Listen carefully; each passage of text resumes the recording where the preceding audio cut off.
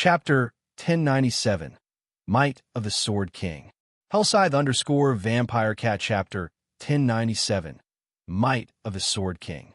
Although Peerless was dismayed, he very quickly regained his calm. He might not be a match for Sure Feng in a frontal confrontation, but he wasn't alone. Right now, over a dozen level 40 experts had already surrounded Sure Feng. Even if Sure Feng's strength was great, he was not invincible as long as Peerless continued distracting Sure Feng. The others would have an opportunity to take advantage of the weak points Sure Feng exposed. In addition, unlike the time at the hallway before the secret room, Sure Feng did not have any healers supporting him. This time I'll figure out a way to block his attacks. You guys find an opportunity to attack from his blind spot. Peerless commanded secretly through the team. Chat the 15 melee experts nodded silently in response, and they began watching Sure Feng's every move. Once Sure Feng launched another attack against Peerless, they would take action at the same time. Then, even if Sure Feng had 6 arms and 3 heads, he wouldn't be able to defend against them. Moreover, aside from melee players like themselves, Singular Burial was also looking for an opening from a distance at this moment. Singular Burial carefully retrieved a black arrow from his bag. The instant this black arrow appeared, Abandoned Wave, who stood beside him, felt like death was imminent. Black Flame, you should feel proud that you forced me to use this black arrow. Singular Burial's eyes were filled with reluctance as he looked at the black arrow in his hand. He had obtained 5 of such arrows from some ruins and had used 2 of them recently to deal with a field Grand Lord. He had never imagined that he would use one of the remaining 3 arrows on Black Flame. However, he still considered this to be a worthwhile trade. Time was of the essence right now. If it did not kill Black Flame soon, the other Zero Wing members would be able to catch up quickly. Singular Burial knocked the arrow and drew his longbow into a full moon. The black arrow locked on Black Flame's body after everyone was ready. Peerless activated Shield Wall and dashed to Sure Feng. Not only could the Tier 1 Shield Wall skill reduce the damage taken by its user, but it also possessed the ability to resist impact forces. As long as Shield Wall was activated, even a Great Lord couldn't force him back by a single step. At the same time, the 15 other melee players surrounding Sure Feng promptly used their most powerful skills. Berserkers Beheaded, Guardian Knight's Holy Slash, Assassin's Absolute Strike, Swordsman's 5 consecutive slashes. All kinds of killing moves were used. Even a Domain Realm expert would not be able to defend against all these simultaneous attacks in the next moment. Just as Peerless was about to arrive before Sure Feng, the latter suddenly disappeared from everyone's sight. This move was none other than Void Steps. It was footwork capable of causing the opponent's mind to actively ignore the user's presence, making it seem as if one had suddenly disappeared. Not good. Reacting very quickly, Peerless immediately stomped his foot, executing Thunderclap. The ground instantly cracked, the skill inflicting a certain amount of damage to all targets within a certain range. At the same time, targets hit by the attack would also have their movement speeds reduced. Peerless intended to use this skill to prevent Sure Feng from utilizing Void Steps normally. However, he was still a step too late. When Sure Feng reappeared, he was already standing beside a Berserker, his sword slashing up at a 45-degree angle towards the Berserker. Before the level 40 Berserker could react, a blue streak of light cut through his neck so fast. The assassin positioned beside the Berserker felt his neck grow cold. When he witnessed this scene out of the corner of his eyes, only after the strike hit did the Berserker react. He hurried to twist his body, instinctively executing Whirlwind Slash to repel Sure Feng. However, before the Berserker's body could start rotating, the Abyssal Blade in Sure Feng's other hand pierced through the side of the Berserker's armor and stabbed straight into his heart. Instead of pulling the magic weapon out directly, he sliced through the front of the Berserker's chest, dealing another blow to the Berserker. Immediately after, Sure Feng spun around to the Berserker's back. Killing Ray described an arc, and just as Sure Feng arrived behind the Berserker, the Sacred Sword also stabbed into the Berserker's back and again hit his heart. 13, 976-5, 738-6, for 17-17, 233. Everyone only saw 4 sword lights passing through the Berserker's body before the Berserker, who had over 20,000 HP, collapsed to the ground. Combat technique 4 Moon Lotus.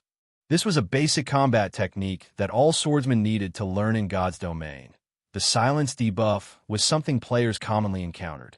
Although a silent state was a nightmare for ordinary and elite players, it hampered the combat prowess of an expert player only slightly. This was because they could utilize combat techniques to make up for the loss of their skills. Although combat techniques placed a much greater burden on a player's stamina and concentration in terms of pure power, while combat techniques were inferior to in-game skills, the former was not subject to cooldown. Combat techniques could also be used while silenced tense. So long as one was an expert, they would generally have a few combat techniques under their belts. Not only could combat techniques be used to make up for one's lack of combat power when their skills were on cooldown, but combat techniques could also be used to add variation to one's attacks. Due to this flexibility, even an expert with average equipment could easily beat an elite player with superior equipment senseless the instant the Berserker died. Everyone felt a chill crawling down their backs. This gorgeous attack was simply an eye-opener for everyone. However, the truly shocking thing was the damage Feng dealt the level 40 Berserker. Be careful. He's no longer in a weakened state. Peerless shouted previously. He had been wondering why Feng possessed such strength despite being in a weakened state. Initially, he ascribed it to a special effect of equipment that multiplied his strength. However, after seeing the movement speed and attack speed Feng displayed, in addition to the damage he dealt, Peerless became certain that the current Feng was already back to his peak state. At Peerless warning, ugly expressions appeared on everyone's faces. The reason they had joined the vanguard was their belief that Feng's attributes had been reduced, and that they could utilize their advantage in attributes to offset the gap in techniques. However, now that Feng had already recovered his attributes, in reality, Feng himself had been surprised when he noticed that his weakened state was lifted so soon. Unexpectedly, the life essences actually served to hasten one's recovery from a weakened state. Otherwise, he would not have dared to come and stop Abandoned Wave and the others so casually. However, he did not give his opponents much time to think, immediately executing void steps and charging towards another player. The various melee players had already been only a short distance away from Feng. Now that they were charging up to him one after another, Feng just needed to use void steps once to arrive beside another player without utilizing any skills. Feng succeeded in reaping another person's life using only void steps, and Four-Moon Lotus before Peerless could even try to stop Feng. The latter had already killed a total of 5 players. Nobody could defend against Feng's Four-Moon Lotus. Feng was like the god of death. Whomever he appeared beside would inevitably die at this moment. Everyone finally understood why the secret pavilion had dubbed Feng one hit Azure. The pressure of death caused everyone's body to feel extremely heavy, their movements turning sluggish. Black flame. Time to die. At this moment, Singular Burial, who had constantly been searching for an opportunity, grinned as he released the bowstring and sent the black arrow flying upward. The black arrow broke through the sound barrier as it shot towards Feng's heart. What a fast arrow! Feng had long since taken notice of Singular Burial's actions. However, when he saw the approaching black light, he still could not help but be shocked. At the critical moment, Feng instinctively crossed his swords before him directly in the arrow's trajectory. Boom. Feng immediately felt his hands going numb, his body forced through the air by the arrow as his HP continuously decreased. It felt as if he had just received a meteor with his swords. After recovering from his momentary daze, he moved his swords, deflecting the arrow suddenly. A black arrow could be seen flying toward the top of the obelisk at this moment. Less than half of Feng's 30,000 plus HP remained. Chapter 1098, Extravagant Combat Method.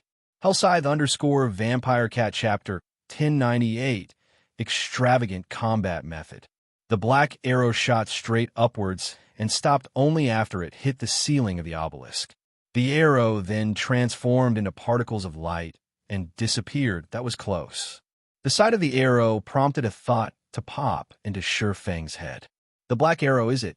The black arrow was an item left behind in ancient ruins. It was somewhat similar to magic scrolls. and when used, it could display extraordinary destructive power. This destructive power corresponded to the player's own strength. However, the Black Arrow's power could go up to Tier 4 at most. But even when used against Tier 4 Mythic monsters, the Black Arrow could still heavily injure them as it was an item that could be found only in ancient ruins. The Black Arrow was still considerably rare in God's domain. In the past, each Black Arrow sold for a minimum of 300 gold on the market. It was a treasure that many expert teams dearly wished to possess. After all, Mythic monsters were simply too powerful. If they could heavily injure such a monster and reduce its combat power slightly, they would have a much easier time dealing with it. Using a Black Arrow was equivalent to paying 300 gold in exchange for the life of a Mythic monster. Such a trade was sure profit, of course. Even if a Mythic monster were heavily injured, it still would not be easily killed. Its combat power would definitely remain above a Grand Lord.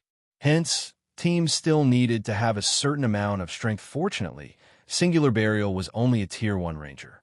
If he were Tier 2 right now, he would be able to display the Black Arrow's full power. In that case, Surephone would have to activate Absolute Defense or suffer death. Even so, the Black Arrow was plenty frightening already. In just a little more than a second, Surephone had lost over half his HP. Had he delayed in deflecting the arrow by even one more second, he would have really died back there. He didn't die. Singular Burial was stunned by this outcome. Although the Black Arrow might not be as powerful as a Tier 4 single-target spell, its might was not something a Tier 1 player could easily defend against. After all, Singular Burial had sent a Great Lord flying over 20 yards and inflicted heavy injuries when he had used the Black Arrow before. Nevertheless, Singular Burial's arrow allowed the melee players, who had surrounded Surephone, to breathe out a sigh of relief. Brother Burial, I never thought you would actually possess such a trump card as well. We'll be mainly relying on you to deal with Black Flame from now on. As long as you kill Black Flame, we'll let you have the first pick of the loot, Abandon Wave said. Previously, he already felt helpless when he witnessed Surefang's horrific strength. He had never imagined that Singular Burial would still bring him such a pleasant surprise. Peerless similarly had his hopes rekindled as he nodded in agreement with Abandon Wave's words. Singular Burial had taken away over half of Surefang's HP in just a single attack. As long as he struck him again, the latter would undoubtedly die. Surefang's death would break the myth of Zero Wing's guild leader's invincibility. At that time, Zero Wing would definitely receive a huge blow to its reputation. All right then. Leave it to me, Singular Burial said, gnashing his teeth. He then retrieved the 2 remaining Black Arrows from his bag. However, his reaction speed is too fast. Moreover, now that he is prepared for my attacks, it will become much more difficult to hit him. You guys need to think of a way to pin down his movements for a moment. Leave it to us, Peerless and Abandon Wave said boldly. Previously, they hadn't been confident of dealing with Surephone, who had recovered to his peak state. However, now that they had Singular Burial's Black Arrows, they had no problem with distracting Surephone whatsoever. Immediately, Peerless and Abandon Wave had the players still capable of using Berserk skills step forward. A total of 8 players had Berserk skills ready for use. 2 Elementalists and 6 melee players, which included Peerless. Surefang's basic attributes were indeed heaven-defying. However, after they used their Berserk skills, their attributes would still be slightly superior to his.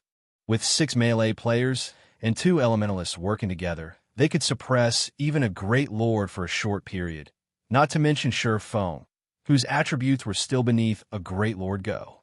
Under Peerless command, the 5 other melee experts activated their Berserk skills together with Peerless. With their attributes increased significantly, they charged at Surephone, who is currently recuperating at the rooftop at this moment. Surephone took out an intermediate regeneration potion and drank it. His HP instantly recovered back to 20,000, then began slowly rising bit by bit. Seeing Peerless charging at him, Surephone promptly executed Void Steps, avoiding an entanglement with the Shield Warrior. This move of yours is already useless against me. Very quickly, after pinpointing Surefang's location, Peerless used Earth Slam. The skill could place all targets within an area of 8 by 15 yards before him into a fainted stature. Feng's void steps was indeed powerful. However, Peerless had also gradually gotten accustomed to the technique after seeing Shi Feng using it multiple times throughout this battle. Although he was only able to catch a blurry view of the swordsman, he could more or less still perceive the direction of Shi Feng's movements in the next moment. Shi Feng became visible within the range of Earth Slam. Immediately, the other 5 melee experts executed their own control skills one after another. The 2 elementalists standing at the rear also summoned ice walls to surround Shi Feng completely. If Shi Feng wanted to retreat, he would have to spend a moment shattering the ice walls. This brief period would be more than enough for the 5 remaining melee players to land their attacks on the swordsman as long as even a single control skill struck Shi Feng. His death would be certain. This was also one of the strong points of in-game skills. If an expert player did not possess any control removal skills, or they were silenced, just a handful of elite players working together could defeat them right when the 5 melee players were about to reach Shi Feng. They suddenly stopped moving. What's going on with you all? Peerless bellowed, however. Peerless suddenly felt that something was amiss when he noticed the HPs of the 5 players decreasing rapidly. He instinctively took a step back and, at that critical moment, avoided the shadow spreading on the rooftop with a swing of his sword. Shi Feng shattered the ice wall, blocking his front. He then looked at Peerless, who was roughly 15 yards away from him, feeling somewhat surprised. His reactions sure are fast. The shadow on the floor was none other than the effect of the Tier 2 magic scroll Shadow Strangulation, which could bind all enemies within a 15-yard radius, as well as deal 50% dark damage to them every second for 5 seconds. By the time the 5 melee experts reacted and were about to use their control removal skills, Shi Feng was already unfurling another Tier 2 magic scroll, Spears of Judgment. Immediately, 36 holy spears appeared around him, each one capable of 80% holy damage with 100% strength effect. Moreover, they also ignored defense and dealt double damage to dark creature Xiao. The 36 spears shot straight at the 5 melee players. Despite all 5 of them being experts, with the spears under Shi Feng's control and fired at such a short distance, each melee player managed to block only 2 or 3 spears at most, with the remaining spears hitting their bodies. All 5 melee players transformed into particles of light and disappeared on the spot. Everyone stared, stupefied at this situation. They never thought that Shi Feng would actually use magic scrolls to make up for his silent state. Magic scrolls were extremely precious, not to mention Tier 2 magic scrolls.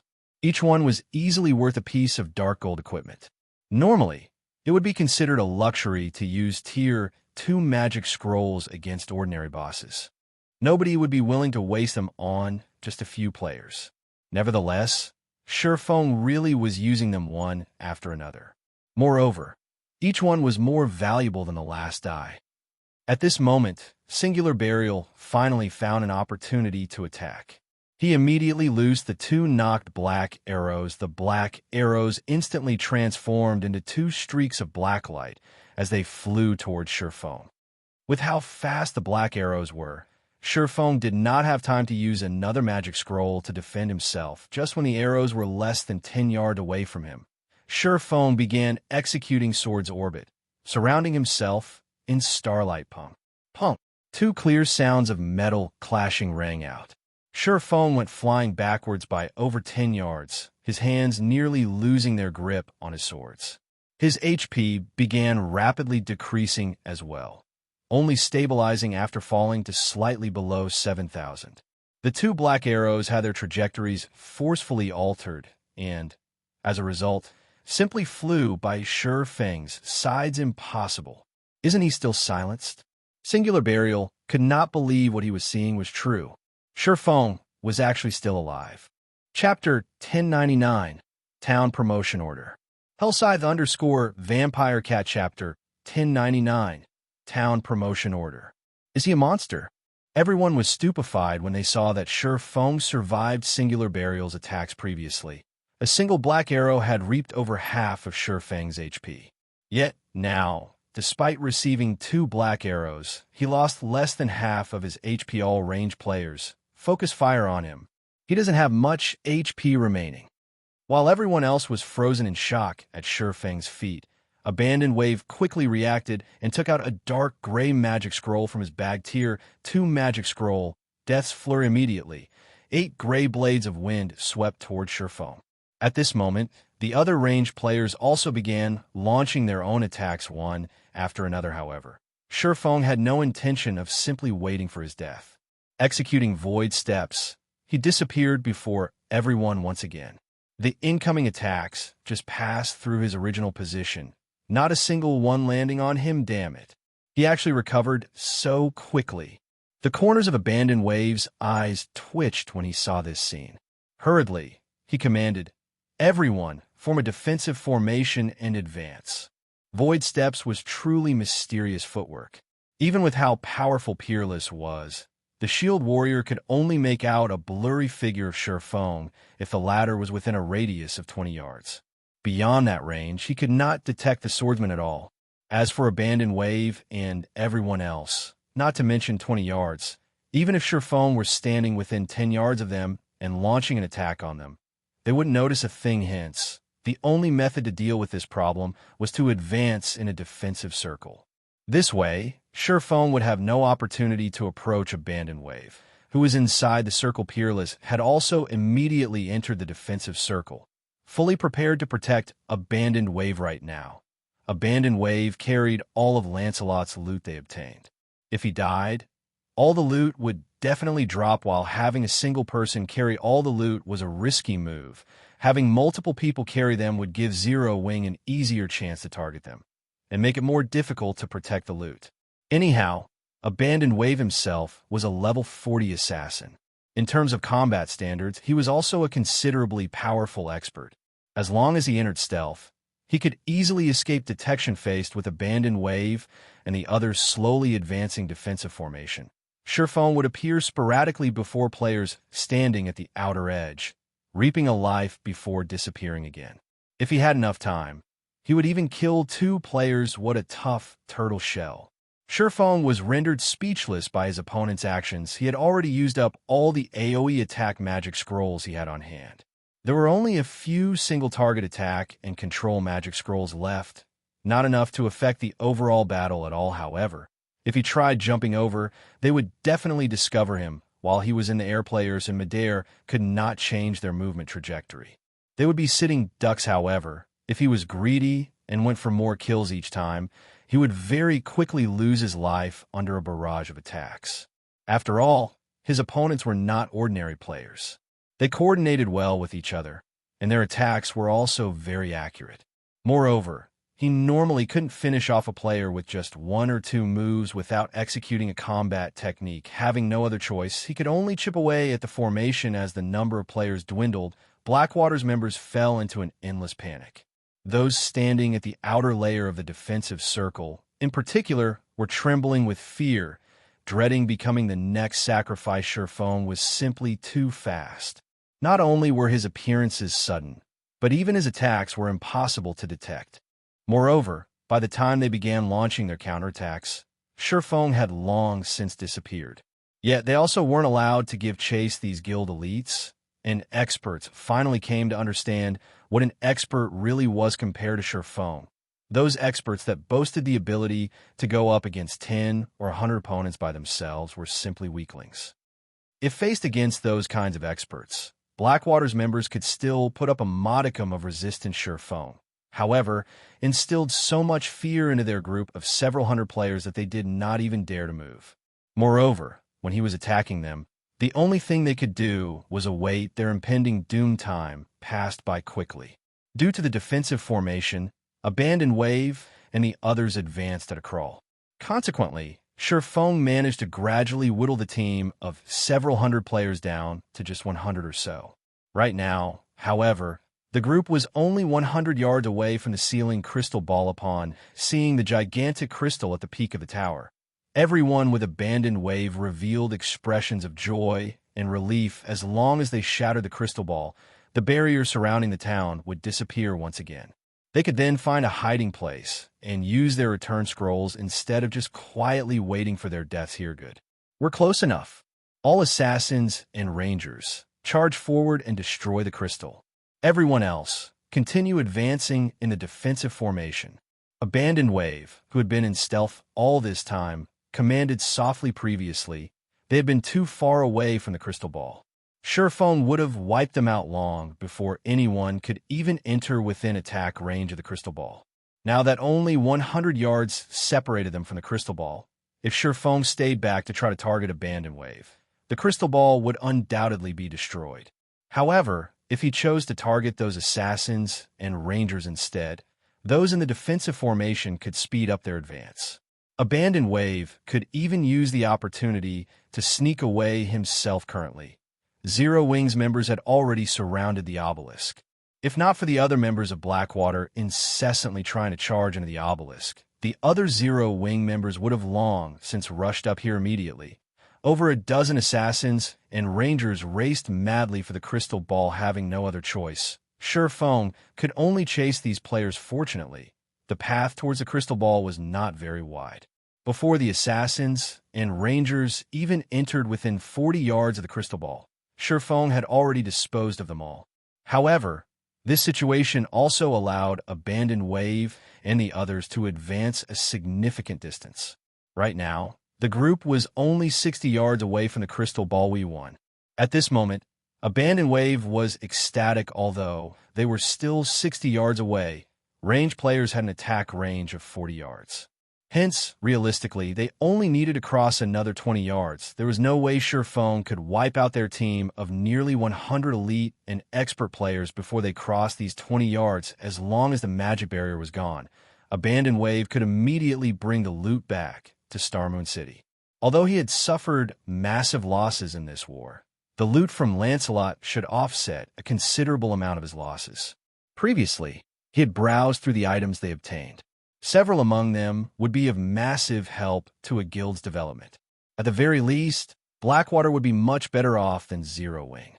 After all, the latter had lost Stone Forest Town. However, just as Abandoned Wave was jubilating, Divine Swords suddenly began raining down on his group, damage of over -10,000 appearing above everyone's heads. This move was none other than Surefang's Skywheel Sword, a skill capable of sealing all enemies within a 20-yard radius for 4 seconds. As a result of this attack, Abandoned Wave was also revealed.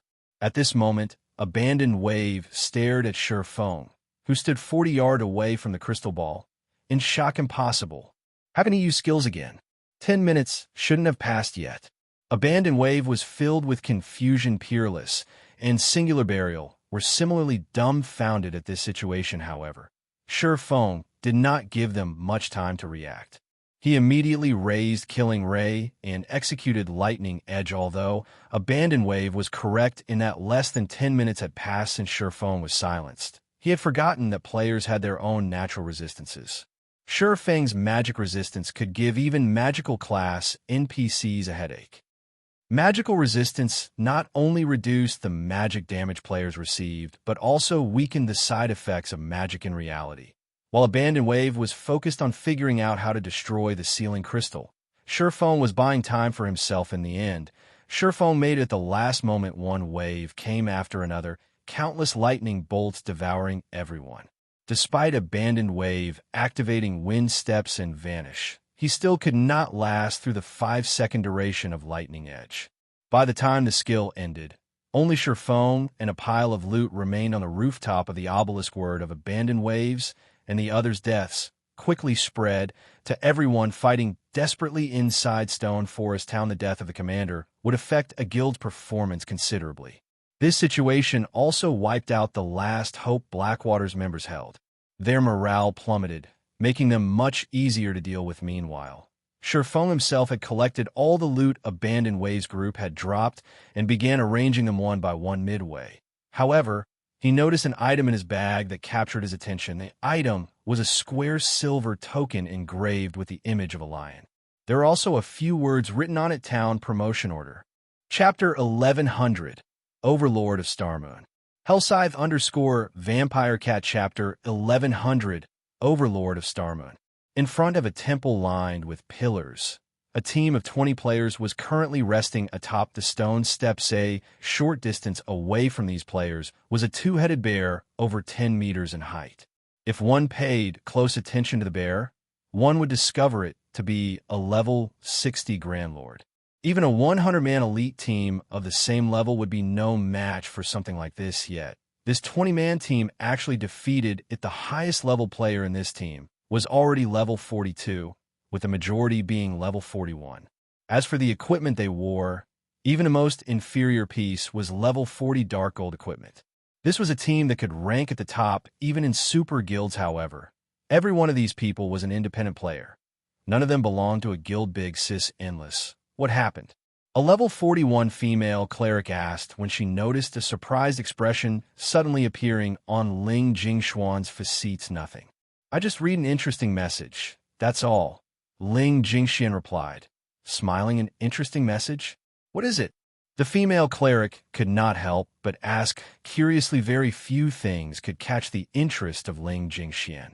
Generally, anything that could do so was a considerably amazing matter. Blackwater has just been annihilated by Zero Wing. Most likely, news of this matter will quickly spread throughout God's domain, Ling Jingxian answered. The way she spoke made it seem as if this matter was none of her business. Annihilated? At this time, a level 42 Guardian Knight, carrying a snow-white round shield on his back, joined in on the conversation. Surprised, he continued, there must be a mistake, right? I heard that the Blackwater Guild is considerably powerful. It even has the Blackwater Corporation backing it. How can it possibly lose so miserably?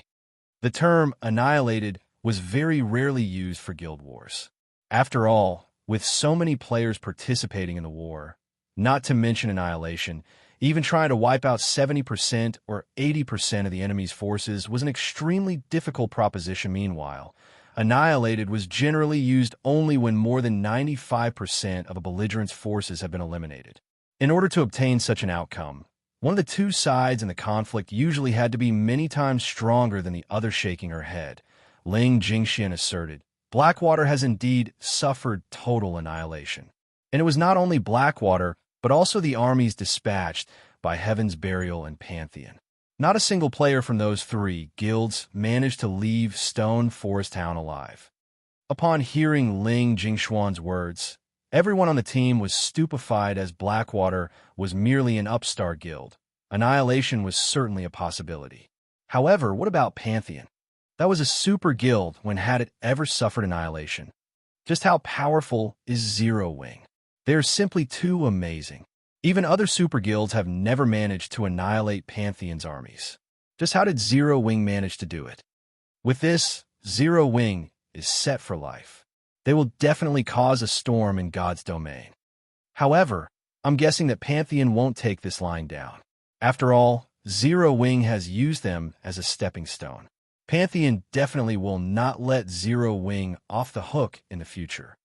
I wonder what rank Zero Wing will get during this year's Virtual Gaming Guild annual evaluation. It is very likely that Zero Wing will be evaluated as a first-rate guild. However, after this incident, I can't say for sure. I heard that 2 super first-rate guilds have been going downhill recently. They might even get replaced at this rate. I don't think it will be possible for Zero Wing to become a super first-rate guild. However, its position in this year's top 5 rookie guilds should be secure. Right? Endless, seeing as you're paying such close attention to Zero Wing, do you have a friend in Zero Wing perhaps? Although everyone present was an independent player, their understanding of the inner workings of the virtual gaming world was not one bit lacking in comparison to that of members of large guilds. They knew just how powerful super guilds were. It was truly rare to see an upstart guild capable of such results. Friend? After giving the question some thought, Ling Jingxian answered seriously, something like that. In any case, I am certainly concerned about Zero Wing. Due to Abandoned Wave's defeat, the entire Blackwater Guild was in an uproar. Even the upper echelon of the Blackwater Corporation had asked for her to attend a meeting to plan how to quickly redeem this humiliation in the near term. After all, this was the Blackwater Guild's first major war. It would have been fine if they had merely suffered defeat. The crucial point was that they had been annihilated even if they managed to destroy Stone Forest Town and inflicted immense damages on Zero Wing. This was still not an outcome to be proud of in the public's view.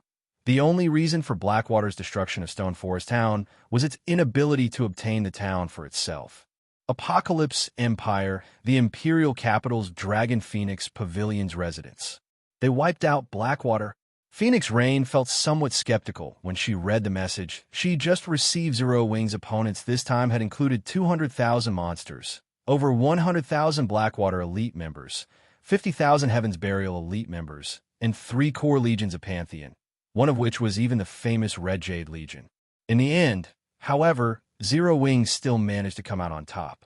No matter how she looked at it, this outcome was somewhat unrealistic. For Zero Wing to have achieved precisely this result was simply unbelievable. Big Sis Rain. Should we still make a visit to White River City? Blue Phoenix asked. The competition for Thunder Island this time was considerably intense, let alone the power of just the Phoenix Pavilion. Even if they used the full power of the Dragon Phoenix Pavilion, their chances of obtaining the rights to the island would still be slim. Moreover, compared to the Town of Beginnings, which they controlled, Thunder Island was much more important. Of course, we're going. The more Phoenix Rain read the report in her hands, the more joyous she felt. Originally, she had not been that confident about the matter of Thunder Island. However, after seeing Zero Wing's information, they might have a chance at victory after all. Meanwhile, in Starmoon Kingdom, all the official forums had long since exploded. Practically every player in the kingdom was discussing the war. Blackwater and Heaven's Burial had lost miserably this time. This was especially true for Blackwater. Many guild members were already expressing their dissatisfaction with the leadership in the war. Within just 10 minutes of the war's end, over 10,000 players had withdrawn from the guild, many of them elite players in addition. The fall of Blackwater and Heaven's Burial allowed the Star Alliance, which had been suppressed all this time, to rise up once again. Meanwhile, on Zero Wing's side, due to its massive victory, many large guilds that initially had designs on the guild gave up entirely. Overwhelming Smile, in particular, had already begun shifting its focus to other countries and no longer tried to develop in the cities around White River City for a time. No guild in Starmoon Kingdom dared make an enemy out of Zero Wing. This situation allowed Zero Wing to become the uncontested overlord of Starmoon Kingdom. The only fly in the ointment was the loss of Stone Forest Town. This loss greatly depressed the effects of the Zero Wing's hard-earned victory, however. Just as the various large guilds in Starmoon Kingdom were secretly celebrating Zero Wing's loss, a surprising situation occurred in Stone Forest Town. The evil energy polluting the town was actually starting to weaken and dissipate gradually. Chapter 1101, Benefits After a Great War. Hellscythe_Vampire Cat Chapter 1101, Benefits After a Great War. The dissipation of the evil energy quickly attracted the attention of the independent players outside Stone Forest Town. What? Didn't they say that evil energy won't ever dissipate? Based on the information I found, in order to remove evil energy, one needs to sever the source.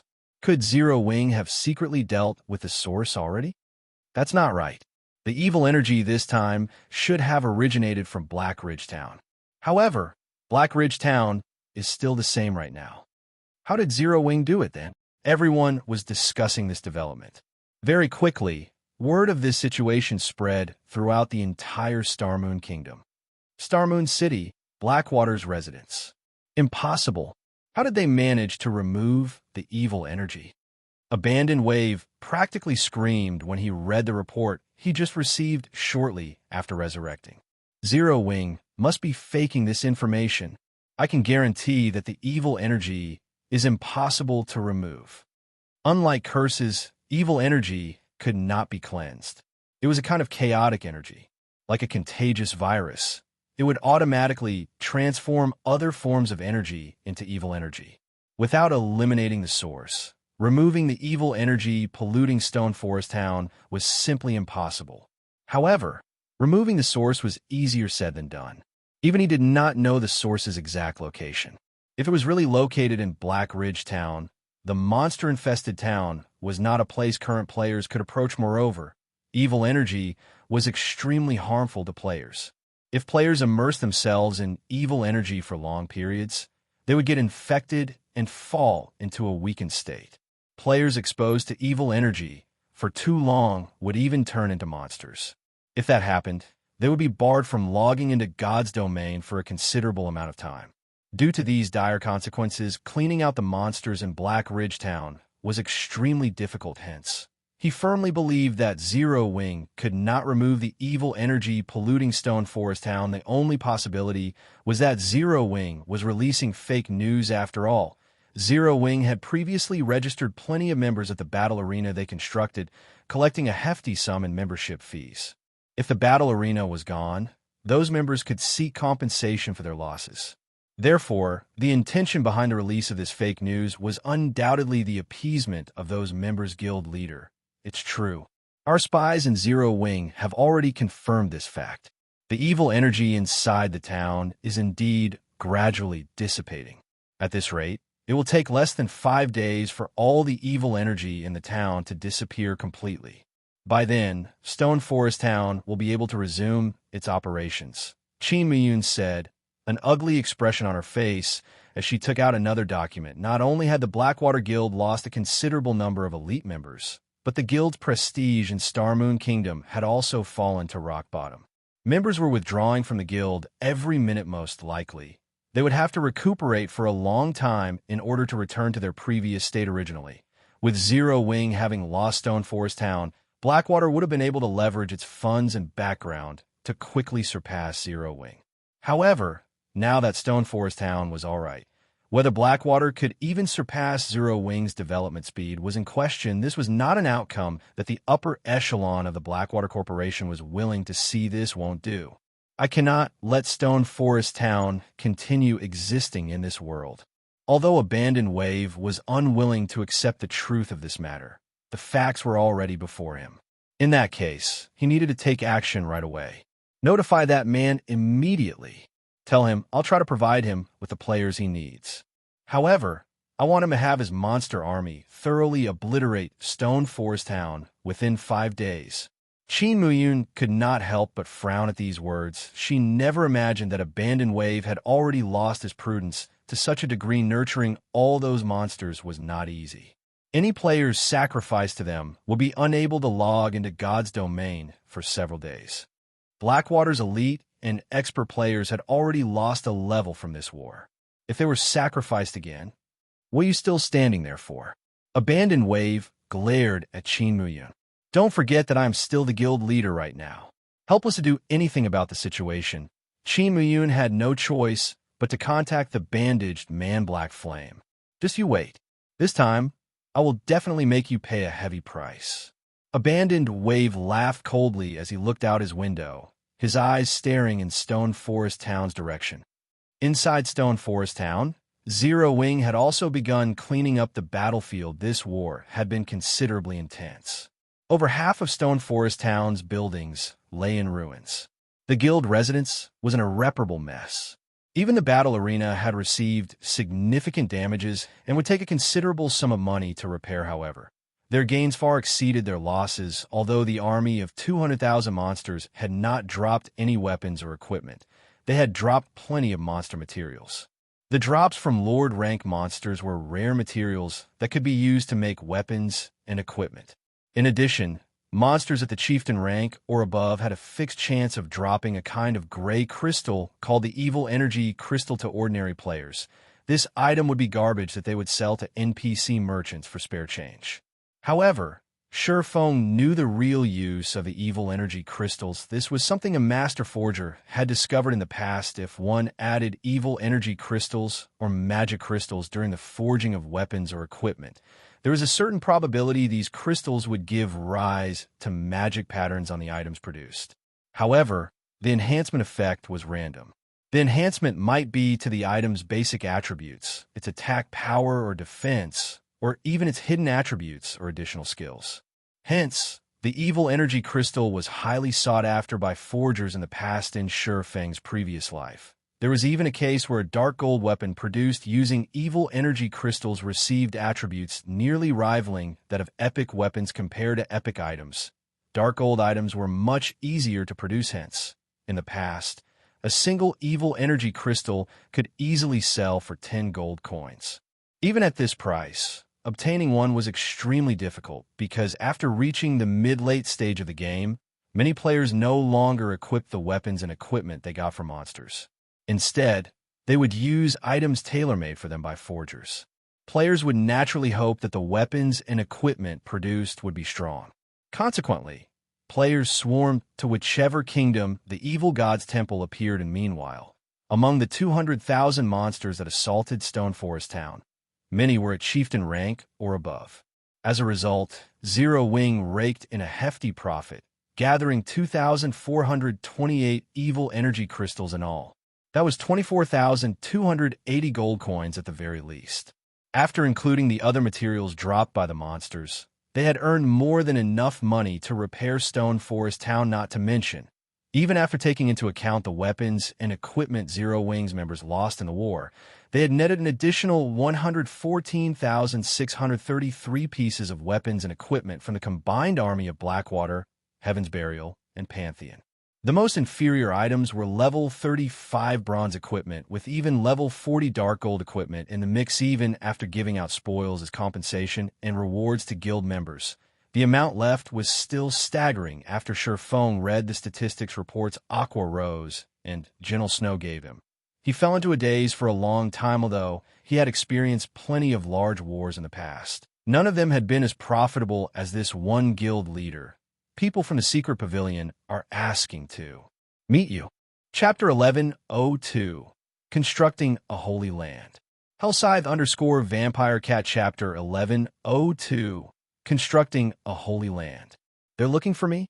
Feng could not help but recall the offer Yuan Tiexin had made him before. He then continued, have them wait at Candlelight's main headquarters for now. I'll head over shortly. This war had damaged Stone Forest Town beyond recognition. Most likely, the town would not be able to resume normal operations for a considerable amount of time. In other words, Zero Wing would lose a major source of income. Meanwhile, reconstruction would cost a lot of coins. However, selling the evil energy crystals would undoubtedly be a very foolish move. Moreover, the function of the crystals was still unknown to everyone but himself. How could he possibly reveal it to others?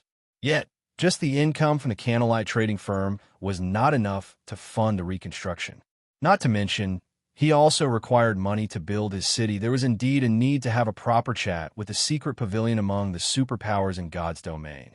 The Secret Pavilion was undoubtedly the richest. Just the income from the expert lists it released every week was an astronomical amount. There were also the consultation fees it earned from selling information. It would be foolish of him not to take advantage of the situation when such a wealthy client delivered themselves up to his doorstep, just as Aqua Rose was notifying the Secret Pavilion about the meeting place. Gentle Snow walked over and reported, Guild Leader, many independent players are currently voicing their wishes for us to reopen Stone Forest Town right away, particularly the players that are members of the battle arena. They are asking for us to immediately reopen the town's battle arena. Otherwise, they're going to ask for their magic crystals back. Should we prioritize the repairs of the battle arena first to appease these members?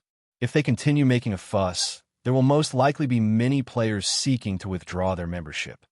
As the vice guild leader of Zero Wing, Gentle Snow had some detailed information regarding Zero Wing. So, she was very clear just how poor Zero Wing currently was in the past. She had always thought that Zero Wing was definitely the wealthiest guild in Starmoon Kingdom after all. It had the Candlelight trading firm and Stone Forest Town providing it with income. The amount of coins these two places raked in each day could make even the guild leaders of first-rate guilds envious. However, when she took a look at Zero Wing's accounts, they might as well be a blank sheet of paper. It really made her wonder just where the money Zero Wing earned was going. Gentle Snow had no idea that while Zero Wing was indeed earning a lot of coins, it was spending even more. The expenditure of gold coins was in the tens of thousands. Are they in such a hurry? After giving the situation some thought, Feng chuckled and said, all right then. Tell them that they may withdraw if they want to. However, once the town is reconstructed, the membership fee for the battle arena will be increased to 1,200 magic crystals. Moreover, rental for the combat rooms will be doubled. If they wish to withdraw their membership, I very much welcome them to do so. This, General Snow could not help but stare at Sherfong. Stunned, they would practically be chasing away their customers if they did so previously. The membership they charged was already out of reach for most independent players. Only a fool would be willing to pay 1,200 magic crystals. Not to mention, if they doubled the rent of the combat rooms, it might even affect business at the battle arena. Relax. Just tell them as is. Sherfong waved his hand, not bothering with additional explanations previously. He had focused on running Stone Forest Town as a small town that even ordinary players could enjoy. Now, however, he had changed his mind. He intended to turn Stone Forest Town into a holy land for PvP. Now that there were 3 magic towers in Stone Forest Town, the ambient mana density was much higher than before. Just the cost of maintaining the 3 towers was extremely high. Retaining the current prices was simply impossible if Zero Wing wished to keep the 3 towers in operation. Most importantly, he now had a town promotion order in his hands. Sherfong never dreamed that Lancelot would actually drop such an item, although this town promotion order was only secret silver rank. It was enough to promote a basic town directly into an intermediate town. This was a treasure that many guilds dreamed of obtaining. No guild would be willing to trade it away. Even for 20 epic items, getting a town promoted was a challenging proposition in God's domain. It was also very time-consuming. Any slight instability or security problem might cause several days' worth of effort to go to waste with the town promotion order. However, Sherfong would be able to promote Stone Forest Town into an intermediate town, bypassing the NPC population requirement altogether. He would also be able to hire up to 2,000 NPC guards. At the same time, he could construct real defensive structures instead of basic ones like the defense turret. The size of the town would also increase by multiple times. With this, Stone Forest Town would be able to accommodate many more players instead of having players squeeze against each other as they walk through the streets. A larger town would definitely attract more players. He was not worried about losing visitors at all once Stone Forest Town was promoted. He could also level up all the structures inside it, expanding them significantly. Take the battle arena, for example. Currently, it was only a 5-story building. Once the town was promoted, however, the battle arena could have up to 8 floors. After including the underground level, the battle arena would have 9 floors in total. With this, the number of customers they could receive each day would increase substantially. By then, Stone Forest Town would become a true money-making machine. However, there was a prerequisite to all of this, and that was money. Moreover, it had to be a considerable sum. Upon hearing Sherfang's response, Gentle Snow helplessly informed everyone of the new rules in Stone Forest Town. As for Sherfang himself, he used a return scroll to travel to White River City. The new rules immediately enraged many independent players. Zero Wing is simply going overboard. Who would be willing to pay a membership fee of 1,200 magic crystals? They are even doubling the rent now. Do they think our money grows on trees? I'm going to get a refund. Only a fool would visit Stone Forest Town in the future. If I had that kind of money, I might as well spend it at the Divine Coliseum. The spies Blackwater planted in Stone Forest Town began making a ruckus over the new rules. Though many independent players did find their words reasonable, although the mana density in Stone Forest Town had indeed increased slightly and would be beneficial for improving their strength, the new prices were simply beyond the reach of ordinary players. Even elite players would not be able to afford to train in the battle arena for long periods for a time. Many battle arena members requested refunds, feeling that Zero Wing was trying to cheat them out of their money while Aqua Rose and Gentle Snow were grappling with this matter. Sherfang was seated on a sofa inside a VIP room on the 2nd floor of White River City's Adventurers Association. Leisurely browsing through the designs of intermediate towns, players had many templates of intermediate towns to choose from, and each template had their strong points. Likewise, different templates had different prices. Some templates were more suited to economic development through NPCs. Such templates allowed the town's popularity to increase much more rapidly. Similarly, there were templates geared towards economic development through players. In addition, some templates facilitated the hiring of powerful NPC guards. In any case, many kinds of templates were available depending on the kind of town that players wished to construct. Unlike capturing a town, promoting a town cost much less. Moreover, as Sherfone was using a promotion order, the expense was even lower.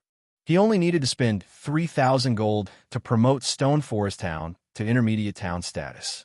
After applying his identity as a city protector, he would receive a 20% discount and need to pay only 2,400 gold in total. This savings freed up more money, which would allow him to choose better templates. Sure enough, the templates available here are quite inferior when compared to the one dropped by Lancelot.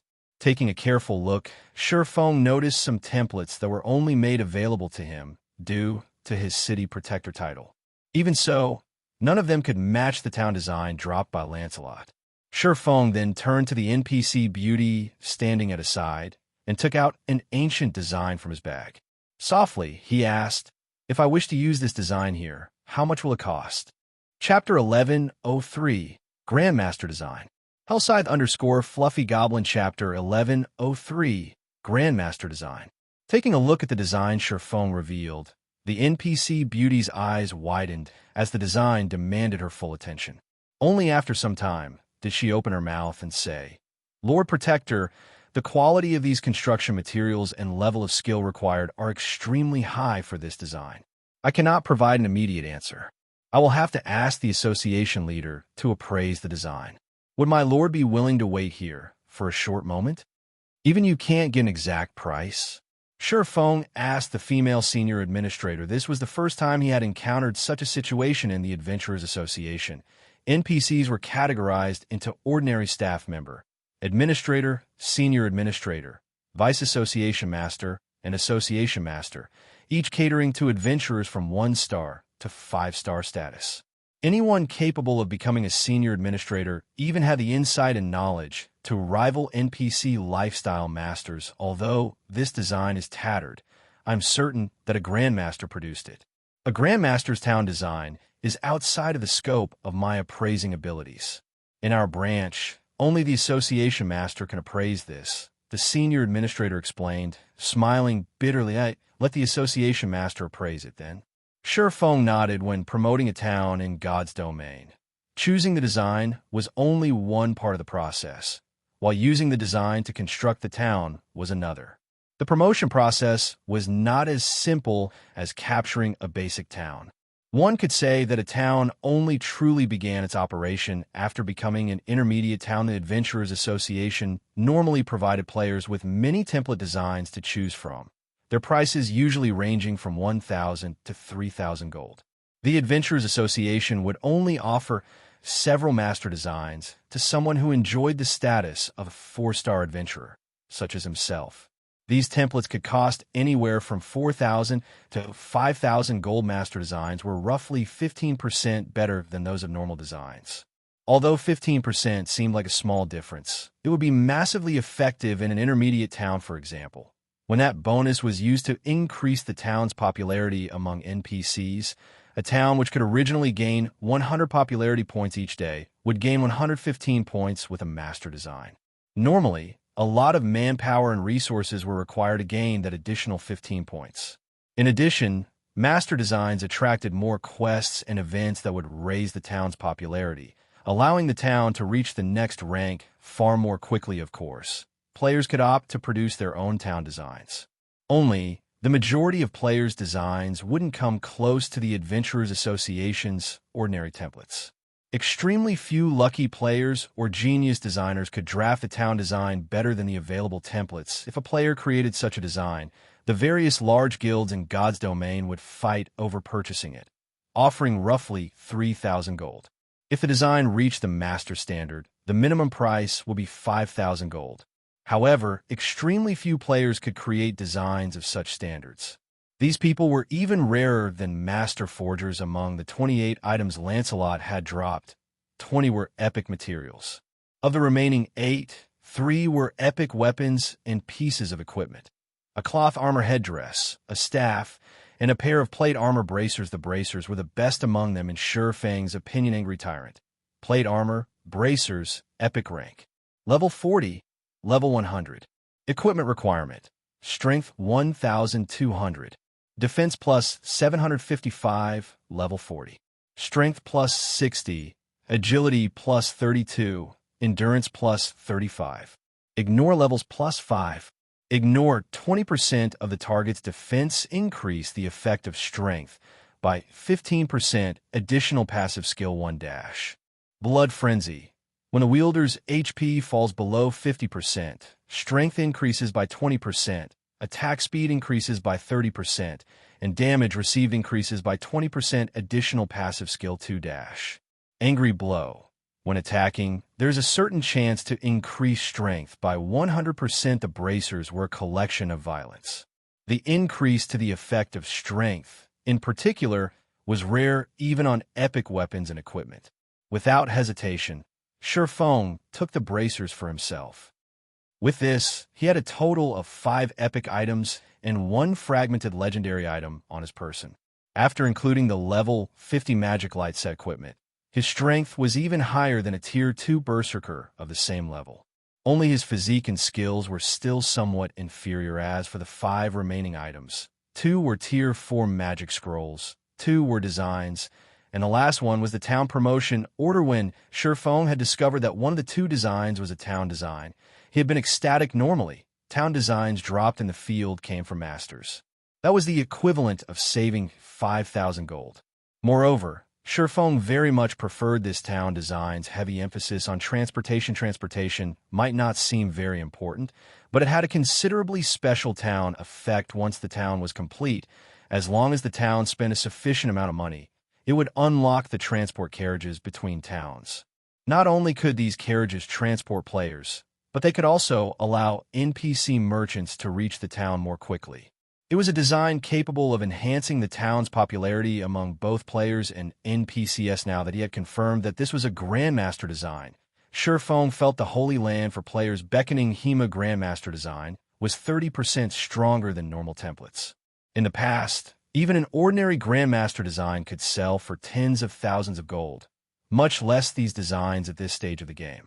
Right now, Shurfeng wouldn't sell the design, even if he were offered 1 million gold. When Shurfeng thought about the carriages that would soon travel back and forth from Stone Forest Town, his heart beat madly. At this stage of the game, mounts were extremely rare.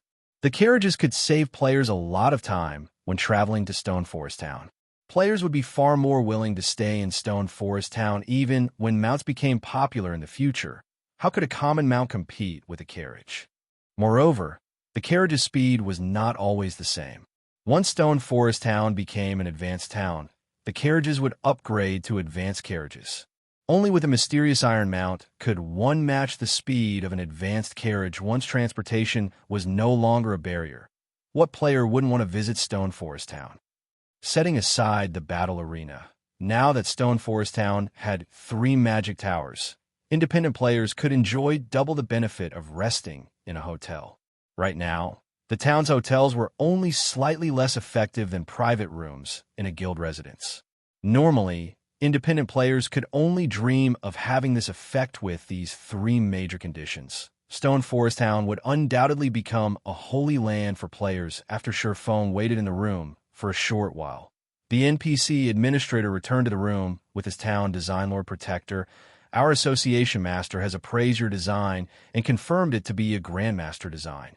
However, as the requirements for this Grandmaster design are extremely high, the construction fee will be many times more expensive than usual. Including all of the required materials, it will cost 30,000 gold. Moreover, this price cannot be discounted. May I know if Lord Protector still wishes to use this design to construct your town?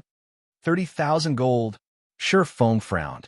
He had thought the price might be quite high, but he hadn't expected it to be this high. That was 30,000 gold. He could build 5 towns with a master design with that kind of money. Chapter 1104, Intermediate Town. Hellscythe _ Fluffy Goblin. Chapter 1104, Intermediate Town. Shurfeng felt his head ache when he heard the administrator's price. In reality, this was considered cheap.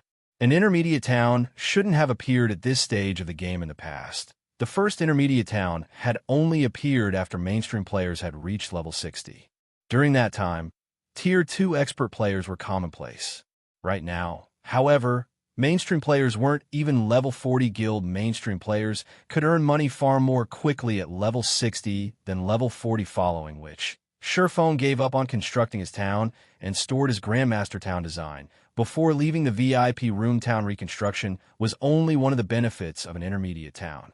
Reconstructing the town was not necessary to reopen it to the public currently. Surefone lacked coins. Hence, he could set this matter aside for now. In any case, Stone Forest Town had already been successfully promoted to an intermediate town. The Grandmaster design wasn't going anywhere. He could simply operate Stone Forest Town as usual.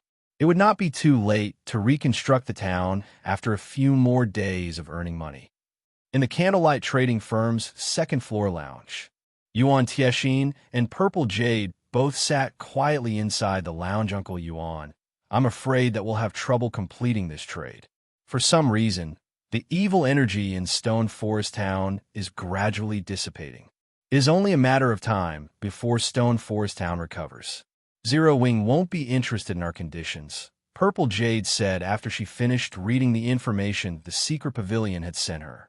Smiling, she said, Blackwater, Heaven's Burial, and Pantheon have suffered greatly.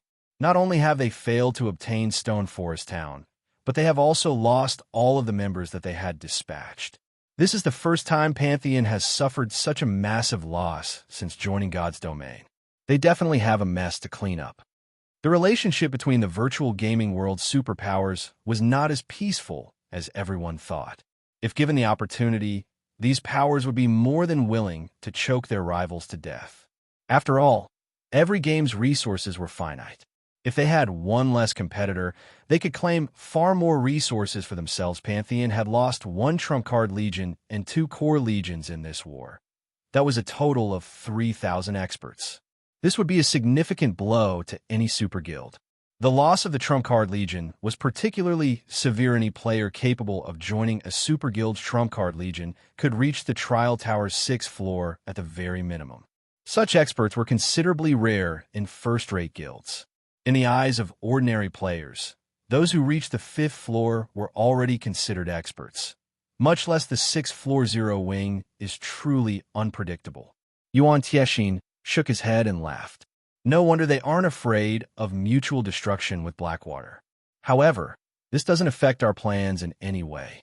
Even if Stone Forest Town recovers, it will take a considerable amount of time and resources. Meanwhile, Candlelight Trading Firm cannot wait that long. It is even more so for Zero Wing. He had not talked through his hat currently. Both the Blackwater and Heavenly Trading Firms were pressuring the Candlelight Trading Firm. Although Candlelight still held considerable influence in Starmoon Kingdom's market and maintained its daily traffic, how long would that last? Both the Blackwater and Heavenly Trading Firms were marking down their prices and selling their items at a loss. They could also keep this up for a considerable amount of time due to their abundant funds and powerful connections. However, what about the Candlelight Trading Firm? The Candlelight Trading Firm had neither abundant funds nor powerful connections. Its only capital was Stone Forest Town. There was no way Candlelight could win a price war against the Blackwater and Heavenly Trading Firms. Moreover, without sufficient coins, Zero Wing could not continue to develop now that Zero Wing was in the limelight. This was the perfect opportunity for the guild to develop and widen the gap between itself and Blackwater. If Zero Wing only continued its development after Blackwater recovered, the guild would be in big trouble. If Blackwater decided to take action against Zero Wing again, it would take more precautions and would not be caught off guard as it had been in this war. Furthermore, Zero Wing currently had an agreement with the Secret Pavilion to hand over the bronze mounts and strengthening devices. These items were considerably expensive. Obtaining them would not be that easy if Zero Wing wished to earn more coins. Working with the Secret Pavilion was undoubtedly the best decision, just as Yuan Tiexin and Purple Jade were quietly discussing Zero Wing's situation. Surefone, currently disguised as Black Flame, entered the lounge. What a powerful mental oppression. Yuan Tiexin was shocked when he laid eyes on Surefone. Meeting the man in person felt massively different than watching Surefone on the screen. Although Surefone had hidden his weapons and equipment's glow effects and sheathed his aura, Yuan Tiexin, with his bountiful experience, immediately sensed the dangerous atmosphere coming from Feng. This swordsman felt like a dragon lurking in the Water 6 epic items. Upon closer inspection, Yuan Tiexin's lips involuntarily twitched in God's domain. The difference between epic items and dark gold items wasn't limited to their aura effects. There was also a huge difference in the materials used to produce them. Even if Feng tried to hide his items' glow effects, players who were familiar with the materials could easily recognize the item's quality. Yuan Tiexin had researched the various materials available in God's domain precisely to gauge others' strength. After all, there were too many experts who preferred to keep a low profile in God's domain. If he knew how to determine equipment quality, should he come across an independent expert, he might be able to recruit them into the secret pavilion. As for his enemies, he could use this knowledge to gauge their strength and respond appropriately. Uncle Yuan, are you sure? Purple Jade was slightly doubtful when she heard Yuan Tiexin's words. Even their guild leader did not have as many as 6 epic items on him. At most, he had around 3. Epic items were simply too rare. Even Grand Lords rarely dropped them, hence. Even now, she only had 2 epic items. Even so, many of the guild's upper echelons were incredibly jealous of her.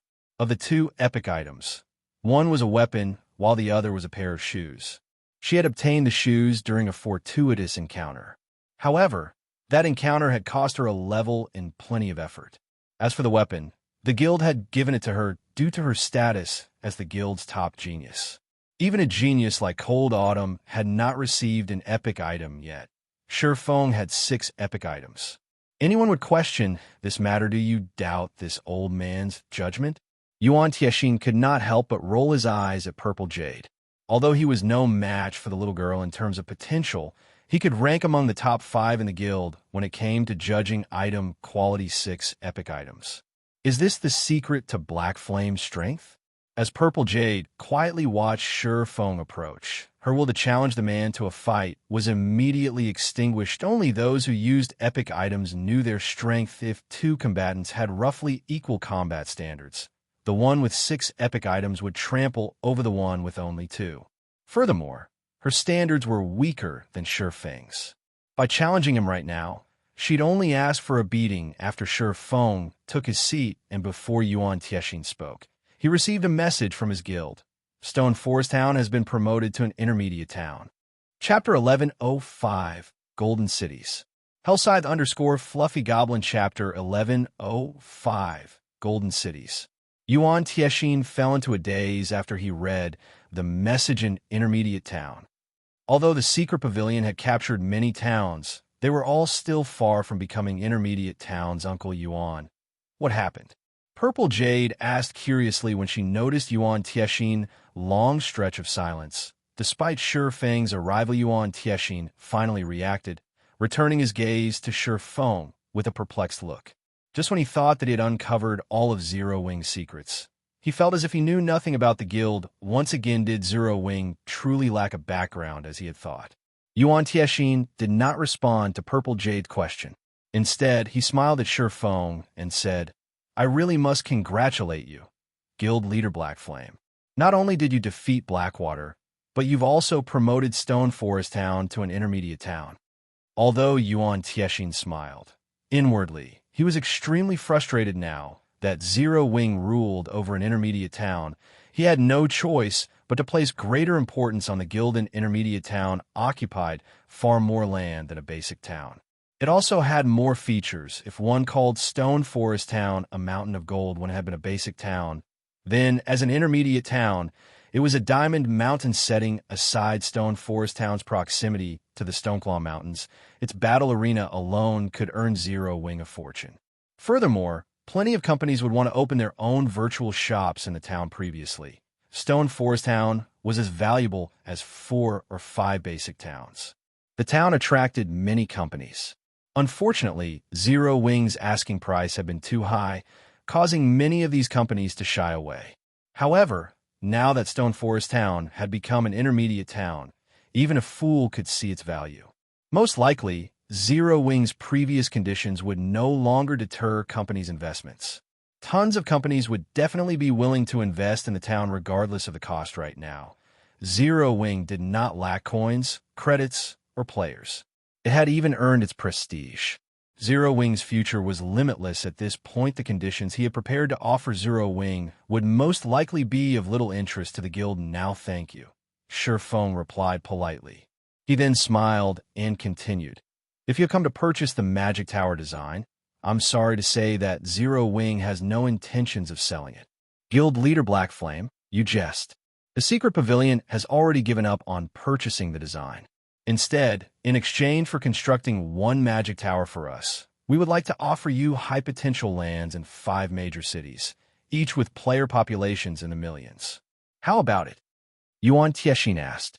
After giving the situation some thought, rather than trying to obtain the magic tower design, he would opt for the next best thing. However, when Purple Jade heard this, she was shocked how valuable were major cities' high potential lands. Exactly. The various large guilds had already bought out these lands. They were impossible to purchase for a reasonable price. Yet Yuan Tiexin had just offered 5 of the lands for 1 magic tower. Your offer is quite tempting. However, I have to refuse, Shifeng responded, shaking his head. These 5 plots of land were easily worth 30 or 40,000 gold in total at the moment. Moreover, their value would undoubtedly rise as time passed. Even if he rented these lands out, rather than use them himself, he could earn a hefty sum. However, his magic tower design only had 2 uses left. Among them, he had agreed to reserve 1 for the Town of Beginnings. Even if he traded the remaining magic tower for 5 high potential lands, the trade wouldn't profit the Candlelight trading firm overmuch. Shifeng's straightforward rejection stunned both Yuan Tiexin and Purple Jade. Obtaining these 5 plots of land was the equivalent of gaining an additional 5 million customers. Even a super guild's guild leader would pause to consider such an offer, yet Shifeng had rejected it without blinking. Purple Jade even began to wonder if Shifeng truly understood these lands' value. Why else would he refuse the offer so decisively? May I know how much guild leader Black Flame wants for a tower? Yuan Tiexin asked, gritting his teeth. The secret pavilion was determined to obtain the magic tower. The guild leader had specifically reiterated this in their conversations. I want lands in these cities.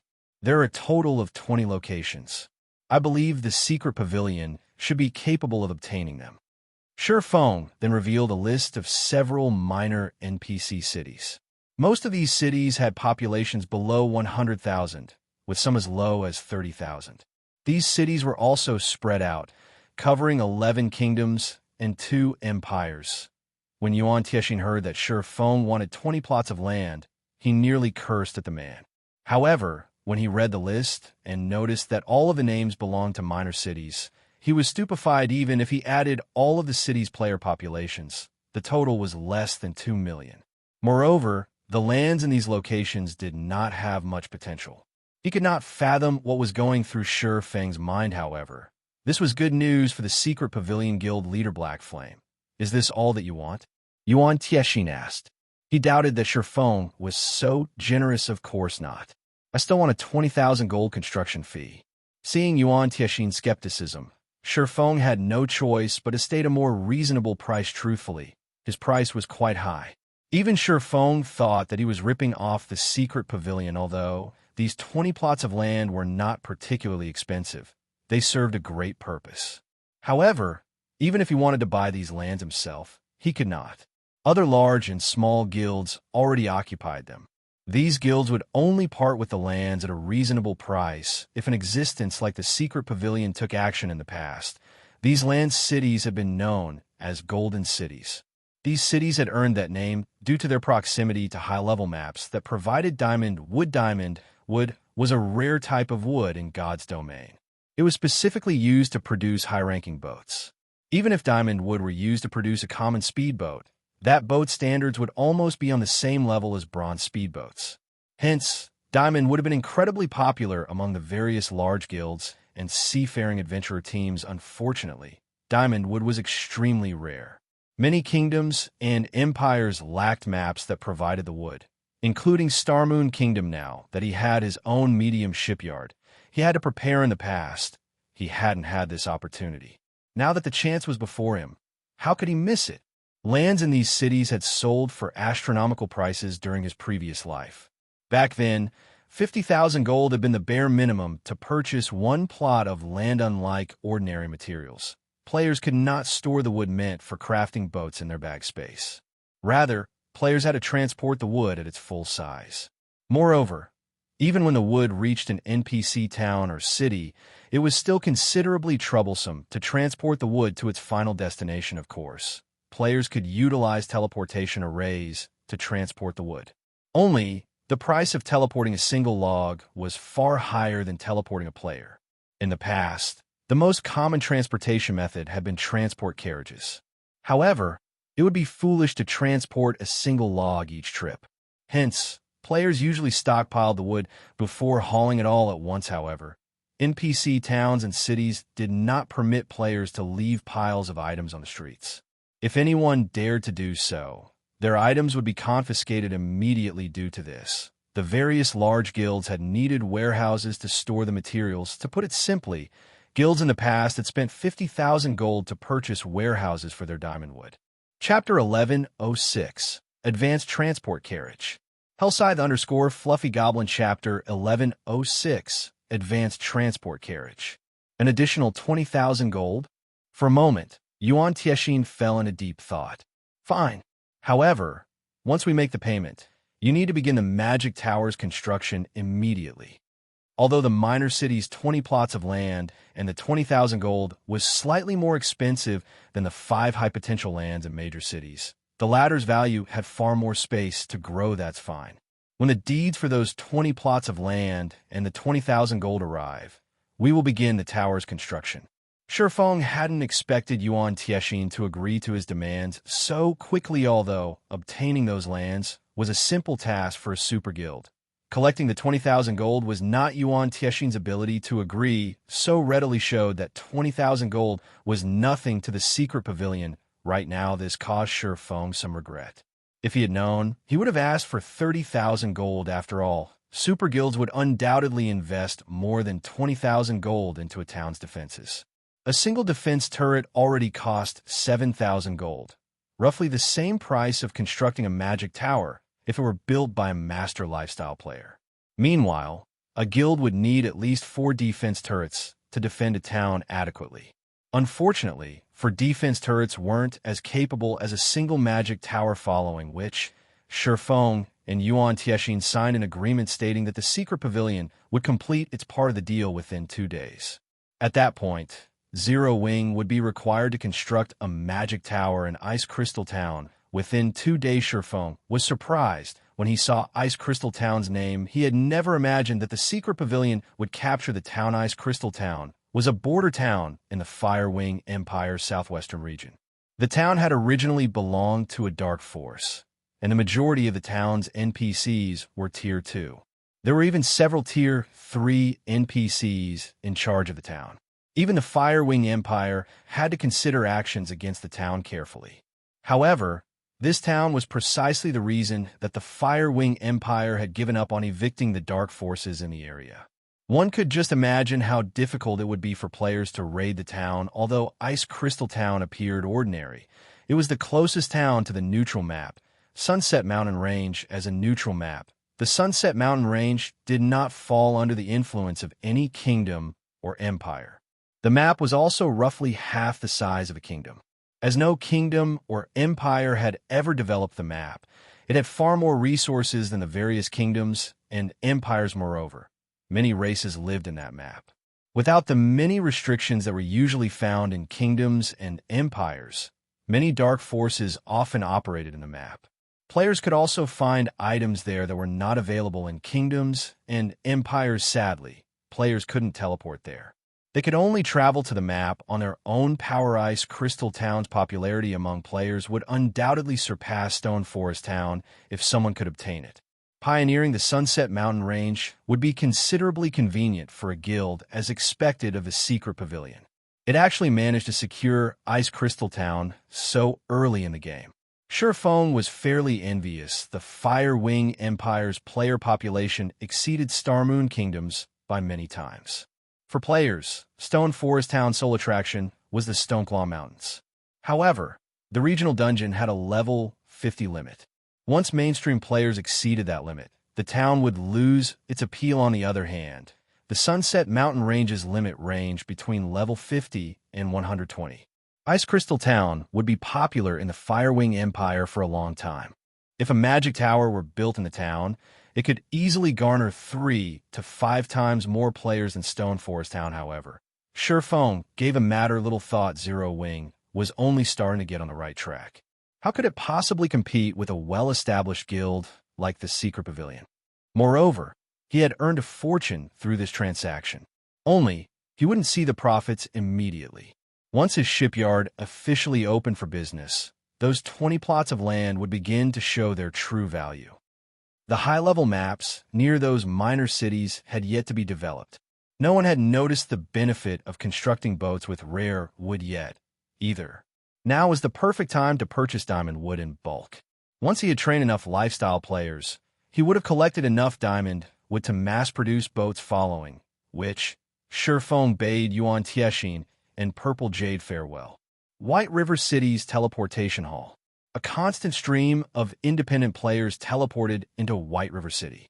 Among them, many immediately set out to inquire about Zero Wing's residence, all of them wishing to join the popular guild Big Sis Reign. Is this really White River City? Blue Phoenix, who wore a black cloak, asked as she observed her surroundings. Elite players wandered throughout the teleportation hall. There were also the members of many large guilds. Among them, there was no lack of level 39 and level 40 experts.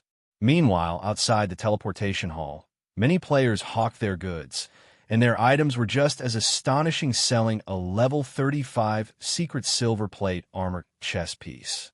Find me for a private chat, if interested. Selling a level 40 mysterious iron weapon. Only magic crystals accepted as payment. Watching the players sell weapons and equipment on the street, Blue Phoenix wondered if they had teleported to the wrong place at this stage of the game. Both level 35 secret silver equipment and level 40 mysterious iron weapons were considered high-quality items. Even in Empires, very few players would willingly sell them, yet so many players did just that in White River City. It was simply inconceivable. Meanwhile, the various adventurer teams present were the most shocking. Many adventurer teams recruited members to head to the Twin Towers Kingdom. The minimum requirements to join these teams were to be level 39 and a full set of level 35 secret silver equipment. Applicants also had to be capable of reaching the Trial Tower's 4th floor. Players who met these criteria would be considered experts in a large guild. Phoenix Reign was also somewhat surprised. Even in Starmoon City, she hadn't encountered such a busy scene. This was the first time she had heard or seen one of the kingdom's major cities surpass the capital. After leaving the teleportation hall, Phoenix Reign quickly noticed a large number of advanced carriages moving about the streets. Hailing a carriage wasn't easy due to so many players fighting for their own. Why is Yuan Tiexin here? Just as Phoenix Reign was about to climb into an advanced carriage and head to the Candlelight trading firm, she discovered 2 players atop mounts, stopped before the teleportation hall's entrance. Both the man and the woman wore black cloaks, although the cloaks prevented others from seeing their IDs and levels. As the two did not hide their appearances, those who knew them could recognize them easily. This was especially true for Phoenix Reign when Phoenix Reign saw Yuan Tiexin enter the teleportation hall in such a hurry. Her expression shifted. Yuan Tiexin was one of the secret pavilion's upper echelons. He was even one of the guild leader's closest confidants. Very few matters warranted a personal visit from him. The only reason she could think of that would demand Yuan Tiexin's attention was Zero Wing. How many secrets does Zero Wing have? Phoenix Reign could not help but reveal a bitter smile, following which Phoenix Reign dispelled the thought as she made her way to the Candlelight trading firm. Shortly after Yuan Tiexin left, Surephone called Melancholic Smile to meet him. Of the 2 designs Lancelot had dropped, one was a town design, while the other was for a transport carriage design. Chapter 1107, New Product Launch. Hellscythe _ Fluffy Goblin Chapter 1107, New Product Launch.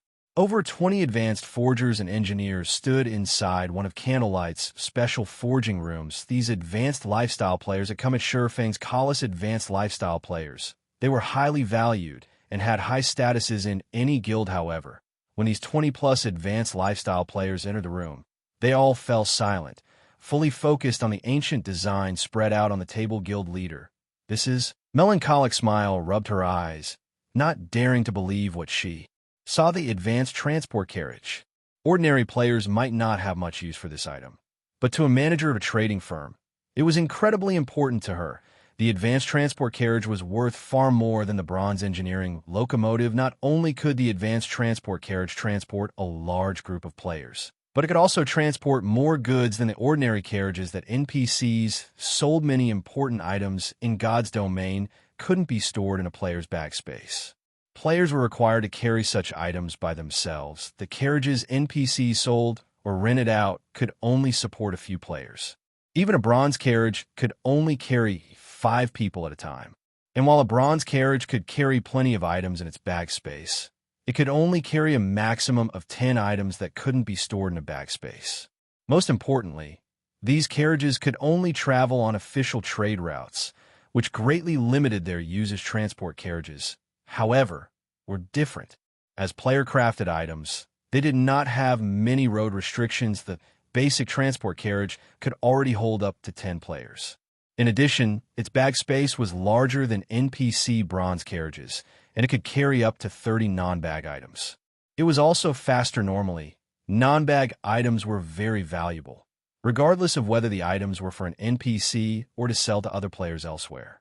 Delivering such goods was the easiest way to make a profit. Merchant players would even fight over basic transport carriages if they were available on the market, much less advanced transport carriages. The advanced transport carriage could carry up to 20 people. Needless to say, its bag space was leaps and bounds larger than the bronze carriage. It could also carry up to 60 non-bag items. As for its speed, it could compete with mysterious iron mounts. If the Candlelight trading firm could use advanced transport carriages, even if they didn't sell products and focused on logistics, they could make a fortune. Hence, how could Melancholic smile contain her excitement? You've seen the design for yourselves. I hope that you start producing them quickly. As for the key material, I'll try to think of a way to obtain what you need. For now, start producing whichever parts you can, Sure Feng instructed, chuckling at everyone's dumbfounded expressions. While the advanced transport carriage was amazing, its required materials were extremely rare. The Candlelight trading firm might be able to procure most of the required materials, but the main material, green ebony, was extremely difficult to acquire. Even Sure Feng could only think of a few places that produced this wood. Moreover, these locations were all very high-level maps. Even the lowest-leveled location was a level 60 map called Crying Ghost Ridge. Unfortunately, it was a neutral map, a forbidden land for current players. Only Tier 2 players would dare to grind there. However, for the advanced transport carriages, Sure Feng intended to make the trip. If he had transport carriages, he could open trade routes from Stone Forest Town to other NPC towns sooner than he had planned, following which Sure Feng had the advanced lifestyle players research the advanced transport carriages components, while he instructed Melancholic Smile to stay behind. After the others left, Sure Feng looked to Melancholic Smile and asked, "What's the situation with the Blackwater and Heavenly trading firms?" Before the war, both the Blackwater and Heavenly trading firms had waged a crazy price war with the Candlelight, hoping to push Candlelight out of Starmoon Kingdom's market while they whittled down Zero Wing's financial strength.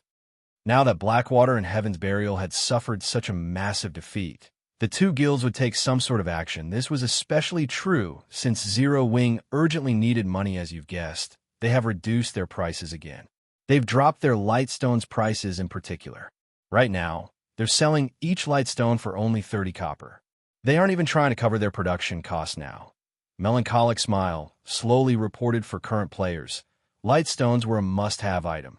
They were also the Candlelight trading firm's most competitive product. Now that the Blackwater and Heavenly trading firms have lowered their prices to 30 copper, one could see how much the two trading firms hated Candlelight. At 30 copper, Blackwater and Heavenly couldn't even cover their production costs. Candlelight trading firm, however, could still make a profit due to their many advanced forgers. In addition, due to the special forging rooms, powerful flames, and other support tools, Candlelight's production cost for Lightstones was only 20 copper. Since they want to play, let's humor them until the end. Sell the light stones for 25 copper each. We'll also start selling the exotic stamina potions. Surephone did not feel anything in particular about this situation. He had long since prepared for the day when the light stones would no longer be profitable. After all, the light stones were a common product in God's domain. He was satisfied with the fortune he had already made off of them. Meanwhile, the exotic stamina potion he was about to launch was different. Candlelight had exclusive rights over the exotic stamina potion's recipe. Its price was also within ordinary players' budgets. This was definitely a must-have potion. Most importantly, this potion would become popular among gathering players. One of players' main sources of income in God's domain was gathering raw materials. However, players consumed far more stamina when gathering materials than in boss battles. Moreover, the rarer a material was, the more stamina players would consume. This resulted in frequent forced breaks and limited gathering times. Once they released the exotic stamina potion, Surephone refused to believe that players who preferred to gather materials rather than fight monsters would pass this new product by. I'll get it done right away. Melancholic Smile nodded excitedly. The Blackwater and Heavenly trading firm's actions had irritated her. Now that they were about to launch the exotic stamina potion, she wanted to see how those two trading firms planned to compete with Candlelight, following which Melancholic Smile reorganized the layout of the Candlelight trading firm's first floor hall, setting up a counter specifically for the exotic stamina potion. The new counter immediately garnered the attention of many players. Leader, look over there. Candlelight seems to have launched a new product. Let's head over and take a look. Immediately, a large crowd gathered around the first floor's new counter. Crap. Isn't this potion a little too amazing? It can actually recover stamina. Chapter 1108, 10 people. Hellscythe _ Fluffy Goblin Chapter 1108, 10 people. When the crowd read the exotic stamina potion's description, excitement shone in their eyes as one of the major hidden attributes. Stamina played a massive, large role in players' everyday lives. However, it was very limited. Leader, we hit the jackpot this time. This stamina potion is perfect for the Silent Swamp. With this potion, we won't have any problems reaching the swamp's core. A level 38 Berserker exclaimed through his team chat. Why are you in such a hurry? Let's take a look at the price first. If it's too expensive, I'd rather stick to grinding in the swamp's outer region, a level 39 Shield Warrior replied. However, although his tone was indifferent, anticipation flashed in his eyes. Inwardly, he hoped that the exotic stamina potion was too expensive. The Silent Swamp was a level 40 to level 50 high-resource map. However, as this map was a swamp, players consumed a lot of stamina while moving through it. Moreover, the deeper one ventured into the swamp, the more stamina they consumed. Hence, the various large guilds had avoided sending members there to level up. This provided an excellent opportunity for independent players like themselves to make money and level up quickly. Previously, on their team's first trip to the Silent Swamp, they discovered that the map was a land of treasures. They frequently came across rare minerals and herbs. Although there were a lot of monsters there, if one were careful, they could walk away with a significant harvest. Unfortunately, during this period, more players headed to the Silent Swamp, causing their income from the swamp's outer area to plummet. Yet they couldn't venture into the inner and core regions as their stamina consumption would be too severe. If they encountered monsters with nearly depleted stamina, they would undoubtedly suffer a team wipe. However, if they took too many breaks, they wouldn't get far, and their harvest would be quite small. If they could use this exotic stamina potion, they could reach the swamp's core and its abundant resources. At that time, their daily income would skyrocket. Their team would also be able to gather enough money to equip everyone with mounts.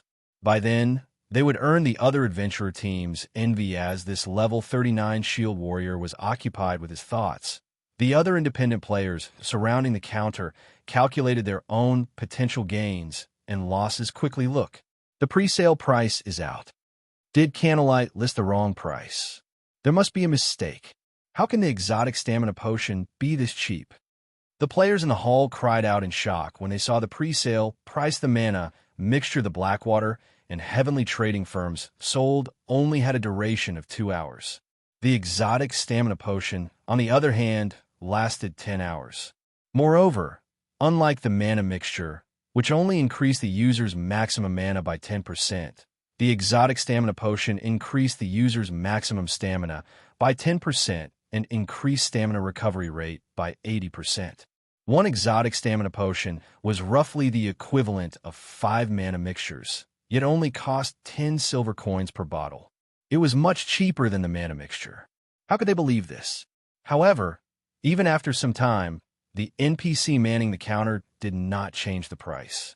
This situation drove everyone crazy as they panted and stared at the exotic stamina potion sales timer. There were 30 minutes until the exotic stamina potion went on sale, however. None of these players showed any indication of stepping away from the counter. They lined up and waited for the potion sale. They also contacted their party and team members in secret to gather more money as players continued to notify others about the exotic stamina potion. News of the potion quickly spread like wildfire. Immediately, it caused a commotion in White River City.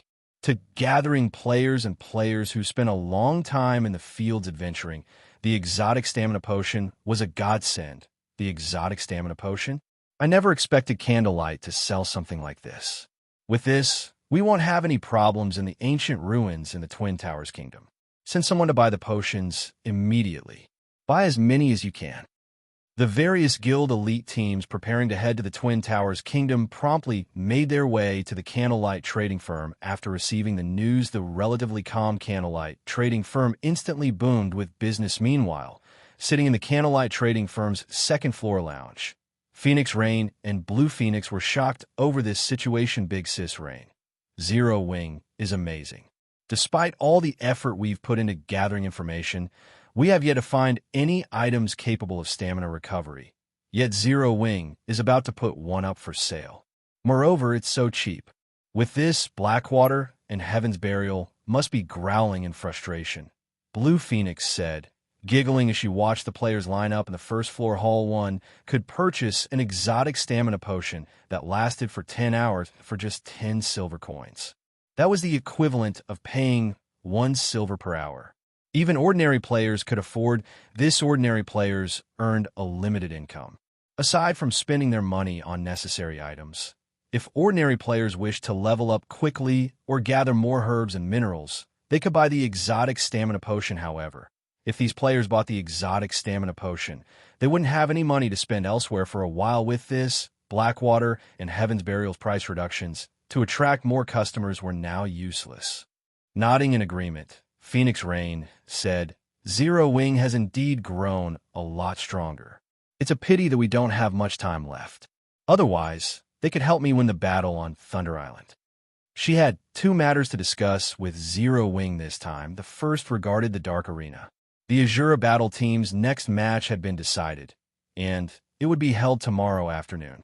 Once the match was over, the Dark Arena would host a large-scale auction. Based on what she had heard so far, all sorts of precious and valuable items would be up for sale. The second matter regarded Thunder Island. Currently, the competition over Thunder Island grew more intense with each passing day. More guilds were starting to reach for Thunder Island. In fact, Nine Dragons Emperor had even employed his family's influence for this matter.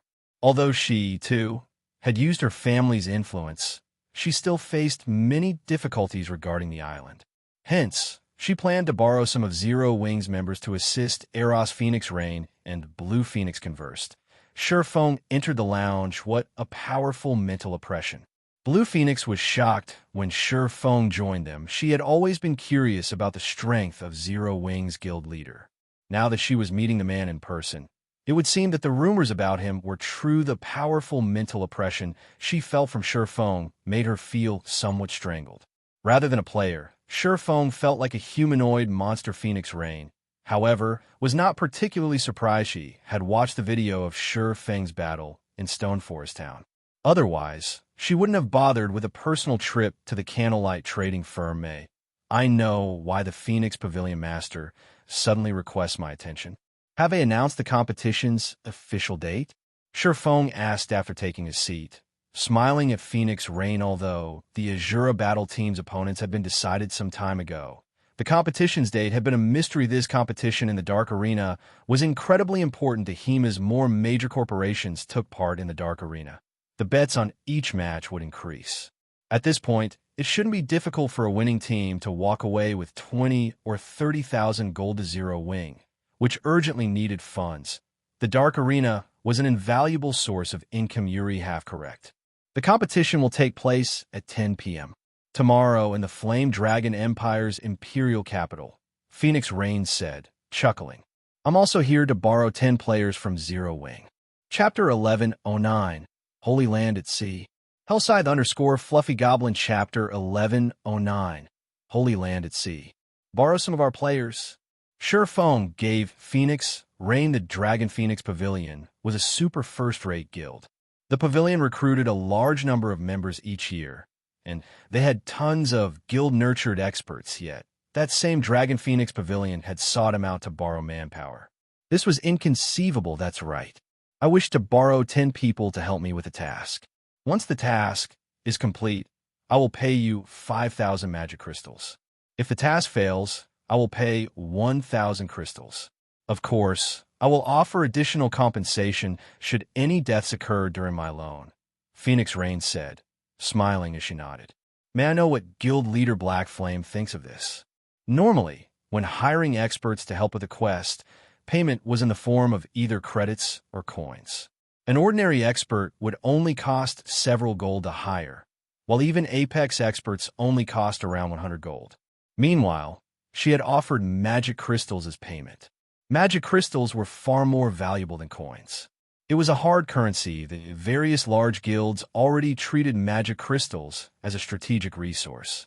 They might be able to purchase 10 or 20 magic crystals from independent adventurer teams or small workshops. But when the numbers climbed into the triple digits, it was practically impossible to find enough on the market. 5,000 magic crystals was a considerable sum for any large guild.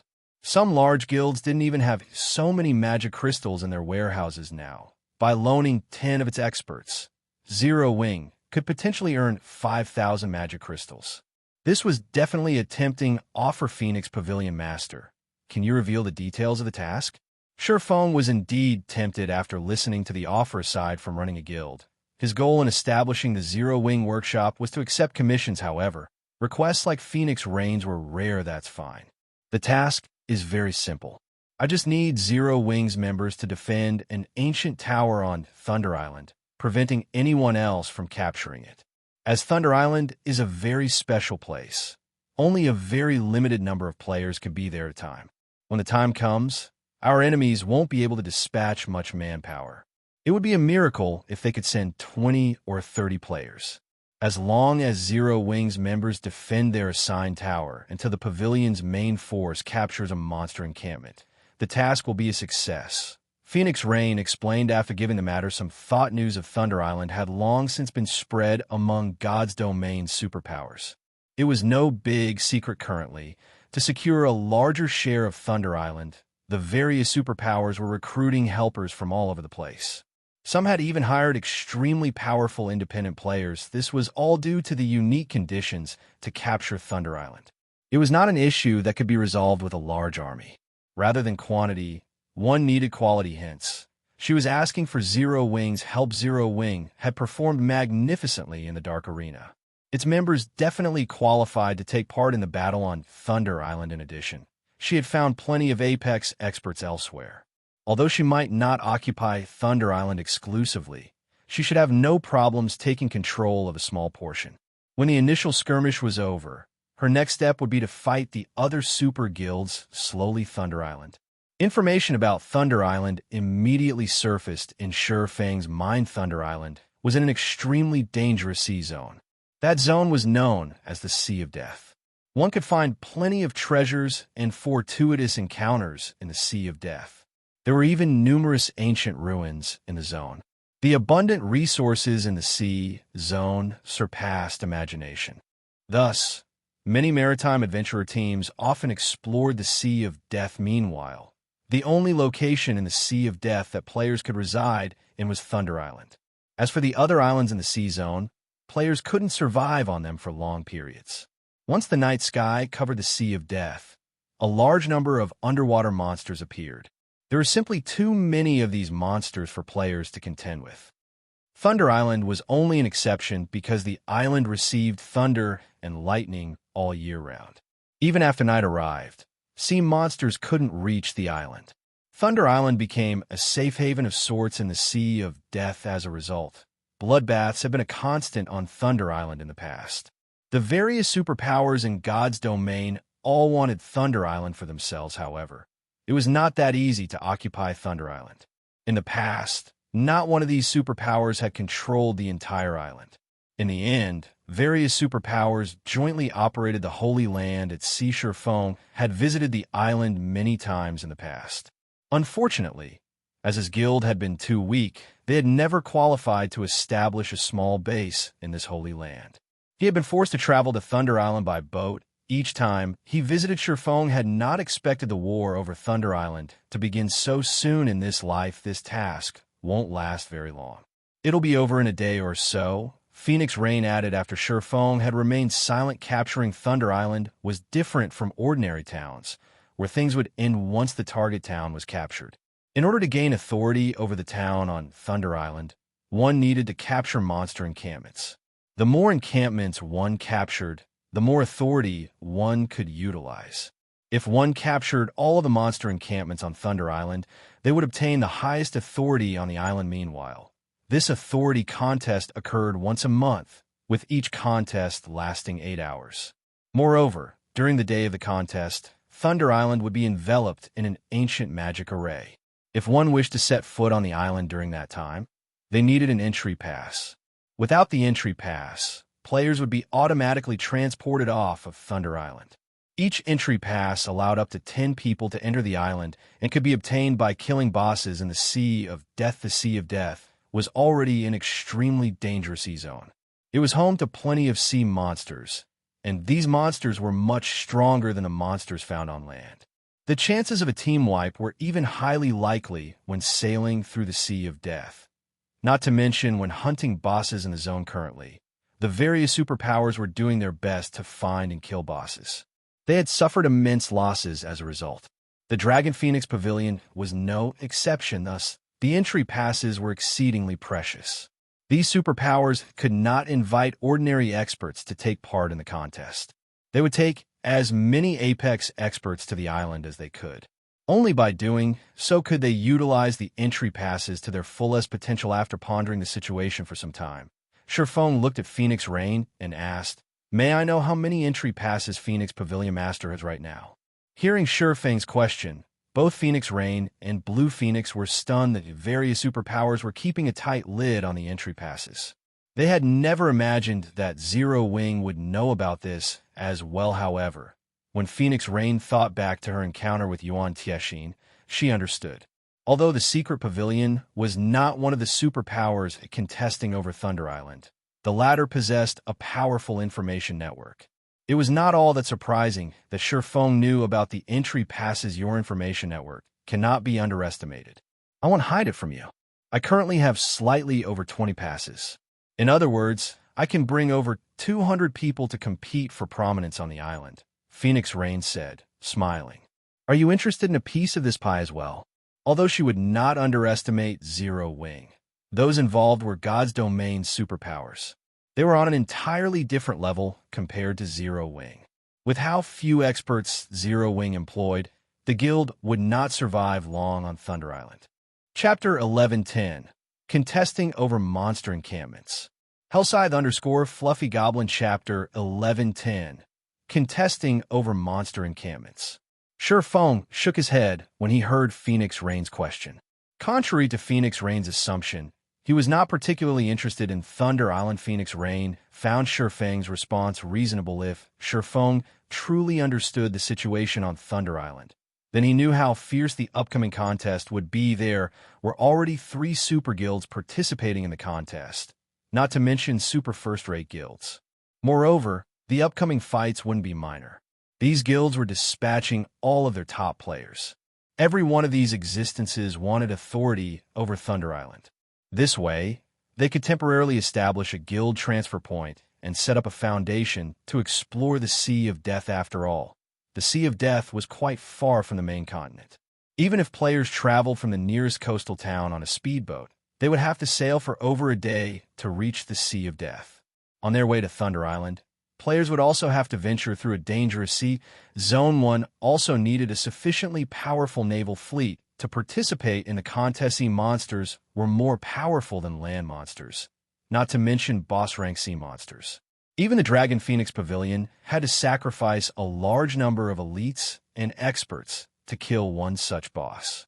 They could easily lose up to 30 ships during one of these raids. Even first-rate guilds could not afford such a loss. Yet even after so many sacrifices, they would only obtain 1 or 2 entry passes to Zero Wing, which didn't have a naval foundation. It would likely lose far more than the Dragon Phoenix Pavilion if it tried to join this contest. Give me 20 slots. I can help you defend 2 ancient towers. My price is 20,000 magic crystals and 1 temporary transfer point. If we fail, I won't charge a single coin. I also won't require any compensation for deaths. Shifeng said after giving the matter some thought. It was very difficult to occupy the monster encampments on Thunder Island. The monsters in these encampments depended on the players on the island. These monsters were generally chieftain rank and above. Before players reached Tier 2, the bosses defending these encampments would be fixed as Grand Lords. Including the risk of ambushes by other guilds, the difficulty of capturing an encampment was obvious at a glance. Most importantly, the monsters in these encampments had extremely high defense and magic resistance. It was not possible to raid these encampments normally. One needed the Ancient Towers buffs to lower the difficulty. Meanwhile, the more ancient towers one occupied, the easier it would become to deal with these monsters. However, Thunder Island had a limited number of ancient towers. The various large guilds would definitely dispatch their men to take these towers over, although they would only send a small number of players to do so. After all, the monster encampments are the most important targets to secure an ancient tower. One would generally dispatch 15 to 20 players, and these guilds usually attempted to occupy 3 or 4 towers. Once they did, with their expert strength, they could take down a monster encampment. With roughly 100 players, his offer to defend 2 ancient towers would undoubtedly relieve some of the burden on Phoenix Rain. She would have an additional 10 players to help her occupy a monster encampment. She will secure 2 ancient towers. Phoenix Rain fell into deep thought to solidify their hold on the ancient towers. She had previously decided to dispatch 20 players to each tower. Her plan was to send 60 players to capture 3 ancient towers. The other 100-plus players she had would be more than enough to capture an encampment. This was her most conservative plan. Ideally, she wanted to capture 2 encampments. However, this was simply too difficult if what Shifeng said was true, and he could maintain 2 ancient towers with just 20 players. She could save an additional 20 players for herself. If she put more efforts into expanding her fleet, she might even obtain 2 or 3 more entry passes before the day of the contest. By then, she would have a chance of obtaining 2 monster encampments. Only, Shifeng's transfer point condition was somewhat difficult to agree to. For each monster encampment, one captured on Thunder Island, they would earn 2 temporary guild transfer points in the town. She had already promised 1 transfer point to another large guild that had agreed to assist her. If not for said large guild, she would not have obtained so many entry passes in the first place. If she accepted Shifeng's offer, she had to secure 2 monster encampments. However, there were too many uncertainties. Moreover, Phoenix Rain found it hard to believe that Zero Wing had so many powerful experts capable of defending 2 ancient towers with just a team of 20. Is there some issue? Shifeng could not help but ask as he watched Phoenix Rain ponder his offer. Guild leader Black Flame. To tell you the truth, each capture monster encampment only provides 2 temporary guild transfer points. Among them, I have already promised 1 to the Firmament Guild. Although Firmament is only a first-rate guild, the guild has been developing its maritime strength. Currently, its navy is even stronger than many super first-rate guilds. If not for them, I wouldn't have obtained so many entry passes to begin with. Phoenix Rain explained Firmament. Shifeng recalled the guild from his past. The Firmament Guild was indeed an overlord at sea. Firmament had occupied 2 coastal NPC cities, which had populations in the millions very early in the game. These two cities served as the foundation for the guild to develop its maritime strength. In addition, Firmament had focused on developing its navy. Although overall, it was significantly weaker than super first-rate guilds, battles at sea did not rely on guild experts. The quantity and quality of the guild's ships also played a major role. In the past, even some super guilds had not been a match for Firmament combat power at sea. It was no wonder why the Dragon Phoenix Pavilion had managed to obtain so many entry passes, despite having recently begun its naval development. When will Thunder Island's contest begin? Shurfeng asked. The contest will begin in 7 days. However, traveling to the island takes a full day, so we only have 6 days to prepare, Phoenix Rain replied as she gave Shurfeng a quizzical look. She didn't understand why Shurfeng had asked such a question. 7 days should be enough, Shurfeng said, laughing. Phoenix Pavilion Master, how about I make you another offer?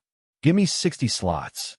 As long as your side can hold 3 ancient towers, my side will capture a monster encampment for you. In return, I want 100,000 magic crystals or lands of equivalent value in addition to 1 temporary transfer point. What do you think?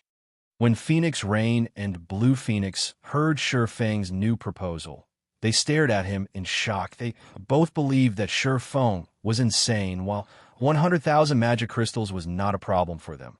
They simply did not understand where Shurfeng found his confidence to make such a bold claim based on her estimation, under the assumption that they could capture 3 ancient towers as planned. Capturing a monster encampment required at least 100 apex experts, although the guild seemed full of experts too.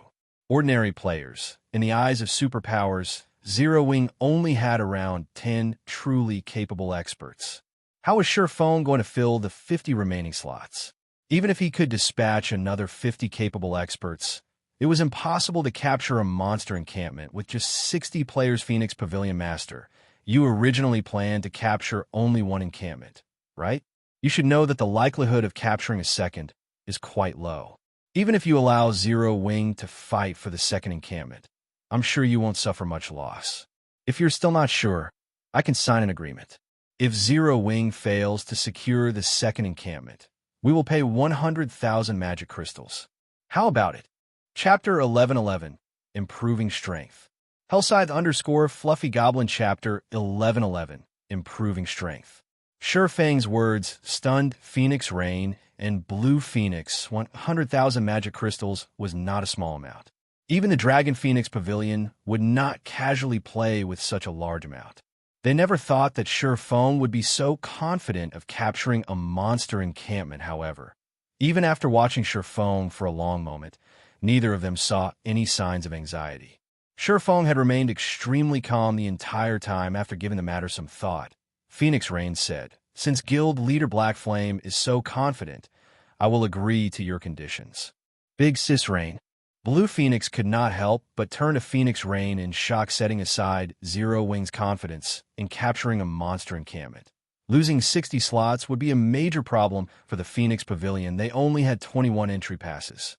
After deducting Zero Wing's 60 players and the 60 players required to defend the ancient towers, they only had 90 remaining slots.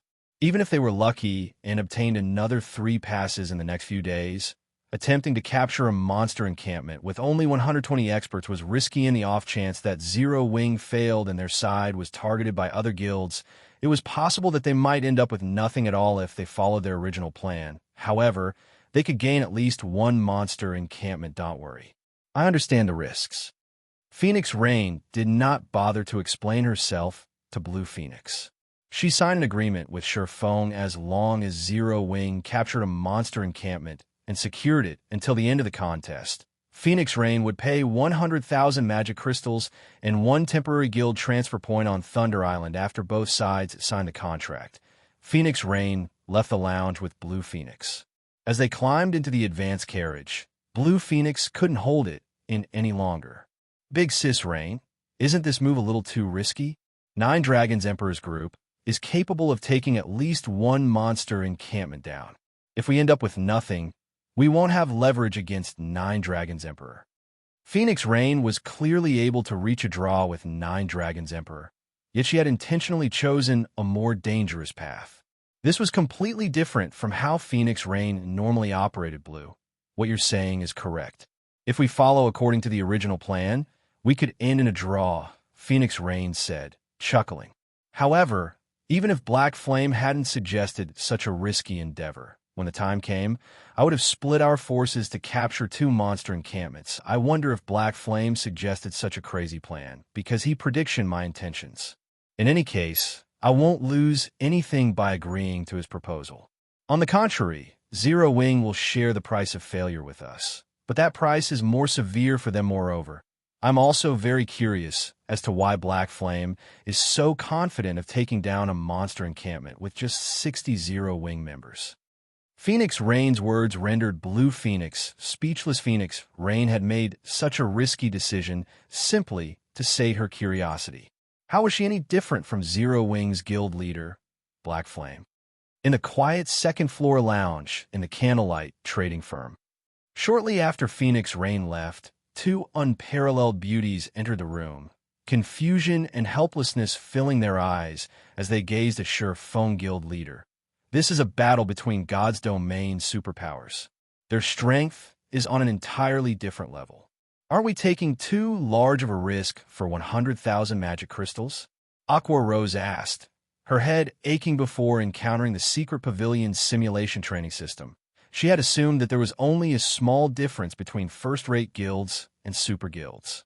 However, after training in the system for some time, she finally realized that super guilds were in an entirely different world of the secret pavilion's trainees currently in the simulation training system.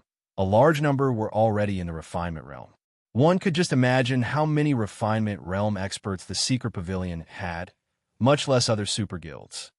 In comparison, excluding Sure Feng, Zero Wing only had 3 people in the refinement realm: Fire Dance, Violet Cloud, and Gentle Snow. While this might be a powerful force in first-rate guilds, this was a paltry amount in the eyes of super guilds, of course, aside from combat standards. Other factors also affected battles with other players, such as combat experience, weapons, equipment, skills, and various tools.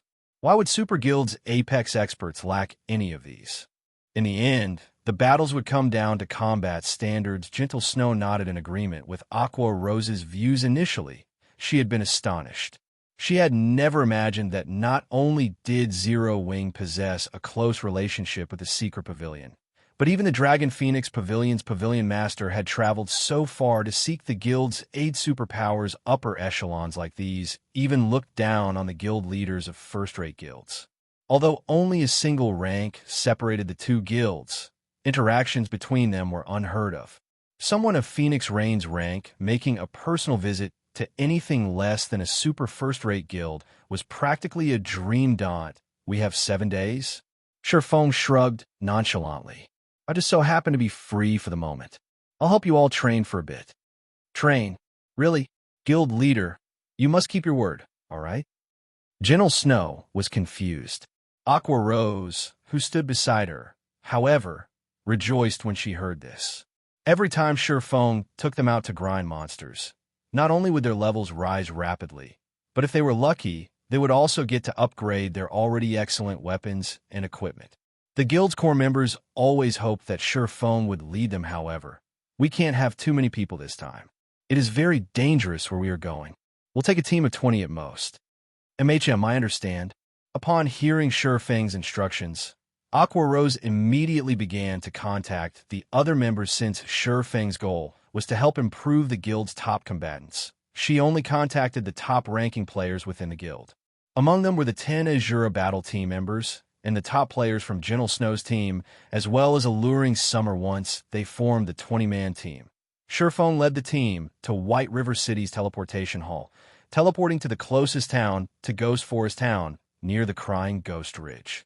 Crying Ghost Ridge was a neutral map between the Black Dragon Empire and Starmoon Kingdom. Although Ghost Forest Town was a border town, it was void of players. The nearby maps were all level 60 and above. The monsters here were simply too high-leveled for current players. If one did not wield weapons or equipment that had the ignore level attribute, grinding here was impossible. Furthermore, Monsters past level 50 underwent a qualitative transformation. Even level 50 common monsters were significantly stronger than level 45 elite monsters, much less level 60 monsters. It also took nearly 14 hours to reach the Crying Ghost Ridge from Ghost Forest Town on foot. Players simply had no reason to visit the town, however. When Shurfeng's team arrived in the town's teleportation hall, they discovered another team of players. Moreover, every player within this team was very high-leveled. They were all level 40 and above. Their weapons and equipment were also off the charts. Most frighteningly, these people were all independent players. The instant Shurfeng's group appeared, these players all shifted their gaze towards Shurfeng and his team. Their cold, killing intent could be felt from over 100 yards away. Chapter 11-12, Midnight Tea Party. Hellscythe Fluffy Goblin Chapter 11-12, Midnight Tea Party. Why would anyone else come here? A robust guardian knight carrying a round white shield on his back frowned when Shurfeng's group appeared in the teleportation array leader. Could they be here for the Fallen Arc as well? A female cleric asked worriedly. A beautiful woman wearing luxurious purple robes looked towards Shurfeng's group of cloaked players and said nonchalantly, "They shouldn't be. We rushed over here as soon as we received the message. Moreover, without the key, going there is useless. If they have any ill intentions, we can simply wipe them out." I guess you're right. If they wish to take action, we can use the opportunity to test our new weapons and equipment. Another member said. Laughing Shurfeng was also surprised when he noticed the team a short distance away, chatting merrily. He hadn't expected to find other players here at this stage of the game. Guild leader. Those players are really strong. Fire Dance commented when she saw the independent players, a hint of caution flashing in her eyes. Although the other party only had 20 players, from their movements and auras, Fire Dance could tell that these people's combat standards were very high. These players were no weaker than the Apex experts she had previously encountered, and this team had 20 such experts. Normally, only super guilds were capable of forming such a team. Yet these players were all independent with such strength. Why have I never heard these people's names before? Gentle Snow was similarly shocked. She had previously been a first-rate guild's guild leader. Naturally, her information network was vast. She had also memorized most of the Apex experts in God's domain. However, she had never seen such a powerful independent adventurer team. The most laughable part was that she didn't recognize a single player on that team. From what I can remember, the only adventurer team with this level of strength has to be Owl, the team that joined us in Titan City. When Aqua Rose saw this 20-man team, she could not help but recall Owl. In her opinion, Owl was one of the most powerful adventurer teams in God's domain. She had never imagined that she would encounter another team of such caliber. Guild leader, should we make their acquaintance? Independent teams were different from guilds. They might be able to recruit this adventurer team to Zero Wing. Even if they failed to do so, it wouldn't hurt to know such a powerful adventurer team.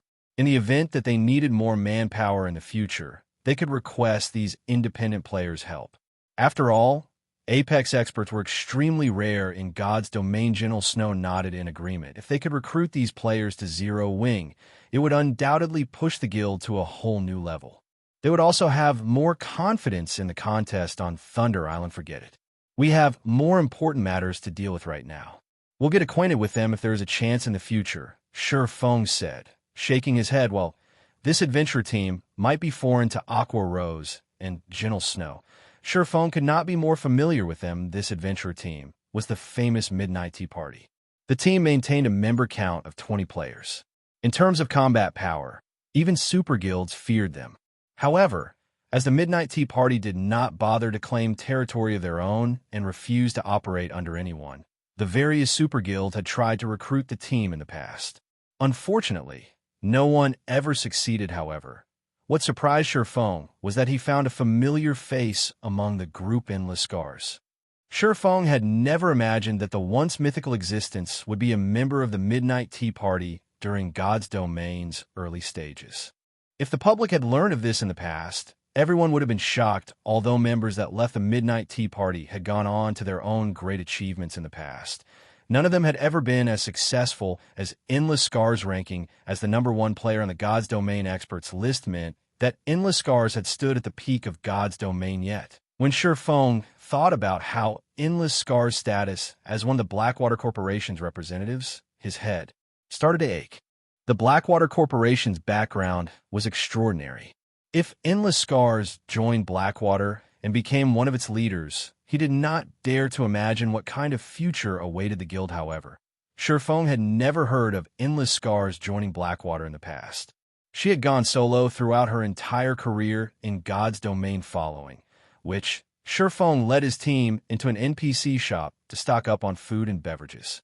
He also had everyone check their inventory for potions and magic scrolls, and he handed these items out to anyone who needed them. After everyone rested, they rode their mounts to the neutral map, Crying Ghost Ridge. The journey that typically required 14 hours only took Shifeng and the others 4. Moreover, the group didn't encounter a single monster attack on their way. Surprising them all, there were level 60+ monsters all over the place, and there were only level 40+ players.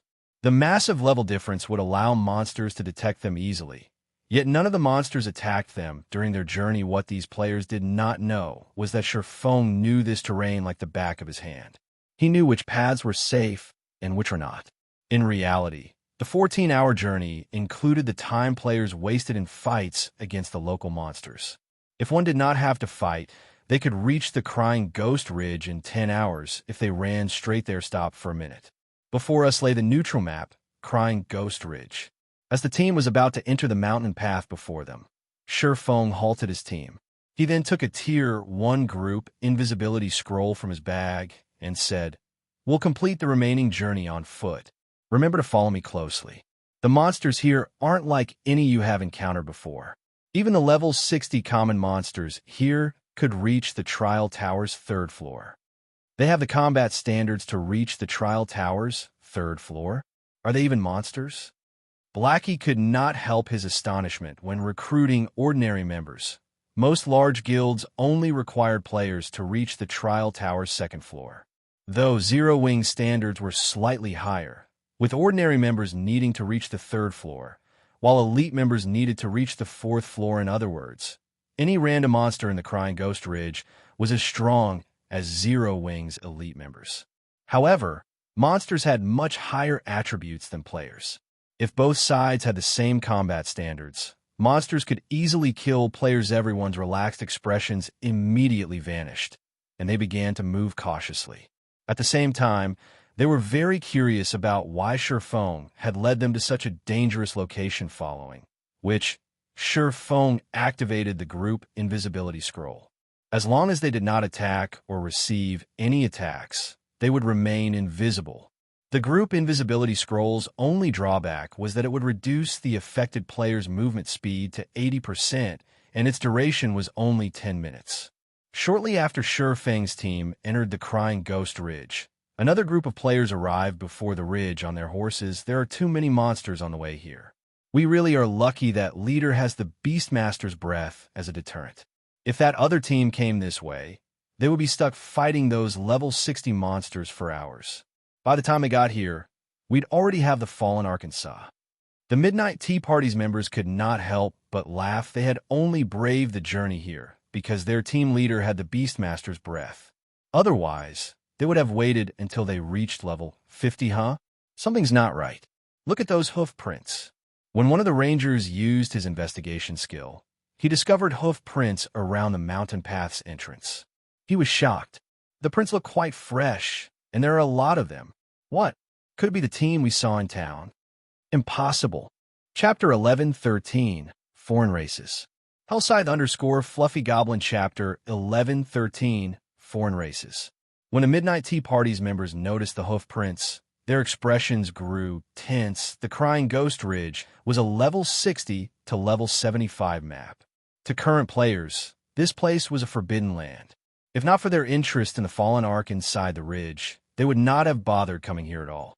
Even if they were trying to avoid contact with large guilds, they would only level and quest in level 55 or so maps. Why wouldn't they be surprised to find hoof prints from other mounted players? Breeze Wine, the Midnight Tea Party's leader, turned to T, a delicate, pretty assassin in white clothes, and ordered, "Wave, scout ahead and see how many people they have and how far ahead they are. The assassin class was not only skilled in the art of assassination. These players were also talented trackers. If an assassin's tracking skill were a high enough level, they could even determine general information of the other party through their footprints. For example, the white-clothed assassin had leveled her tracking to Tier 1, Level 9.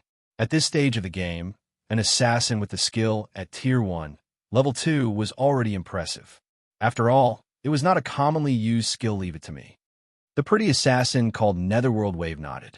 She then jumped off her massive avian mount and checked the hoof prints. As for the rest of the team, they also dismounted and sat to rest. Although they had ridden their mounts the whole way here, several hours of riding was a burden on their stamina. By sitting to rest, they could recover some of the lost stamina. There are 20 sets of prints. It should be a team of level 40 and above players. The prints are less than half an hour old. However, the team's trail disappears after reaching the path's entrance, Netherworld Wave reported. Even after searching for other clues, she could not find a reason for the sudden disappearance normally. Only invisibility-type skills, such as stealth, produce such effects.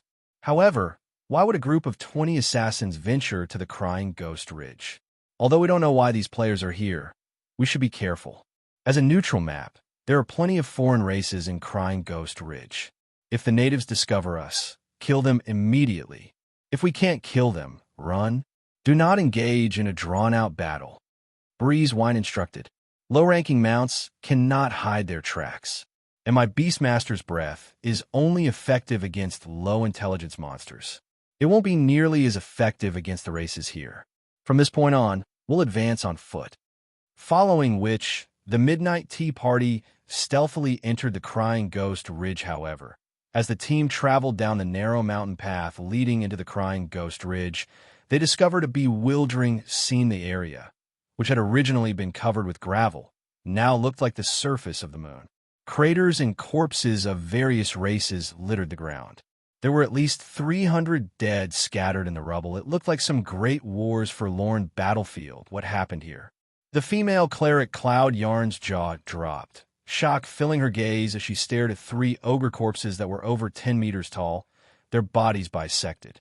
Surrounding these 3 were hundreds of 3 and 5 meter tall ogres. Ogre Gladiator, High Lord, level 62, HP 0/19, 200, 000.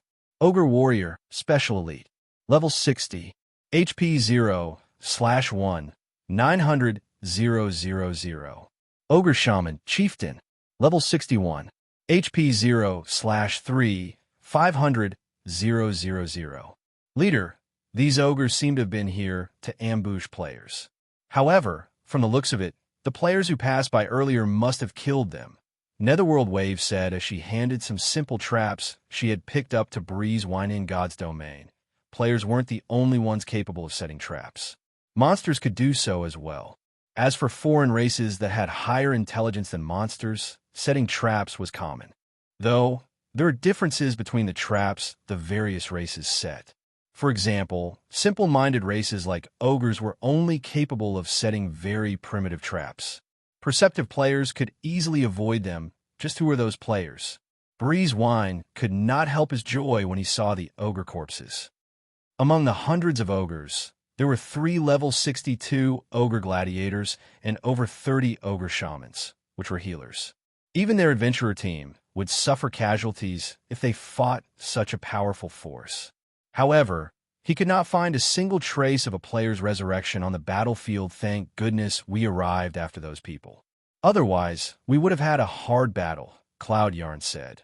Sighing in relief, leader, I found the team's tracks.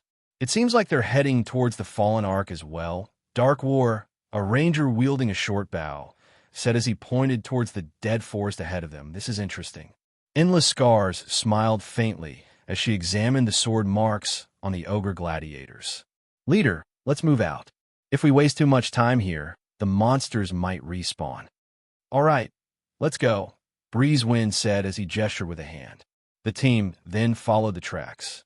Meanwhile, deep in the Crying Ghost Ridge's dead forest, Sherfone and the others faced off against an army of trolls. Wave after wave assaulted the team.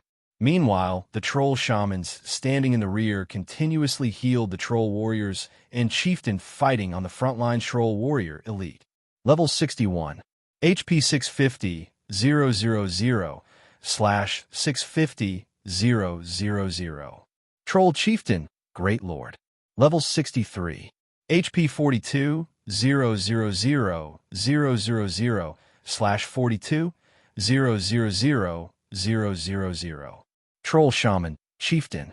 Level 62. HP 3 100 000 / 3 100 000. Guild Leader. If they continue calling for reinforcements, we won't be able to hold them back. Kola, who held back the Troll Chieftain, shouted. The pressure was intense as he fought the Great Lord. He was only level 43, with a 20-level gap. Even though he had an epic shield and the support skills of the demonic Flame Tiger, he felt as if his life were on a roller coaster. Every one of the Troll Chieftain's normal attacks dealt over minus 19,000 damage, while a skill would deal over minus 26,000. Meanwhile, he only had slightly over 35,000 HP. If not for the Cleric's Truth Shield and Oracle's protection on him, the Great Lord's skills would have killed him instantly. Wait a little longer.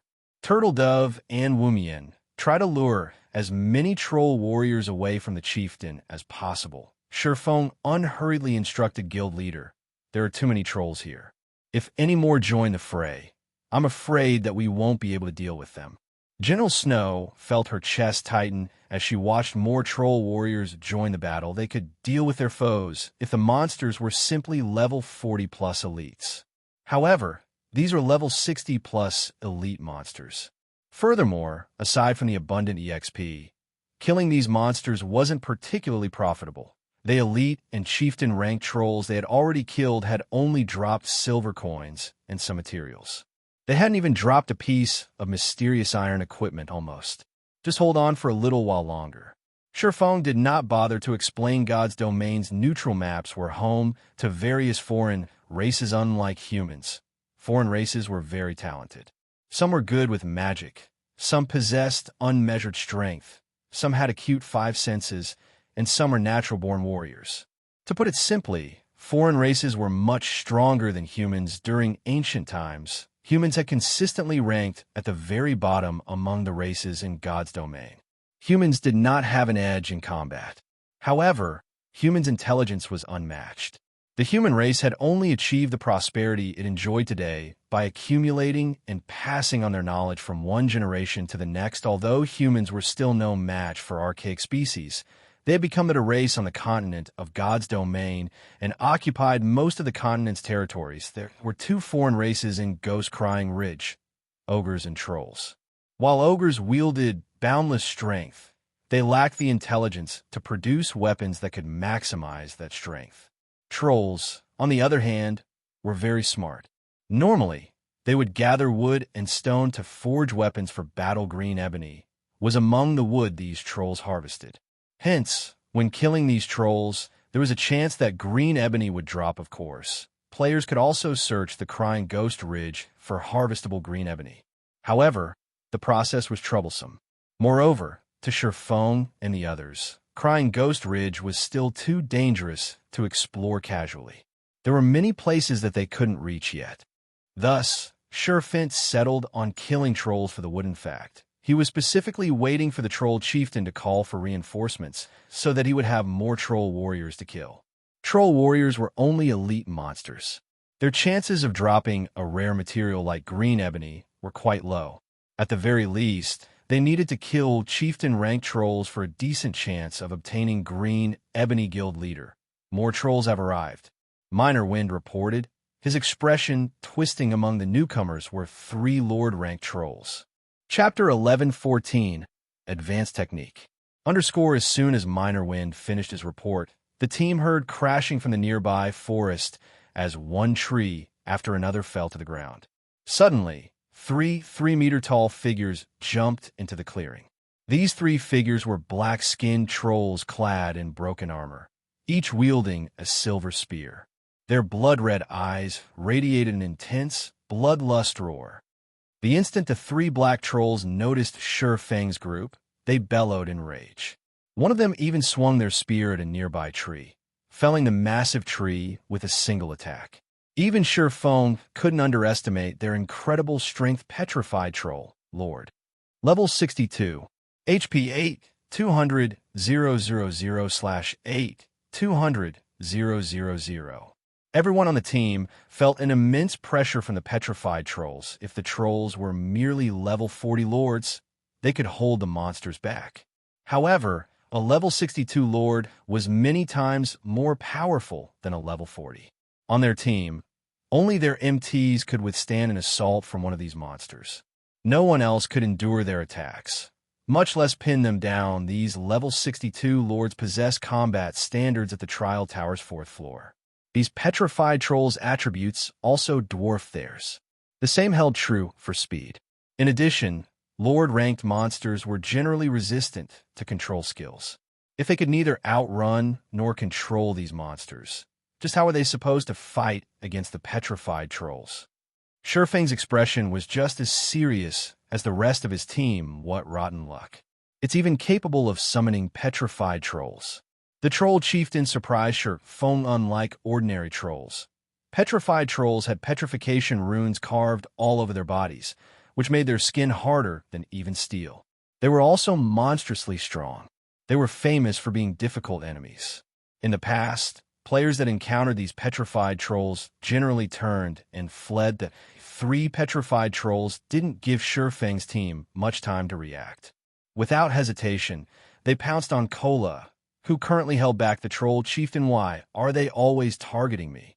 Glancing at the approaching Petrified Trolls, Kola activated his Tier 1 Protection Blessing and Last Stand, reducing all incoming damage by 50%, weakening any impact he received, and increasing his maximum HP by 40%. Instantly, his maximum HP rose to 49, 530 pung. Pung. Pung. 3 silver spears struck Kola's Dragonscale shield, one after another. 6, 717-6, 809-6, 784, following which, the Troll Chieftain brandished its massive red greatsword and slashed at Kola Tier 3 skill. Stormrage quickly adjusting his footwork, Kola lifted his shield just in time to block the attack coming from his side. Meanwhile, the distant Violet Cloud quickly cast a truth shield on the Guardian Knight Boom. When the Troll Chieftain's greatsword crashed into the Dragonscale shield, dazzling sparks flew as a loud boom resounded through the dead forest. Everyone felt the shockwave from the impact. As for Kola, numerous deep cuts ripped apart the ground around him. The truth shield on Kola shattered as the Guardian Knight was thrown, only stopping when he crashed into a large tree. The wood splintered upon impact. 19,678. What a powerful move. Everyone gasped at the power of the Troll Chieftain's attack. If not for Kola activating Protection Blessing and Last Stand beforehand, he would have died instantly after witnessing this assault. The team finally understood that these trolls were far from ordinary. The trolls could actually coordinate their attacks. It was also obvious that the Troll Chieftain had already planned this, saving its ultimate move to deal a final blow. Unfortunately for the trolls, Kola was Zero Wings #1 MT. He wore a Tier 1 set equipment and wielded the epic ranked Dragonscale shield. In addition, he had 3 advanced mana armor kits equipped. After activating his life-saving skills, he was not that easy to instant kill. However, after receiving the 4 Trolls combination attack, Kola had less than 10,000 HP. Remaining Shurfeng took a Tier 2 magic scroll from his bag, unfurling it and reading the incantation within. Immediately, the dark blue magic scroll began to activate. 18 ice spears appeared around Shurfeng. He then controlled the frozen spears to attack the Troll Chieftain and the 3 Petrified Trolls Tier 2 spell. Ice Wheel. Every one of the 18 ice spears was powerful. If they all hit their mark, even a great lord would suffer severe wounds. However, Shurfeng did not simply use the 18 spears to attack the trolls. Instead, he executed Sword's Orbit with the spears. The 18 spears formed a beautiful star of ice and struck at the 4 trolls. Boom. Boom. Boom. The instant the spears met the trolls, a series of crashes echoed throughout the clearing. The trolls cried in agony. Guild leader, You're too good to me. You used a Tier 3 magic scroll to save me. Kola released a sigh of relief when he saw the 4 trolls being pushed back. The team's 4 healers hadn't recovered half of his HP yet.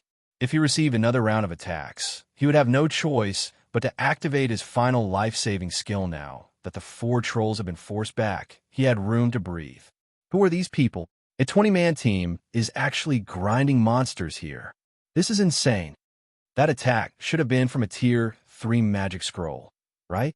That is simply extravagant. While Shurfang's team fought the trolls, the Midnight Tea Party watched the battle from above the distant forest. They were curious as they observed Shurfang's team of 20 cloak players in battle. No, that should have been an Elementalist Tier 2 spell. Ice Wheel, Endless Scars said, shaking her head. She glanced at the petrified trolls, which had been forced back by over 20 yards, and the troll chieftain, which had taken 6 steps back, and said, however, the magic scroll's user is very powerful. He managed to incorporate the spell with some kind of special technique, allowing the Tier 2 Ice Wheel to display the might of a Tier 3 spell. That's not possible, right? We're talking about a magic scroll. It is already extremely difficult to incorporate skills with combat techniques, not to mention enhancing a skill's power to such a degree. The assassin, Netherworld Wave, could not bring himself to believe Endless Scars. However, the latter was an elementalist and far more familiar with magic-type skills than himself. Moreover, in terms of combat techniques, Endless Scars was unmatched in their adventurer team. That person did incorporate a combat technique in a Ice Wheel. However, his technique is so advanced that even I can't discern any clues on how he achieved it. Breeze Wine, the team's leader, said, confirming Endless Scars' claim. Among the experts I've encountered, that player can rank in the top 3. What? Is he even human? Cloud Yarn could not help but blink as she stared at the distant Shurfang. This was the first time she had heard their team leader praise someone to such a degree at this moment. The Ranger, Dark War, who had been paying attention to the battle, recaptured his teammates' attention. Look, that player is about to make a move. The Midnight Tea Party's players immediately returned their gazes to Shurfang. Fire, coordinate with Snow, and lure one of the petrified trolls away. Leave the remaining 2 to me, Shurfang commanded. Chapter 11:15, Violent Team. Hellscythe Fluffy Goblin Chapter 11:15, Violent Team. As soon as Shurfang finished speaking, Fire Dance and Gentle Snow exploded into action. Fire Dance immediately used shadow steps to appear behind one of the petrified trolls, which was over 20 yards away. With a 360-degree spin, she thrust 1,000 transformations through the petrified troll's armor, penetrating the Lord's backstab. A damage of -9,216 appeared above the petrified troll's head, and it screamed in agony. The troll spat a mouthful of fresh blood. Although the petrified troll tried to retaliate, Fire Dance quickly followed up with a light slash at its back. The sharp 1,000 transformations easily cutting through the petrified troll's body like a hot knife through butter. Not only did Fire Dance's bisect inflict a 30-second bleeding debuff, but the Lord was also paralyzed, unable to fight for a short time, following which Fire Dance executed Absolute Strike, transforming into a streak of black light that lanced through the petrified troll. The instant she reformed on the other side of the troll, she thrust 1,000 transformations at the Lord's heart 5-star Eviscerate. Immediately, the impact sent the petrified troll falling backward, 2 damages over -10,000 appearing above the Lord's head. The petrified troll had no defense against Fire Dance's assault whatsoever. The team was momentarily stunned by this scene. That was a level 62 Lord. Yet, Fire Dance had rendered it helpless. Moreover, she dealt such awe-inspiring damages to the Lord initially.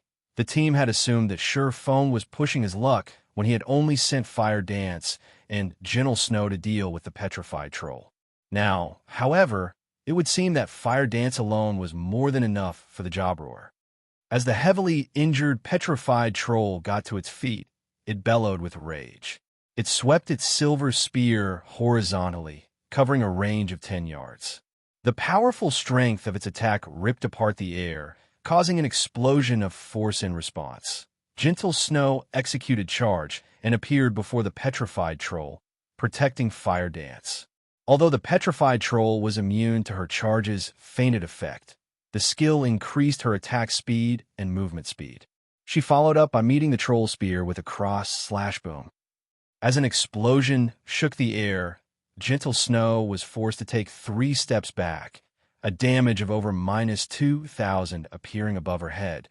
But she had driven back the Petrified Troll's spear. She blocked it? Everyone was stunned she blocked it. No matter how I look at it, that monster's strength should be as high as a High Lord's of the same level. Yet a single Berserker blocked its attack and received so little damage in return. One of the Midnight Tea Party's muscular Berserkers stared at Gentle Snow in shock. He was one of the top Berserkers in the Midnight Tea Party, and even he did not think he could endure the Petrified Troll's attack as easily as Gentle Snow had. He even wore the complete Violent Will set, a level 45 Dark Gold set equipment for Berserkers. What's so surprising? Rather, look at how powerful that assassin is. Although her attacks seemed ordinary, she achieved a 90% or higher completion rate with every skill she used. Her Bisect and Eviscerate's completion rates should be nearly 95%, Netherworld Wave said. Although Gentle Snow's ability to withstand the Petrified Troll's attack had surprised him as well, as an assassin, he understood exactly how powerful Fire Dance was. Big Sis Endless. Who do you think these people are? They're all as strong as monsters. The female Clara Cloud Yarn asked Endless Scars curiously among their team members. Endless Scars had the most powerful information network, they all wearing black cloaks. With their information hidden, even I have no way of determining their identities. However, there are not many experts at this level in God's domain. Although I know of a few, none of their actions or behavior match these people, Endless Scars said, shaking her head. However, what the members of the Midnight Tea Party did not know was that while level 62 lords might be difficult to deal with for other experts, Fire Dance and Gentle Snow were not among them. After all, one of them wielded the fragmented legendary ranked 1000 transformations, while the other wore the fragmented legendary ranked 7 luminaries battle armor. With these godly items, how could they not be capable of injuring a level 62 lord? As the Midnight Tea Party conversed quietly, Surephone launched his own assault. He activated Dragon's Authority, inflicting the fear debuff on all enemies within a 50-yard radius and reducing their attack power, attack speed, and movement speed by 40% for 1 minute. Although the skill couldn't reduce the Petrified Troll's movement speed, it could slightly reduce their attack power and attack speed. Moreover, the skill affected all nearby trolls, making it much easier for his other team members to fight these monsters. Surephone then activated the Aura of Wind, increasing his movement speed and attack speed significantly. He executed Wind Blade and appeared before the 2 Petrified Trolls before executing Sword's Orbit, blue starlight wrapping around his body as the starlight bloomed. Not only did he force the 2 Petrified Trolls back, but a bloody gash also appeared across their bodies as a frightening damage appeared above both of their heads. 13 for 89. Minus 27,544. Surephone didn't receive any damage. Angry Tyrant's effects sure are frightening. As expected from excellent epic equipment, Surephone was quite satisfied as he looked at the delicate bracers around his wrists. Dark red runes faintly shone on the bracers. The Angry Tyrant's strength bonus was above average even among epic items. When its passive skill, Angry Blow, took effect, it pushed his combat power to a whole new level. If not for these epic bracers, he would not have decided to confront the 2 lords directly, opting for a safer approach instead. Although the Petrified Trolls possessed high defense and strength, they were slower than ordinary lords of the same level. Even a Tier 2, level 50 assassin could easily outmaneuver a Petrified Troll, not to mention Surephone, an expert with 5 epic items and a fragmented legendary item. Infuriated, the 2 Petrified Trolls howled. A blood-red haze then appeared around their spears. This move was none other than the Petrified Trolls' Tier 2 skill, Blood Sacrificial Spear. It was a weapon-enhancing skill that doubled their weapon's attack power for 10 seconds and increased their attack speed by 30% as numerous streaks of red light stabbed at Surephone. The latter activated Flame Burst. The Abyssal Blade and Killing Ray both released blinding lights, illuminating the gloomy forest sword's orbit. Boom! Boom! Boom! A series of clangs rang out. Pain screams followed the 3-meter-tall petrified trolls transformed into two massive fireballs as the attack sent them flying. They crashed through numerous trees before they finally fell to the ground. Everyone involuntarily shivered when they saw the two monsters' bodies. Meanwhile, the two lords' HP bars shrank by a small chunk, 134, 858-135, 047. The two horrific damages stupefied everyone on the team, if not for Fire Dance and Gentle Snow still struggling with the other petrified troll. They would have doubted that the two monsters on the ground were actually petrified trolls prioritized killing the other petrified troll. Blackie, Aqua, Summer, prepare your large-scale destruction spells. Surephone commanded immediately after throwing his two opponents now that no more trolls had joined the battle. They no longer needed to hold back. After clearing out the elite-ranked trolls, they could deal with the petrified trolls more quickly. Blackie and the others nodded and began chanting their spells. Incantations. Time flew by.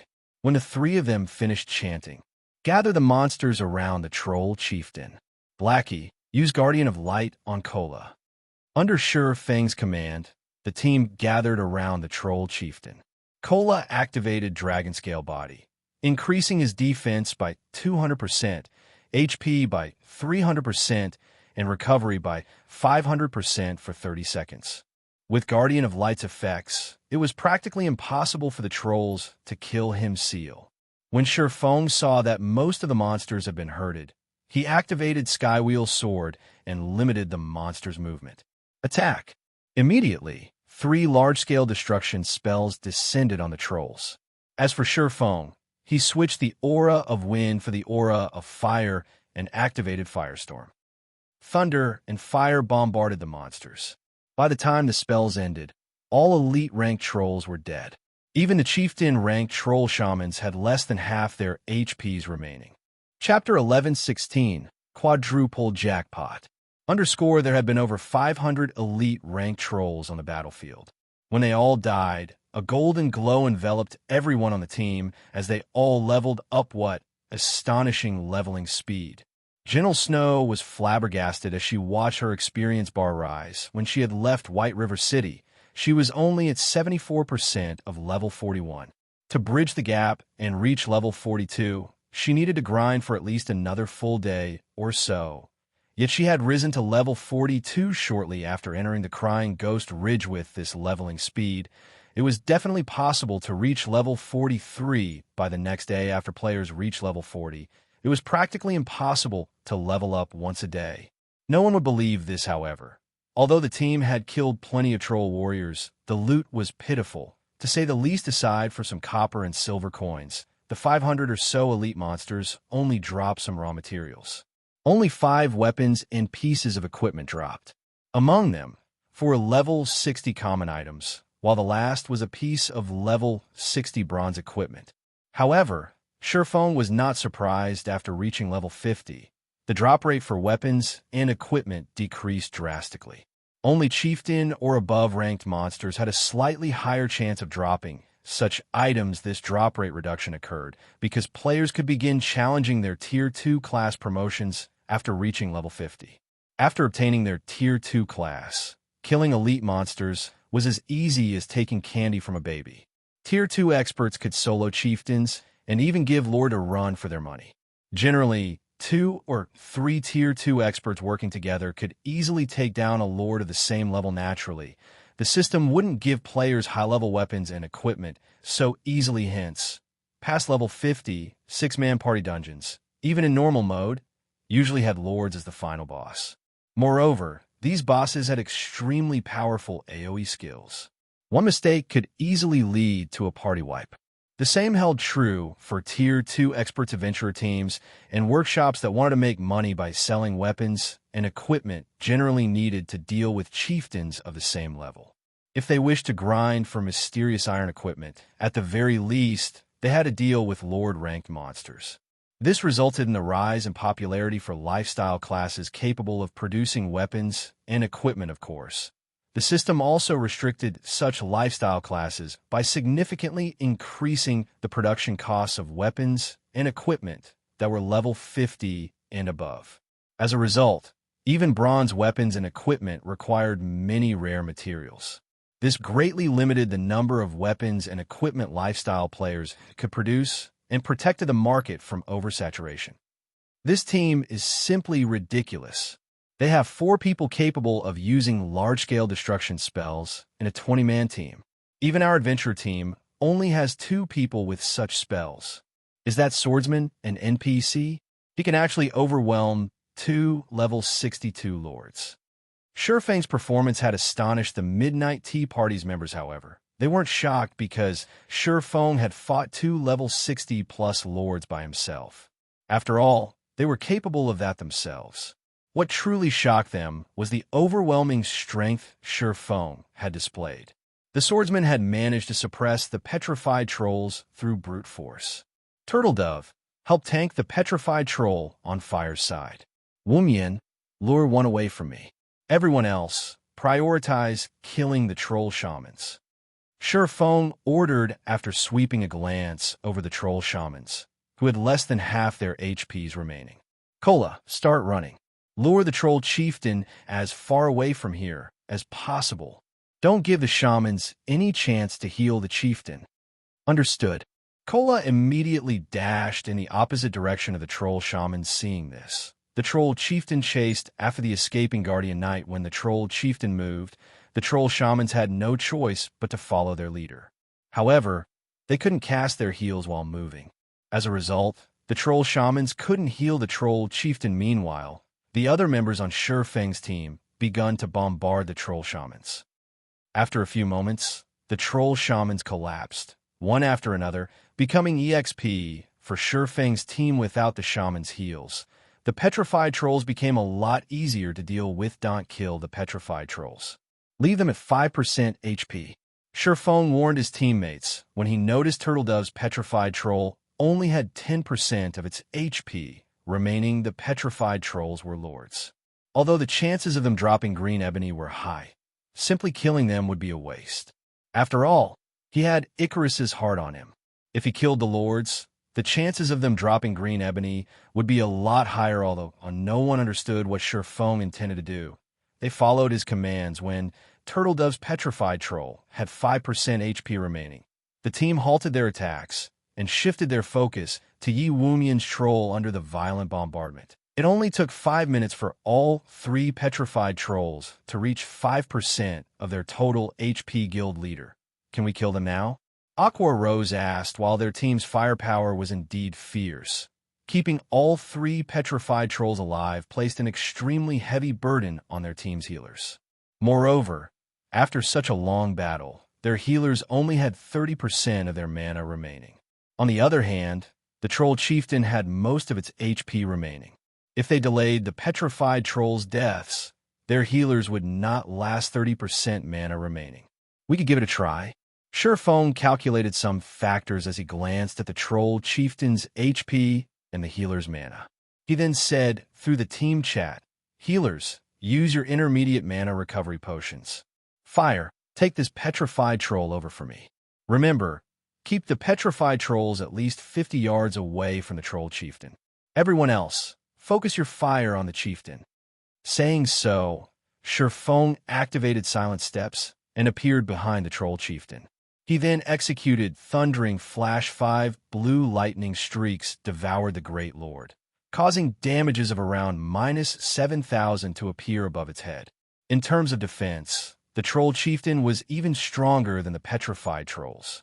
However, after receiving the damage amplification debuff from Thundering Flash, the team's damage was slightly higher. Divine Providence had a 30-minute cooldown. Shurfang did not want to waste it. Although the troll chieftain was a great lord, it only had 42 million HP. It also had only 3 main damage skills. Among them, one was the Tier 3 skill, Storm Rage. The second one was Death Curse. It was a spell that was guaranteed to kill one player if it landed. However, this spell could be dodged, and players would be fine so long as the spell missed them. The last was an AoE skill called Whirlwind of Death. When activated, This skill would decrease the attack speed and movement speed of all enemies within 100 yards by 50%.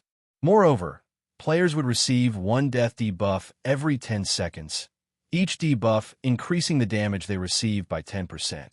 The Troll Chieftain would only activate this skill when its HP fell to 30%. Many teams had fallen under the Troll Chieftain's Greatsword in the past due to Whirlwind of Death. To put it simply, once Whirlwind of Death activated, it would become a competition of damage against the Troll Chieftain. However, Surephone was not worried.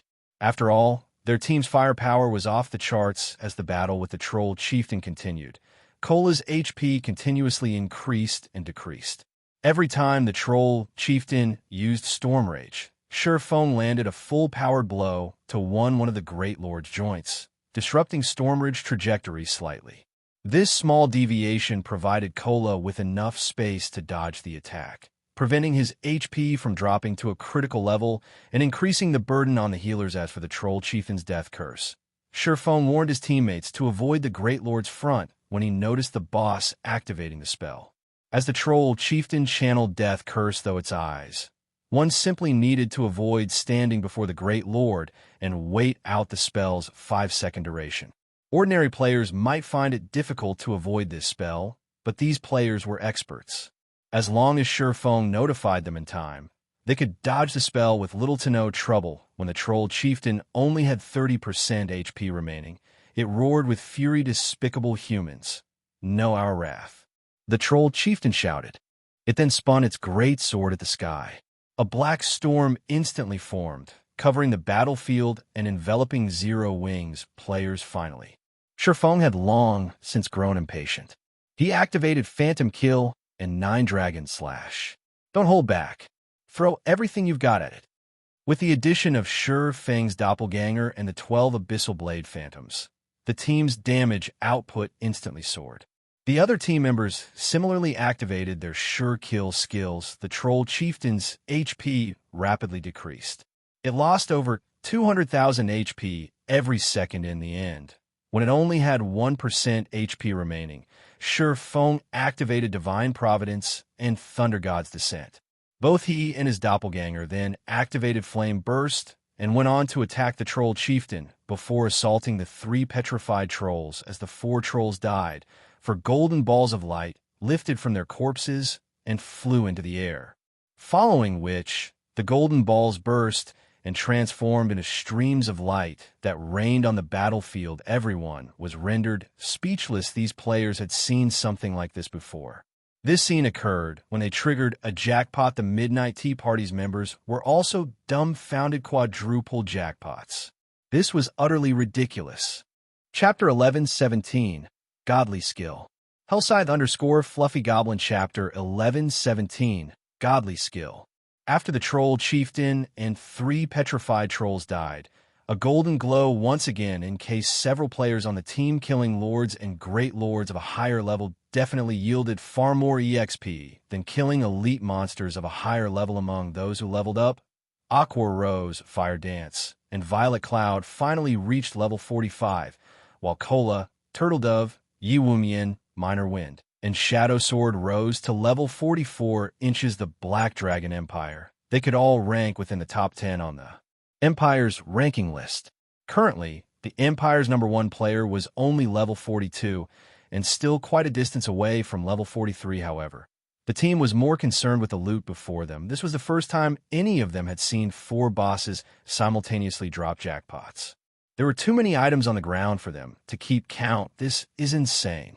There should be at least 100 items here.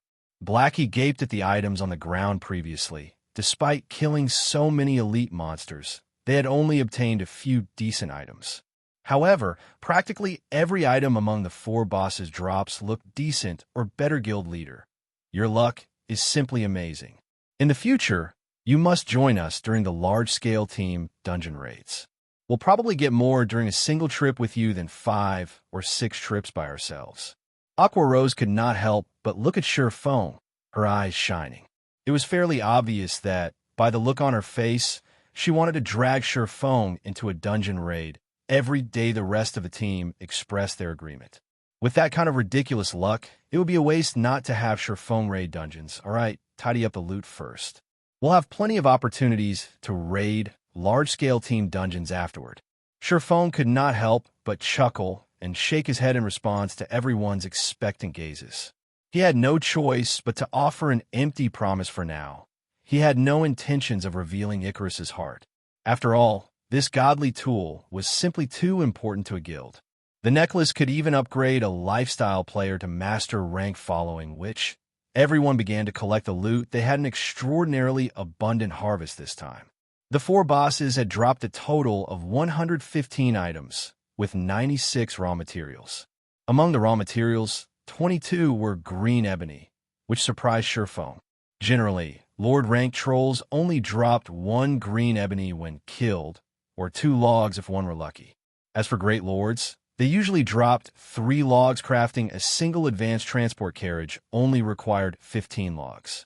If they obtained another 8 logs, they could produce a second transport carriage. If they had 2 advanced transport carriages, he would have the foundation to start new trade routes to Stone Forest Town. Although the 2 carriages couldn't carry a lot of players, they could increase Stone Forest Town's popularity among NPCs. He could also earn quite a sum in transportation fees after organizing the materials. Sherfone began to appraise the remaining items in God's domain. After reaching level 50, players would have to appraise the items monsters dropped if they wanted to know exactly what they had obtained. This added yet another expenditure for many players. Because of this, many players in the past had pursued the appraiser lifestyle class. This way, they could save money on appraisal fees. Of course, players who picked up the appraiser class for this reason could only appraise low-rank items, such as bronze or mysterious iron rank.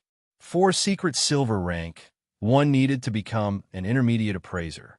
However, becoming an intermediate appraiser was extremely difficult. One generally needed a guild's support to do so. Without the full support of a large guild, it was practically impossible to become an advanced appraiser. To become an intermediate appraiser, one needed to appraise 20,000 mysterious iron items. As items of mysterious iron rank were not extremely rare, some workshops or adventurer teams could afford to nurture one. Unfortunately, they had no hope of nurturing an advanced appraiser. This was due to the basic requirement of appraising 50,000 fine gold items. Even top-tier workshops and adventurer teams could not obtain so many fine gold items above level 50. Only large guilds had any chance of achieving this. Meanwhile, nurturing advanced appraisers was a benefit to a guild in the past. Guilds had normally only charged their members a quarter of NPCs' appraisal fees, while non-guild members paid 3/4 of NPC prices. By doing so, guilds could make a fortune. NPC price for appraising a dark gold item was around 10 gold. For excellent dark gold items, the price was even higher. Even if guilds charged a lower appraisal fee, with how many players there were in a guild, it would not be unusual to appraise several thousand items. Including the appraisal fees from non-guild players, a guild could easily make 200 or 300 gold a day in the past. Small guild with only thousands of members dreamed of this kind of pure profit. Although Zero Wing still did not have any advanced appraisers, Sherfone possessed the omniscient eyes. Not only was the skill a very advanced identification skill, but it also served as an advanced appraisal skill. After a short moment, Sherfone finished appraising the remaining 19 items. Basic soul return actually dropped. Sherfone shouted in surprise after appraising the ordinary-looking skill book. Basic soul return. Doesn't that skill allow one to resurrect other players while in battle? General Snow asked in shock. What? Guild leader, did it really drop? Aqua Rose looked at Sherfone excitedly, afraid that Sherfone was joking. Resurrection during combat would be a godly skill in Dungeons and Dungeons. It wasn't uncommon for bosses to instant kill MTs due to mistakes. When such situations occurred, the entire team would die with the MT. However, if a team had basic soul return, they could resurrect the MT and continue the raid. This skill would undoubtedly reduce the unnecessary team wipes in dungeons. Take a look yourself, Sherfone said, nodding. He then shared the skill's information in the team chat. Basic soul return resurrects one player while in combat. Player resurrected will only recover 30% HP and 20% mana. Their death penalty will be halved. Cooldown 30 minutes. Class restriction: Cleric. Druid, and Oracle.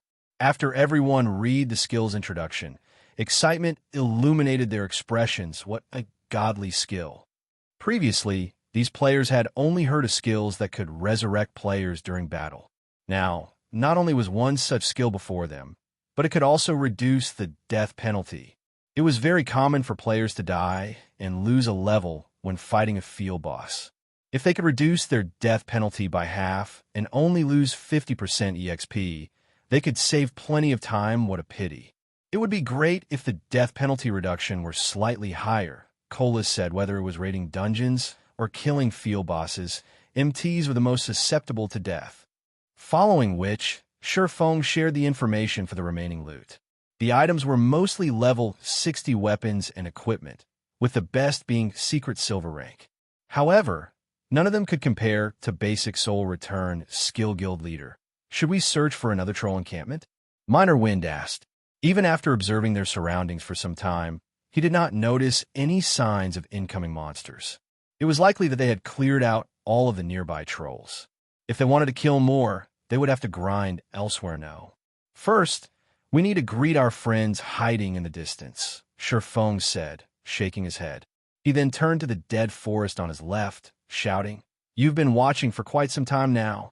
Why don't you come out and meet us?" Chapter 11:18, Reuniting with the Tea Party.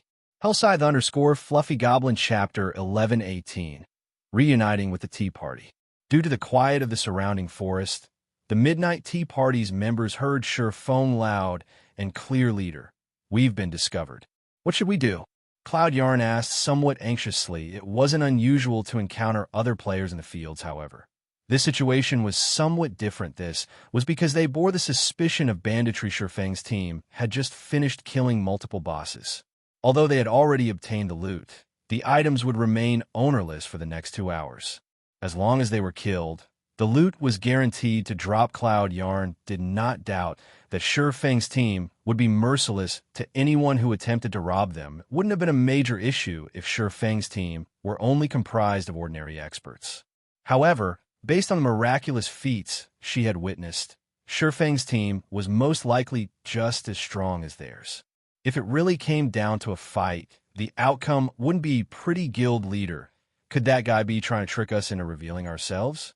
We're so far away. How could he possibly discover us? Moreover, we're using isolation scrolls right now. If I were in his shoes, I wouldn't be able to discover us, even with detection. How could a swordsman like him detect us? The Ranger, Dark War, said among the many classes in God's domain, the Ranger had the strongest perception abilities, with both active and passive skills. Rangers were usually a team's eyes. Although the Swordsman class was also an agility-type class, it was not even a match for assassins, much less Rangers. The rest of the adventurer team agreed with Dark War's words. Not only were their teams separated by such a massive distance, but the player that had called them out wasn't even a Ranger. Moreover, they were also under an isolation scroll's effect. Shurfeng might have shouted to see whether or not there were nearby players waiting to ambush his team. I don't think so. He's looking directly at us. Moreover, this is the Crying Ghost Ridge. This area is too dangerous for ordinary players, Endless Scar said confidently as she watched Shurfeng, who stared straight at them. Big Sis Endless. What should we do? Should we just go over there? Cloud Yarn asked. What if those people misunderstand our intentions? Yarn, what are you afraid of? At most, we'll have to fight them. We'll see who regrets their actions in the end, Netherworld said, wearing an eager expression. As an independent adventurer, his favorite hobby was to push his limits. Watching Fire Dance's performance had excited as well. The fight wave is right. With a Midnight Tea Party. Since when have we feared other players? Also, they have just finished an intense battle. They must have exhausted most of their abilities. If it really came down to a fight, they would be the suffering team. The other team members shared similar thoughts. All right, enough. Let's go over and introduce ourselves. As for a fight breaking out, I don't believe that it's likely. Those players aren't fools. They should have noticed our presence long ago. Since we didn't try to attack them during a crucial moment, they should realize that we carry no ill will. Breezewine, the team's leader, explained. He then approached Shurfeng's team, giving the matter some thought. The Midnight Tea Party's members saw the reason in their leader's words. They then followed Breezewine. Meanwhile, after Feng announced the other team's presence, the rest of Zero Wings members followed his gaze. However, none of them noticed the silhouette or presence of other players' snow. Do you think the guild leader is being overly sensitive? Zhao Yuru asked softly after failing to find anybody in the forest ahead. Overly sensitive. Gentle Snow considered the possibility. After all, they had just finished a difficult battle. Even a best failed sometimes. They were also in a dangerous neutral map. A mistake wouldn't be unusual, however. As such thoughts began to sweep through the team, a blurry figure appeared from the dark forest ahead. Shortly after, more figures appeared. Zhao Yuru's jaw dropped as she turned to Feng in astonishment. Not only was the other party so far away, but they had also used isolation scrolls, yet Feng still noticed them. Did he have the eyes of a hawk or something? However, the team did not know that Feng's agility attribute had long since broken past the threshold of Tier 1 players, 1,500 points, and reached the realm of Tier 2 players. As a result, he gained the passive skill, Basic Perception. The passive skill greatly enhanced his 5 senses. As a result, he could see and hear further and clearer to Feng. An ordinary magic scroll like the Isolation Scroll was useless. He had noticed them when the Midnight Tea Party had hidden among the trees, however. The team didn't have much time to spend in days. The new arrivals were none other than the powerful independent adventurer team they had encountered in Ghost Forest Town. If they were not careful, they would suffer. Hello. I am Breeze Wine, the leader of the adventurer team Midnight Tea Party. We have no ill intentions. We just happened to come across your team as we were passing by. Breeze Wine took the initiative to explain. I understand. If you guys had any hostile will, you would have taken action as we were about to kill the bosses, Feng calmly stated. Moreover, we've already met in Ghost Forest Town. Ghost Forest Town? Are you guys that mass team? Breeze Wine stared at Feng in shock. In God's domain. Many adventurer teams wore black cloaks to hide their identities. Hence, he hadn't humored the thought that Feng and the others could be the team he had come across in Ghost Forest Town. After all, his team had the Beastmaster's breath, which had allowed them to reach Crying Ghost Ridge unhindered. Any other team would have been harassed by the level 60 monsters and wouldn't be a match for their adventurer team's speed. Yet now, not only had Feng's team reached the ridge ahead of them, but they had also killed 2 groups of foreign races. Breeze Wine could not begin to fathom how Feng and the others managed this. The other Midnight Tea Party members were similarly surprised. A serious curiosity filled Breeze Wine's expression as he looked at Feng and the other Zero Wing members. Are you guys also here for quest? Feng asked without hesitation. Players generally kept quiet about their high-level quests. This was especially true for quests in neutral maps. On the off chance that one attracts unwanted attention, they could suffer significant losses. Hence, when encountering strangers in the fields, one usually avoided mentioning quests to avoid suspicion in Feng's opinion. However, such wariness was unnecessary. Only a fool would believe that players in a neutral map weren't pursuing some quest. Moreover, by taking the initiative to admit that they were also here for a quest, he could avoid appearing suspicious himself and hide the fact that they were here to grind green ebony. Upon hearing Feng's straightforward question, Breeze Wine could not help but laugh and admitted, "That's right, our adventurer team is here to complete a quest. Are you perhaps interested? If you help us complete the quest, we will give you 3 pieces of level 45 Dark Gold equipment as a thank you gift." Leader, Dark War, and the others turned to Breeze Wine in confusion. They had spent over half a month to obtain this quest, yet Breeze Wine had just invited a bunch of strangers to help them. Moreover, these strangers were experts whose strength could rival their own. This was simply too risky. Chapter 1119, Fallen Arkansas. Hellscythe Fluffy Goblin Chapter 1119, Fallen Arkansas. Just as the Midnight Tea Party's members waited for their leader's answer, Breeze Wine's offer had also stunned Feng's team. The man had actually offered 3 pieces of level 45 Dark Gold equipment right off the bat at this stage of the game. Even first-rate guilds' top-tier experts only wore level 40 Dark Gold equipment. Level 45 Dark Gold equipment was simply too difficult to obtain. Normally, one only encountered such items by killing field bosses or completing quests. After all, The various large guilds were still amassing equipment from level 40 large-scale team dungeons. They still did not have good enough equipment to raid level 45 large-scale team dungeons. If put up for auction, level 45 dark gold equipment could sell for at least 200 gold. If it were an excellent piece of dark gold equipment, selling for even 500 gold wouldn't be surprising. 3 pieces of dark gold equipment was easily worth 1,000 gold presented with such an offer. Even large guild would be willing to give everything they had to help. Thank you for the offer, team leader Breeze. But we have other matters that we need to attend to, so we cannot accept your offer.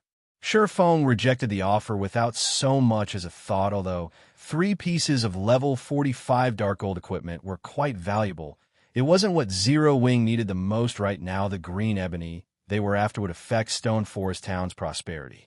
The wood was arguably their top priority. Feng's outright rejection stunned the Midnight Tea Party. Even super guilds wouldn't casually reject a 1,000 gold offer. Yet Feng hadn't hesitated in the least. Dark War and the others, who had been opposed to the idea of Feng's team joining them, were somewhat annoyed. Their Midnight Tea Party had never asked for help before, yet in their first attempt, their offer had been tossed aside like garbage. Why wouldn't they be frustrated? Meanwhile, Endless Scars, who stood to his side, looked at Feng. Smiling, she said, "Truthfully, we don't need much help with our quest. We simply hope that you will help us fend off any monsters while we activate a magic array. We won't take up much of your time. 1 hour should be more than enough. If you feel that 3 pieces of level 45 dark gold equipment aren't enough, we can pay 4,000 magic crystals instead. What do you think?" Big Sis Endless? Cloud Yarn's pretty eyes widened as she stared at Endless Scars in astonishment. Their leader's invitation was understandable, as the man wanted to befriend Feng's team. However, she had never imagined that Endless Scars would also make an offer. Moreover, Endless Scars was offering magic crystals. Magic crystal was the current mainstream currency among God's Domain's experts because magic crystals allowed players to enter the Divine Colosseum's trial tower. There were many other uses for magic crystals as well. It was easy to trade magic crystals for coins, but the same was not true for the reverse. As for weapons and equipment, if an expert had no need for them, they didn't have much value to said expert. Hence, Apex experts were more willing to act for magic crystals than anything else. 1 hour for 4,000 magic crystals? Miss Endless, your proposal is impossible to refuse.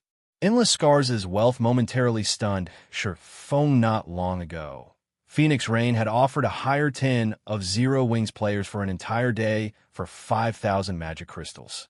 Even then, he was impressed by the woman's wealth. If it were up to him, he'd never pay such a high price. Only now did he understood that there was always someone better in this world. However, when he thought about how the Blackwater Corporation backed Endless Scars, spending 4,000 magic crystals wouldn't be much of an issue for her. Let's sign a contract right away then. The smile on Endless Scars' face grew even more charming when she heard Feng's answer, following which Feng signed a contract with Breeze Wine. The system contract was assurance for both parties involved. Aside from players who were unwilling to spend 5 silver coins on the contract, players at this stage of the game generally signed one when working together. After signing the contract, Feng and his team followed Midnight Tea Party's members as they carefully proceeded down a gravel path through the dead forest leader. Endless, what are you two thinking? The quest is dangerous enough already, yet you just invited a team that we know nothing about. What if they harbor some hostility once we complete the quest? Wouldn't we suffer a massive loss? Dark War asked, displeased, as he eyed Feng and the others. This quest was extraordinary. It was the most difficult quest the Midnight Tea Party had ever undertaken.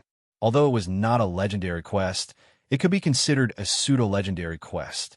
It was very likely that they could acquire a fragmented legendary item during this quest. Not even super guilds had a fragmented legendary item. If Feng and his team discovered this, it would be a miracle if they did not outright betray them. The other Midnight Tea Party members supported Dark War's opinions. They could not understand why these two people, who were usually the most level-headed on their team, would make such an irrational decision about something so important. Ignoring the complaints, Endless Scars turned to Breeze Wine. Smiling, she asked, "Leader, do you want to say it? Or should I?" Fine, I'll say it then. Breezewine shook his head and laughed. Although you know that our quest is incredibly difficult, you guys don't know exactly how difficult. Based on Endless and my estimates, our chances of success is less than 30%. Opening the entrance will be the most difficult part of our quest. Opening the entrance? The team was confused, that's right. Although we have the key to unlock the Fallen Ark, when we begin the process, it will alert the Ark's guards. Based on the information Endless and I uncovered, there should be 5 guards, one of which is a Grand Lord, while the remaining 4 are Great Lords. With our current manpower, it will be too difficult to maintain a magic array while dealing with 1 Grand Lord and 4 Great Lords. Originally, Endless and I had planned to use 2 of the Tier 3 summoning scrolls our team obtained. Now, however, plans have changed. With these experts' help, our chances of success will rise to 50%, Breezewine explained. Moreover, befriending these experts isn't necessarily a bad thing. We might even get to cooperate with them during high-difficulty quests in the future. Realization dawned when these players heard Breezewine's explanation. It was no wonder why Endless Scars had offered such an exorbitant price to Shurfeng's team, as everyone conversed in hushed tones. Breezewine had led them to a large canyon dotted with green hills and blue water.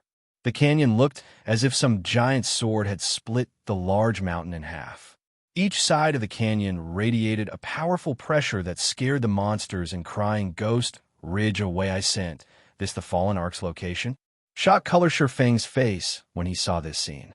Is the Midnight Tea Party's quest related to the Fallen Ark? In his previous life, the Fallen Ark had been extremely famous in God's domain. It was also the Crying Ghost Ridge's greatest secret. It was rumored that the Fallen Ark had been one of the ultimate weapons in the Great Ancient War. Even gods would perish under one of the Ark's attacks. However, the Ark had been destroyed during the war and had fallen in Crying Ghost Ridge.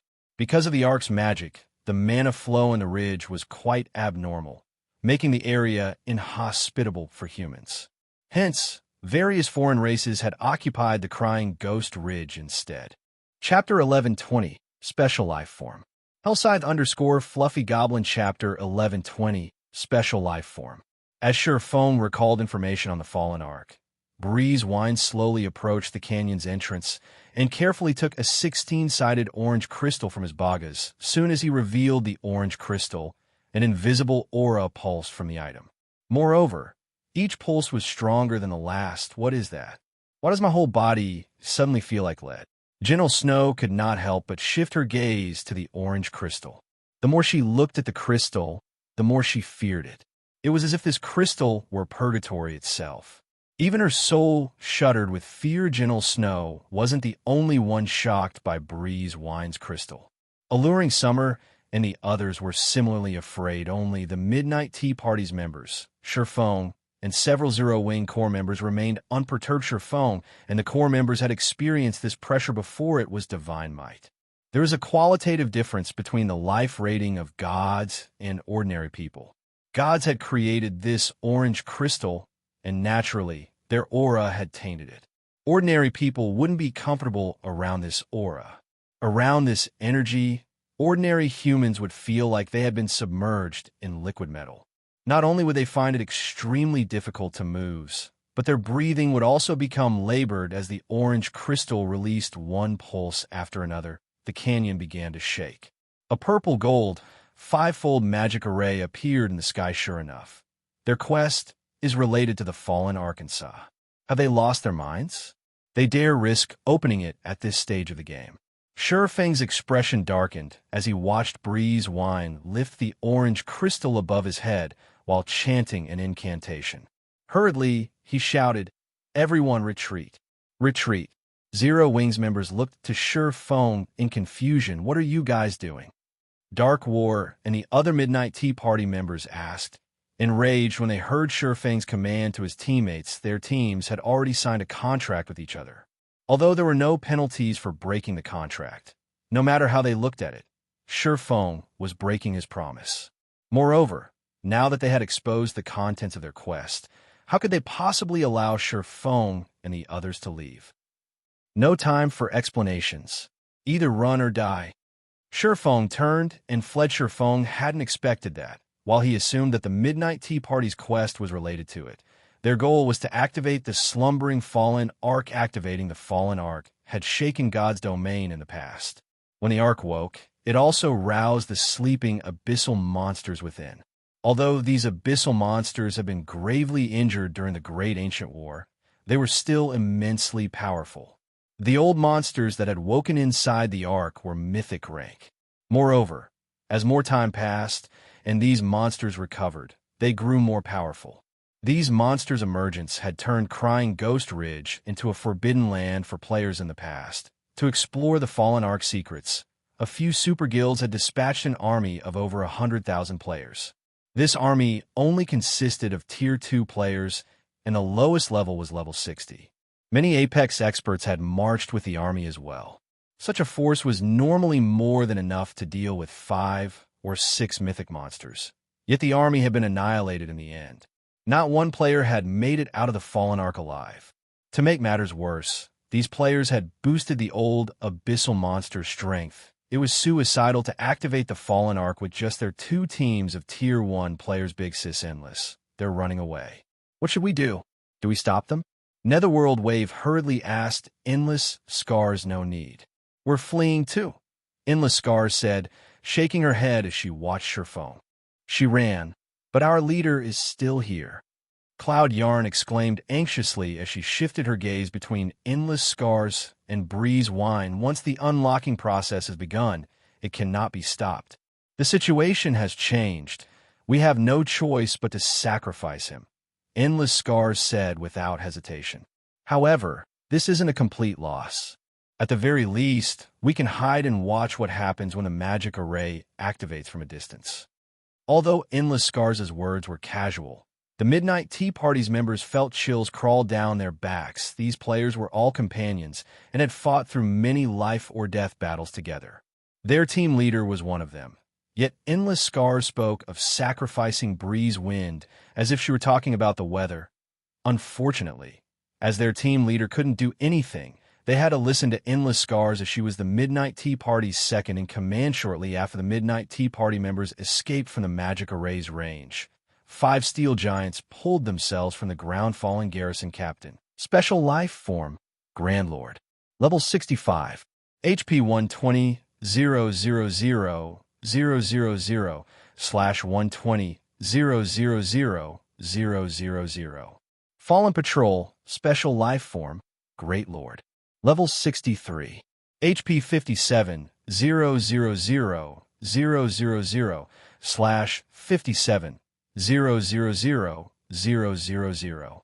Upon seeing these monsters, both Endless Scars and Shurfeng's teams gaped in shock. Are these monsters? Their HP is so high. The pressure from them is so strong, too. Aqua Rose felt her scalp tingle as she stared at these monsters. Despite standing several hundred yards away, she still felt an intense pressure radiating from the monsters. It would certainly affect the combat power they could exert in close combat. Based on her estimates, they'd be lucky to display 70% of their usual combat powers. If it came down to a fight, they would team wipe the Midnight Tea Party. Also understood how powerful the Guardian monsters were.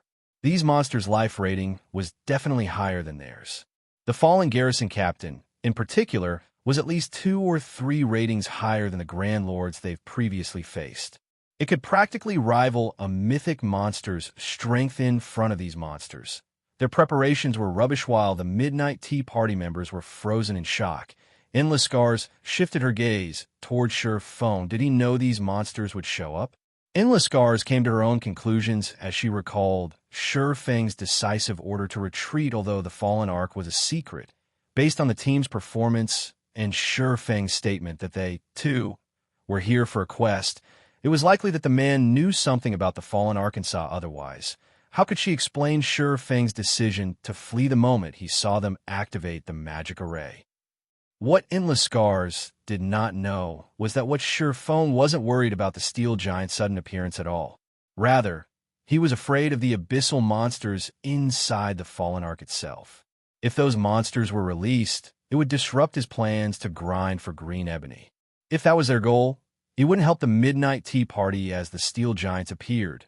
The fallen garrison captain instantly killed Breeze Wine as he maintained the magic array when Breeze Wine died. The magic array began to dissipate gradually, as did the steel giants shortly after. Peace soon returned to the canyon when the area returned to normal. Endless Scars stopped her team before the midnight tea party members could give Feng a piece of their minds. She approached Feng's team herself. Chapter 1121 Inferior Legendary Treasure Chest _ as Endless Scars slowly walked up to Feng, she sized up the man carefully. Although she couldn't see Feng's appearance due to the black cloak, curiosity filled her eyes. Feng similarly observed Endless Scars. One of God's domain's legendary figures in the past, the woman had clear, bright eyes, curved eyebrows, and thick eyelashes. A hint of pink colored her pristine, white jade skin. Her thin, soft lips were as mesmerizing as a ruby. As she revealed a hint of a smile, she could captivate any player. Feng had to admit that even gentle Snow, who everyone called a goddess, fell short compared to Endless Scars' guild leader. That beauty seems interested in you, Blackie said, snickering softly instead of responding. Feng rolled his eyes. Although others might strive for a beauty like Endless Scars' attention, Feng knew how costly it was. He knew all too well what kind of person Endless Scars was, although she wore an interested expression, looking like a little girl who had just found new toy. Her thoughts were as pure as everyone assumed. It was no different than her attitude towards Breeze Wine. If Miss Endless wants to ask why we changed our plans so abruptly, I believe you have already figured that out after seeing those 5 special life forms. It's not that we want to back out of our transaction. We're just powerless to help. If Miss Endless doesn't have any other matters to discuss, we will take our leave. Feng took the initiative to bid the woman farewell, although he did not know what lay inside the fallen ark that could tempt the midnight tea party. He no longer wanted to associate with the adventurer team. Please, wait. I wish to represent the midnight tea party in thanking you. If not for your command to flee, we would be dead by now. Here are 1,000 magic crystals. Take them as a thank you gift, and let's part as friends, Endless Scars said. She then retrieved a gray gemstone bag and handed it to Feng. Every midnight tea party member was stunned what was going on here. Not only hadn't Endless Scars questioned Feng's intentions, but she also gave him 1,000 magic crystals as a sign of gratitude. She was insane. This beautiful big sister is simply too rich. When Violet Cloud saw the cloth bag of 1,000 magic crystals, even she wanted to volunteer to become Endless Scars' little sister. Even large guilds would hesitate before giving away 1,000 magic crystals. Yet Endless Scars did so, without blinking, although Feng wanted to say something. Endless Scars quickly followed up by saying softly, although our transaction has failed, I'd like to conduct another trade. We'll enter the fallen ark together and split the items 30/70. How about it? Endless Scars' offer shocked every player present. Miss Endless, you saw the monsters guarding the entrance. At this stage of the game, we have no chance against them. Feng could not understand what was going through Endless Scars' mind. Those 5 special life forms were no laughing matter. Even he was not confident in taking them down. Special life forms were extremely rare in God's domain. They were weapons the gods had specifically crafted for war. Like puppets, they possessed eternal life. They also had the power of immortality. Even if players killed them, they would resurrect. Moreover, they would revive slightly stronger than before. Generally, it only took these special life forms 10 minutes to resurrect, with some of the more powerful monsters taking up to an hour or so. In addition, these monsters did not drop any loot. Hence, players usually kept their distance. One had to admit that these special life forms were excellent guardians. What if I tell you that there's an inferior legendary treasure chest inside? Endless Scars asked when she saw Feng's lack of interest. Smiling faintly, she continued, based on what I've uncovered, there should be more than one inferior legendary treasure chest inside. In addition, there are plenty of epic treasure chests. My map can lead us to these treasure chests and allow us to bypass the traps. Are you sure you're not interested? The Fallen Ark had been one of the final weapons in the Great Ancient War. The items inside had been left behind by the gods before they had died. NPCs would consider even the most ordinary item a treasure, let alone players. You have a map? Feng stared at endless scars. Flabbergasted, he would be lying if he said he wasn't interested in the Fallen Ark. However, obtaining these treasures wasn't that easy. To current players, triggering any of the traps inside would result in death. Hence, even after clearing out the monsters in the Fallen Ark, very few players have been willing to explore it in the past. In fact, after the abyssal monsters have been cleared out, a large number of players and guilds had rushed into the Fallen Ark and saw. In the end, however, only a few had escaped with their lives. Practically 99.9% of the players that entered the Ark had died in the outer region. Even if one managed to reach the Ark's inner region, they would have to deal with even more powerful traps. As a result, very few were capable of leaving the Ark with any of its treasures. Players had come to both love and despise the Fallen Ark. However, it would be a different story if they had a map aside from the awakened abyssal monsters and a few special life forms. The Fallen Ark was void of life. The traps would be their main problem after entering the Ark and saw. A map of the Ark's various traps was the equivalent of a free pass to its treasures. As long as they were careful to avoid the abyssal monsters and special life forms, they could obtain the Ark's treasures unhindered. Feng finally understood Breeze Wine and Endless Scars' attraction to the Fallen Ark and why they'd be willing to spend 4,000 magic crystals to hire his team for an hour. That's right. If you don't believe me, take a look. Although it is only a fragment, can lead us to the Fallen Ark's inner region, Endless Scars said. She then took out a broken map with only 2/5 of the original and showed it to Feng. The item's name was Fallen Ark Map. However, if Feng wished to look at it in detail, he needed the owner's permission. I can help you get inside. However, I have a condition. After giving the matter some thought, Feng eventually chose to take the risk. In the past, even the most inferior item players secured from the Fallen Ark's inner area was an epic item. If one were lucky, they could even obtain a fragmented legendary item. With one such item, a player's combat power would skyrocket. If he could obtain one, the item would greatly enhance his chances of success, both in the Dark Arena and in the contest for Thunderous Land. As for the abyssal monsters that would be released, they would mostly roam the Crying Ghost Ridge's inner regions. His team could still grind trolls in the outer region. The only drawback was a slightly lower drop rate. For Green Ebony Endless Scars had only wanted to test Feng with her offer.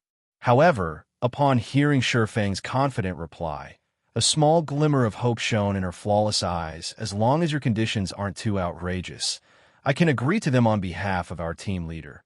Endless Scars straightforwardly replied, smiling faintly. It was as if she had long since guessed Feng's thoughts. Pointing at the map in Endless Scars' hand, Feng said in a non-negotiable tone, "Give me a copy of the Fallen Ark map. Once we're inside, we'll go our separate ways and agree to a non-aggression pact. What we each walk away with will depend on our abilities." Chapter 1122, Foundation Magic Array. Hellscythe_Fluffy Goblin Chapter 1122, Foundation Magic Array. Endless Scars' conversation with Feng had been private. The other players hadn't heard their discussion. However, when the Midnight Tea Party members saw Endless Scars' frown, they were shocked. Endless Scars had never revealed such an expression throughout her time on the team. Even when monsters nearly wiped their team out, nothing close to a frown had appeared on her face. Propose another. Our team cannot agree to that condition, Endless Scars said after giving the matter some thought. Looking straight at Feng, she said seriously, "The map itself is a pass to the Fallen Ark. If you have it, you can enter the Ark more than once. This will undoubtedly increase our competition over the Ark's treasure. With how important the Fallen Ark is, I believe that no sane person would agree to your proposal. Moreover, even if our adventurer team can't enter the Fallen Ark right now, we can simply return when we're strong enough. In any case, the key is ours. If we don't activate the Ark, no one will be able to enter it." What you're saying is true. However, you don't seem to know the Fallen Ark's true secret, Feng said, chuckling. He had long since guessed Endless Scars' reply. The Fallen Ark map was priceless. Naturally, he didn't expect the Midnight Tea Party to just make a copy for him. However, The adventurer team's understanding of the Fallen Ark was no match for his "what are you trying to say?" Although Endless Scars had her suspicions, after hearing Shifeng's confident comments, she was even more certain that Shifeng knew plenty of information about the Fallen Ark. "Well, it doesn't really matter even if I tell you this.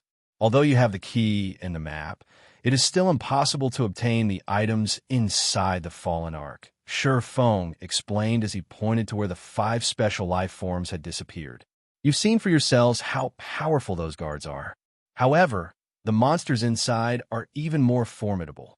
If you open the Ark, those monsters will escape. Moreover, those monsters will, slowly but surely, grow stronger. If you don't deal with them properly, even the map won't help you. Meanwhile, I have a way to deal with those monsters. If we work together, we can reach the Ark's inner region quickly. Even if you don't want to cooperate with us, once you open the Ark, we can still go in ourselves. Once the Ark is open, it won't ever close. Anyone will be able to enter." Endless Scars hesitated after listening to Shifeng's explanation, although she wasn't sure if Shifeng were telling the truth. If he was, then her side had no way of dealing with those monsters. Their map might as well be a blank piece of paper. On the other hand, Shifeng had a way of combating this problem.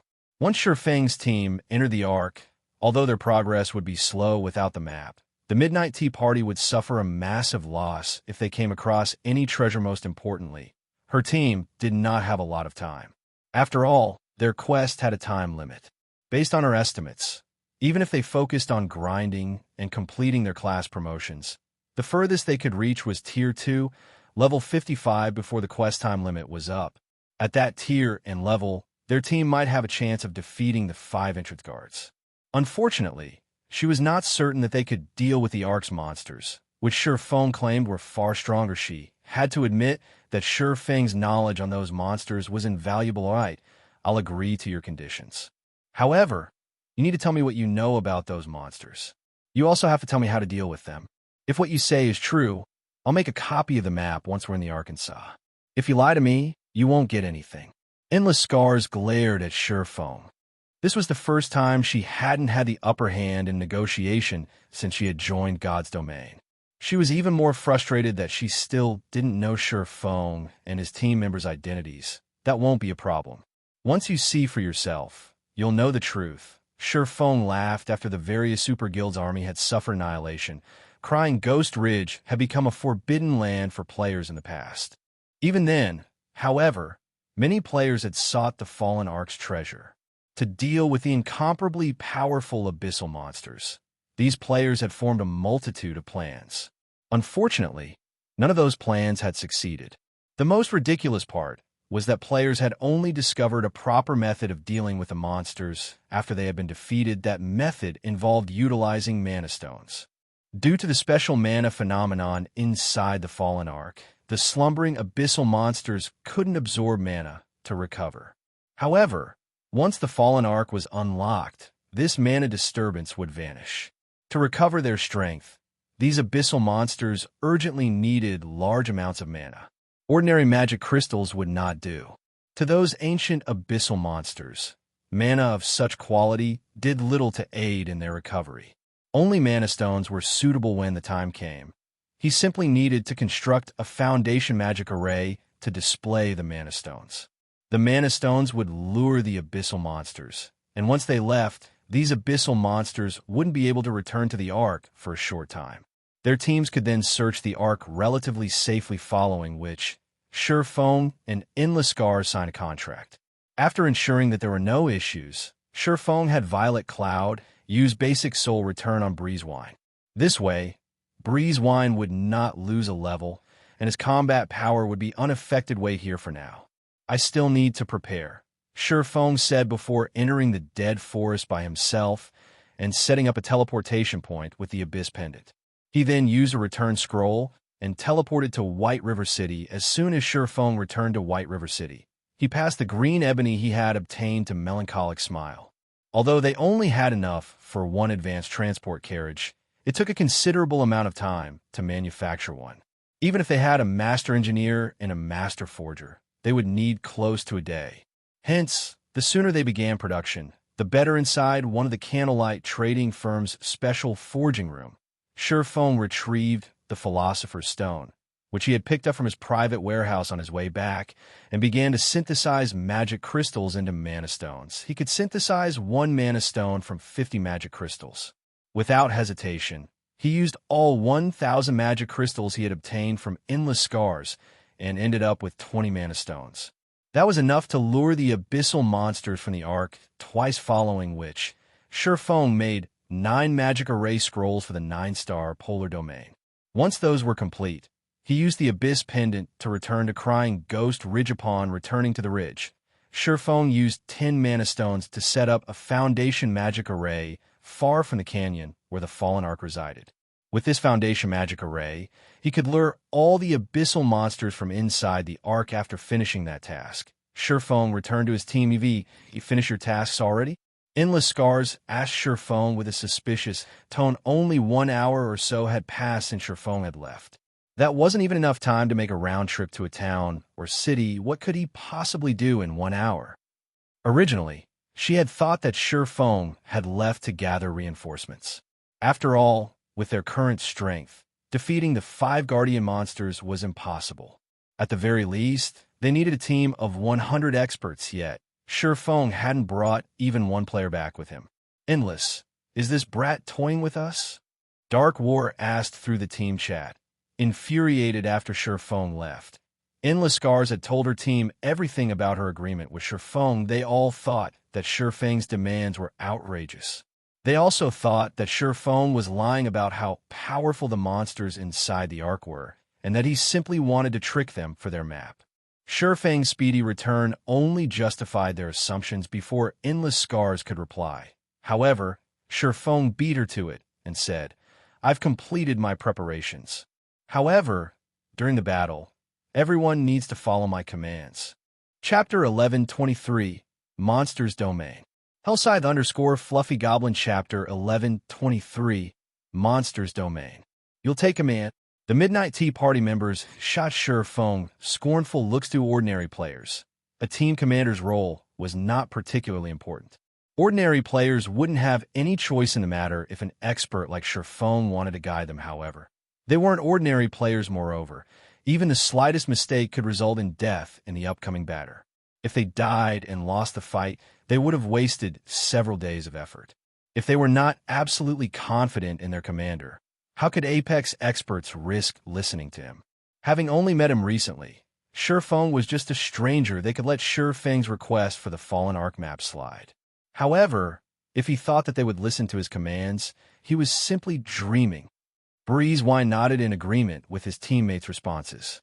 He didn't think that it would be suitable for Sherfone to take command of the Midnight Tea Party, either. However, this was not because he looked down on Sherfang's abilities. Rather, for one to qualify as a commander, one needed to familiarize themselves with every player on the team. This included their various basic attributes, skills, habits, and many other details. Only by knowing this information could one effectively lead and allow everyone in the team to display their fullest potential. Sherfone knew nothing about the Midnight Tea Party members. Although it wouldn't be a major issue if they were raiding a simple dungeon or boss monster, they intended to take on a level 65 Grand Lord and 4 level 63 Great Lords. Any mistakes would definitely result in casualties. "It's fine if you don't want me in command. I'll just tell you our raid strategy. When the time comes, work with us," Sherfone said, not minding the hostile looks he received. "Only, I will not be responsible for any casualties."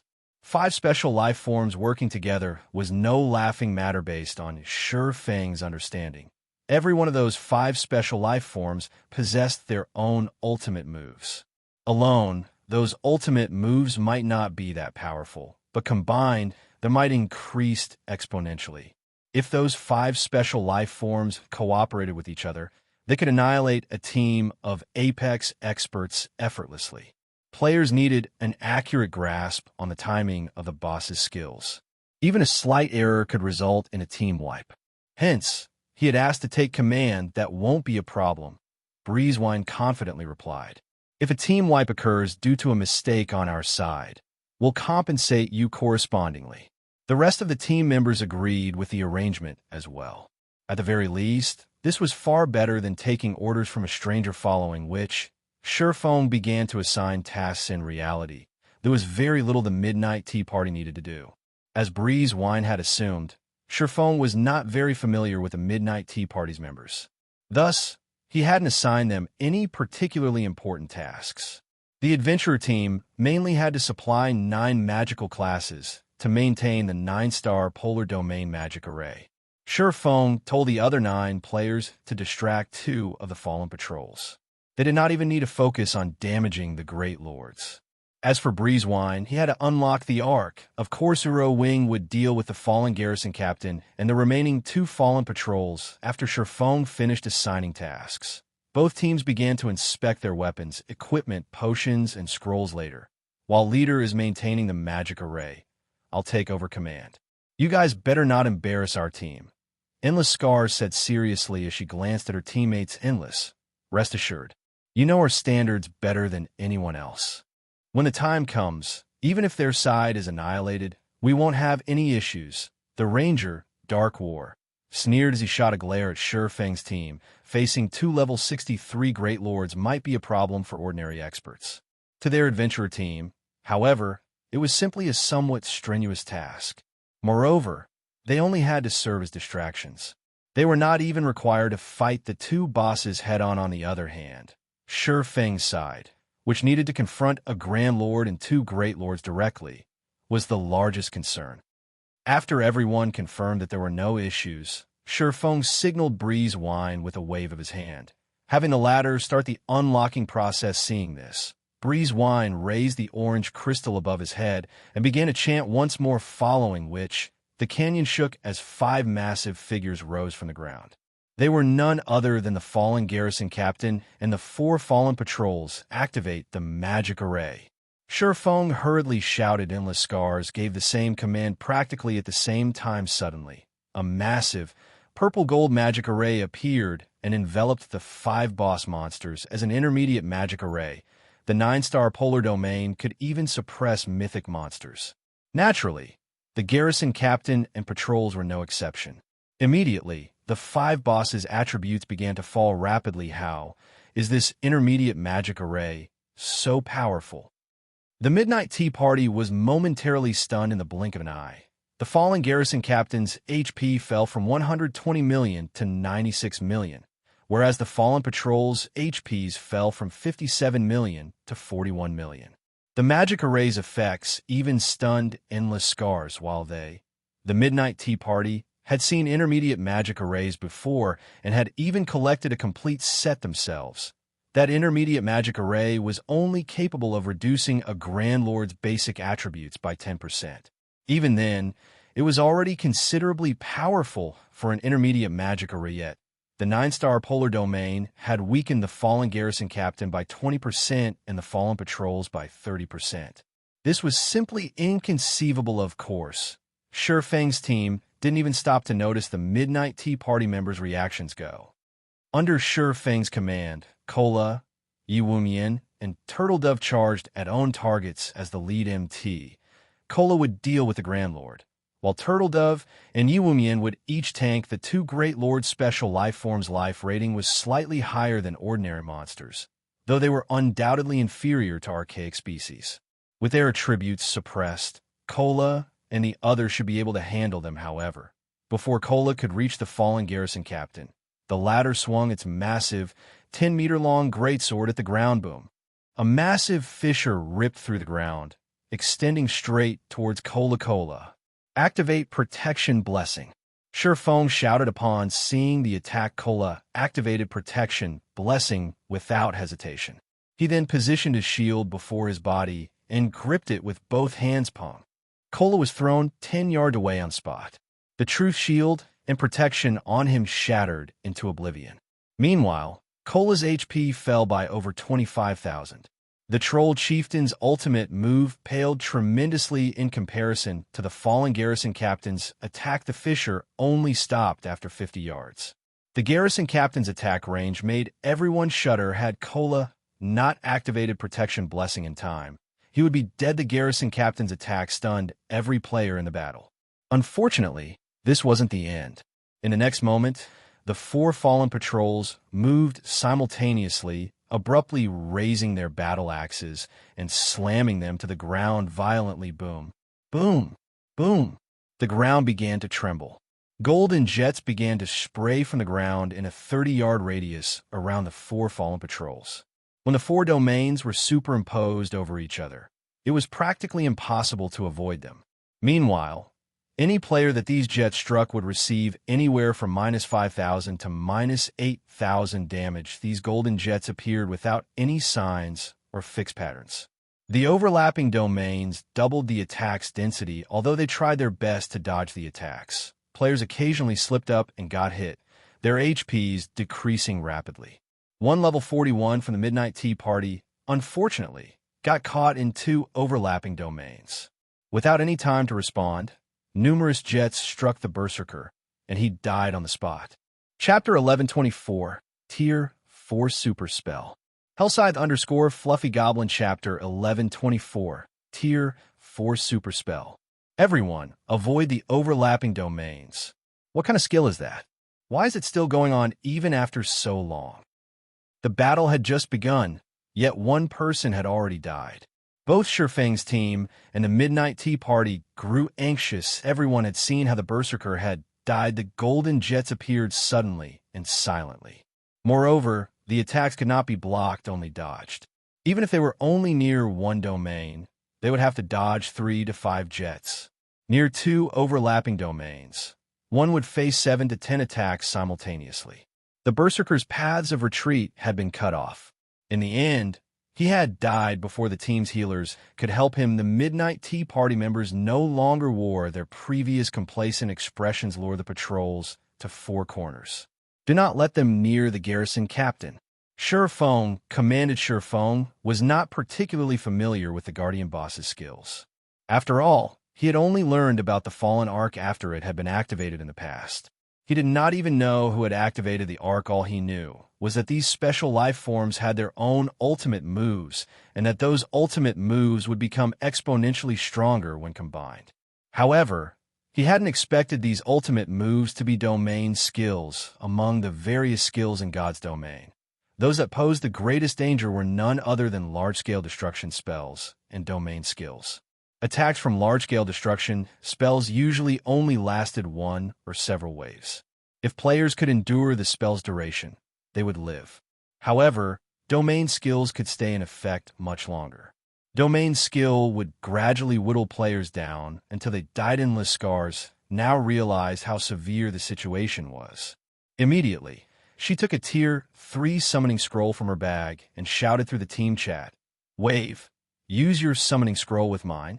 We'll use them to lure away the patrols. Melee players, stay away from the bosses. Use only ranged attacks." After all was said and done, the Midnight Tea Party's members were still experts. Very quickly, they began to move. The team's melee players promptly distanced themselves from the fallen patrol's domains. Meanwhile, Endless Scars and Netherworld Wave each summoned a Tier 3 creature and instructed them to pounce on the fallen patrols. Both Endless Scars and Netherworld Wave were incredibly proficient with controlling their summoned creatures.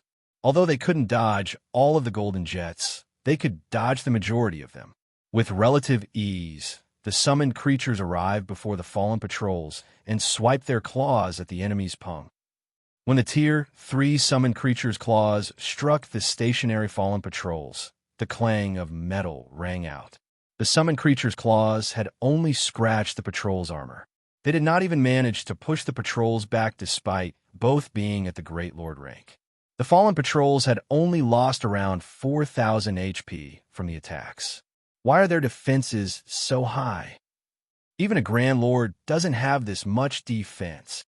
When the Midnight Tea Party's members saw the damage the Tier 3, level 60 summoned creatures had dealt with their normal attacks, their expressions grew gloomy. When they had used Tier 3 summoned creatures to fight Tier 3 Great Lords in the past, the former's normal attacks usually dealt 20 to 30,000 damage. Even against Grand Lords, their attacks dealt nearly -8,000 points. Yet against these bosses, their summoned creatures had only dealt around minus 4,000 damage to Fallen Patrol's defense was ridiculous. If even a Tier 3 summoned creature dealt so little damage, then players like themselves would deal, at most, minus 1,500 damage to the Fallen Patrols. Meanwhile, the Fallen Patrols each had 41 million HP. With their battle recovery, they could regenerate over 410,000 HP every 5 seconds. In other words, they would recover 82,000 HP every second. If their damage couldn't exceed 82,000 every second, then the Fallen Patrols were invincible against them. Big sis endless.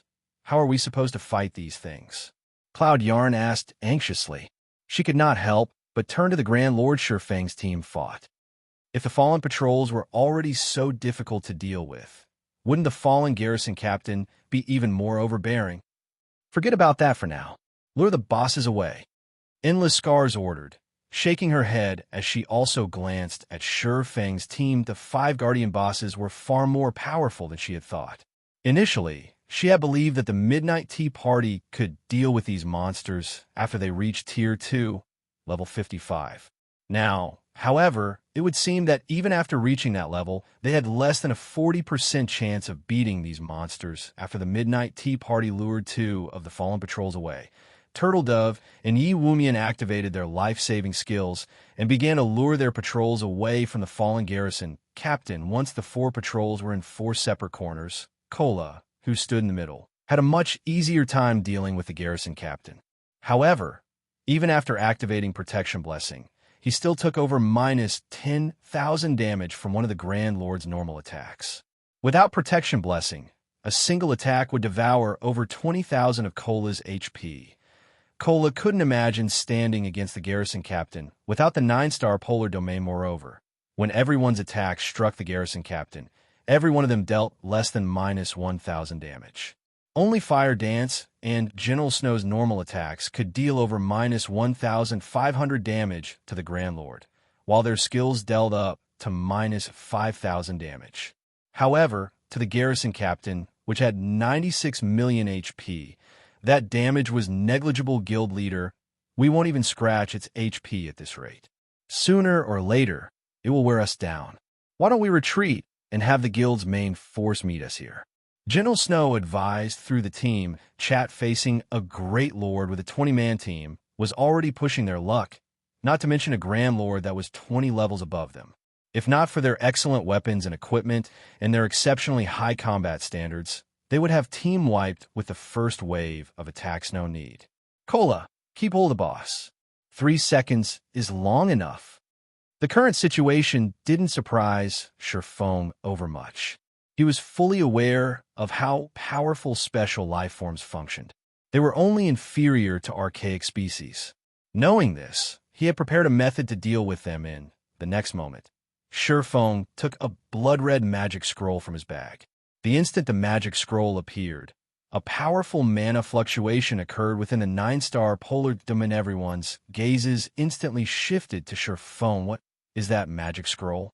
Endless Scars muttered, shocked, when she noticed the rampant mana inside the barrier. This magic scroll was one of the 2 Tier 4 magic scrolls Shurfang had obtained from killing the awakened NPC, Lancelot. Meanwhile, the Garrison Captain noticed the mana fluctuations immediately, the Grand Lord's eyes similarly shifting towards the blood-red scroll in Shurfang's hands. It shifted to attack the swordsman. Don't even think about getting away from me that easily.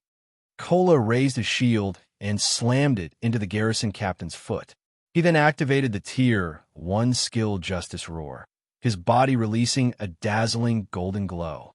He instantly regained the boss's attention and aggro. At the same time, his strength would double if the boss didn't attack him. However, even after Kola activated Justice Roar, the Garrison Captain was still focused on Shurfang. Guild Leader, what did you just take out? Kola could not help his surprise with no other choice. Kola activated Power of Darkness, his attributes soaring once more. He then executed the Tier 1 skill, Righteous Punishment Boom. With a single strike, he forced the Garrison Captain's right foot back, causing over minus 10,000 damage to appear above the Grand Lord's head. The attack had nearly forced the Garrison Captain to kneel, yet the fallen garrison captain did not return its attention to Kola. Rather, it advanced on sure foam, one step after another. Seeing this, Kola continued to execute several powerful moves, every one dealing over minus 10,000 damage. Yet the result did not change guild leader. This monster has gone nuts. Kola was dumbfounded as the garrison captain arrived before sure foam.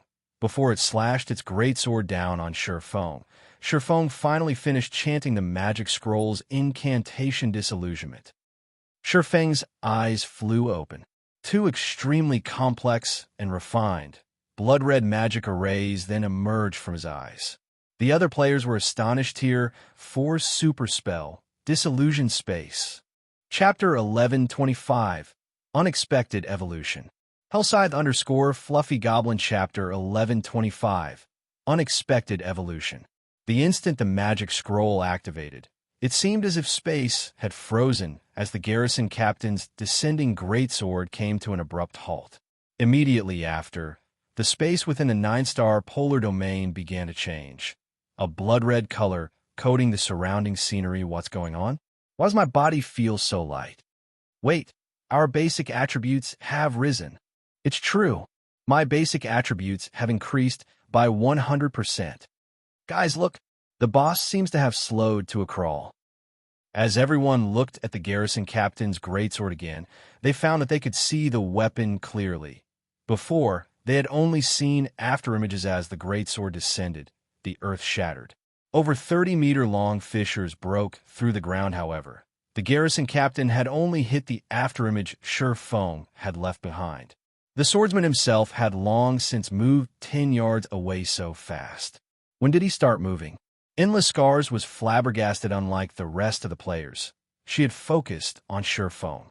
However, during the brief moment when she glanced at the garrison captain's greatsword, which had suddenly and significantly slowed, sure foam had moved 10 yards away.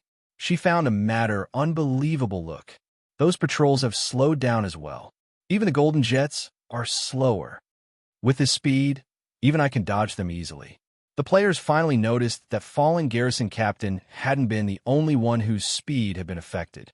The fallen patrols in the 4 corners had also suffered a speed reduction. Even their domain skills were affected. Zero Wings members and the Midnight Tea Party could now dodge the golden jets easily. Just who is he? The Midnight Tea Party members couldn't help but glance at sure foam. They usually boasted their vast understand of God's domain.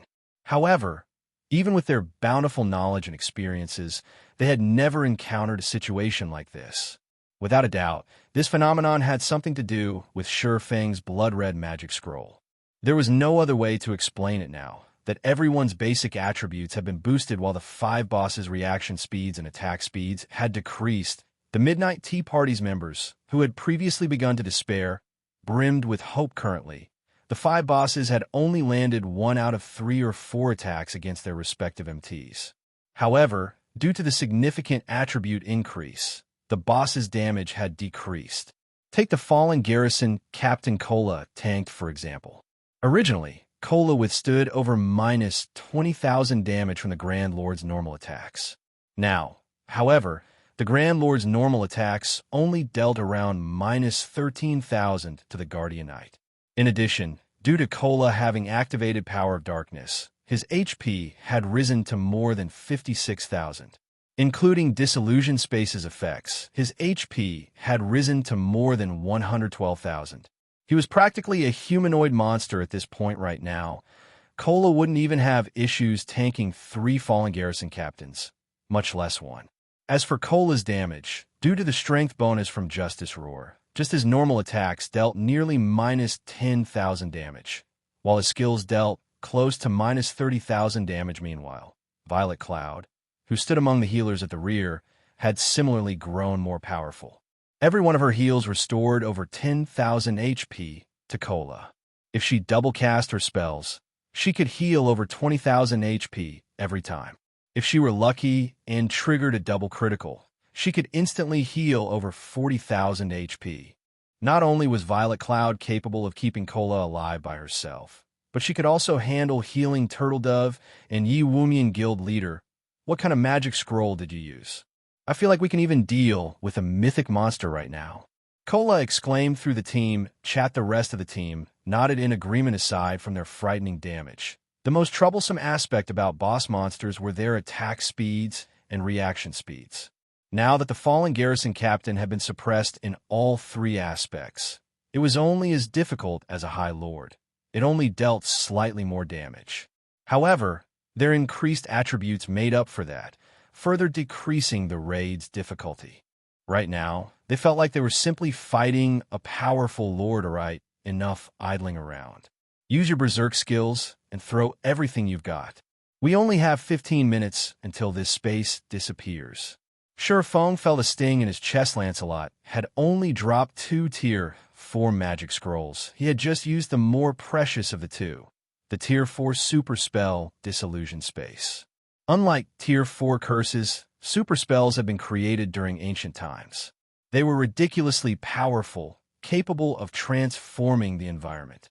They were many times more powerful and mystical than the spells of the current era. Even the current NPCs in God's domain couldn't analyze these spells. Thus, they were called super spells. After activating Disillusion Space, it would transform the area within 200 yards of the caster into a custom world. All enemies within this world would be suppressed, decreasing their movement speed, attack speed, and reaction speed by 2/3 of their totals. At the same time, this world would also enhance the caster and his allies, decreasing the boss's difficulty by 1 tier. Take the fallen garrison captain, for example. It had originally been a Tier 3 upper rank existence. Now that its raid difficulty had reduced, it was only as strong as a Tier 2 upper rank. Unfortunately, Disillusion Space's duration was considerably short. Even so, in the past, everyone had called it the rarest magic scroll in God's domain. Second to none in the past, a Tier 4 super magic scroll had been worth at least 3 epic items. If a team of Tier 2 players used a scroll, they could even kill Tier 4 mythic monsters. However, Sure Feng couldn't care less right now. The garrison captain and patrols were far stronger than he had imagined. If he hadn't used a magic scroll, they would have undoubtedly team wiped. Moreover, trading a Tier 4 super magic scroll for a map to the Fallen Ark was a sure profit transaction. Upon hearing Sure Feng's warning, everyone promptly began to activate their berserk skills. Although the fallen garrison captain and fallen patrols still possessed very high HPs, their reduced speed made them living targets. After activating their berserk skills, everyone easily dealt over -10,000 damage with their attacks, while Fire Dance and Gentle Snow could deal over -20,000 damage. Sure Feng didn't hold back either as he activated Power of Darkness. He then used Silent Steps and appeared behind the garrison captain before activating Phantom Kill. Both he and his doppelganger activated Flame Burst simultaneously. Miniature suns appeared on both Sure Feng's and his doppelganger's swords.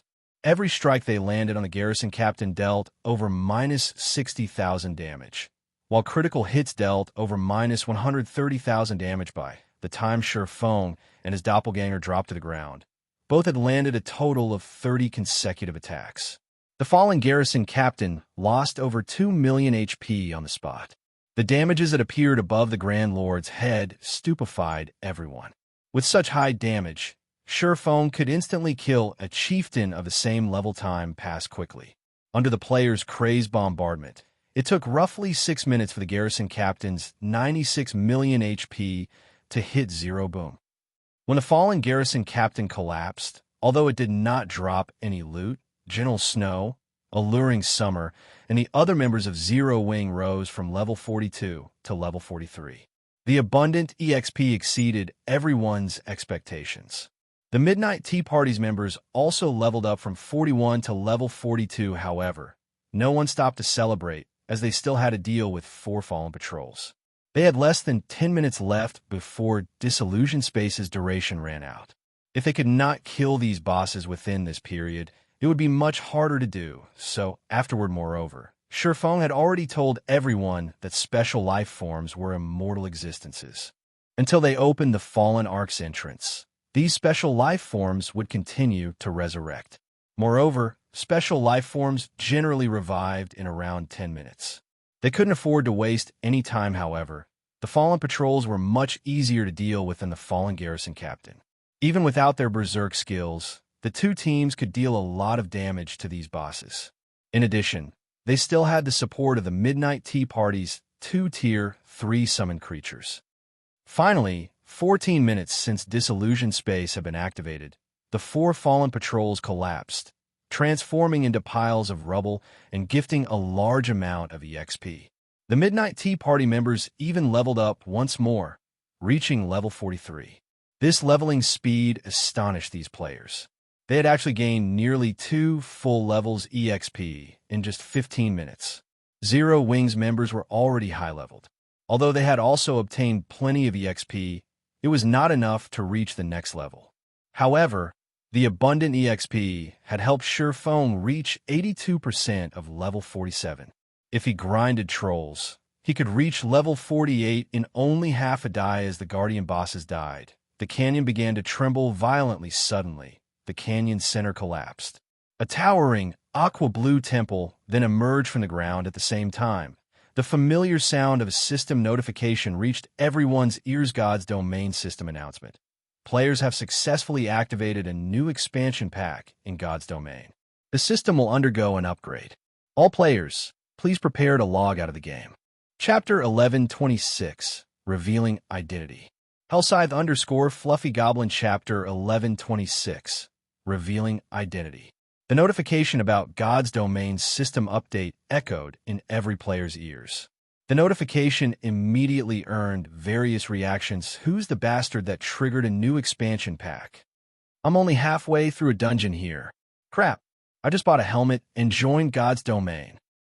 Many players began voicing their dissent on the official forums. However, although many people were outraged about this update, even more people were curious about its contents. For a time, everyone made their own guesses.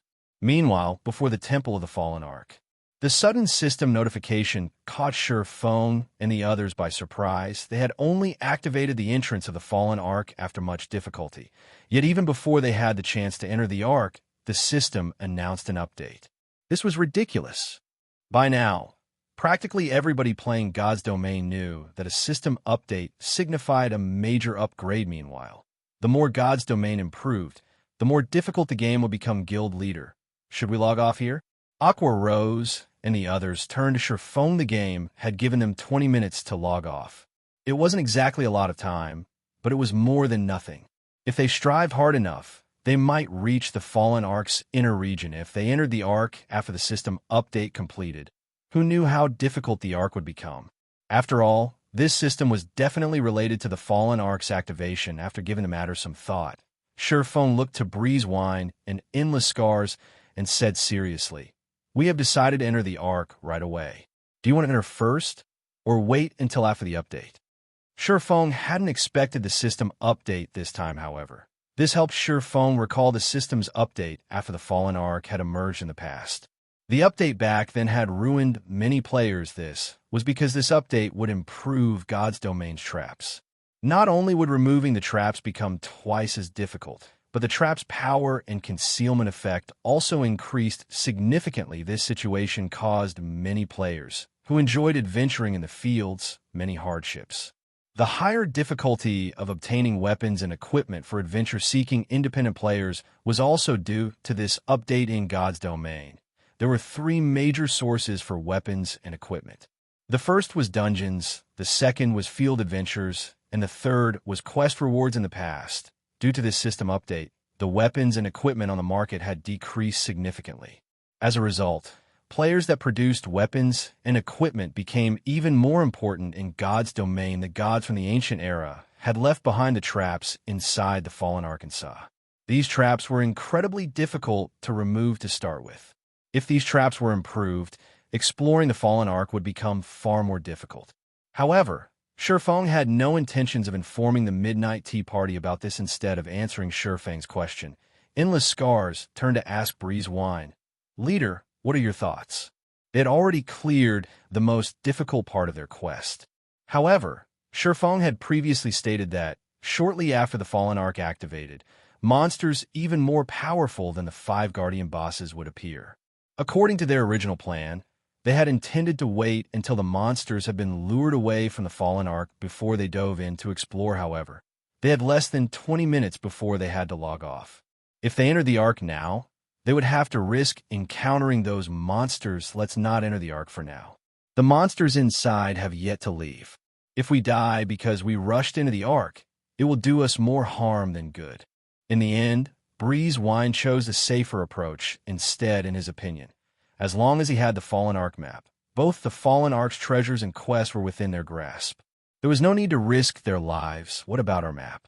Blackie could not help but ask. Their previous agreement hinged on the Midnight Tea Party confirming these monsters' existence and their safe entry into the Fallen Ark. Only after these conditions were met would the Midnight Tea Party give them a copy of the map. Yet the adventure team now intended to wait until the monsters had been lured away from the Ark. Here is your copy of the Fallen Ark map. Take it, Endless Scars said as she took a map from her bag and handed it to Sherfong. Endless Scars stunned the other Midnight Tea Party members. They had neither the existence of the monster Sherfong had warned them about, nor had they confirmed the validity of Sherfeng's method to lure the monsters away. It was simply too risky to hand over the copy right now, thanks. Sherfong expressed his gratitude as he received the map. Endless Scars didn't respond to her team's questions. Instead, she evaluated Sherfong carefully before revealing an intimate smile and said, "This is what we've agreed upon, after all. However, this is our second transaction with each other, yet I still do not know your identity. I wonder if I can have the good fortune of a true introduction?" "Certainly," Sherfong replied before taking off the black cloak that hid his identity and appearance. He then introduced himself. "I am Black Flame, Zero Wings Guild leader." His first reason for hiding his and his team's identities was that he didn't want others to know what Zero Wings' main force was up to. His second? He simply didn't want Endless Scars to know who they were. After all, Endless Scars was a Blackwater Corporation representative. Even if Endless Scars did not show any particular interest in Blackwater, at the end of the day, Zero Wing and Blackwater were enemies.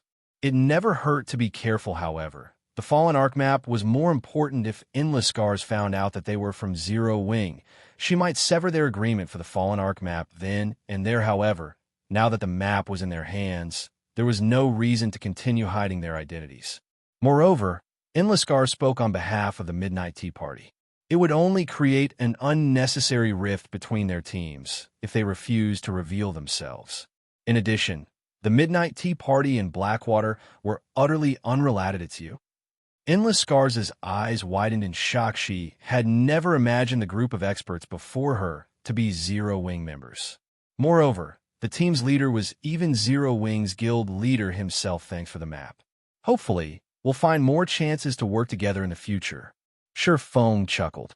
He then led his team and dashed into the Fallen Ark. Meanwhile, Endless Scars was utterly dumbfounded as she stared at Sherfeng's departing back. Big sis Endless. What's wrong? Cloud Yarn asked curiously when she saw Endless Scars' astonishment, although it was indeed surprising that the other team's leader was Zero Wing's guild leader, Black Flame. This wasn't the reason for Endless Scars' shock in the past. Their team had encountered many surprises. However, none of them had ever earned such a reaction from Endless Scars. This was her first time seeing such an expression on Endless Scars' face. Before today, she hadn't even thought that Endless Scars was capable of such an expression. Chapter 1127, Ark's Armory. Hellscythe_Fluffy Goblin Chapter 1127, Ark's Armory. Starmoon City, Blackwater's residence.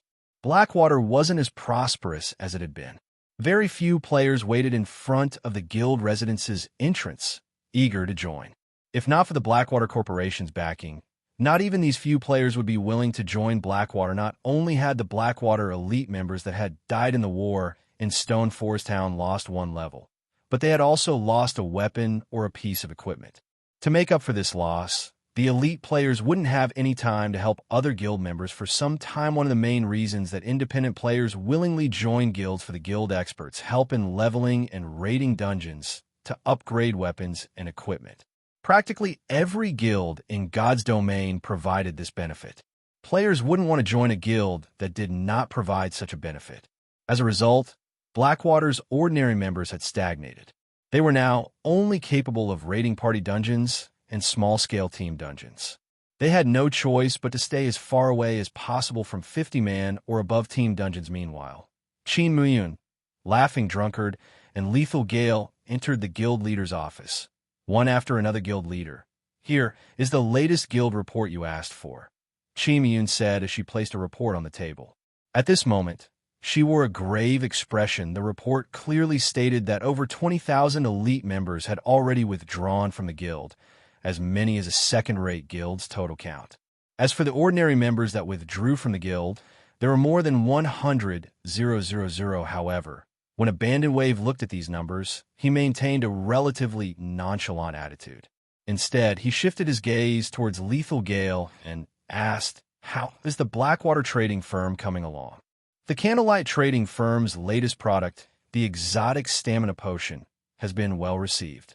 Despite having already reduced the mana mixture's price to 10 silver per bottle, ordinary players are buying the exotic stamina potion instead. Right now, our shops are only seeing 1/3 of our past traffic, Lethal Gale said, shaking his head dejectedly. Although our spies have already poked around in Candlelight, looking for information about the exotic stamina potion, it seems that only a select few of the trading firm's upper echelon know about the potion. As of now, we still do not know where to find the recipe. The exotic stamina potion had massively impacted the market. Setting aside how cheap it was, the mana mixture could not compare to its 10-hour duration. In addition, the mana mixture was only useful in dungeons, whereas the exotic stamina potion was useful in dungeons and the fields at this moment. Many ordinary players had given up on the regeneration potions and mana recovery potions in order to buy the exotic stamina potion. With the exotic stamina potion, players could grind monsters for longer periods. With the potion's effects, they did not even need to rest when traveling long distances, which allowed them to save plenty of time. Even Lethal Gale could not resist the temptation and had purchased 3 bottles for himself. After using the potion, he had to admit that it was a miracle potion. The potion had improved his leveling speed by roughly 20% to 30%. It was no wonder why many players were even willing to empty their coffers to buy the exotic stamina potion. Based on what he knew, the Candlelight Light trading firm had long since run out of the exotic stamina potion. As soon as Candlelight restocked, players would rip them from shelves. Many large guild upper echelons had specifically visited the Candlelight trading firm to negotiate a deal for the potions. Right now, be it the guild's development or the trading firm's, Zero Wing was unstoppable good. Excellent. Contrary to expectations, Abandoned Wave didn't seem enraged. Rather, he began to laugh. Guild leader? Qin Muyun and Lethal Gale were utterly confused. Young Master Jing was greatly displeased with them. Most likely, they would receive instructions from their superiors in the next few days. At that time, none of them would escape punishment. This was especially true for Abandoned Wave. Yet the man that was supposed to be worried and angry was actually laughing. Was the shock too much for him to handle? However, instead of responding to Qin Muyun and Lethal Gale's question, Abandoned Wave turned towards Laughing Drunkard and asked softly, "Drunkard, did you finish what I asked of you?" "Guild leader, don't you trust me?" Laughing Drunkard chuckled. Confidently, he continued, "I've already sent details regarding Zero Wing's experts to the Miracle Guild. Miracle has confirmed that they will not give Zero Wing any chances of victory in tomorrow's match in the Dark Arena." Originally, he was not particularly optimistic of Zero Wing's loss in the Dark Arena tomorrow. However, after making a trip to the Miracle Guild and the detailed report he had provided the guild, his confidence that Zero Wing would lose in tomorrow's competition had grown. The odds for the upcoming competition had already been released. The odds were 1-3, with the majority of the bets on the Asura battle team. However, this was simply because only a few people knew that the Evil Dragon battle team was backed by the Miracle Guild. They had only discovered this due to the Blackwater Corporation's relationship with one of Miracle's upper echelons. It was extremely rare for the odds in the Dark Arena to be as high as 1-3.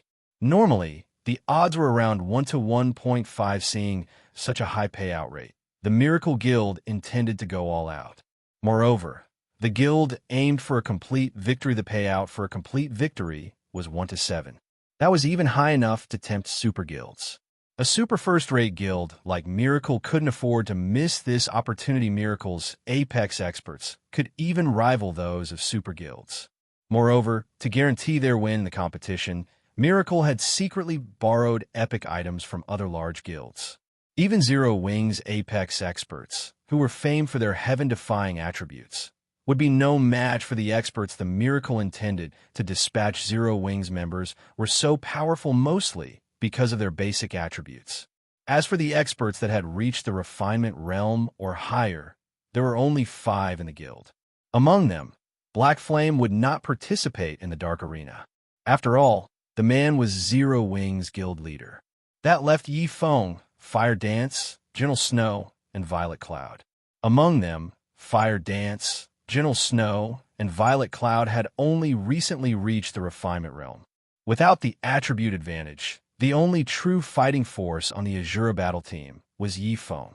However, the competition in the Dark Arena was a 10-man team match. Good. Afterward, you 3 go and gather our guild's resources. When the time comes, we'll have to watch the competition as well.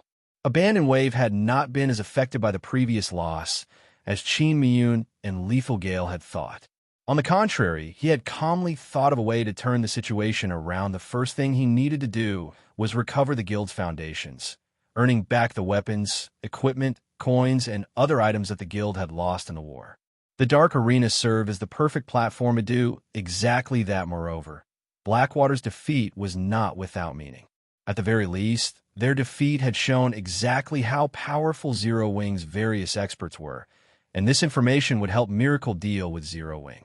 Meanwhile, after entering the Towering Temple, Shifeng had everyone use isolation scrolls before dashing through the labyrinth of empty corridors. As they had less than 20 minutes remaining, they would be hard-pressed to reach the Ark's inner region in time.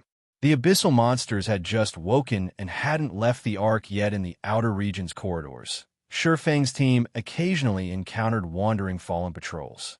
However, as Shifeng now had a map, these fallen patrols meant nothing to the team with his acute senses. Not only could Shifeng avoid the patrols, but he could also avoid any traps. So this is the Armory. After nearly 10 minutes, Shifeng discovered a tightly shut door. The words War Armory had been carved on the stone above the massive door. Upon seeing these words, Shifeng's heartbeat accelerated. The War Armory stored weapons of war specifically, and no other player had ever opened this War Armory. Chapter 1128. Difference between Mythic Monsters. Hellscythe_Fluffy Goblin Chapter 1128. Difference between Mythic Monsters. As Shifeng stopped to look at the War Armory, Minor Wind noticed red dots appear on his system map and reported, "Guild Leader, distant patrols are approaching our location. If we don't move now, I'm afraid that we'll be discovered." After Zero Wing's team had entered the Fallen Ark, Minor Wind had activated his scouting skill as he kept a lookout for any movement in their area. Although his scouting search area was reduced inside the Ark, he could sense for enemies within a 300-yard radius. That was enough for the team to respond before enemies reached them. How many? Shifeng asked too. Moreover, they're moving relatively quickly. They'll reach our location in 15 seconds at most. Minor Wind reported 15 seconds? We'll be cutting it quite close. Shifeng frowned. Based on his estimates, even an assassin with their locksmith class at master rank would need roughly 20 seconds to open a room like the War Armory. Unfortunately, their team didn't have a master locksmith. He also fully believed Minor Wind's estimate. A qualified ranger was not just a range damage dealer. Rangers' constant awareness of their surroundings and their judgment of various situations were their most important aspects. Although Minor Wind's combat standards were slightly lower than Zero Wing's other core members, his observation skills and judgment were top-notch. Guild Leader, we don't have much time left, Gentle Snow urged, as they had less than 8 seconds to prepare. Based on their location on the map, they were only 2/3 of the way to the Fallen Ark's inner region. If they couldn't reach the inner region before the system update began, when they logged back into the game, reaching that area would be far more difficult. They also needed to select a treasury and deal with the traps inside. Shifeng hesitated in the past. The Fallen Ark had been a famous treasure trove in God's domain. However, as the inner region's traps were extremely dangerous, very few players were capable of obtaining any treasures whatsoever. This situation had also resulted in the various large guilds in giving up on the Ark, however. Surefeng never thought that he would actually come across an armory in the outer region. An armory might not mean much to an ordinary player, but to a guild, some of the more advanced weapons of war were even more valuable than fragmented legendary items. Forget it. We're giving up on the inner region. Let's take this armory for now. After giving the matter some thought, Surefeng settled for the armory. Right now, Zero Wing still lacked overall strength. It likely did not even have the power to defend a single city. However, if they could find a few advanced weapons of war here, they might make up for Zero Wing's lack of combat power. As long as they could construct and defend a city properly, the city's value would easily exceed that of 2 or 3 fragmented legendary items. Cola, you and Turtle Dove will tank the patrols. Don't let them near us. Everyone else, look for any nearby traps. Fire Dance, you'll be responsible for unlocking the door. Surefeng hurriedly commanded. Understood. Hearing this, everyone exploded into action. The 2 fallen patrols were similar to those they had encountered at the entrance. They were both level 63 Great Lords with 57 million HP. However, Cola and Turtle Dove had long since familiarized themselves with the patrol's attack patterns. Even without the 9-star polar domain, they were capable of dealing with the Great Lords at the same time. Fire Dance began to unlock the door to the armory as one of the Fallen Ark's secret rooms. The time it took to unlock the armory was secondary. The crucial issue was that the extremely complex unlocking method. One would have to start the process all over again if they made a single mistake. Only after removing the various locks could one finally open the secret room. Time passed quickly.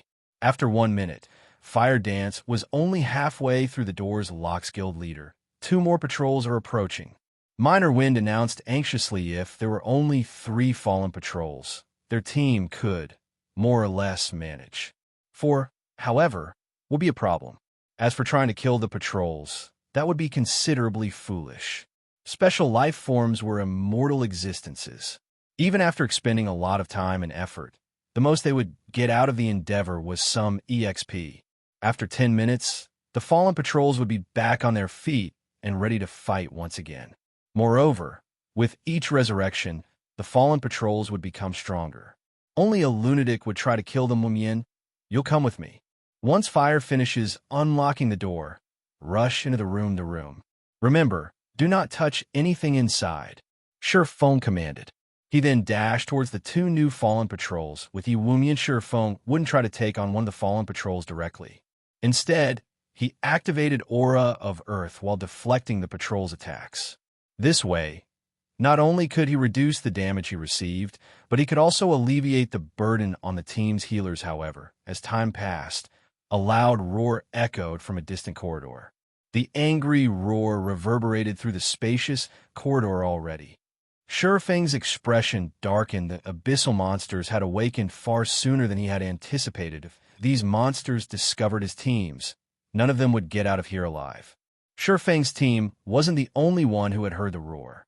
The Midnight Tea Party's members, who waited outside the Fallen Ark quietly, heard the deafening roar as well. Black Flame really didn't lie. Breeze Wine could not help but inwardly celebrate when he heard this roar. The fact that this roar is so deep and can reach all the way out here means that this monster should be mythic rank at the very least. Fortunately, they had made the trade with Surefeng. Otherwise, even if they had activated the Fallen Ark by themselves after obtaining their Tier 2 classes, they'd have no way of completing their quest. The difference between mythic monsters' strength and Grand Lords was simply too massive. Even if their entire team reached Tier 2, it wasn't likely that they could defeat a mythic monster of the same level, much less a mythic monster of a higher level. The other team members nodded in agreement. Despite Dark War and several other people's opinions about Surefeng, they had to admit that Surefeng had helped them enormously. Meanwhile, before the Fallen Ark's armory, Fire Dance finally unlocked the door to the secret room. Guild leader, the door's open. Good. You guys going first. Cola, start slowly moving towards armory. Opening the tightly shut door, was undoubtedly good news to Shurfong. Immediately, he had everyone retreat towards the armory as Shurfong and the others reached the armory's entrance. Shurfong, Kola, and the other MTs felt their bodies become heavy. It was as if they had been submerged in mud. It was extremely difficult to move. Not good. Those monsters have arrived. Get inside quickly. Shurfong panicked. Immediately, he activated Heavenly Dragon's power and recovered his ability to move. He then took an aqua blue magic scroll from his bag. This magic scroll was none other than his sole remaining tier 4 magic scroll. The area they were in was not particularly large, but he understood how powerful those monsters were. Any players the abyssal monsters killed would not get off with just a lost level. If that were the case, players in the past wouldn't have given up on the Fallen Ark's treasures that easily. Rather, those abyssal monsters would extract the immortal souls from the players they killed. Not only would players lose 2 or 3 levels, but they also wouldn't be able to log into the game for over 10 days. Humans? Those souls, heaven-blessed individuals? Wonderful. It's been so long since I've tasted an immortal soul. As Kola and the others rushed into the armory, a cold voice reached their ears, making them shudder with fear. Suddenly, as if the fallen patrols had been struck, the team watched the great lords fly into the corridor's walls, their powerful metallic bodies flattening like a specimen under a microscope. Aside from Shurfong, none of the players could move. Why is such a powerful monster her? The abyssal monster's might far exceeded Gentle Snow and the rest of the team's expectations. Before the monster had even shown itself, it had already flattened the 4 fallen patrols into pancakes. They had become fish on a cutting board. Chapter 1129, Ransacking the Armory. Hellscythe_Fluffy Goblin Chapter 1129, Ransacking the Armory. Sure enough, a complete domain is really powerful. Shurfong was slightly stunned. The Fallen Ark's abyssal monsters were much stronger than he had imagined. It was no wonder why God's domain's various superpowers hadn't been a match for these monsters in the past. This was definitely the first time Shurfong had encountered a mythic monster that wielded a complete domain. Generally, only Tier 4 NPCs could use one. This was also the factor that provided Tier 4 NPCs the power to face Tier 4 mythic monsters right now. Despite him having activated Heavenly Dragon's power, he could barely move his body. His joints even creaked as he moved. Oh, someone can still move? As Shurfong moved, a cold, deep voice reverberated through everyone's minds. When the team members lifted their heads, they discovered that a humanoid creature, which was roughly 4 meters tall and covered in scales, had suddenly appeared before them. The creature had 2 blade-like arms and crimson eyes that were as large as an ordinary human's fist. 2 sets of jet-black wings also stretched from the creature's back. Soul Eater Lord. Dark Creature. Mythic Weakened. Level 67. HP 210 000 000/210 000 000. Every player gasped when they saw this creature. Despite being weakened, the creature was still a mythic monster. Moreover, the team despaired upon seeing his HP. Even a team of 1,000 experts would be cannon fodder against this monster, much less a 20-man team. Weary doomed. As Aqua Rose watched the Soul Eater Lord gradually approach them, she could already see her and her teammates' instant death in her mind. However, Aqua Rose still did not know that any player the Fallen Ark's ancient abyssal monsters killed would not get away with losing a single level. What an interesting little fellow. It's a pity that your struggling is useless. Just become my soul's nourishment obediently, the Soul Eater Lord said as he widened his ferocious mouth. He could no longer wait to devour these players. When 30 yards separated the team from the Soul Eater Lord, Shurfong finally finished chanting the last verse of the incantation in his heart. He abruptly unfurled the dark blue magic scroll in his hands. Pointless resistance will only add to your pain and despair. The Soul Eater Lord had already noticed the Tier 4 magic scroll in Shurfong's hands. However, he disregarded the object because he was fully capable of dealing with any Tier 4 spells. If it were a Tier 5 magic scroll, he might be nervous. However, such magic scrolls had even been extremely rare during the ancient era. Not to mention the present era. Oh, really? Shifeng smiled faintly immediately. An aqua-blue magic array formed beneath Shifeng's feet, following which, with Shifeng as the center, a faint blue barrier expanded outward. Tier 4 curse, Water Boundary. Water Boundary was not an attack-type curse. Rather, it was a defensive curse. The curse was even capable of blocking Tier 5 attacks. It was a kind of absolute defense. The curse had a radius of 20 yards and a duration of 30 seconds after Water Boundary formed. Zero Wings members immediately felt the pressure dissipate as they regained their freedom of movement. Damn it. The Soul Eater Lord's expression twisted as the Water Boundary formed. It then began to assault the barrier. Boom. Boom. Boom. The Soul Eater Lord was so fast that even Shifeng could barely see its movements. Everyone's hearts pounded as a series of expressions echoed throughout the fallen arc. They were terrified that the Soul Eater Lord would break through the seemingly flimsy, light blue barrier. After glancing at the fluctuating blue barrier, Shifeng shifted his attention away from the Soul Eater Lord as he commanded, "All right, get moving. We don't have much time left." As a Tier 4 defensive curse, Water Boundary could withstand the Soul Eater Lord's attacks, even if he were at his peak. The Soul Eater Tribe's king, though, would have no problem shattering the barrier. Unfortunately, that kind of existence, which was as powerful as gods, was not in the current arc, following which the Soul Eater Lord could only watch helplessly as Shifeng led his team into the Armory. After entering the Armory, Shifeng turned around and shut the door, immediately locking it. "Guild leader, that monster can't break in here, right?" Violet Cloud asked worriedly as she recalled how powerful the Soul Eater was. "Relax. This is the Fallen Arc, one of the final weapons the gods created. Divine runes strengthen the arc's interior. Even a Soul Eater king would have a hard time destroying the interior of the arc, not to mention a Soul Eater Lord." Shifeng said nonchalantly. His companions could not help but release a sigh of relief when they heard Shifeng's reassurance. "Now that the danger has been dealt with, fire. You and Flying will disable the traps inside the Armory. Everyone else, move carefully," Shifeng ordered. Looking at the time, he found that they had around 6 minutes before they had to log out of the game. If they could not remove the traps within the Armory during these 6 minutes, by the time they logged back into the game, these traps would become much harder to disable. Hearing this, Fire Dance and Flying Shadow immediately went into action. As for the rest of the team, they let their gazes wander the Armory for a moment. They were stupefied. The Armory was a massive treasure trove. There was a variety of tools on display, and everyone was extremely tempting. "Guild leader, look over there. Mana pulse cannons. They're even intermediate rank." During the war against the Star Alliance, Shifeng had spent 20,000 gold to purchase a basic mana pulse cannon. A single attack from the cannon could rival the might of a Tier 4 large-scale destruction spell. Moreover, the cannon had a range of 15,000 yards and a radius of 200 yards. Unfortunately, the cannon was very costly to use, with each shot requiring 1,000 magic crystals.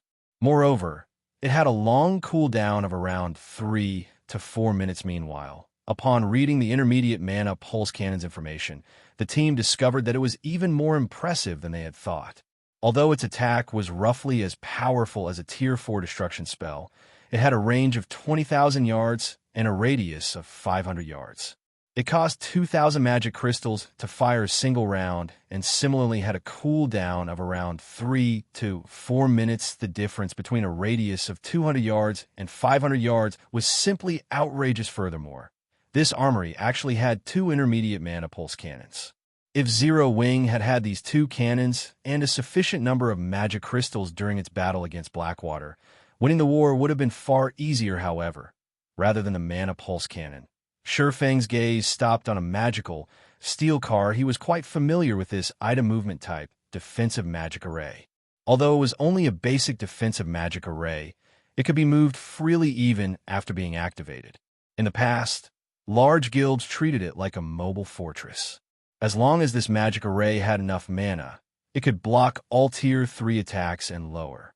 Meanwhile, Its maximum radius could cover an entire basic town aside for the mana pulse cannons and movement-type defensive magic array. There were a large number of basic mana pulse bombs. Every bomb possessed the might of a Tier 3 spell and had a radius of 25 yards. They could be thrown up to a maximum of 50 yards. They were incredibly suited for individual players. To current players, these mana pulse bombs were godly weapons in group battles, as a single bomb could obliterate all players in a 25-yard radius. There were actually over 1,000 of such bombs. Shifeng had never imagined that a single armory would contain such a large harvest. With these items, the issue of his future city's defense was practically settled seconds past, then minutes. When there were only 2 minutes before the system update began, Fire Dance and Flying Shadow had disabled 90% of the armory's traps. Only one trap set up around a stone altar was left guild leader. This trap is too complex. Even I can't disable it. Fire Dance exclaimed as she examined the trap. Before her, even you can't disable it? Shifeng was surprised they were still in the Ark's outer region. With Fire Dance being an advanced trap disabler, she should be able to deal with every trap here. It was only a matter of time, however. The fact that Fire Dance was unable to disable the trap spoke volumes about the stone altar's value. Since time was running out, Shifeng immediately removed Icarus's heart from his neck and passed it to Fire Dance. Fire Dance was momentarily dazed when she saw Icarus's heart. She had never expected such a powerful epic item to exist. Hurry. Use this to disable the trap. Shifeng instructed Trap Disabler was a similar lifestyle class to the Appraiser class. However, it was not a particularly popular class. The Assassin class possessed a talent bonus that allowed them to level lifestyle classes like Locksmith and Trap Disabler far more easily with Shifeng's command. Fire Dance recovered her wits and activated God's Blessing, upgrading her Trap Disabler class to the Master rank immediately. Fire Dance began to disable the trap on the stone altar. However, this trap would require a considerably long time to disable quick. We don't have much time left. Shifeng's anxiety grew when he saw only 30 seconds remaining if Fire Dance failed. The next time they logged into the game, the consequence would not be limited to some lost time. Fire Dance also grew desperate. Her mind focused like never before as she frantically disabled the trap's mechanisms. One after another, there were only 10 seconds remaining. 5 seconds. 3 seconds. It's disabled. Fire Dance finally disabled the trap with only 2 seconds remaining, and she could not help but sigh in relief at her success, following which everyone's vision faded to black as they were sent to their individual God's Domain offline rest spaces. Chapter 1130, Talent. Hellscythe Fluffy Goblin Chapter 1130, Talent. Inside the offline rest space, Shifeng slowly opened his eyes. With this, all we need to do is wait for the system update to end and log back into the game. Shifeng could not help his growing excitement when he thought about the stone altar. Even the intermediate mana pulse cannons had only been protected by advanced traps. Whatever master traps protected definitely stored far more valuable treasure. Shifeng shifted his gaze to the system interface displayed before him. The interface showed 14 hours and 40 minutes before the system update completed. From this, Shifeng could tell that significant changes would shake God's Domain, a nearly 15-hour-long system update. It's roughly the same duration as when the Fallen Ark had been activated in the past. Shifeng could not help but recall detailed information about the system update in the past. Every time God's Domain underwent a system update, it, more or less, changed Guild's path of development. For example, the previous few system updates had gradually increased the importance of lifestyle classes in the various large guilds' eyes. Guild had even begun to invest a significant amount of resources to nurture their lifestyle classes. Similarly, the system update this time would change God's Domain. Once more, there were many lifestyle classes in God's Domain. They weren't limited to forgers, engineers, alchemists, enchanters, leatherworkers, tailors, chefs, and such. There were many other lifestyle classes that players did not pay much attention to, such as diviners, architects, appraisers, fraudsters, cultivators, tamers, scholars, magicians, locksmiths, and other minor subclasses. This latest update would gradually increase the importance of these minor subclasses in the game before the trap mechanisms in God's domain had been perfected. Adventurer players who explored the fields could get by financially in the game relatively easily. In the fields, their main problem when they found treasure was the guardian monsters. Rarely would any player pay attention to the traps protecting the treasure. This was because of the only two possibilities when one tried to disable a trap. The first was that the trap could be disabled, although the time required depended on the player. The other possibility was that the trap could not be disabled. One wouldn't receive any kind of punishment for failing to disable a trap. As a result, players rarely paid much attention to the trap disabler class. However, after the system update, a third outcome would occur. A trap could be disabled, but failure came with a risk. If one failed to disable a trap, they would trigger the trap itself. Trap strengths varied. If players triggered a weaker trap, they might retain their lives. Even in the event of death, players would only suffer the normal death penalties. For stronger traps, however, players might have to pay more than a single level for their failure. Another example was the Magician subclass, one of the minor subclasses Sure Feng had learned. A magician's role was to produce items such as magic scrolls and magic arrays. Although the Magician subclass was not as important as the Forger subclass, it was one of the essential subclasses in God's domain. Moreover, as the subclass increased its rank, it would serve a greater purpose due to the increased importance of the various minor subclasses. The large guilds began to nurture these subclasses to aid their guild's development. It seems that I'll have to get melancholic to start collecting purple dew and 5-colored flowers once I log back in. After some thought, Sure Feng decided to start nurturing a batch of players with minor subclasses. Minor subclasses were not as difficult to improve as major subclasses. There was no need to expend a large stock of materials for trial and error. One simply needed to achieve a certain technical standard to rise through the ranks. Take the Magician subclass, for example. If a player produced a basic magic array, they would become a basic magician. If they produced an intermediate magic array, they would become intermediate magicians. There was no need to accumulate a large number of proficiency points. Promotion solely depended on a player's technical skills. However, while there were no restrictions on learning minor subclasses, with players being allowed to learn over 10 minor subclasses, due to personal talent, not everyone could level a subclass to intermediate or advanced rank, much less master rank. Due to this, players should learn only the minor subclasses they were proficient at if they wish to advance to higher stages in the game. However, how was a player supposed to determine which minor subclass they were proficient at? In the past, the most popular way to test their abilities was the talent potion. As long as players drank the talent potion, the system would provide a series of tests. After completing these tests, the system would notify players about the subclass they were most suited for. This way, players would not have to waste their time researching whether they were suitable for a certain subclass or not. Of course, if players liked a particular subclass, they could learn it regardless of whether they had the talent. They just wouldn't be able to advance quickly. Meanwhile, the main materials for crafting the talent potion was purple dew and 5-colored flower. Sure Feng also knew where to find the recipe. As long as he went there to grind, he should have no problems obtaining a few copies. After Sure Feng finished planning his development, he decided to rest in the virtual space. Only at 7 in the morning did he exit his virtual gaming cabin after Sure Feng finished breakfast and did some light exercises. Before he left to check on Zero Wing's new internal members in the dojo, he noticed his female assistant, who currently wore black working attire, waiting for him by the lounge's entrance. Head instructor, Chairman Xiao has an extremely important matter he wishes to discuss with you. He is waiting in the chairman's office right now, Liang Jing reported as she walked up to Sure Feng, who wore blue sportswear. Got it. Sure Feng nodded. In reality, even if Xiao Yu hadn't come looking for him, he would have likely sought the man out himself within the next few days. During his previous expansion of the Zero Wing workshop, he had recruited plenty of talented people. These people were all much stronger than the independent players he had recruited in God's domain. Although their levels in the game were still quite low, their combat standards were already higher ordinary elite players. In addition, he and Lei Bao normally trained these new recruits. It was only a matter of time before they could clear the trial tower's 4th floor. Once these people reached the 5th floor, they would become experts in the eyes of ordinary players.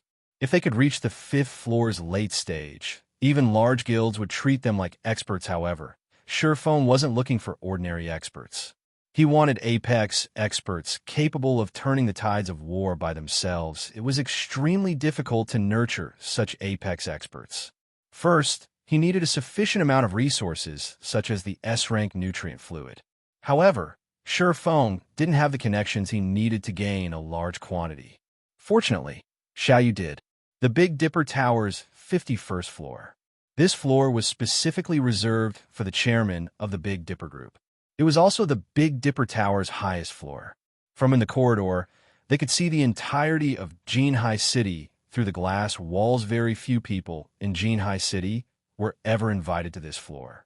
Even Liang Jing, Chairman Zhao's senior assistant, had never set foot on this floor.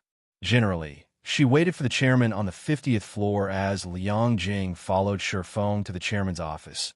She sighed ruefully as she stared at Shurfeng's back. If not for Director Xiao allowing her to bring Surephone here, she would never have had the opportunity to see this floor. When Liang Jing opened the doors to the chairman's office, an office the size of a basketball court appeared before her eyes.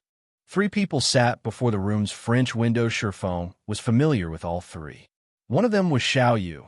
Another was Gan Xingteng, the bald man who Fire Dance had thoroughly defeated, and the last Xiechuan, the handsome youth with a body as robust as Lei Bao's, known as the White Tiger Dojo's fighting genius. Chapter 1131. An invitation that cannot be refused. Hellscythe _ Fluffy Goblin Chapter 1131. An invitation that cannot be refused. Why are they here? Surephone frowned slightly as he eyed Xiechuan and Gan Xingteng, who sat on a sofa and chatted merrily with Xiaoyu. The White Tiger Dojo was currently Big Dipper's rival. As Surephone walked up to the 3 people, Xiaoyu took the initiative to welcome him. Instructor Sure, you're finally here. Let me introduce you. This is White Tiger Dojo's rising star, Xiechuan. As for our other guest, I believe that you've already met. Gan Xingteng has already been appointed the acting head instructor of the White Tiger Dojo's branch in Jinhai City. Xiaoyu introduced the men to Surephone. As Xiaoyu completed the introductions, Xiechuan stared at Surephone. Surephone currently wore dark blue sportswear. He appeared extremely young for someone in his position. No matter how Xiechuan looked at Surephone, the latter looked like any ordinary youth. Surephone did not exude the aura that was usually found on martial arts experts. If not for Gan Xingteng providing him with information about Big Dipper beforehand, he would have assumed that Surephone was a new student who had recently enrolled to the Big Dipper Dojo. Hello, head instructor Sure. Xiechuan greeted Surephone without getting up from his seat. He simply looked at Surephone, nodding slightly as he spoke with a courteous tone. I have heard of head instructor Sure's fame. Sure enough, the rumors were true. Hello, Surephone gave with a brief but polite response. As for Gan Xingteng, he did not bother saying anything to Surephone. In Gan Xingteng's opinion, Surephone was simply one of the Big Dipper Group's puppets and did not possess any true ability. The dojo's true master must be the woman he had fought before, Fire Dance. In both strength and reaction capabilities, Fire Dance far surpassed him. He wouldn't even be surprised if she turned out to be the internal force expert the Big Dipper Group had invited. Xiechuan stood up and turned to look at Xiaoyu before saying, Chairman Xiao, since we've already told you why we are here, we'll take our leave now. When the time comes, I will welcome your arrival. Initially, he had waited here to catch a glimpse of Surephone. Now that he had met the man in question and discovered that Surephone was exactly as Gan Xingteng had mentioned, he had no reason to stay, following which Xiaoyu sent both Xiechuan and Gan Xingteng to the door. He then had Liang Jing send them on their way. After the duo left, Surephone asked, Chairman Xiao, may I know what business you wish to discuss? The White Tiger Dojo will be holding an opening ceremony in 4 days, and they have invited you and me to participate. At the same time, the White Tiger Dojo plans to hold a friendly competition during the ceremony and has invited the various training centers and dojos to participate as well. The match will involve teams of 3, and participants must be below the age of 20. The competition's champion will win 1 million credits and an invitation card to the Green God Company's annual auction. An invitation card to the Green God auction? Sure enough, the White Tiger Dojo is impressive. The White Tiger Dojo's wealth and influence surprised Sure Fong. Practically everybody in the world knew about the Green God Company. The Green God Company was the sole producer of nutrient fluids, which was sold in practically every town and city around the world. It was an absolute giant. In this current era, who did not pay attention to their bodies, who didn't want to live longer. Particularly, the S-rank nutrient fluid produced miraculous effects. However, as its production volume was low, it was extremely difficult to obtain. The Green God Company also held an auction once every year. In this auction, the company sold plenty of S-rank nutrient fluids. In addition, the company would introduce new products that were not available on the market. Only, it was extraordinarily difficult to gain an invitation. A company like the Big Dipper Group did not qualify to receive an invitation.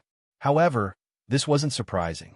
After all, not a single person or company in Jinhai City qualified. Most likely, only an existence like the White Tiger Dojo, which nurtured international-level fighters consistently, qualified. After all, in this era, where everyone paid attention to their physical fitness, the various international training centers and dojos were the Green God Company's main customers. I know, right? In previous years, we've offered 5 million to purchase an invitation card. However, we have never actually managed to buy one. Hence, head instructor Sure, I was wondering if you could select a few members from the Big Dipper Dojo to participate in this friendly competition. Xiaoyu asked anxiously, although he knew that the White Tiger Dojo wanted to flaunt its might through this friendly competition and solidify its position in Jinhai City. The invitation card of the Green God auction was simply too tempting to give up. This invitation card was a pass that allowed one to purchase S-rank nutrient fluids. At the same time, one would encounter people of high social standing. If he could form some kind of relationship with some of these influential people, it might help the company's development in the future. Hence, even if he knew it was a trap, he couldn't refuse it. Chairman Xiao, you should know that the dojo's members have only recently joined. Even the powerful fighters are no match for the White Tiger Dojo's elite geniuses. Sure Fong replied as he shook his head. Since the White Tiger Dojo dared to put up such a tempting prize, it was obvious that the dojo was confident in claiming the prize for itself. During the competition, the dojo would definitely send geniuses from its main branch to participate and teach the various dojos and training centers in Jinhai City a lesson that they would never forget. I heard that head instructor Sure has several experts in your workshop. What if they participate instead? Xiaoyu asked eagerly. He had long since learned about the Zero Wing workshop from Liang Jing.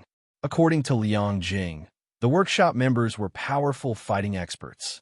The woman named Fire Dance, in particular, had even defeated Gan Xingting in a single move. Chairman Xiao, I understand what you're trying to say, but unfortunately, they are all over 20 years old, Sure Fong said, smiling bitterly. Of course, he wanted Cola and the others take part in the competition.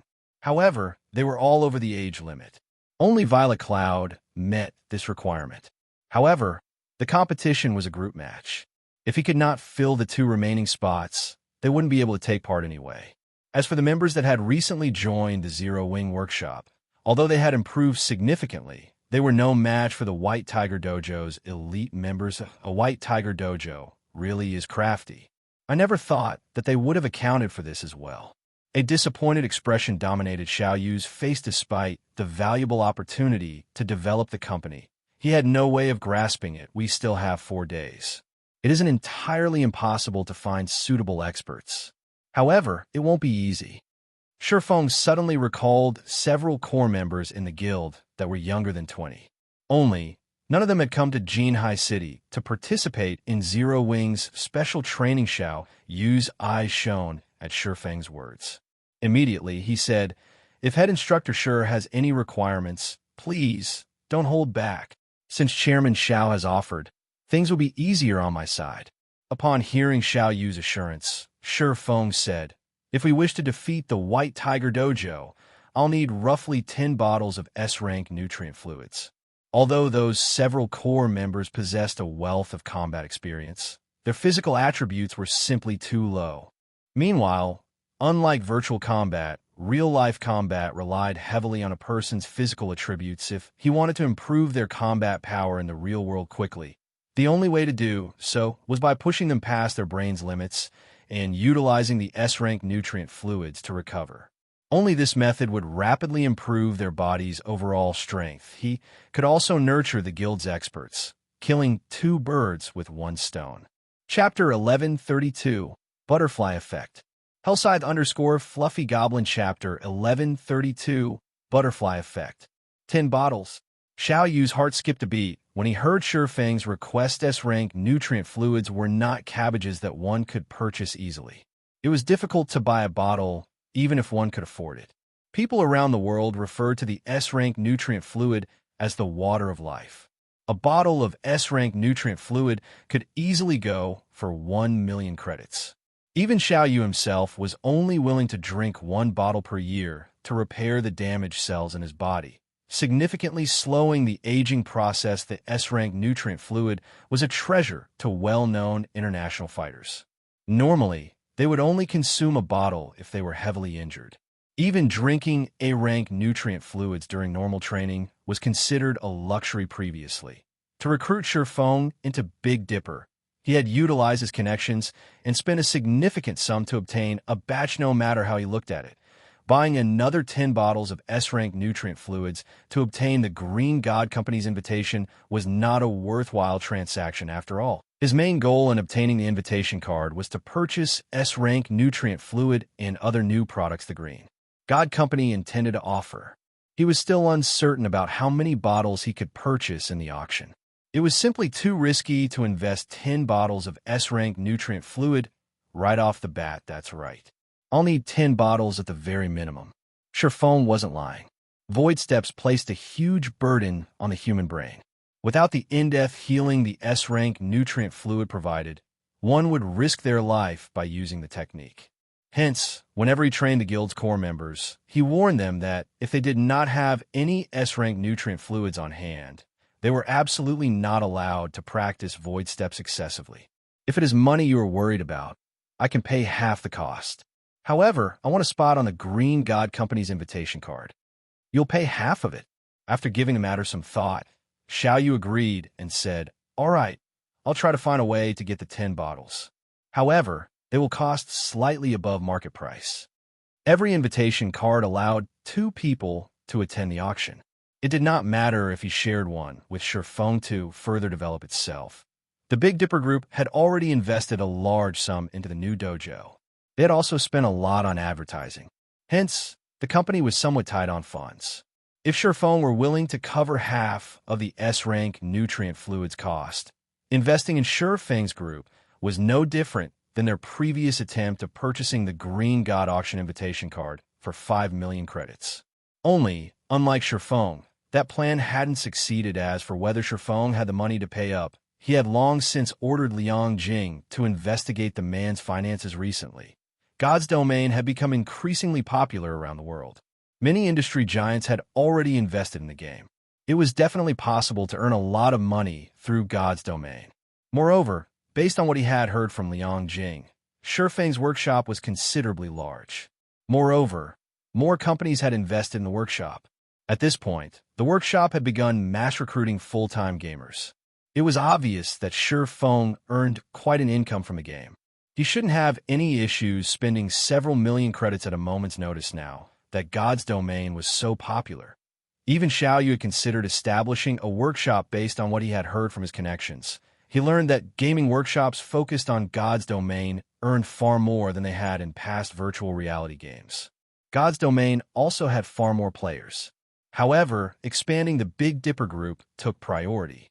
Once the Big Dipper group had grown, it would become far more profitable than any gaming workshop or guild. After all, more people had begun to take their physical training more seriously after discovering God's domain. Unfortunately, what Xiao Yu did not know was that Shurfang's workshop was more profitable than he imagined. After Shurfang finalized his arrangements with Xiao Yu, he returned to Zero Wing's training room. Only the workshop's official members had access to this room. Feng had specifically instructed Liang Jing to stock the room with various training equipment. These machines would help strengthen a person's reaction speed and evasive maneuvers. Blackie, contact Shadow Sword and Turtle Dove. Have them come to Jinhai City as quickly as possible. Report the travel expenses as a workshop expenditure. Feng instructed Blackie, who is currently occupied with basic training. Shadow Sword and Turtle Dove had been members of a certain dojo before they had joined Zero Wing. They were both younger than 20. However, after officially becoming Zero Wing core members, Feng had both of them leave their dojos. After all, becoming a Zero Wing core member was basically a formal job. They had to make God's Domain their main priority after they left their previous dojos. Aside from playing God's Domain, they normally exercised at a local gym. All of their attention had shifted to God's Domain. However, as Zero Wing had yet to establish its own company officially and the purchasing agreement for Ouroboros' training center wasn't finalized, Feng hadn't invited them to take part in special training with the others. Were he having them here now? Blackie shot Feng a curious look. Suddenly, his expression shifted to one of excitement as he asked, "Is the training center ready?" He had already heard about the matter from Feng. Ouroboros' training center specialized in nurturing gaming experts. Setting aside its numerous facilities, it had an advanced virtual system in which players could train. Of course, Ouroboros' training center wasn't as advanced as the Secret Pavilion's simulated training system. However, it was far more efficient than a ton of people competing for the 10 black cards. Most importantly, with the acquisition of Ouroboros' training center, Zero Wing would finally have its own headquarters. They would no longer have to borrow someone else's facilities. Like the core members of those first-rate guilds, they could then walk into their luxurious training centers in the city center every day. No, Feng said, shaking his head. Qing Xue is still negotiating the price for the training center. I want them here for another matter. Although the Blackwater's defeat had indeed dealt a major blow to the several companies backing Ouroboros, it was not an easy task to buy the training center's remaining shares. If they discovered Zero Wing's true goal, they might demand a far higher price than what Zero Wing had planned on unless something forced these companies were forced to sell the shares in a hurry. Feng had to let by Qing Xue find a way to obtain the shares cheaply. His reply disappointed Blackie. However, he suddenly thought of something else as he said, "Brother Feng, when you went to your meeting, someone came to the workshop asking for you. However, I told him that you're in a meeting, so he's been waiting in the lounge. Do you want to meet him right now?" "Who is it?" "It's that youth that big sis fire flattened. I think his name is you zipping." Blackie responded, somewhat uncertain. He came on his own volition. "Interesting. I just so happen to be free, so I might as well meet with him." Feng thought back to the bait he cast. He hadn't expected to hook you zipping so quickly. However, after giving the matter some thought, he found it reasonable. Now that Sichuan was in Jinhai City, as you zipping's greatest romantic rival, how could the boys sit by and do nothing? If you zipping remained passive, Sichuan would definitely take the girl he loved. This was his last chance to do something. Only this development had occurred sooner than Feng had anticipated. The current timeline was deviating further away from the one he remembered, following which Feng entered the training room's lounge. Zipping sat on the lounge's sofa, his legs shaking slightly. He looked quite nervous. "What business do you have with me?" Feng asked slowly as he examined the fighter before him. Seeing Feng, you zipping stood up abruptly, anxiety flashing in his eyes as he asked, "Didn't you say that as long as I join Zero Wing's workshop, you'll tell me how to become stronger? Is that offer still valid?" Hall Master Jiang had already announced his intentions of driving his daughter, Jiang Lingyu, closer to Sichuan. If he did not achieve some sort of feat quickly, he would be too late. Chapter 1133, The Difference Brought About by Time. Hellscythe Fluffy Goblin Chapter 1133, The Difference Brought About by Time. Of course it's still valid. Feng provided a definitive answer. However, didn't your White Tiger Dojo bar you from joining any gaming workshops? Yu Zipping fell silent upon Feng's question. He had been determined not to join Zero Wing's workshop. After all, he was recognized as an elite member in the White Tiger Dojo. If given enough time, he would gain Hall Master Zhang's recognition. However, Siechuan's sudden appearance in Jinhai City significantly reduced the time he had to make any notable achievements. Siechuan was already a well-known national fighter. Now, the White Tiger Dojo's main branch had decided to cultivate Siechuan and prepare him for the international stage. On the other hand, he hadn't even reached the national threshold. With Halm Master John's personality, he definitely had no hopes of furthering his relationship with Jiang Lingyu right now. His only way of getting Halm Master John's recognition was to grow a lot stronger within a short time. At the very least, he needed to become a fighter on the national level. Only then would Halm Master Jiang even consider handing his daughter over to him to build his strength quickly. The only way he could think of was by joining Zero Wing's workshop. There wasn't actually a rule or regulation in the White Tiger Dojo that disallowed joining a gaming workshop, and growing stronger was far more important than violating Gan Xingting's rules. If I join Zero Wing's workshop, how much stronger can I become within a month? Yu Zipping was desperate to grow stronger. However, he was suspicious about how much stronger the Zero Wing workshop could help him become. I knew you would ask something like this. Since you're curious, how about you spar with one of our workshop's new members? Shi Feng suggested, chuckling. Fortunately, you're already familiar with this person. Someone I am familiar with. Yu Zipping gave Shi Feng a skeptical look. Follow me. Shi Feng did not bother to explain as he left the lounge. Yu Zipping promptly followed him. Curious about his opponent in the White Tiger Dojo, his status was relatively high.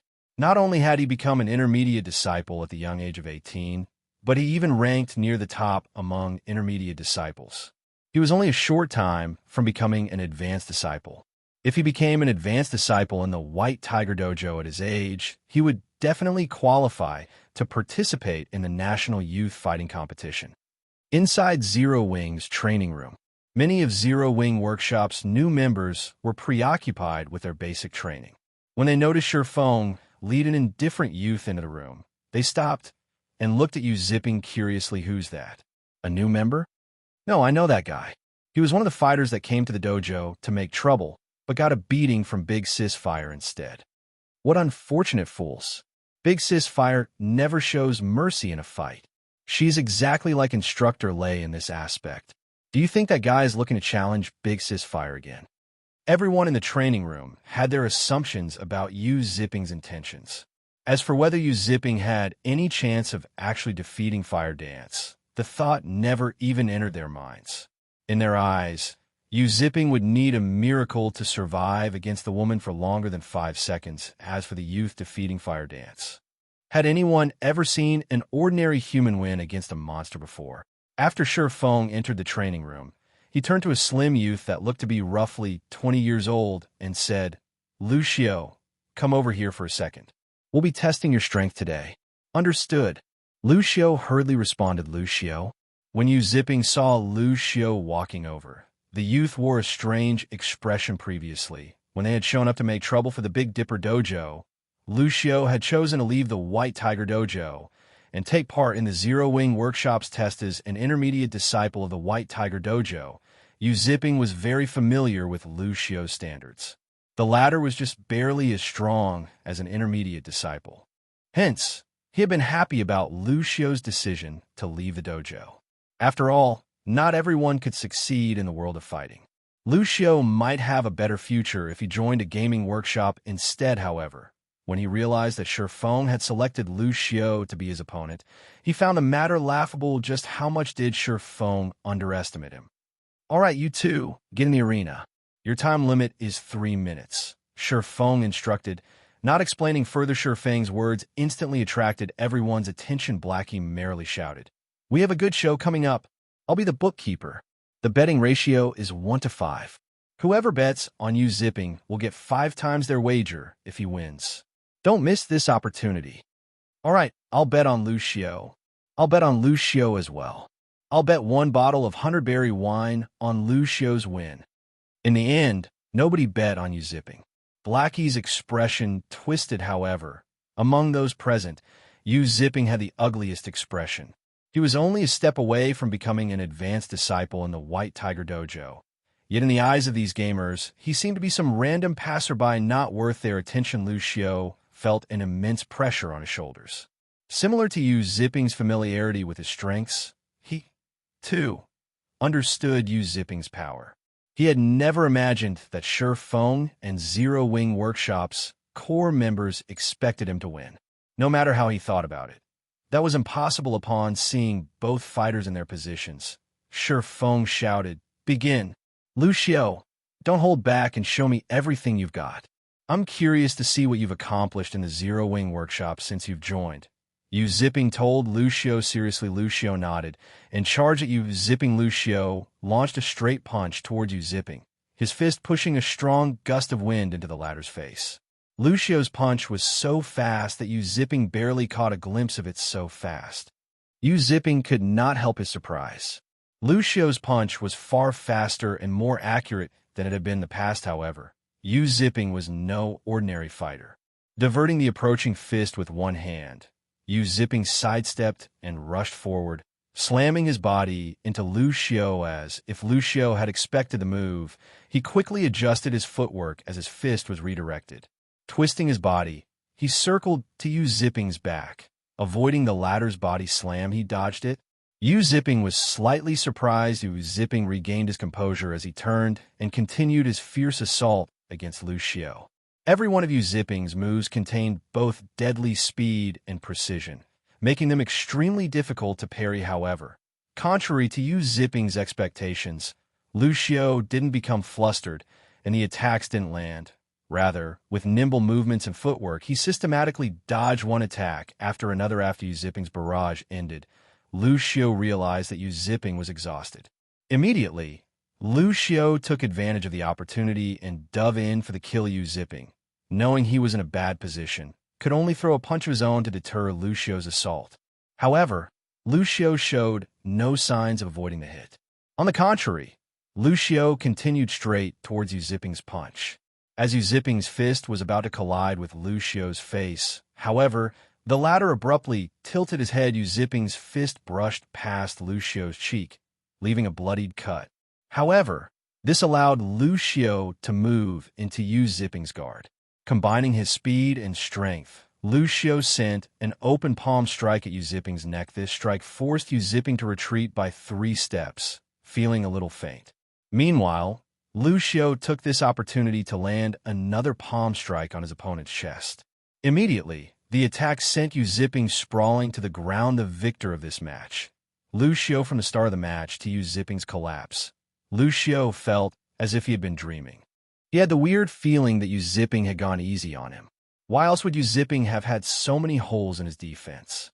Moreover, in Lu Xiao's opinion, Yu Zipping's attack methods had been monotone. It was as if Yu Zipping had begged him to dodge the attacks.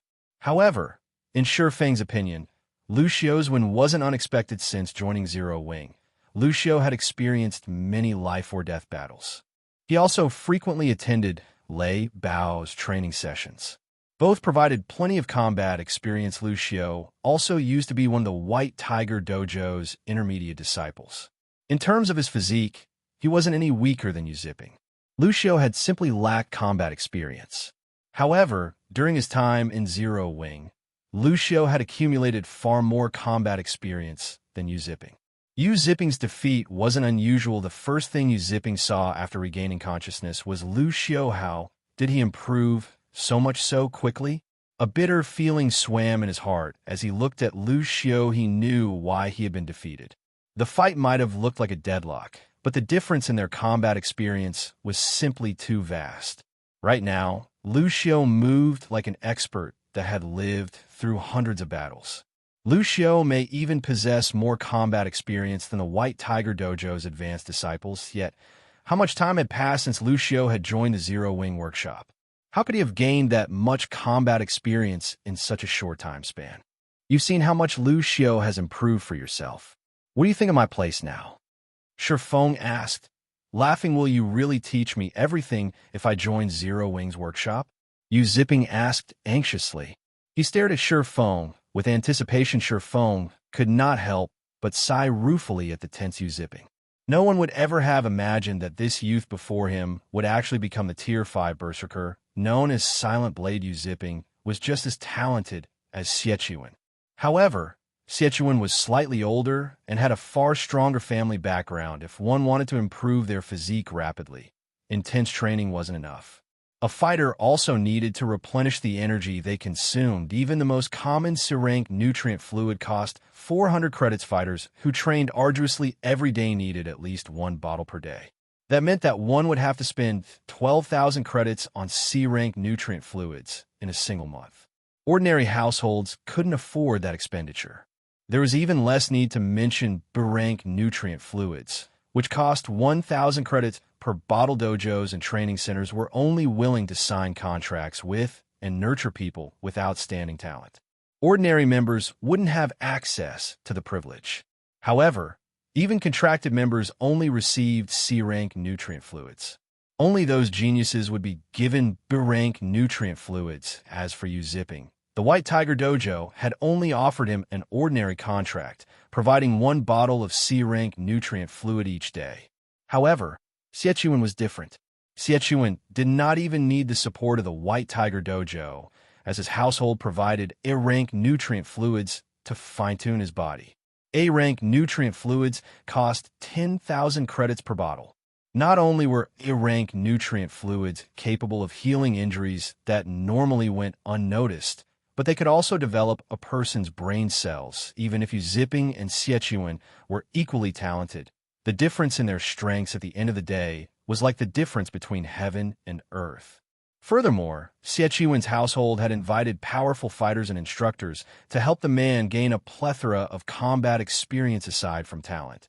Yu Zipping was weaker than Xiechuan in almost every aspect. How could he possibly be a match for Xiechuan? Meanwhile, Jiang Tianyuan, Jiang Lingyun's father, highly valued strength. It was only a matter of course for him to choose Xiechuan. Chapter 1134, Test Evaluation.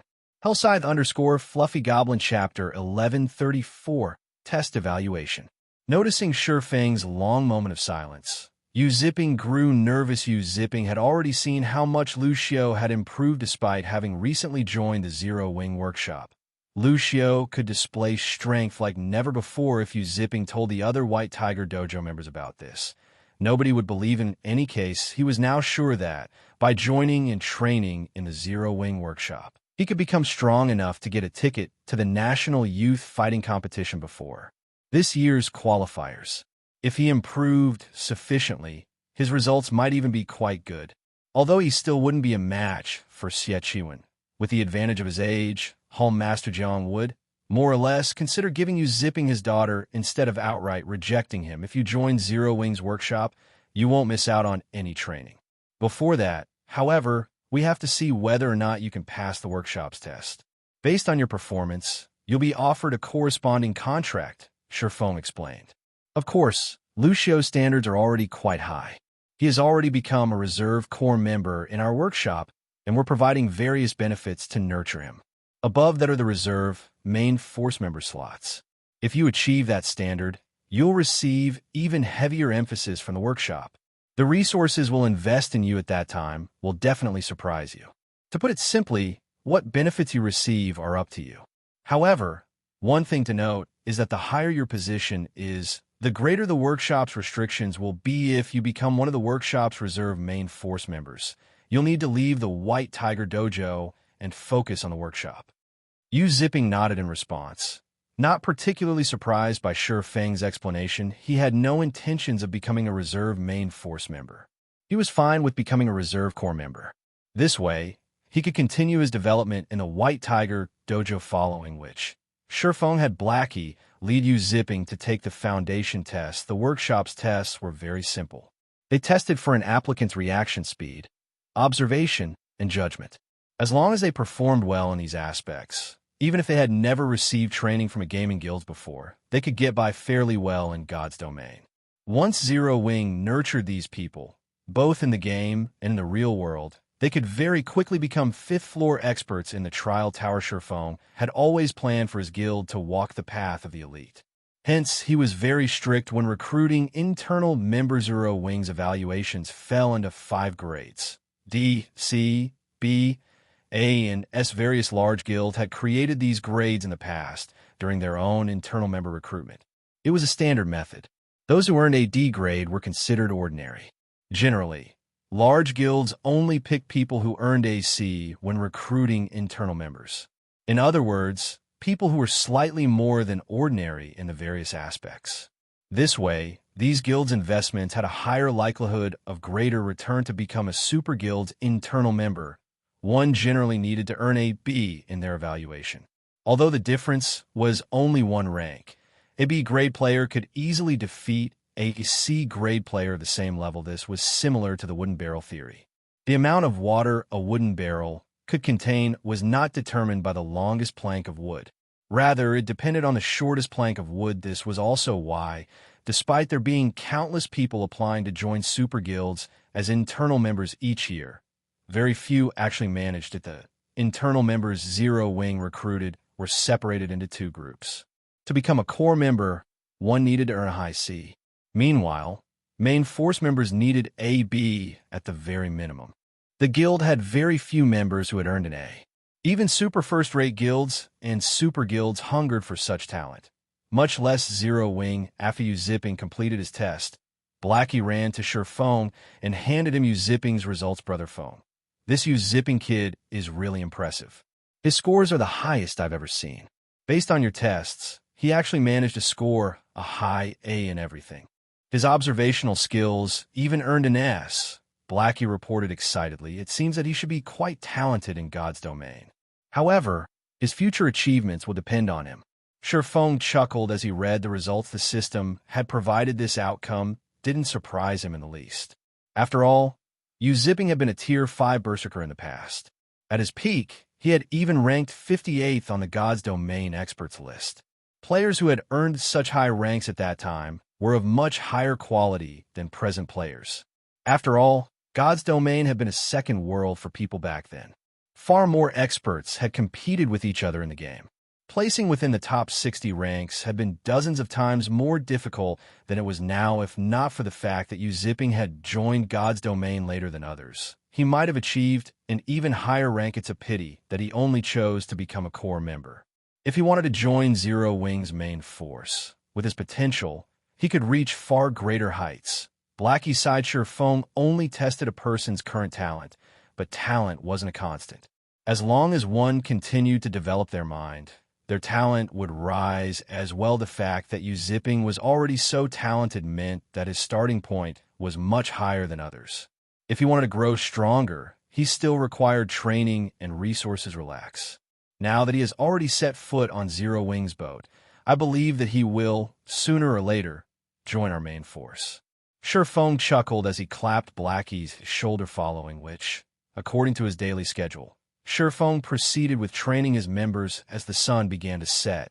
Shadow Sword and Turtle Dove arrived at Zero Wing's workshop. Feng met the two for the first time.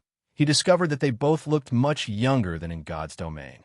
Moreover, they were only 19 years old, only 1 year older than Zipping. However, although the two's combat experience trampled over Zipping's, they were physically much weaker than Zipping. According to the White Tiger Dojo's evaluation standards, they were not even fit to become basic disciples. However, this wasn't unusual. Neither Shadow Sword nor Turtle Dove had received much attention from their previous dojo. Their dojo hadn't wanted to contract either of them after the two arrived. Feng split the 10 bottles of S-rank nutrient fluids, which Xiaoyu had Liang Jing deliver some time ago, between Shadow Sword and Turtle Dove. These S-rank nutrient fluids should be enough for them to train void steps for a considerable amount of time. S-rank nutrient fluids.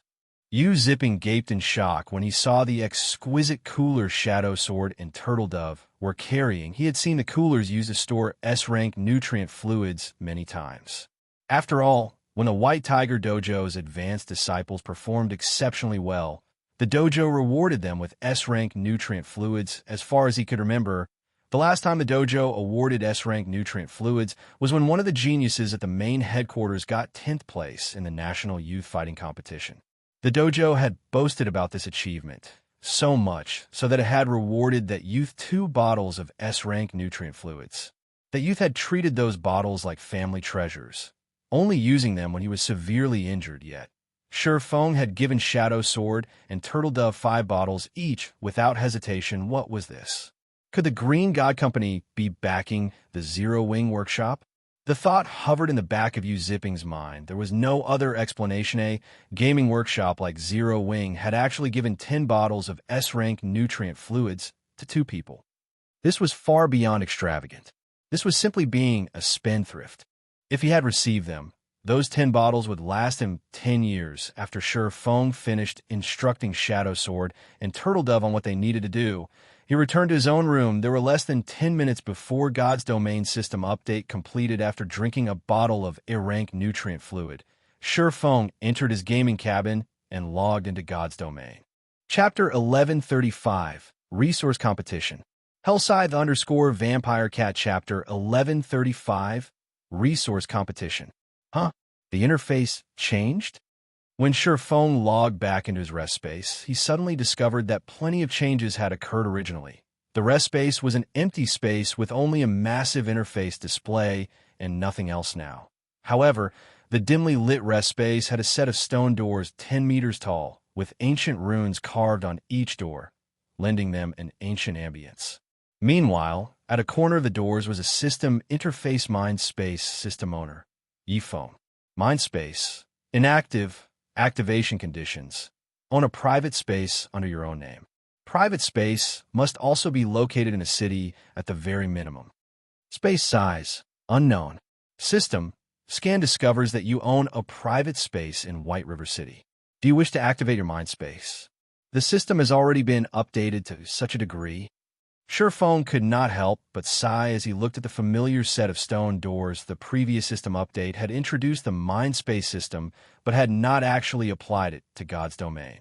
Only the related files had been added into the game, so that the main God system could gradually phase it into the game.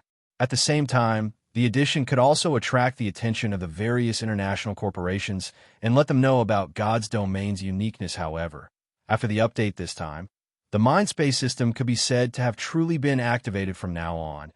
As long as players had a private space of their own in the game, they would be able to activate their mind space.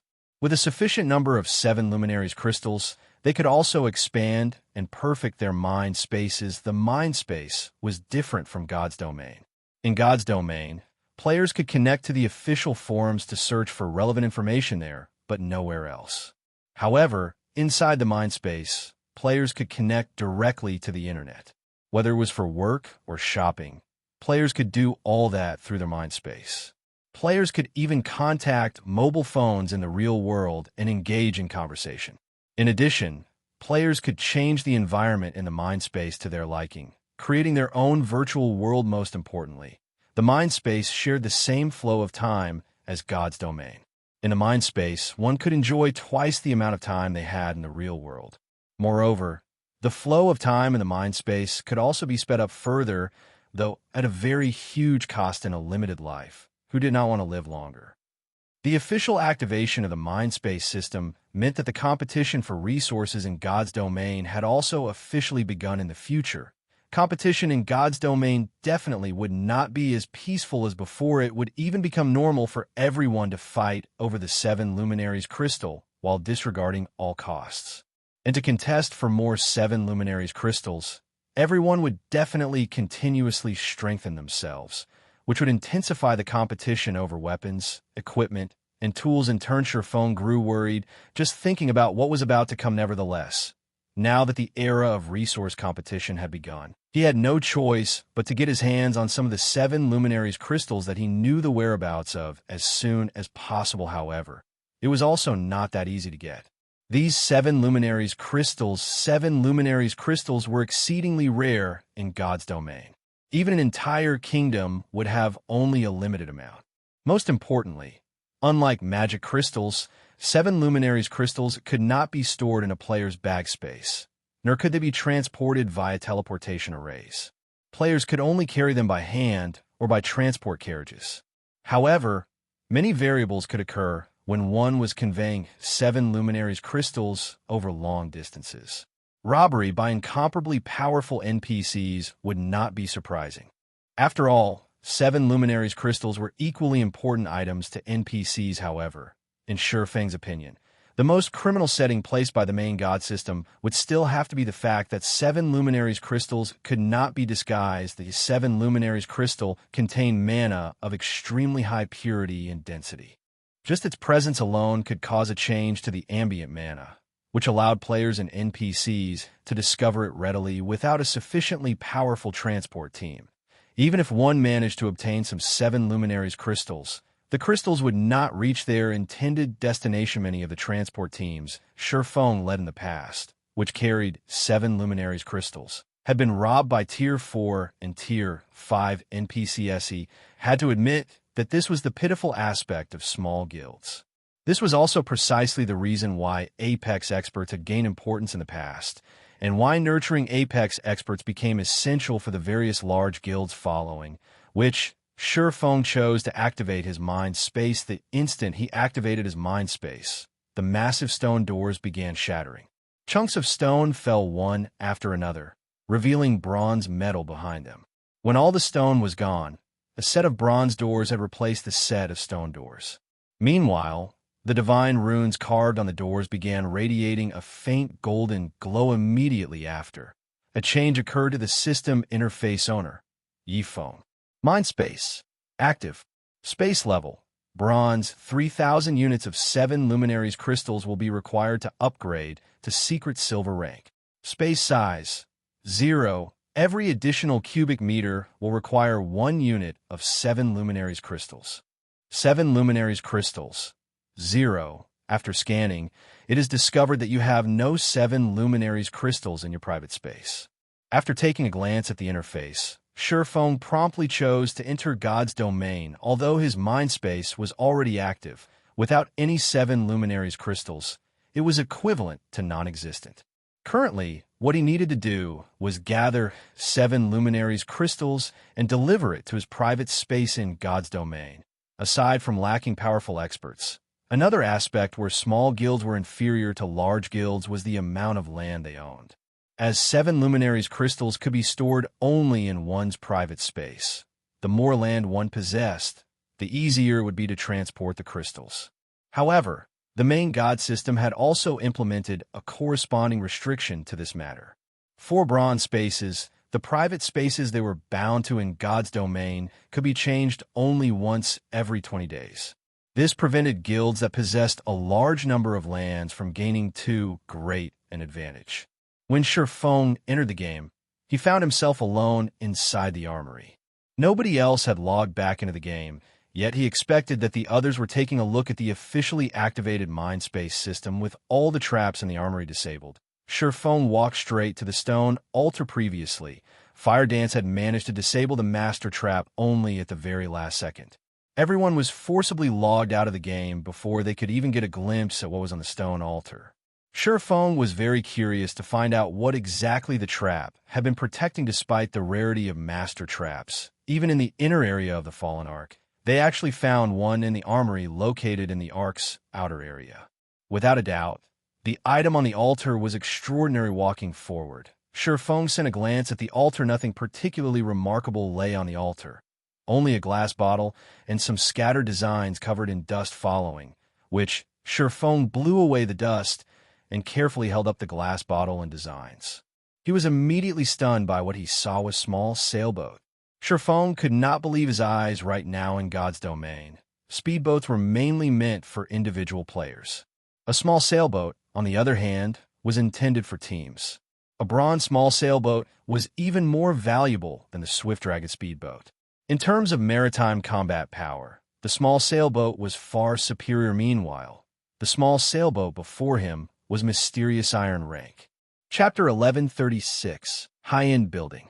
Hellscythe _ Fluffy Goblin Chapter 1136, High-End Building. Shurfeng was dazed as he stared at the ancient bottle in his hand. He had to admit that time could erode everything. The glass bottle storing the small sailboat was extremely high quality, crafted of epic rank materials. However, the bottle had been in this armory since the Great Ancient War. After so much time, even epic materials would start to disintegrate. As a result, Shurfeng could only see the small sailboat's information. He couldn't actually use it. Hurricane's sailboat, small sailboat, Mysterious Iron Rank. Maximum capacity, 150 people. Durability 1000/1000. Item storage when liberated. 8,000 bag space slots and 100 non-bag space slots. Additional active skill 1 dash. Triple shield. Absorbs up to 1,300,000 damage for 5 minutes cooldown. 15 minutes. Additional active skill 2 dash. Double destruction cannon. 2,000 yard range. Deals divine damage to a radius of 20 yards cooldown. 1 minute. 4 cannons are currently equipped. Up to 6 cannons can be equipped. Additional active skill 3 dash.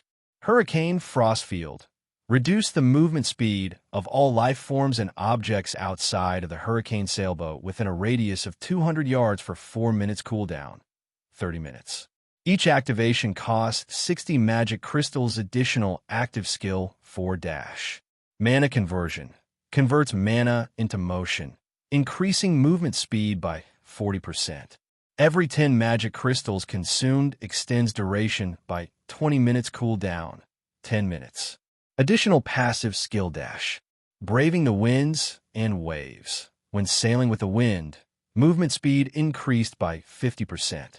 When sailing against the wind, movement speed is unaffected. The hurricane sailboat has been severely damaged and cannot be used. Must repair the boat's divine ruins before use. It seems I'll have to get Burning Abyss to fix it. Shurfeng sighed as he stored the hurricane sailboat. The hurricane sailboat was no less valuable than a fragmented legendary item. It was even more valuable than the Swift Dragon speedboat. The sailboat was especially valuable right now. Sailboats were very large. Not only could they participate in naval combat, but they were also transportation tools. Transporting cargo overseas was much faster and more convenient than on land. More importantly, transportation across the sea was much safer.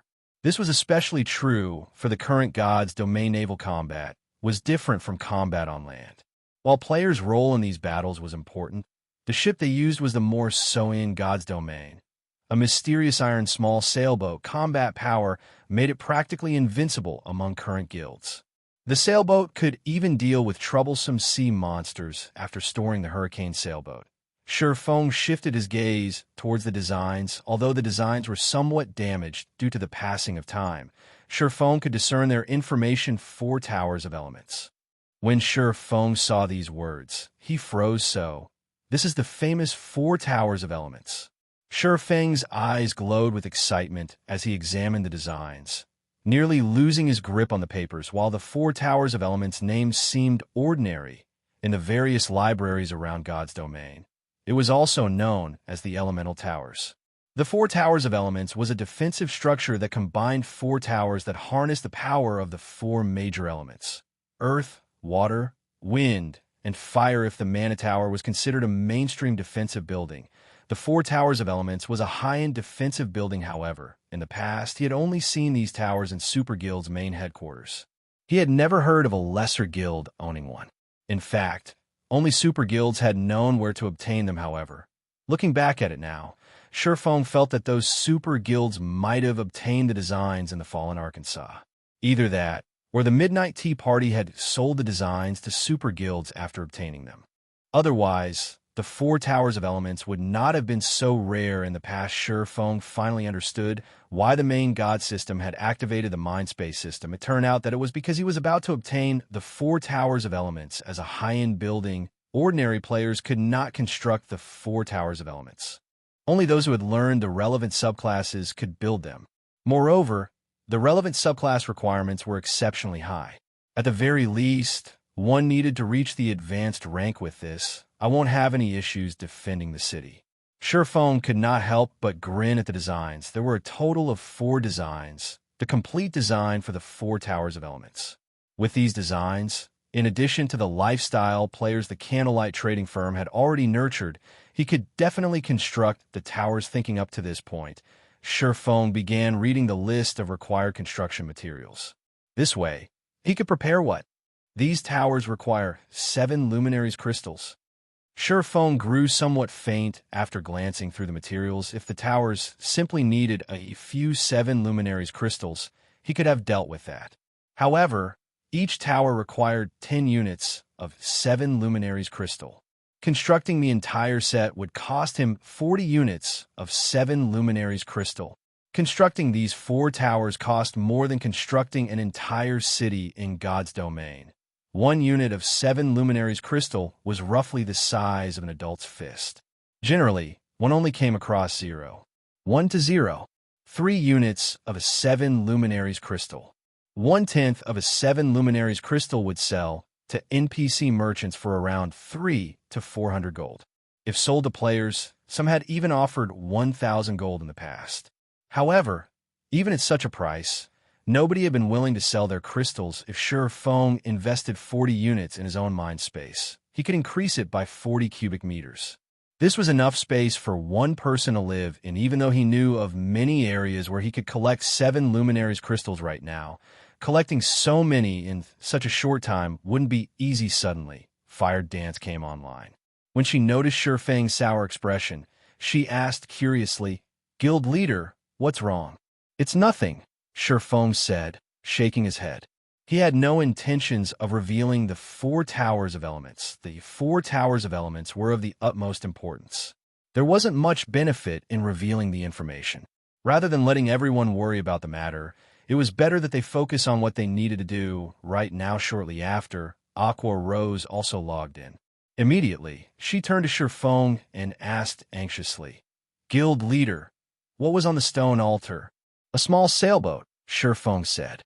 He then shared the Hurricane sailboat's information in the team chat for everyone to see. Those that had just come online and saw the Hurricane sailboat's information were stupefied. Although they weren't very familiar with naval matters, they could more or less tell how powerful the Hurricane sailboat was by its skills. The Hurricane sailboat was practically a moving turret. If the 4 double destruction cannons were lined up and fired together, their killing power would be absolutely terrifying. If the Hurricane sailboat could be used on land, it would be invincible, not to mention its sea. Guild leader, with this sailboat, we can start developing in a coastal city. With this sailboat and our resources, we'll definitely get our own share of the pie, Gentle Snow suggested after reading the Hurricane sailboat's details. "That's right. Guild leader, the various large guilds have already secured most of the available resources on land. We have to waste a lot of time and effort to contest for those resources. We might as well shift a portion of our focus to the sea. There are not many cities out at sea, so the various guilds are slow in developing their maritime strength. There's still a lot of locations free of guilds' control. With this small sailboat, we can definitely compete with the guilds current in coastal cities." Aqua Rose very much agreed with Gentle Snow's proposal. Both Aqua Rose and Gentle Snow were members of the guild's management team. They possessed far more information than others. The two of them had also considered the problem of the guild's future development. There were simply too few resources available on land, and it was time-consuming to contest for more. As for the sea, not only were its resources abundant, but the majority of the various large guilds in God's domain were in the same situation as Zero Wing when it came to competition at sea. Most guilds were just starting to move towards the ocean at this stage of the game. One could say that they were all at the same starting point. Right now, Zero Wing's acquisition of the mysterious Iron Small sailboat gave it a significant advantage over the other guilds. Zero Wing could easily suppress their competition's fishing boats and speedboats. Chapter 1137. Introducing the Inferior Legendary Treasure Chest. Hellscythe_Fluffy Goblin Chapter 1137. Introducing the Inferior Legendary Treasure Chest. In the canyon outside of the Fallen Ark, the Soul Eater Lord, which had previously attacked Zero Wing's team, finally emerged immediately. The Soul Eater Lord's powerful domain enveloped a significant portion of the canyon. How is there such a powerful monster? The sight of the Soul Eater Lord instilled fear and insecurity into the Midnight Tea Party's members. They had listened to Feng's instructions and moved 1,000 yards away from the Ark, which put them outside of the Soul Eater Lord's domain. However, as experts, their senses were far superior to ordinary players. In addition, they normally fought high-tiered monsters. As a result, they could roughly gauge a monster's strength based on the pressure it emitted. Meanwhile, right now, From the pressure they felt from the Soul Eater Lord, they could tell that he was the strongest monster they had encountered since joining God's domain. Black Flame really didn't lie. Even if every member in the team has reached Tier 2, level 60, we'll still be cannon fodder against such a powerful monster, Netherworld Wave said, finding it somewhat difficult to breathe. Even Tier 4 NPCs of the same level wouldn't be a match for the Tier 4, level 67 Mythic monster with a complete domain. After all, complete domains were what made Tier 4 NPCs so powerful and allowed them to fight Mythic monsters, which had higher attributes, on equal footing. Leader, are we still going to go in? Cloud Yarn asked Breeze Wine worriedly. With such powerful monsters guarding the Fallen Ark, even sending in an army of tens of thousands of players of the same level would be meaningless. They were significantly underleveled. Right now, let's wait for a bit, Breeze Wine said softly. Black Flame told us his method for luring these monsters away. Let's make our decision after watching the situation. After Breeze Wine announced his decision, the team fell silent. It would be a pity to simply leave after so much difficulty to open the Fallen Ark. While the Midnight Tea Party members waited quietly, one monster after another exited the Fallen Arkansas. The weakest among them was a Grand Lord, while most were Mythic monsters. The Adventurer team counted 20 Mythic monsters leaving the Ark. Watching this, the Midnight Tea Party members, who had experienced hundreds of challenging battles, shuddered. If not for the monsters' low levels, they could have easily obliterated numerous major NPC cities if they worked together. Even at level 60, players would be cannon fodder in front of these monsters. It did not matter how many players fought them. Everyone that tried to do so would undoubtedly die if not for their quest time limit and severe penalty for failure. The Midnight Tea Party members would have fled. Leader, look, they seem to have discovered something. The Ranger, Dark War, reported softly. Everyone followed Dark War's gaze, and indeed, one Mythic monster in the distant forest sniffed the air as if it had scented something. Suddenly, the Mythic monster roared, and the rest gathered to its location. The Midnight Tea Party members began to panic. They couldn't have discovered us, right? Cloud Yarn asked anxiously. If these monsters discovered them, their deaths were certain. That shouldn't be the case. Black Flame had returned from that direction. He should have set up some sort of luring magic array there, Endless Scars calmly explained. As soon as Endless Scars said so, the abyssal monsters began to rush elsewhere. Very quickly, they disappeared from the Midnight Tea Party's sight. They're gone? Everyone could not help but release a sigh of relief. A few of the team members, who had expressed their discontent with Sherfone, began to view the swordsman in a new light. Although Sherfone was ridiculously greedy, they had to admit that if not for him, they would have been unable to enter the Fallen Ark for a long time. We have our chance. Let's hurry and enter the Ark, Breeze Wine shouted as he stood. Now that the monsters were nowhere to be seen, they could sneak into the Ark undetected. Once they were inside, things would become much easier. It seems that I'll have to learn more about this guild leader of Zero Wing. Endless Scars revealed a faint smile as she looked to where the monsters had flown. Even super guilds knew little about the secret of the Fallen Arkansas. She had searched everywhere for information, even utilizing the Blackwater Corporation's power to grasp the little she had learned about the Arkansas. And yet, the guild leader of a newly developed guild knew far more about the Fallen Ark than she did. One could see just how extraordinary Sherfone was. Zero Wing was definitely not as simple as she had imagined.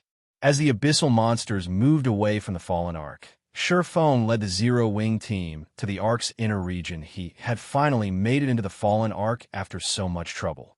He could not simply leave after looting a single armory. Furthermore, the Fallen Ark's truly valuable items lay in the inner region. However, as they ventured deeper, they encountered many traps.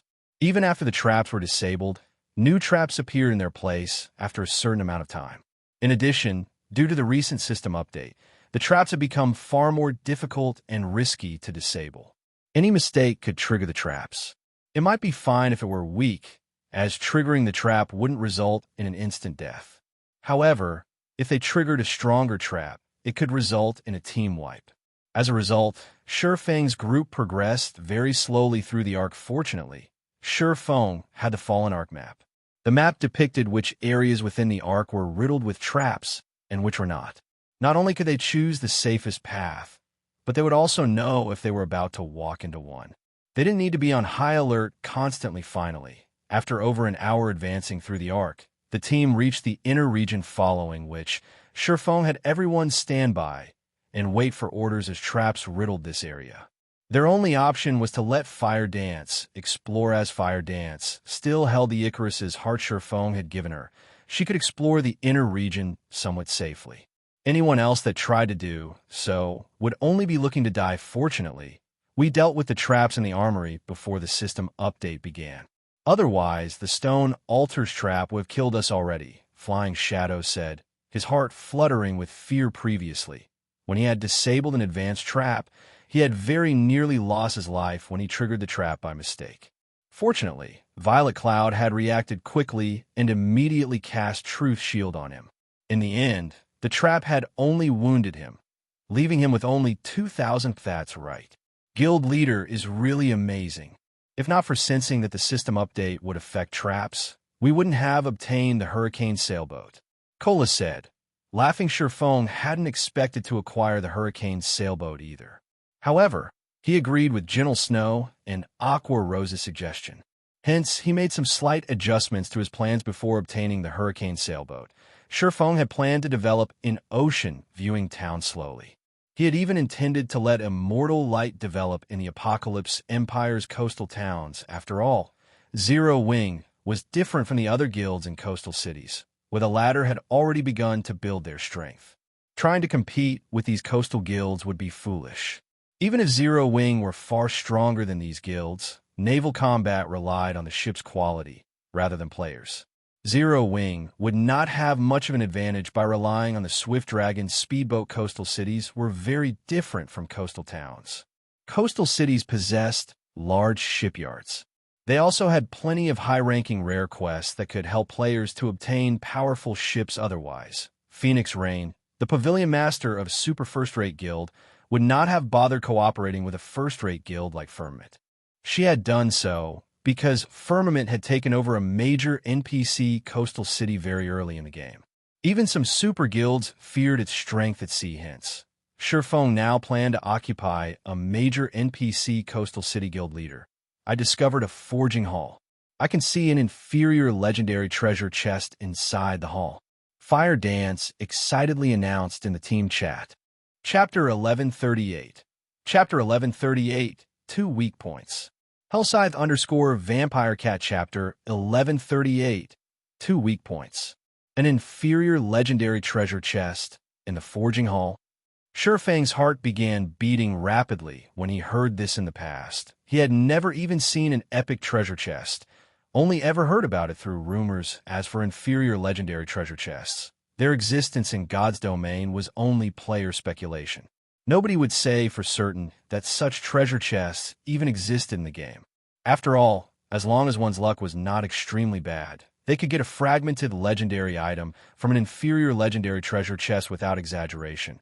A single fragmented legendary item could change the fate of a player in God's domain. In God's domain, the large guilds were fully capable of obtaining epic items in relatively high quantities. However, not every large guild possessed fragmented legendary items. Even 10 years after God's Domain's launch, first-rate guilds only had a handful of such items at most. Meanwhile, guilds would definitely dispatch a lot of players to guard their experts wielding these fragmented legendary items. The reason for this was very simple: fear of an ambush by other Apex experts wielding fragmented legendary items. Although their own experts possessed extremely frightening strength, with appropriate counters, the enemy could still take them out. Hence, these guilds would dispatch expert teams to prevent unexpected incidents from happening. Even so, many such ambushes still occurred in God's domain. Every day one could see just how desperate the large guilds were towards fragmented legendary items. Sure, Fong never imagined that, shortly after entering the inner area of the Fallen Ark, he would actually come across such a harvest. The Fallen Ark was even more amazing than the rumors had made it out to be. However, after giving the matter some thought, he found it reasonable. Back then, some people had already entered the Fallen Ark prior to the public's discovery of it, and had definitely cleaned out the treasures inside. Moreover, The super guilds that had cleared out those ancient abyssal monsters must have looted the Ark as well. By the time other players were able to swarm into the Ark, the treasures remaining were extremely few, but still extraordinarily amazing now that his team was the first to explore the fallen Ark. It was not surprising that they came across an inferior legendary treasure chest, which he had never seen in the past when everyone heard Fire Dance say so. Flames of passion flared up in their eyes. Even epic items were exceedingly rare right now. If they could obtain a fragmented legendary item, it would truly be a game-changer for Zero Wing among those present. Aside from Blackie, Aqua Rose, Gentle Snow, Fire Dance, an extreme few who knew that Zero Wing possessed more than one fragmented legendary item. Everyone else believed that the best weapons and equipment Zero Wing possessed were only of epic rank. What's the situation over there? Feng asked softly after calming himself. There's an extremely powerful trap set up around the treasure chest. Furthermore, there are two statues inside the forging hall, and both of them are giving off a very faint pressure. They could be the guardians protecting the treasure chest. I don't dare approach them right now, so I still can't determine whether I can disable the trap. Fire Dance then took a picture of the forging hall and shared it through the team chat previously. Feng had warned her that aside from traps, certain parts of the Ark's inner area had guardian monsters. Hence, she had taken notice of the two statues set up in the forging hall. After scrutinizing the picture, Feng nodded and said, "Your judgment is correct. Those two statues are indeed guardians. Moreover, they're not just any normal guardians. They're fossilized Tyrannosauruses, an archaic species." Feng had seen the fossilized Tyrannosaurus in the past. Back then, a super guild had dispatched an army of 10,000 players, in addition to many Apex experts, to kill one. In the end, although the super guild managed to finish off the archaic species, it had suffered a casualty rate of over 80%. An archaic species? Isn't that similar to the monster we encountered in Titan City's entrance trial? Aqua Rose asked in shock. She had personally experienced the strength of an archaic species. If not for the powerful magic array suppressing the king of corrosion back then, they would not have had any chance of defeating it at all.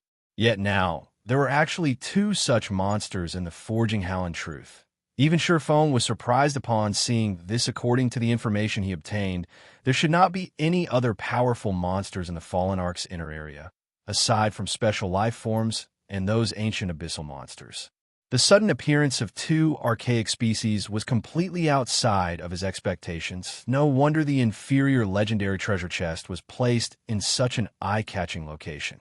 Feng felt his head start aching. Archaic species were stronger than even special life forms. A Tier 4 archaic species could definitely rival those Tier 4 abyssal monsters inside the Ark in strength. If two of such archaic species worked together to defend an area, they would be practically invincible at this stage of the game. It might be possible to challenge them with a team of Tier 3 experts. Either that, or if they had another water boundary magic scroll to hold the two guardians back, they could use the opportunity to disable the trap and take the treasure chest away. Otherwise, they could only look at the treasure chest from the side's guild leader. With our current standards, I'm afraid that we won't be able to get that inferior legendary treasure chest. Why don't we explore other locations first? Gentle Snow suggested, while she wanted to obtain the inferior legendary treasure chest as well. The difficulty of doing so was simply too high. Rather than pointlessly throw away their lives, it would be much better if they first looked for whatever items they could get their hands on. Right. Fire. Send over the safe route to the forging hall first. Afterwards, explore some other locations and take as many items as you can.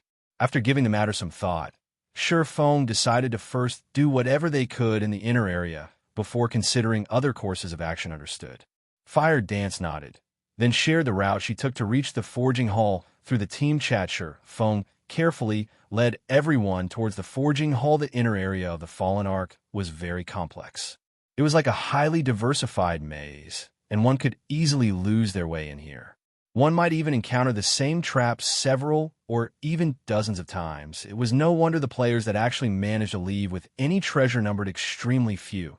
Despite players swarming the Fallen Ark after winning their way for over an hour, Feng and the others finally arrived at the forging hall. The extremely spacious forging hall was roughly the size of a sports stadium that could fit 50,000 people. There were all sorts of forging tools placed around the room, as well as many books on display. However, due to the corrosion of time, none of these things seemed usable. Only the treasure chest and the statues placed in the center of the hall appeared in pristine condition. Find a way to disable the traps protecting the forging tools and books. Everyone else, take whatever you can away from here. Leave nothing behind. Sure Feng instructed after glancing through the hall. Since he had already arrived in the Fallen Ark's inner area, he naturally could not let this trip go to waste, although the forging tools and books were severely damaged. With so many tools and books here, he refused to believe that not a single one of them was usable. Understood. Everyone promptly spread out and went into action. As for Sure Feng himself, he was carefully observing the inferior legendary treasure chest and the two massive statues standing beside it. Over 2 hours passed very quickly. Aside from where the treasure chest sat, everyone had cleared out all the other areas in the hall. Although everyone was relatively tired from all the looting they did, they managed to end up with a considerable harvest. The items they obtained included dozens of complete books, as well as 8 forging tools. Every forging tool was secret silver rank, and if placed in a candlelight trading firm, they would all be top-class tools. While everyone was quietly waiting for Fire Dance to return, Gentle Snow used the time to flip through some of the books they found in the forging hall. Suddenly, Gentle Snow exclaimed with excitement, "Guild leader, this book seems to have a relevant introduction to the fossilized Tyrannosaurus." "An introduction? Let me see." Sure Feng demanded hurriedly. The book Gentle Snow was reading was titled Archaic Species Material Analysis. The book specifically introduced the various archaic species in existence, as well as the materials that could be gained from their bodies. It also had a section on how those materials could be used to produce specific kinds of weapons, equipment, and other items. Among the archaic species recorded, the fossilized Tyrannosaurus had over a dozen pages dedicated to it. Meanwhile, the information mentioned that the fossilized Tyrannosaurus had 2 weak points. The first one was the monster's hydrophobia. Submersion in water would inhibit the fossilized Tyrannosaurus's reactions, and its defense would decrease significantly. The second weak point was its power core. There was a power core in the fossilized Tyrannosaurus's body. The destruction of this power core would significantly weaken the monster's strength attribute. Chapter 1139, Race Against Time. Hellscythe_Vampire Cat Chapter 1139, Race Against Time. At the outer area of the Fallen Ark, the members of the Midnight Tea Party moved with extreme caution. This was because shortly after their entry, they very nearly got team-wiped due to triggering a trap. Nobody could have imagined that the latest system update would include penalties for failing to disable a trap. With Netherworld Wave's Advanced Trap Disabler class, it was simply impossible for him to succeed in disabling advanced traps all the time. As a result, the team had no choice but to exercise extreme caution while advancing. If I had known something like this would happen, I would have had us enter the Ark before the system update began. Breezewine now felt that he had made the wrong decision before. There were still many fallen patrols roaming about the outer area of the Arkansas. With their slow progress, it was very easy for them to come across those patrols. If they really got caught by a patrol, they would have no choice but to withdraw immediately. Right now, whether they could even reach the Ark's inner area was still in doubt. Had they utilized the 20 minutes log-out preparation time, they might have already reached the inner area by now. Leader, you didn't make the wrong decision. If we entered the Ark before the update began, we would have risked encountering those dangerous abyssal monsters. Our situation at that time wouldn't be much better than right now. Moreover, now that we've grasped the method to lure those abyssal monsters away, should we really fail to complete our quest this time, we can simply come back once everyone has reached level 50 and obtained their Tier 2 classes. At that time, even if we come across the fallen patrols, we can still quickly finish them off or fight them as we advance deeper into the Ark. Endless Scars said after noticing Breezewine beating himself up. Let's use this chance to scout out a path and advance. Likewise, everyone else on the team expressed their agreement when they heard Endless Scars' words. Although their quest had a time limit, they still had enough time to make appropriate preparations. Just as everyone was merrily chatting with each other, Endless Scars suddenly received a message. Seeing this message, Endless Scars smiled faintly. Big sis Endless. Did something good happen? Cloud Yarn could not help but ask curiously when she saw Endless Scars suddenly sporting a playful smile. You could say that. Any of you interested in watching a competition at the Dark Arena? I've just received an invitation card, and I can bring 5 people with me, Endless Scars said, chuckling. The Dark Arena? Everyone lost interest when they heard this, although those participating in the Dark Arena were much stronger than ordinary experts. To experts of their standards, the fights at the Dark Arena possessed no reference value whatsoever. Are you all really not interested in going? I heard that the Dark Arena is even prepared to hold a grand auction this time, which apparently will include even epic items, Endless Scars said, somewhat disappointed when she noticed the disinterest on everyone's faces. Moreover, the battle teams that will be fighting are very interesting. Among them, Zero Wing will be facing off with the Miracle Guild. I heard that Miracle has dispatched quite a few powerful experts this time. Epic items? Zero Wing against Miracle? Big sis Endless, I want to go. Hold it. I've never been to the Dark Arena, even once before. Let me go this time.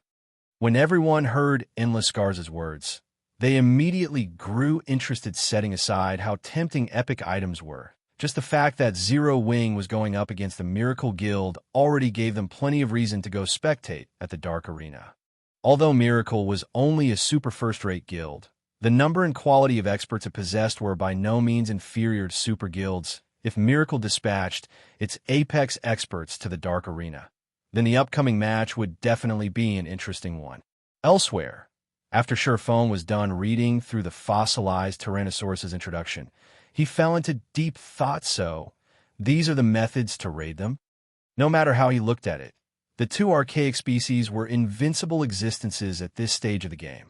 If the 2 worked together, even a 100-man team of level 60, Tier 2 experts would fall very quickly. However, since the main god system had set the difficulty of this raid as such, it would naturally provide players with some kind of hope to complete the raid, although Sherfone did not know how effective these 2 methods would be in weakening the fossilized Tyrannosauruses. It would be a criminal waste if he simply gave up on the inferior legendary treasure chest without even giving it a try, following which Sherfone had everyone begin making preparations to raid the 2 monsters guild leader. Are we really going to raid these 2 archaic species? Aqua Rose asked worriedly as she looked at the 2 giant statues in the center of the forging hall. Previously, when they went up against the King of Corrosion, they had had a team of 100 players and even the assistance of an ancient magic array. Right now, not only did they not possess such a magic array, but their team also had only 20 members in all. To make things worse, they had to go up against 2 archaic species at the same time. No matter how she looked at it, they were simply trying to get themselves killed. The outcome would be the same, even if they managed to grasp the weak points of the fossilized Tyrannosauruses. I know what you're worried about. Before we learned of their weak points, I indeed had no idea how we could get the treasure chest. Now, however, things are different. I have around a 30% certainty that we can get that inferior legendary treasure chest. Sherfone laughed. 30%? So high. Aqua Rose was quite surprised by Sherfang's response. She had estimated that they had less than a 5% chance of successfully obtaining the treasure chest. But Sherfone was now saying he was roughly 30% sure he could pull it off. If he really did have such a high probability of success, it was indeed worthwhile to make an attempt. Currently, super guilds were willing to sacrifice thousands of elite members just to obtain 1 epic item, let alone a fragmented legendary item.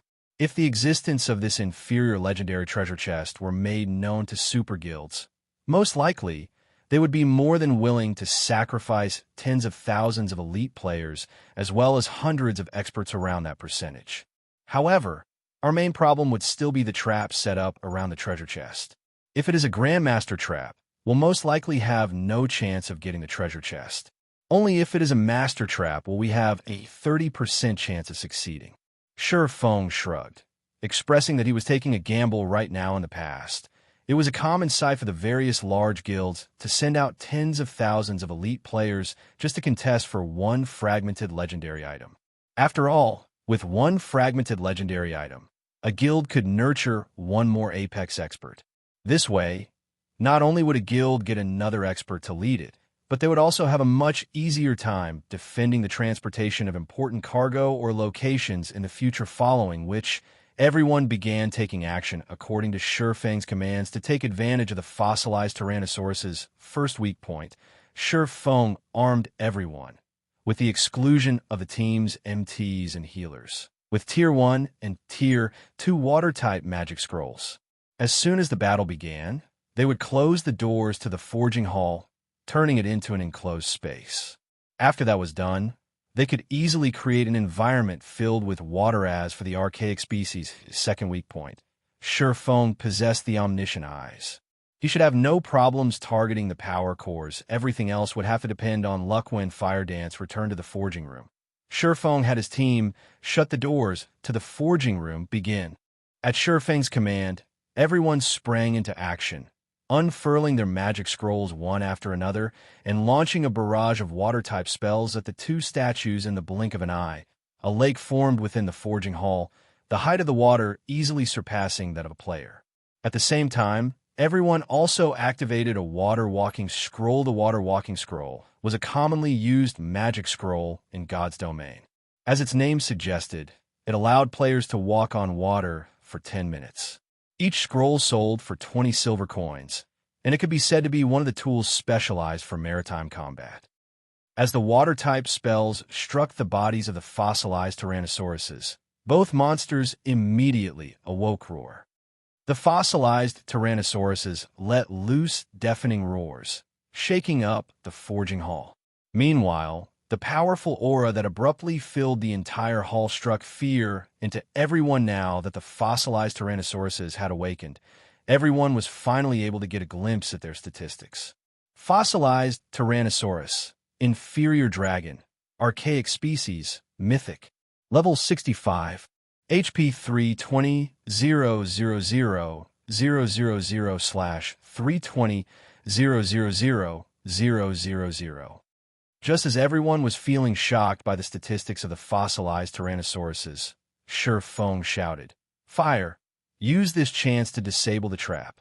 Shurfang knew better than anyone else present just how powerful the fossilized Tyrannosauruses were. It was also because of this understanding that he knew how valuable time was right now. If they continued daydreaming, the chances of obtaining the inferior legendary treasure chest would decline. Understood. Fire Dance immediately responded and activated Silent Steps, appearing behind one of the two fossilized Tyrannosauruses. She then dashed straight towards the treasure chest. Chapter 1140, Buying Time.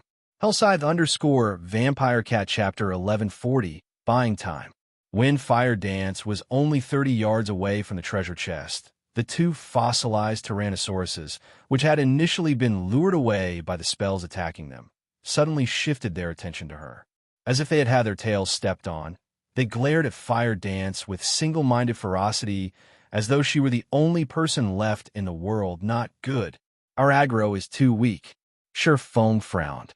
Cola, Turtle Dove, use everything you've got to pull aggro. Have the bosses stay as far away from the treasure chest as possible. As guardian bosses, the fossilized Tyrannosaurus's priority was the protection of the inferior legendary treasure chest. To them, aggro was secondary only. When another player's aggro over the fossilized Tyrannosauruses reached a sufficiently high degree, would the bosses stop paying attention to the player attempting to steal the item they protected. This was why Shurfang previously had everyone use their water-type magic scrolls on the fossilized Tyrannosauruses. Not only could they deal a significant amount of damage to the bosses, but they could also increase their aggro over the bosses. However, the effects of the water-type spells were not as good as Shurfang expected. Understood. Upon hearing Shurfang's command, Cola and Turtle Dove immediately activated Power of Darkness, causing their basic attributes to soar instantly.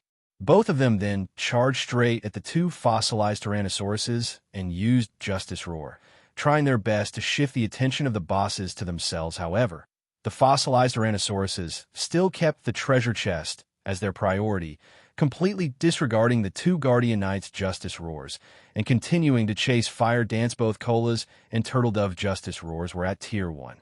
If the target they used the skill on ignored them, their strength attributes would double for a short time. Their speeds would increase significantly as well. Sure enough, Cola's and Turtledove's strengths immediately doubled. Both of them then followed up with a shield of vengeance at their respective fossilized Tyrannosauruses. Boom. Boom. The moment their shields collided with the fossilized Tyrannosauruses, sparks flew.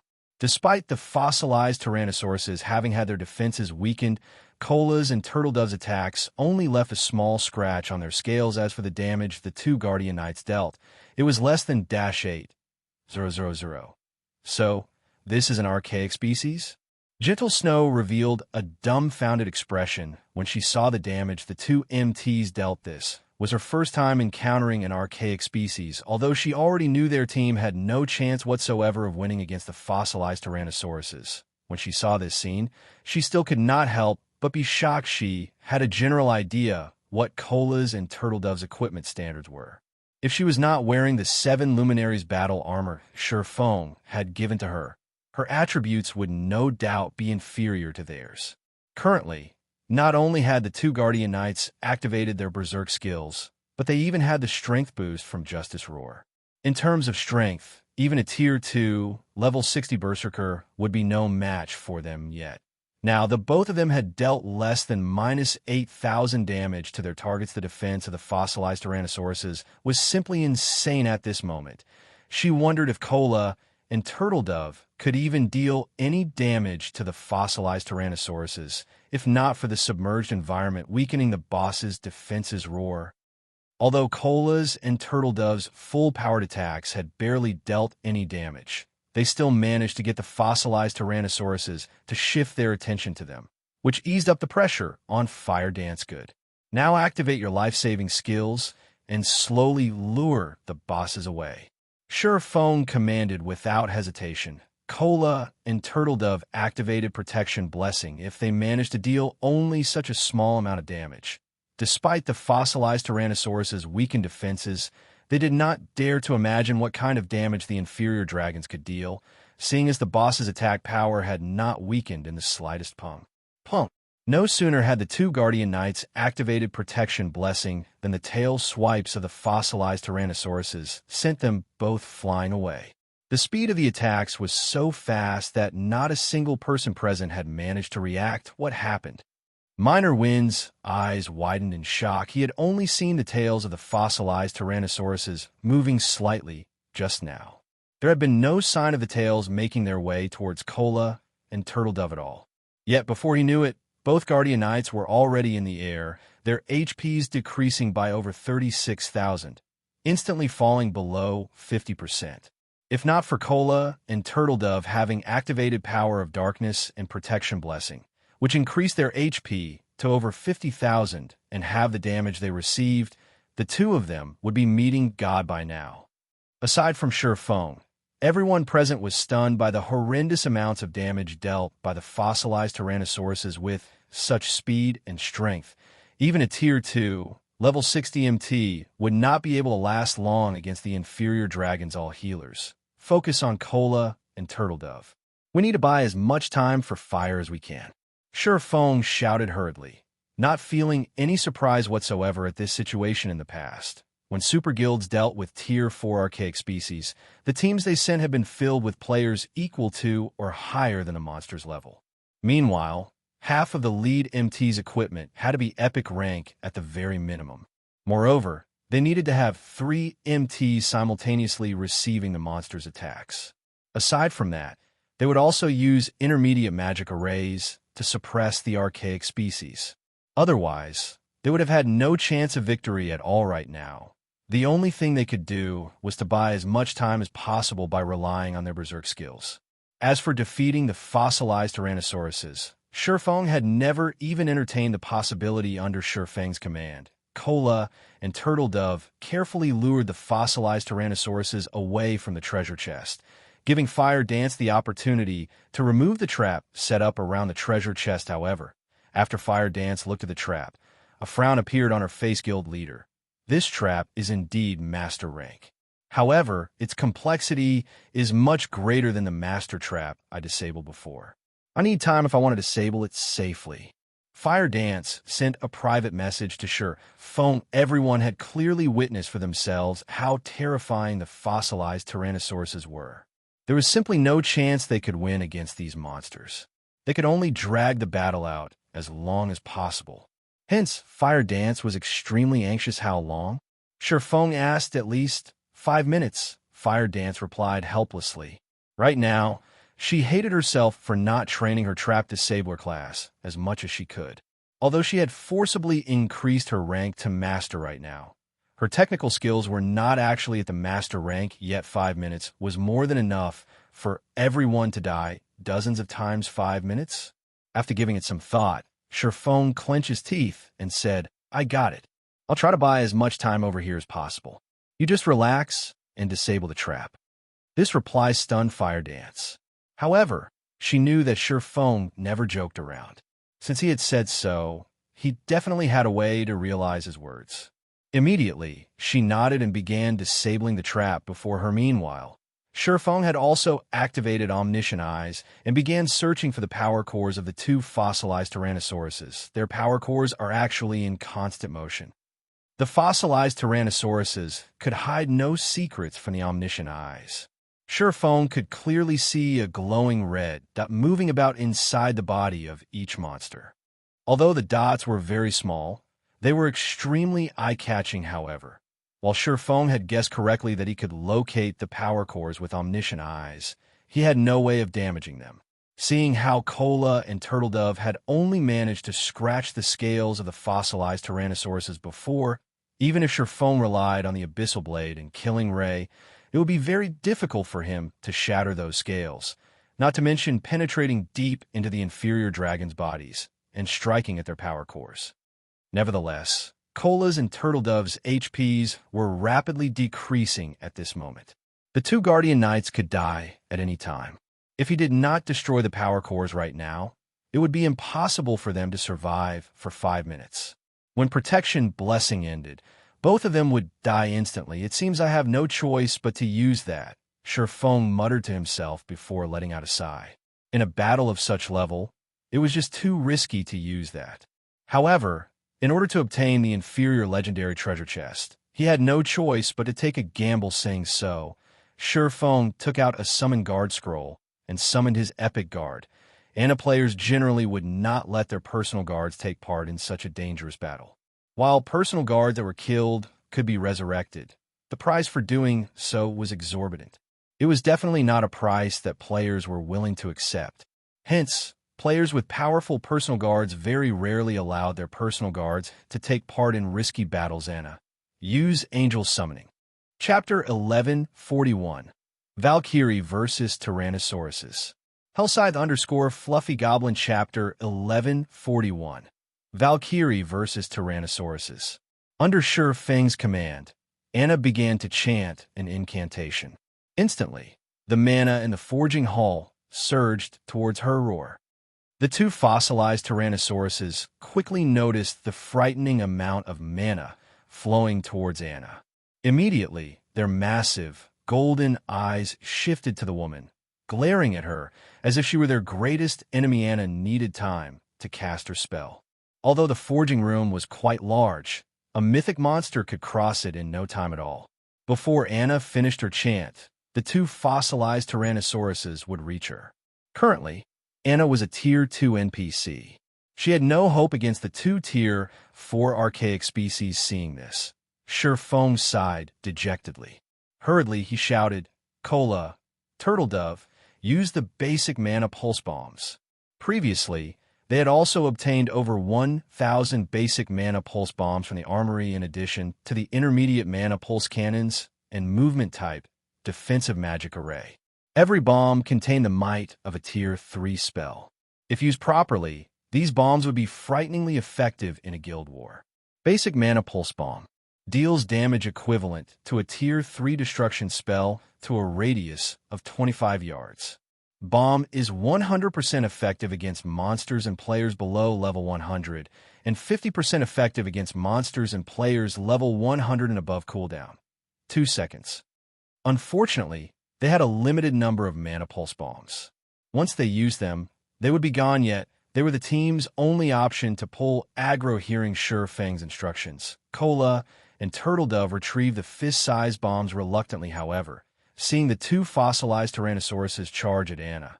The Guardian's Knights threw the bombs at the two bosses. The Mana Pulse bombs looked like specks of dust compared to the fossilized Tyrannosauruses, however. The instant the bombs touched the fossilized Tyrannosaurus' scales, black and white mana surged forth, devouring the Guardian monsters.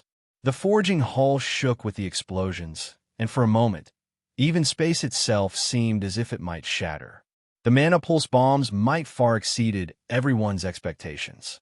Meanwhile, Cola and Turtledove, who stood closest to the fossilized Tyrannosauruses, were blown off their feet by the resulting shockwaves. This destructive power is even more amazing than Tier 3 large-scale destruction spells. Cola exclaimed in astonishment. He had seen Tier 3 large-scale destruction spells before. Although their range was greater, the spells couldn't destabilize space if they attacked a Grand Lord with these basic Mana Pulse bombs. They might even inflict severe injuries. The Mana Pulse bombs had shocked the rest of the team as well, and they all thought it was a huge waste to use them against the fossilized Tyrannosauruses. If they used the bombs to weaken field Grand Lords instead, the guild could profit greatly, however, as the black and white mana dissipated and these players could see the fossilized Tyrannosauruses once more. Their eyes nearly fell out of their sockets despite such powerful attacks. The fossilized Tyrannosauruses were unharmed. The Mana Pulse bombs hadn't even left a scratch. All the bombs accomplished was blowing off a layer of dust that had collected on the fossilized Tyrannosaurus' scales over the years, giving the two monsters a fresh, clean appearance after the bomb's damage. Each had only caused around minus 200,000 damage. Even if they tossed 1,000 basic Mana Pulse bombs at the fossilized Tyrannosauruses, they couldn't kill the monsters. If they used the basic Mana Pulse bombs against Great Lords, each could easily deal over 1 million damage. The bombs would also easily annihilate players below Tier 3, however. The bomb's damage did redirect the fossilized Tyrannosaurus' attention to Cola and Turtledove. Excellent. Sure Fang smiled faintly. The brief moment Cola and Turtledove had bought allowed Anna to finish her incantation emerge. Valkyrie. Anna shouted immediately. A golden magic array enveloped the forging hall's ceiling, which caused the mana inside the hall to rampage. A Valkyrie with pure white wings, geared in golden, divine armor slowly descended from the magic array. Compared to Anna's previous summoning, the Valkyrie had reached level 70, as Anna had leveled from level 69 to level 70 during the previous war. Every 5 levels was a minor turning point in God's domain, hence a level 70 Valkyrie was significantly stronger than a level 69 Valkyrie. This was also why Sure Fang was willing to risk summoning Anna into this battle. The fossilized Tyrannosauruses were level 65. As Tier 4 archaic species, while they might not have complete domains like the ancient abyssal monsters, their attributes were far superior to the abyssal monsters. If given the choice, players would rather fight the fossilized Tyrannosauruses than the ancient abyssal monsters. This was due to the abyssal monsters' powerful domains and their effectiveness against players. After all was said and done, the Tier 4 Valkyrie was only a puppet. The Valkyrie neither possessed high intellect, nor did it have a complete domain like ordinary Tier 4 NPCs. In a sense, the Valkyrie was similar to the fossilized Tyrannosauruses. However, when comparing life ratings, the Valkyrie was far above archaic species in a head-on collision. The Valkyrie could definitely overwhelm the fossilized Tyrannosaurus' attack. Sure Fang commanded the Valkyrie could only remain for 10 seconds and could only be summoned again after 1 full day. Hence, he could not waste a single second hearing Sure Fang's command. Anna instructed the Valkyrie to take action suddenly. The Valkyrie disappeared as she used the Tier 3 skill spatial transfer to arrive before one of the fossilized Tyrannosaurus' attack, its lower left rib. Sure Fang commanded after watching the bosses with omniscient eyes. Sure Fang had grasped the power core's basic patterns. Although he couldn't break through the fossilized Tyrannosaurus' scales and substantially damage the power cores, the Valkyrie could. A silver spear appeared in the Valkyrie's hands, arcs of golden lightning dancing around the weapon. The Valkyrie then thrust the spear at the fossilized Tyrannosaurus's lower left rib tier, 4 skill, Thunder Sanction. The fossilized Tyrannosaurus panicked instantly. The Valkyrie had appeared too suddenly. Even with its high attack speed, the fossilized Tyrannosaurus was still caught off guard as it received Thunder Sanction in full. The golden lightning pierced through its tough scales and exited from its back, reaping nearly 3% of the monster's HP. The team immediately felt the fossilized Tyrannosaurus grow weaker. This scene enraged the other fossilized Tyrannosaurus as it spread its jaws. A large amount of mana began to gather in the monster's mouth crap. It's using its breath. Everyone move. Don't stand in front of the boss. Shurfeng hurriedly warned his team as he saw the monster charge. Its attack, the greatest move of any monster from the dragon race, would be its breath attacks. Among them, true dragon's breath attacks were the most powerful.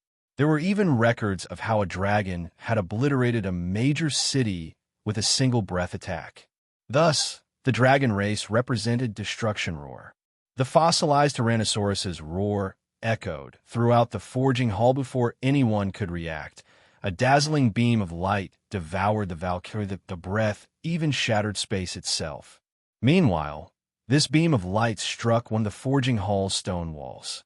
If not for having been constructed by ancient gods, no one doubted that the breath attack could have punched a hole straight through the fallen arc. Chapter 1142, Power to Annihilate Mythics. Hellscythe _ Fluffy Goblin Chapter 1142, Power to Annihilate Mythics. By the time the fossilized Tyrannosaurus's breath ended, the forging hall was unrecognizable. How is there such a powerful monster? The fossilized Tyrannosaurus's breath attack had stupefied every player on the team. Everything in front of the inferior dragon was gone. Only a bare wall and floor remained. Over half of the accessories around the forging hall had disintegrated. It was not hard to realize that the fossilized Tyrannosaurus hadn't been taking them seriously. Had the two inferior dragons taken them as seriously as they had the Valkyrie, they would have obliterated the entire team. This single blow shouldn't have defeated the Valkyrie, right? Aqua Rose muttered worriedly as she watched the spatial tear gradually disappear. Without a doubt, this breath attack was definitely a Tier 4 skill. Otherwise, it wouldn't have created a spatial tear. The Valkyrie was only a temporarily summoned puppet. She only possessed 1/20th of the HP ordinary summoned creatures had. It wouldn't be surprising in the least if this terrifying breath attack had devoured her entire HP bar. If the Valkyrie were really gone, the consequences would be unimaginable against the enraged fossilized Tyrannosauruses. Even with their berserk and life-saving skills active, Cola and Turtledove would die instantly, much less the rest of Zero Wing's team. As these thoughts swam through Aqua Rose's mind, the smoke finally started to dissipate. She's unharmed. How is this possible? Aqua Rose stared at the divine angel flapping her wings in amazement. Not only was the Valkyrie unharmed, but not even a speck of dust tainted her body. Even the fossilized Tyrannosaurus, which possessed some intellect, was stunned, fear surfacing in its massive, golden eyes as it gazed at the Valkyrie before it suddenly. Shurfeng shouted, "Attack its right arm!" Although the fossilized Tyrannosaurus's breath was incredibly powerful, and as Valkyrie was no pushover either. Even if the Valkyrie were not at her peak due to lacking sufficient intellect, she possessed all of the skills a Tier 4 Valkyrie should. The Valkyrie had used the Tier 4 skill Divine Protection to defend against the inferior dragon's breath, the skill allowing her to negate all attacks below Tier 6 for 3 seconds. Afterward, all of the damage she should have received would be converted into HP. In the past, Divine Protection had been a super rare life-saving skill that many Tier 4 Guardian Knights dreamed of obtaining. Any Guardian Knights that learned it had been highly sought after even by super guilds. As soon as Shurfeng gave the command, Anna once more controlled the Valkyrie to attack the fossilized Tyrannosaurus roar. The fossilized Tyrannosaurus was now on full alert, its claws releasing a faint gray glow. The inferior dragon then slashed at the approaching Valkyrie as if it were swatting a flyboom. Faster than the naked eye could perceive, the claws struck the Valkyrie. The players in the forging hall nearly lost their balance as the resulting shockwave swept over them. However, When the fossilized Tyrannosaurus's claws landed, the attack stopped as if it had collided with an immovable wall. Not only did it fail to damage the Valkyrie, but its claws had also been forced to a halt, taking advantage of the inferior dragon's brief pause. The Valkyrie threw her silver spear. The spear transformed into a streak of light that pierced the fossilized Tyrannosaurus's right arm, leaving behind a bloody hole. Good. With this, we shouldn't have any issues. Feng released a sigh of relief when he saw the red dot on the fossilized Tyrannosaurus's body fade. The Valkyrie could only remain in existence for a short period. If they could not exterminate the fossilized Tyrannosaurus's power cores within that time, they would never last 5 minutes. Now that the fossilized Tyrannosauruses had lost their power cores, they were like beasts that had lost their fangs and claws. Their threat levels decreased significantly even when Cola and Turtledove receive an attack. They only lost around 18,000 HP. The inferior dragons had lost at least half of their strength. With this, even without protection blessing, neither of the two guardian knights would die instantly. They could last a long time with the aid of Power of Darkness, however. Feng had no intentions of wasting the Valkyrie's power. Immediately, he had the Valkyrie attack the two fossilized Tyrannosauruses frantically, using this opportunity to weaken the two bosses further and reduce the burden on Cola and Turtledove. Unfortunately, 10 seconds was too little time. Despite the Valkyrie doing her best, she was only able to deal some light damage to the two massive bosses, which slowed the monster's attacks slightly. Unfortunately, the attacks weren't so slow that Cola and Turtledove could evade the boss's normal attacks easily when the two bosses used skills. However, the brief activation time gave the MTs enough time to evade time pass quickly. While Fire Dance desperately tried to disable the trap, the pressure on the rest of the team grew. Their fear also grew as they continued to fight. The fossilized Tyrannosauruses had 320 million HP. They could regenerate 3,200,000 HP every 5 seconds. Even if they stood there, not defending themselves, they wouldn't die. In contrast, due to the high damages Cola and Turtledove received, Zero Wings healers were struggling. Their mana depleting rapidly. It was impossible to make up for the consumed mana with mana recovery potions. It was only a matter of time before the healers ran out. Fortunately, the team's goal wasn't to exterminate the fossilized Tyrannosauruses. Instead, they were simply buying time. However, both Cola and Turtledove suddenly felt that something was amiss. Guild leader, I'm sensing that the boss's strength is growing. Cola hurriedly reported. Initially, after Protection Blessing had ended, he had received around minus 36,000 damage from each of the fossilized Tyrannosaurus's normal attacks. However, with the aid of Protection and Truth Shield, he received less than minus 30,000. With his current 57,000 HP and the healer's help, he could receive 2 hits without dying yet. Even with the Oracles and Clerics buffs, he was now receiving more than minus 30,000 damage from the boss's normal attacks. If the damage continued to rise, he would die in 2 hits if the healers failed to restore his HP in time. I discovered something strange as well. It seems the boss's defense is weakening. General Snow, who was assisting Turtledove from the sides, announced, hearing Cola and General Snow's words. Feng fell into deep thought. Could they be weakening their physical bodies to generate new power cores? Although extremely few monsters had cores as weak points in God's domain, Feng had encountered a few. A few of these monsters were capable of regenerating their destroyed cores after a certain period. The fossilized Tyrannosauruses were an archaic species. It would not be surprising if they could do so. In fact, Feng had already considered this possibility. However, less than 2 minutes had passed since the inferior dragon's power cores had been destroyed. This regeneration speed surpassed Feng's initial estimates. He had assumed that the bosses would need at least 5 minutes before they could regenerate their power cores. This coincided with how much time Fire Dance needed to disable the trap. Once the trap was disabled, they could simply take the treasure chest and leave. They shouldn't have needed to worry about the fossilized Tyrannosauruses regenerating their power cores. It seems we have no choice but to fight. After considering various options, Feng had only come up with one method that would buy them the necessary time. Clenching his teeth, he said, "Cola, Turtle Dove, lure the bosses together.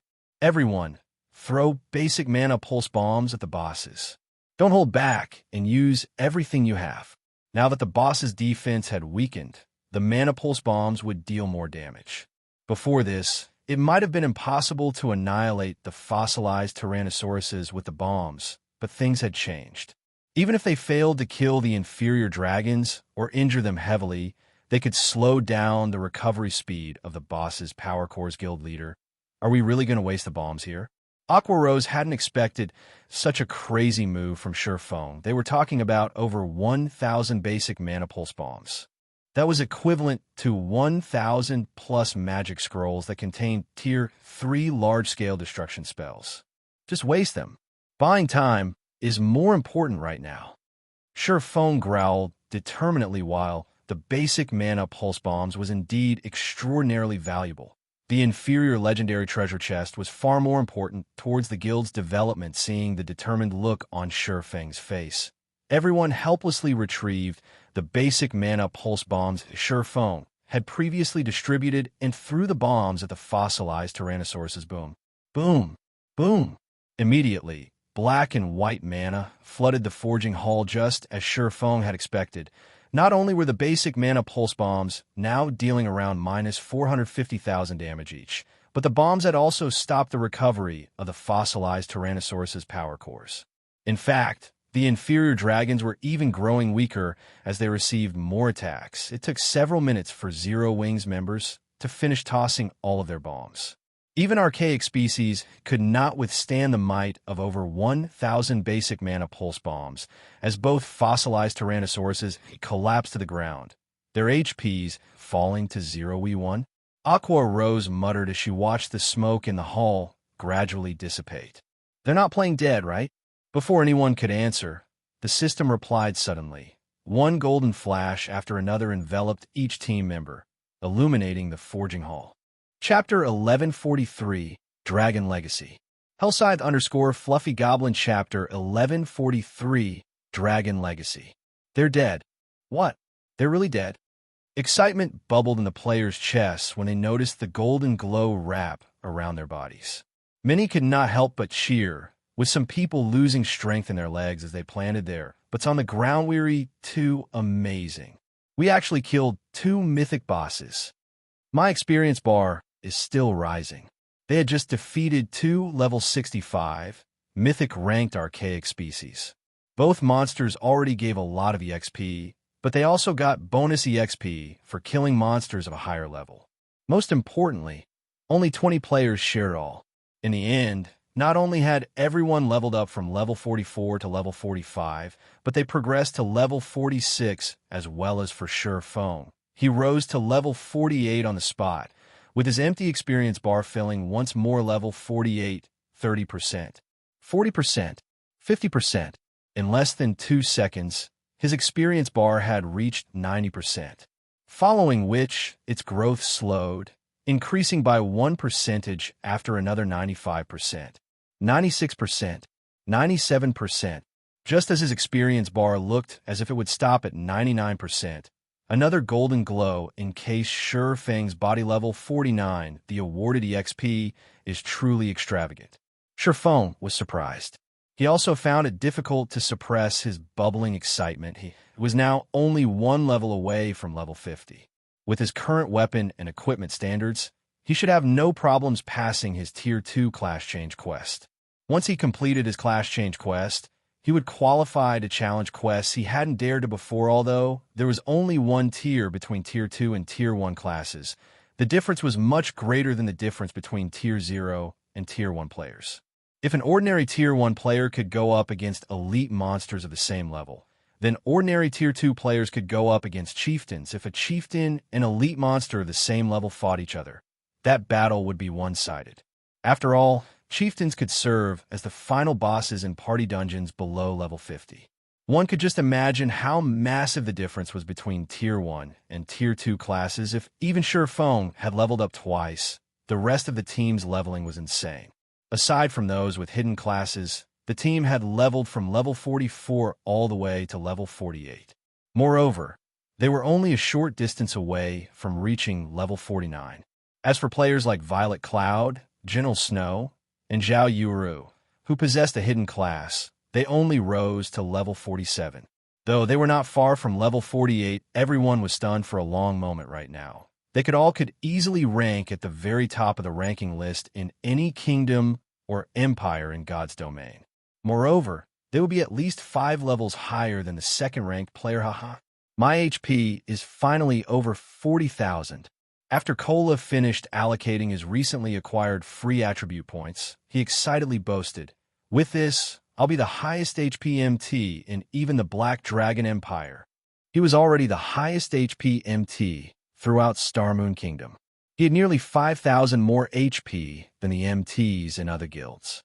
Although he was not particularly certain about the situation in the Black Dragon Empire, he could dare to claim that no MT in the Empire could match his HP 40,000 HP. Gentle Snow, who was level 47, looked at her own HP bar, noticing that her HP had broken past the 40,000 threshold as well.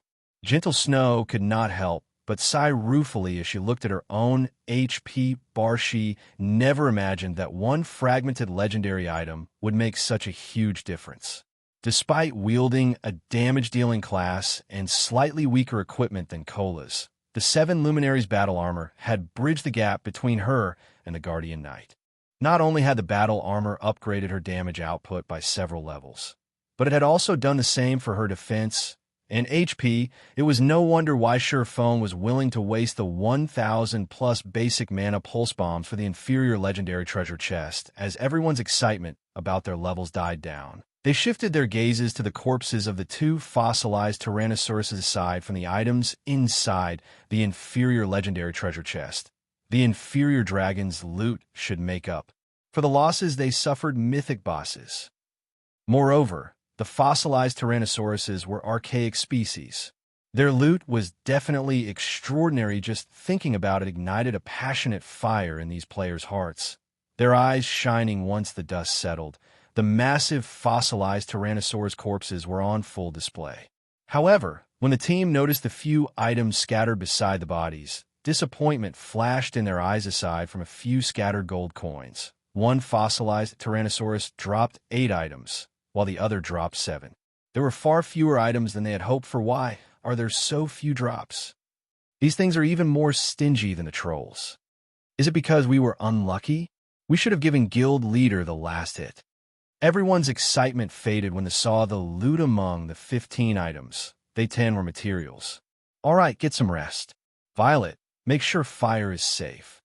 Shurfeng chuckled at his crestfallen companions. The number of items the fossilized Tyrannosauruses dropped didn't surprise Shurfeng in the least. After reaching level 50, the quantity and quality of the items monsters dropped decreased drastically. Furthermore, the system had just completed a new update. The system would have definitely lowered the drop rate once again. The main god system did so to stabilize weapon and equipment prices, giving lifestyle classes a better opportunity to develop as players continued to level. Their main source for weapons and equipment would gradually shift from monsters to lifestyle players. In the future, 95% of the weapons and equipment players used would come from monsters and lifestyle players. The remaining 5% would come from quests, miraculous encounters, treasure chests, and other such sources. However, the majority of the weapons and equipment players produced could only satisfy ordinary players and experts. The truly excellent items would still come from killing powerful monsters or completing difficult quests, of course. Players were also capable of producing weapons and equipment of excellent quality. Only, the requirement was extremely high, beyond the majority of God's domain's lifestyle players. Moreover, producing such items required super rare materials, and these materials came from killing powerful monsters and exploring dangerous locations, following which Shurfeng collected the loot and began to appraise each item. Not bad. Shurfeng revealed a joyful expression after appraising the raw materials. Among them was the legendary material, Dragon Origin Crystal. Moreover, 2 Dragon Origin Crystals had dropped. Only creatures of the dragon race could drop these items. Unfortunately, common inferior dragons wouldn't drop them. At the very least, the monsters needed to be Mythic rank. This was because the Dragon Origin Crystal contained the bloodline of dragons. One applied the Dragon Origin Crystal when forging weapons or equipment. They could qualitatively change the item. The Dragon Origin Crystal was an excellent production material. The crystal also had an even greater purpose, producing the Dragon Soul Potion. When consuming this potion, players could class change into a hidden class and obtain the Dragon Legacy. Chapter 1144, Hidden Class Dragon Slayer. Hellscythe Fluffy Goblin Chapter 1144, Hidden Class Dragon Slayer. Shurfeng held the 2 Crimson Dragon Origin Crystals and carefully inspected them. Although both were legendary material, there was a difference between them, of course. The system wouldn't give away this difference. Instead, players had to discover it after conducting numerous experiments. This was one of the system's hidden attributes. Although there were deviations between players' conclusions, the deviations were usually minor. Different grades of legendary material would yield different bonus success rates when said material was used in crafting an item. According to players' summaries regarding legendary materials, they were generally categorized into basic, middle, intermediate, and peak grades. Basic grade materials could increase production success rate by roughly 2% to 3%. Intermediate grade materials could increase production success rate by 4% to 5%. Advanced grade materials could increase production success rate by 7% to 8%. Peak grade materials could increase production success rate by 10% to 11%. After Shurfeng clicked to open the 2 Dragon Origin Crystals attribute panels, he began to read their introductions carefully. Wonderful. Shurfeng smiled when he finished reading. With this, there shouldn't be any problems producing the Dragon Soul Potions. Legendary materials had different methods of determining their grades. In the Dragon Origin Crystal's case, its grade could be determined by the bloodline density within it. If a crystal's bloodline density fell between 1% and 30%, it was basic grade. Most of the Dragon Origin Crystals that dropped were this grade A crystal with a bloodline density between 31% and 50%. Was considered intermediate grade. Crystals of this grade had a much lower drop rate. As for crystals with a bloodline density between 51% and 70%, they were advanced grade. It was practically impossible to find advanced Dragon Origin Crystals on the market, as large guilds cherished like their own children. Lastly, crystals with bloodline density above 71% were peak grade. At this grade, the Dragon Origin Crystal was worth much more than an epic item. To produce the Dragon Soul Potion, one usually needed an intermediate Dragon Origin Crystal or better. Regardless of how many basic Dragon Origin Crystals were used, it was impossible to produce the Dragon Soul Potion with them. Of the 2 Dragon Origin Crystals before Shurfeng, one was intermediate grade, while the other was an advanced Crystal Guild leader. Did something good drop? Aqua Rose asked when she noticed the smile on Shurfeng's face. She was very familiar with Shurfeng's personality and habits. If the dropped items were not extraordinary, he would not have revealed such a joyous smile in response. Shurfeng nodded and looked at everyone before calmly stating, "Something good has indeed dropped. Which of you here wants a hidden class?" "A hidden class? Did we get class change tool?" "Guild leader, which classes are suitable for the hidden class?" Shurfeng's question instantly caught his teammates' attention. None of these players were strangers to hidden classes. Various people had already posted a lot of information about hidden classes on the official forums. As a result, they all dreamed of class changing into their own. They'd even be happy with the most common hidden class, although the most common hidden class would not provide additional basic attributes. The class could provide additional skills that their original classes did not possess. With these skills, they'd have access to more combat methods. They would have advantages in both PvP and dungeons. As for advanced or peak rank hidden classes, they did not even dare to dream of obtaining one. After all, hidden classes of such ranks were simply too rare. Any class is fine. However, the condition is that one does not already have a hidden class. Shurfeng explained the Dragon Soul Potion's purpose was to give players access to the legacy of the dragon race. Hence, unless one already wielded a hidden class, any player could obtain the dragon legacy. Both magical class and physical class players could eventually become dragon slayers. This was also why both NPCs and players in the past have preferred to kill powerful dragons. While they did so to gain fame and recognition, their primary reason was to obtain the dragon legacy and become stronger. However, the dragon origin crystal's drop rate was considerably low. If not for the fossilized dragons being archaic species, it was unlikely that the two mythic monsters would have dropped it when the Zero Wings team heard that any class could obtain the hidden class. They were ecstatic. Don't get too excited just yet. The class change quest is not easy, Feng said, chuckling as he shook his head. Unfortunately, too many of you want the hidden class. I only have 2 slots, so let's hold a team auction using GCPs.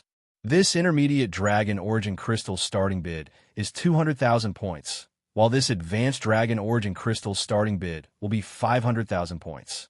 Decide for yourselves if you want to bid on them or not. Currently, 1 guild contribution point was worth roughly 25 copper coins. 200,000 GCPs was the equivalent of 500 gold. This was an extraordinarily low price to pay for the Dragon Slayer class in the past. The various large guilds have been willing to buy intermediate dragon origin crystals for 8,000 gold. As for advanced dragon origin crystals, they have been practically impossible to find on the market. However, one player had put his crystal up for auction in the past. The crystal eventually sold for the insane price of 30,000 gold. The advanced version was so much more valuable due to the fact that, depending on the quality of the Dragon Soul Potion produced, one would obtain different levels of the Dragon Legacy. The Dragon Slayer class was somewhat unique. It was not clearly ranked like other hidden classes. If a weak Dragon Soul Potion were consumed, one's Dragon Slayer class would be the equivalent of a basic legacy. Conversely, it was also possible to obtain a peak legacy Dragon Slayer class if one used a strong potion. Of course, it was also possible to upgrade the Dragon Slayer class gradually to peak legacy by consuming several Dragon Soul Potions. Hence, Dragon Origin crystals of different grades had different prices. The prices Feng had announced were definitely low. Even so, the team sent Feng scornful looks, feeling that Feng was trying to rip them off. Although they were the guild's main force members, it was extremely difficult to collect so many GCPs. Eventually, Cola won the Advanced Dragon Origin Crystal, while Alluring Summer won the Intermediate Crystal. Among them, Alluring Summer had borrowed plenty of GCPs from Aqua Rose and Violet Cloud. After all, Alluring Summer had just recently joined the guild and had not participated in many dungeon raids or high-level guild quests yet, following which, Feng passed the Dragon Soul Potions production method to Cola. In Alluring Summer, it was impossible for players to produce the Dragon Soul Potion. They needed to hire an NPC Grandmaster Alchemist to do it. Unfortunately, it was extremely difficult to find NPC Grandmasters. Fortunately, Feng knew 2 places where they could find such NPCs. The first was Titan City. There, they could easily find a Grandmaster Alchemist. The second location was Blackwing City. However, to convince these NPC Grandmasters to help, they needed to raise their favorability with said NPCs. Once their favorability reached a sufficient level, they could make the Dragon Soul Potion. However, collecting the various required materials was a considerably challenging task, as every material was extremely rare. Normally, only large guilds could get their hands on all these materials. It was extremely difficult for lone players or a team to gather what they needed in a short time. After Feng finished distributing the Dragon Origin crystals, the team heard the shattering of glass from the center of the forging hall. Everyone spun to look. Suddenly, an orange pillar of light appeared in the forging hall. Did fire dance disable the trap? Chapter 1145, Treasure Obtained. Hellscythe_Fluffy Goblin. Chapter 1145, Treasure Obtained. When they saw the pillar of orange light, the team grew excited. An inferior legendary treasure chest. They had never even known something like this existed. If they obtained a fragmented legendary item from it, their guild could enable one player's basic attributes to Sorno. The trap hasn't been disabled. Feng realized that something was amiss when he saw the orange magic array on the ceiling, which formed from berserk mana. He had seen many players disable master traps in the past. However, Not one of them ever drove mana berserk when successfully disabled. There was only one possibility for this disabling the trap had failed. Fire Dance's expression twisted with guilt. However, before she could say anything, Shi Feng shouted, "Everyone, use your Tier 1 instantaneous movement magic scrolls and withdraw. Then use your return scrolls to leave the arc." Normally, traps would enclose a certain area when triggered. However, there were also solutions to this problem. Before the trap fully activated, players could use instantaneous movement magic scrolls to get out of range. This had been a common method in the past. Unfortunately, it wasn't effective against traps that activated instantaneously. Fortunately, the trap before them was not an instantaneous type. Unfortunately, Divine Runes had already sealed the Forging Hall's doors, and players couldn't leave the hall normally. Using return scrolls to escape was also time-consuming. On the other hand, instantaneous movement magic scrolls didn't have an activation time.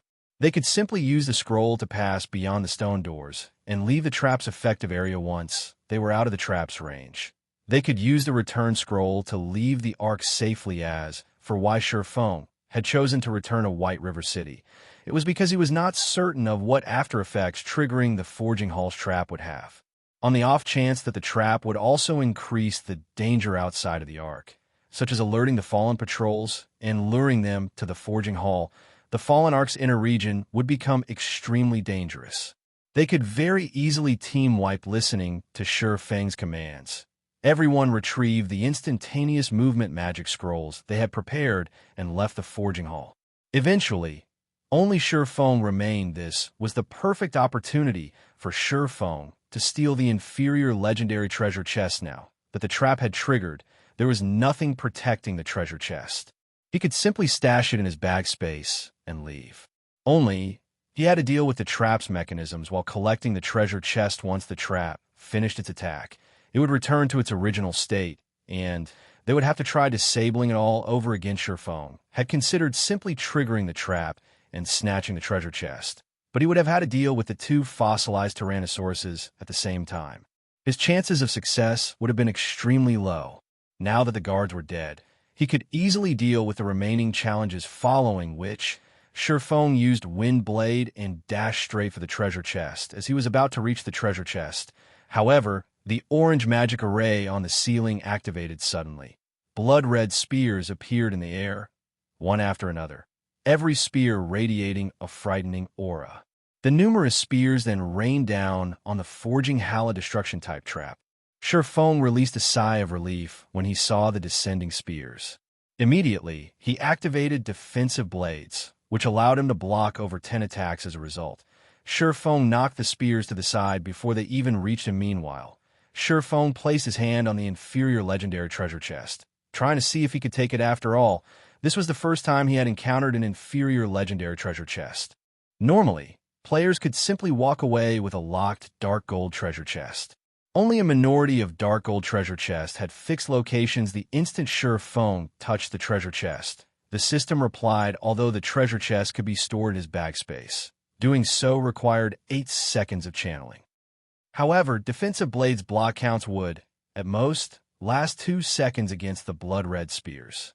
With absolute defense, which had a 5-second duration, he was 1 second shy of surviving for 8 seconds. Shi Feng had no doubt that even one of these spears could kill him instantly. To hell with it.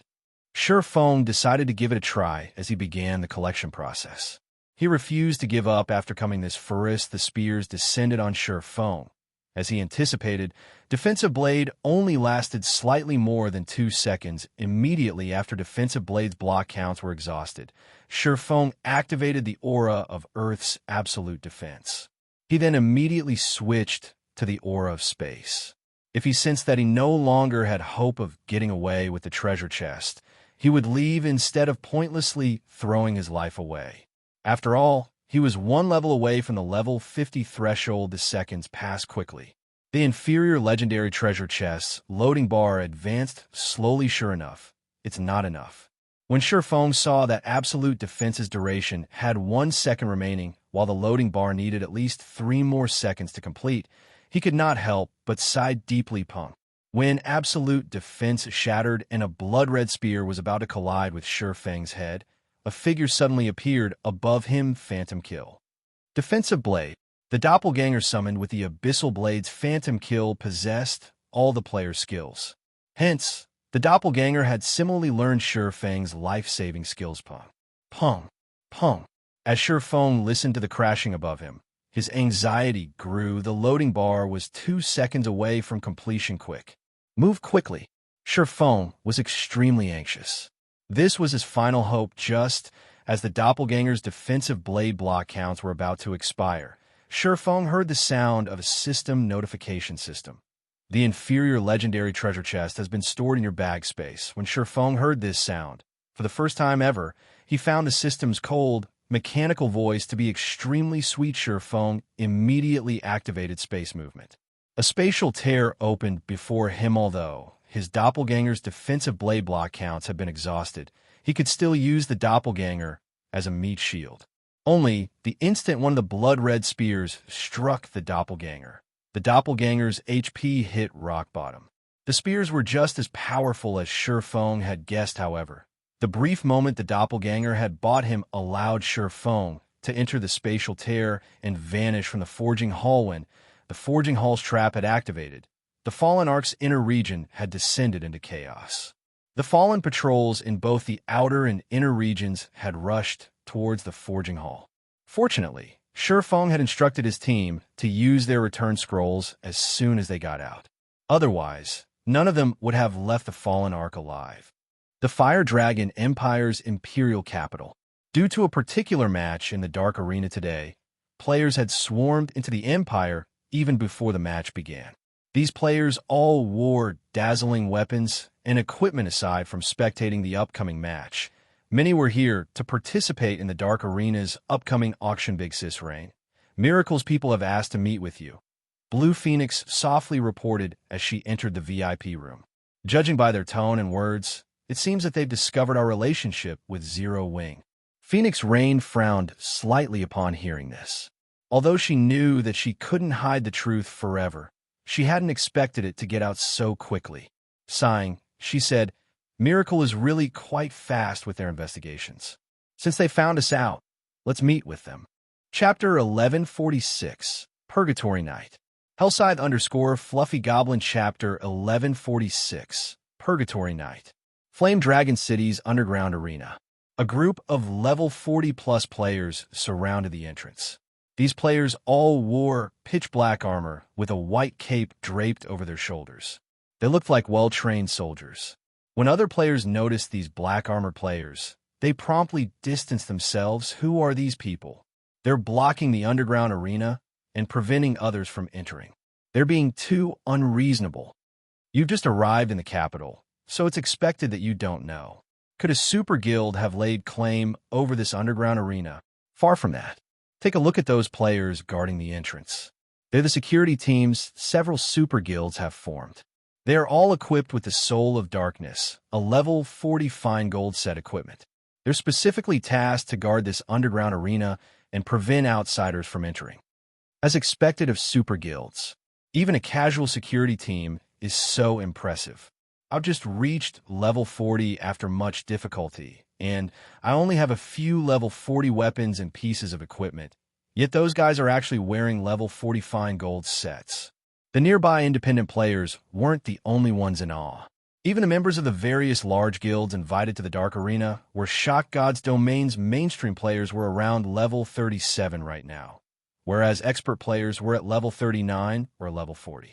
Even large guilds experts were fortunate to obtain a full set of level 40 fine gold weapons and equipment upon reaching level 40.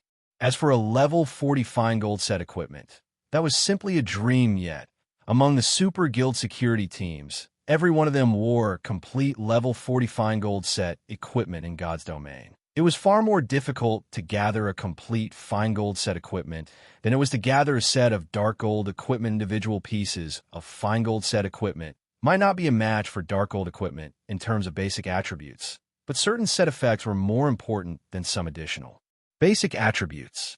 Hence, many players still use the level 30 fine gold set equipment they had collected even after level 40, for example. The level 40 Soul of Darkness set equipment's effects were so good that players could continue using it even after level 50 as players admired the security team's equipment. Two cloaked women approached the entrance, attracting everyone's attention. Although these female players had hidden their appearance under a black cloak, players could tell by their elegant bodies that they were definitely beautiful. Meanwhile, when the security teams, which oozed with killing intent, saw these women, they immediately bowed and stood to the side, treating the women like queens. Who are those women? They've hidden their appearances and IDs with their black cloaks. Who could possibly recognize them? However, I believe that they are at least upper echelons from first-rate guilds. Otherwise, there's no way those security teams would treat them with so much respect. First-rate guild upper echelons? You sure are overestimating first-rate guilds. We're talking about the elite security teams that super guilds work together to form. Those people wouldn't even bat an eye if a first-rate guild's guild leader showed up. I'm guessing that they're the upper echelons from either super first-rate guilds or super guilds. I guess you're right. If I can enter the Dark Arena and get those security teams to treat me that respectfully, how wonderful would it be? Unless you manage to join a super guild and become one of the guild's apex experts, don't even think about getting their respect. As the crowd conversed, the two female players entered the underground arena. The instant these two players entered the establishment, an elegant beauty was there to greet them. This beauty wore a set of exquisite, gray mage robes and wielded a black, wooden staff. She also exuded a deathly aura. Upon closer inspection, one would discover that this beauty was a level 42 summoner. Greetings, Phoenix Pavilion Master.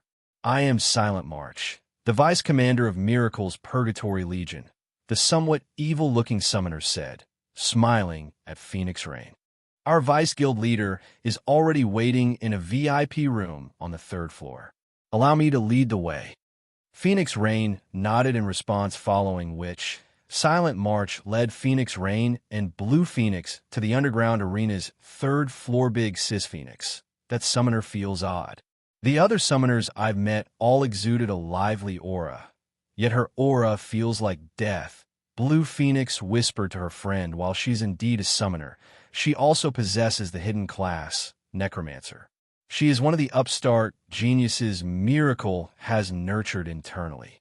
Roughly over a year since her debut, she has already become the vice commander of one of Miracle's 3 trump card legions. You should be careful when you encounter her in the future. She might even be participating in the contest over Thunder Island, Phoenix Rain explained as she watched the female summoner before her. Hidden classes were no longer a secret in God's domain. The various large guilds already had a few experts that had hidden classes. While most guilds kept these experts secret, Silent March's hidden class was somewhat special, which made it practically impossible to keep hidden. Hence, the game's various major powers quickly discovered that she wielded the Necromancer hidden class. Although Necromancers were somewhat similar to ordinary summoners, whereby both classes utilized summoned creatures to battle, the Necromancer class could summon far more monsters. As long as a Necromancer had enough mana, even summoning 100 undead would not be difficult. Although the undead were not as powerful as ordinary summoners' creatures, this gap could be made up with numbers. Necromancers were also stronger than ordinary summoners when it came to individual combat power. In addition, undead creatures had extremely high magic resistance. Aside from wholly magical classes, Necromancers were magical classes' natural enemy. While Phoenix Rain and Blue Phoenix chatted quietly, Silent March led the two into a VIP room on the 3rd floor. A valiant man in dark blue armor already sat in the room. 2 other men stood behind him, an assassin and an elementalist. Both were level 42 and exuded extremely dangerous auras. Phoenix Rain blinked in surprise when she saw the assassin and elementalist. These two were Miracle's famous apex experts. The assassin was Starstreak, while the elementalist's name was Cleansed Maple. Both were generals in Miracle. When the Phoenix Pavilion had clashed with the guild, many of the pavilion's experts had died at the hands of these 2 players. They even nearly killed Marshal Dragon. Based on the reports Phoenix Rain had received, these 2 were only a short distance away from reaching the domain realm. The valiant man in the chair looked at Phoenix Rain and smiled as he welcomed her. Phoenix Pavilion Master, long time no see. This valiant man had no aura whatsoever. On the contrary, he felt calm and harmless. However, Phoenix Rain would not dare to underestimate this man. This man was 1,000 Miles, Miracle's second vice guild leader. He was also the Purgatory Legion's commander, titled Purgatory Knight. Spit it out. What business do you have with me? Phoenix Rain felt nothing positive for 1,000 Miles. After all, the two players had secretly clashed many times before. It was no exaggeration to say that they were mortal enemies. Must you be so angry? I simply want to cooperate today. Are you not interested in Thunder Island, Phoenix Pavilion Master? 1,000 Miles smiled, ignoring Phoenix Rain's aggression. Hearing the man mention Thunder Island, Phoenix Rain's interest piqued. Cooperate in what way? Chapter 1147, Asura arrives. Hellscythe Fluffy Goblin. Chapter 1147, Asura arrives. Phoenix Rain's decisive reply slightly confused 1,000 Miles. He had never expected such a straightforward answer from Phoenix Rain since joining God's domain. Miracle and the Dragon Phoenix Pavilion had butted heads numerous times in the Apocalypse Empire. Upon discovering Thunder Island, in particular, both sides suffered a ridiculous number of casualties as they faced each other in battle. Based on his estimates, each guild should have lost 200,000 or 300,000 elite players at this point. It was practically impossible for their guilds to sit down for a proper conversation. He had prepared various arguments to get Phoenix Rain to listen to his proposal. Now, however, it seemed that his preparation had been unnecessary. Immediately, 1,000 Miles revealed an agreement and handed it to Phoenix Rain, saying, "Phoenix Pavilion Master, take a look at this." Receiving the agreement, Phoenix Rain glanced through its contents. The agreement was very simple. As long as the Asura battle team allowed the Evil Dragon battle team to win the match, Miracle would agree to a non-aggression pact with the Dragon Phoenix Pavilion during the contest for Thunder Island. Phoenix Pavilion Master, what do you think about these conditions? I believe that you are familiar with the situation on Thunder Island. We are seeing more guilds preparing for the upcoming contest by the day. Both you and I are even struggling to ensure that we secure a single monster encampment. Clashing with each other on Thunder Island wouldn't benefit either of us to begin with. The Asura battle team has no chance of victory. You might as well add the victory to the Evil Dragon battle team. You can gamble on our win and earn a fortune for yourself. We'll have the best of both worlds this way.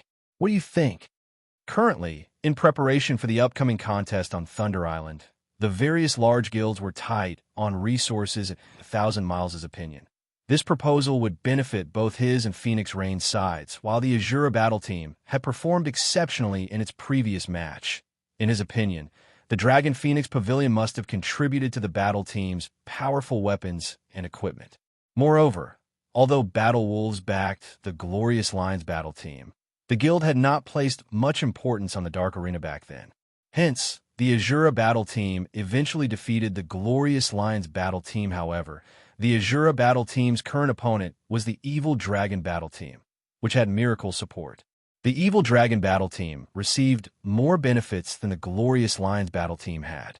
Not only were Miracle's apex experts on the team, but Miracle had also supplied a large stock of excellent weapons, equipment, and skill. Books. The Evil Dragon's battle team far surpassed their current opponents in both number and quality of experts and items.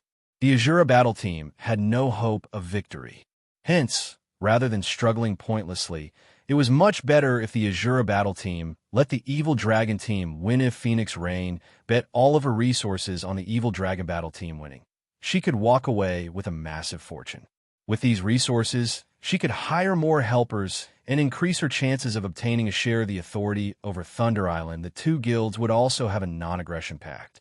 By agreeing to his proposal, Phoenix Rain could kill two birds with one stone. This is why you call me here? Phoenix Rain asked indifferently. That's right. It is very rare to see such a high payout rate in the Dark Arena. As long as the Evil Dragon battle team achieves a complete victory, you'll get 7 times the return. With this many resources, both our guilds will gain a foothold on Thunder Island. 1,000 Miles said confidently, what if I refuse? Phoenix Rain said when she had signed the agreement with Sherfone, she had agreed that she wouldn't interfere with the Asura battle team. Sherfone only needed to send her half of the team's profits. Moreover, Her main goal in establishing the Asura battle team was to compete for the position of the Dark Arena's host. Although Thousand Miles had presented his offer casually, the consequences of suffering an utter defeat in the Dark Arena included more than just losing a match normally. Battle teams only needed to win 8 out of 10 competitions to earn the right to challenge the host. However, to prevent guilds from deliberately manipulating a competition's results, any battle teams that suffered utter defeat were barred from the Dark Arena's competitions for a certain period. Moreover, the battle team's previous victories would be reset to 0, for example, after Asura had demolished the Glorious Lions battle team. Even now, it was still banned from the competitions. Even after the ban lifted, the team's previous 2 wins would not be counted, however. The Dark Arena grew more intense with each passing day. Everyone wanted the spot of the Dark Arena's host. Moreover, due to the Mindspace system beginning its operation, the various corporations hungered for a share of the pie that was the Dark Arena. If one were only a participant, they could only take part in a competition once every few days or even weeks. Moreover, participants would only profit if they won. On the other hand, the host made a fortune on every competition, regardless of which team won. Although one could also spectate and bet resources on a competition, risks came with each gamble. Moreover, the host was no fool. For competitions with clear winners, the payout rates would be set extraordinarily low. Even if one won in a bet, they would win very little. It was far from what the winning battle team earned from their cuts of the bets in the end. However, the host earned more than anyone recently. The Dark Arena had begun to hold more competitions, and the number would continue to increase.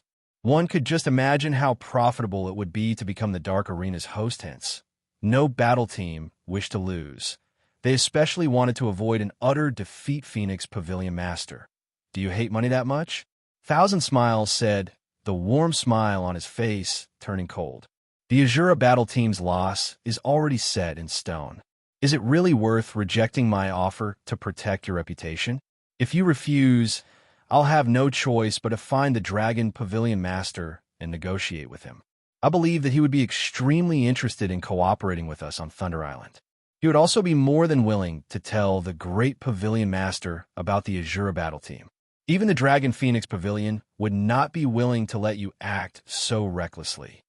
He had already done his investigation and discovered that Nine Dragons Emperor had no relationship whatsoever with the Asura battle team. Phoenix Rain had established the team herself.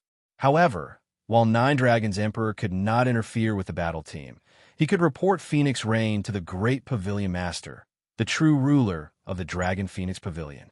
At that time, Phoenix Rain would be forced into an awkward position. Are you threatening me? Phoenix Rain asked, her tone lowering slightly. No, this is just a kind warning, Thousand Miles said, smiling. He was unfazed by Phoenix Rain's angry reaction. Thank you for your warning, then. I have some matters to deal with, so I'll be leaving. Phoenix Rain glanced at Thousand Miles before turning to leave. If the secret of her owning the Asura battle team were exposed, and Heavenly Dragon and Miracle agreed to cooperate, her development in the Dragon Phoenix Pavilion would suffer. However, the setback wouldn't be so severe that she needed to fear the man's threats as long as the operation on Thunder Island succeeded. Her position in the Dragon Phoenix Pavilion would be unshakable. She really doesn't know how to appreciate a favor. Wrathful flames burned in Thousand Miles' eyes as he watched Phoenix Rain's departing figure. March, pass on the weapons and equipment we borrowed to Miracle Dragon and the others. Since this plan has failed, we'll proceed with the original plan. Originally, Thousand Miles had intended to secure a complete victory for the Evil Dragon battle team without exposing their true strength. After all, this would benefit them greatly in the upcoming competitions. Now that Phoenix Rain had rejected his proposal, he had no choice but to show her how powerless the Asura battle team was against the Evil Dragon battle team, forcing her to regret her decision. Understood. Silent March nodded and left the room. Time passed quickly. As more people arrived in the Dark Arena, Phoenix Rain desperately worked with her subordinates to learn more about the Evil Dragon battle team. At the same time, she used her connections to obtain some top-tier equipment for the Asura battle team. As the competition was about to begin, Blue Phoenix rushed into the VIP room. Phoenix Rain occupied Big Sis Rain. Zero Wing's members have arrived. But what? They've only sent 5 people this time. 5. Do they want to win this competition or not? Chapter 1148, Toy Around. Hellscythe_Fluffy Goblin Chapter 1148, Toy Around. In Flame Dragon City's underground arena, a large number of advanced carriages and high-ranking mounts crowded together outside the establishment. The hundreds of black-armored security members were currently confirming the players' invitations as sent. That person, the guild leader of the first-rate guild. Silver Knights? What is that mount? It's so huge. Crap. It's the epic rank glow effect. Which battle teams are participating in the Dark Arena this time? They have actually attracted so many amazing people. Both the independent players that had come to tour the Imperial capital and the guild players that wanted to take part in the Dark Arena were stunned by the scene in front of the underground arena normally. It was rare to see players atop high-ranked mounts in Flame Dragon City. Yet warhorses, cheetahs, tigers, lions, giant wolves, and various other powerful mounts now packed the street. It was a dazzling sight to behold aside from high-ranking mounts. Players also saw various upper echelons from many of the large guilds, however. The most popular topic among these independent and guild players was the upper echelon's weapons and equipment in God's domain. Ordinary players even considered dark gold weapons and equipment godly items. However, in this gathering of guild upper echelons, such items were a dime a dozen. It was the epic items that attracted attention. The true reason for the upper echelon's visit was the Dark Arena's first-ever auction. Even the usually uninterested large guilds had shown up, curious about what items the auction had to offer. After all, the Dark Arena's host had organized the auction. The host certainly wouldn't offer inferior goods, as it would soil their reputation moreover.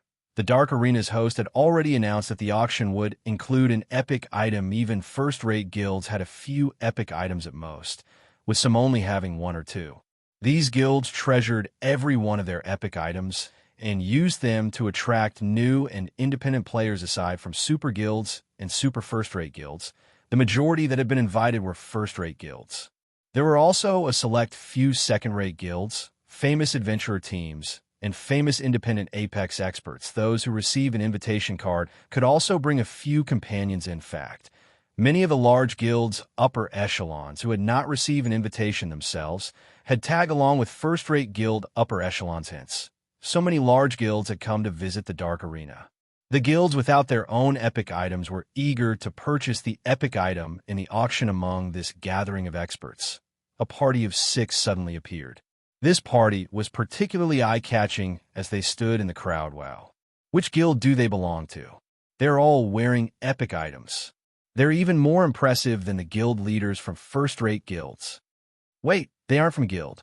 Look, none of them are wearing guild emblems. The players were stunned as they gazed at this party of 6. Even the many upper echelons grew curious about these players' identities. Not only did every member of the party possess epic equipment, but their levels were also astonishing high. All 6 of them were level 43. In the Fire Dragon Empire, these people could definitely rank within the top 10 on the Empire's ranking list. Currently, only the first and second-ranked players were level 43. Even if one counted those who had chosen not to display their names on the ranking list, the Empire didn't have more than 5 players who had reached level 43. Big Sis Endless. So many people are staring at us. Should we use our black cloaks? Cloud Yarn asked. She felt that they were attracting too much attention. At this rate, they might be noticed by those with ill will. No need. We're here to build the Midnight Tea Party's fame. With this, we can find more people to conduct business with. Paying no attention to the gazes sent her way, Endless Scars led her companions into the Dark Arena today. She had 3 goals for her visit. The first was to watch the match between Zero Wing and Miracle. The second was to take part in the auction, and the third was to find qualified superpowers to discuss business. Obviously, the guild players crowding the underground arena's entrance didn't meet her requirements. There were simply too many people entering the Dark Arena. Hence, the host had created 2 paths to enter the venue. One was a VIP path for the various superpowers, while the other had been prepared for the various large guilds. Very few representatives from the various superpowers would visit the Dark Arena, so there was no need for these people to wait in line to enter the venue. Meanwhile, The normal path for large guilds saw a lot of traffic, so people using that path had to line up in Enliskar's opinion. None of the large guilds in line qualified to discuss business opportunities with her. Most importantly, none of them were strong enough. Naturally, she would not waste her time on these guilds.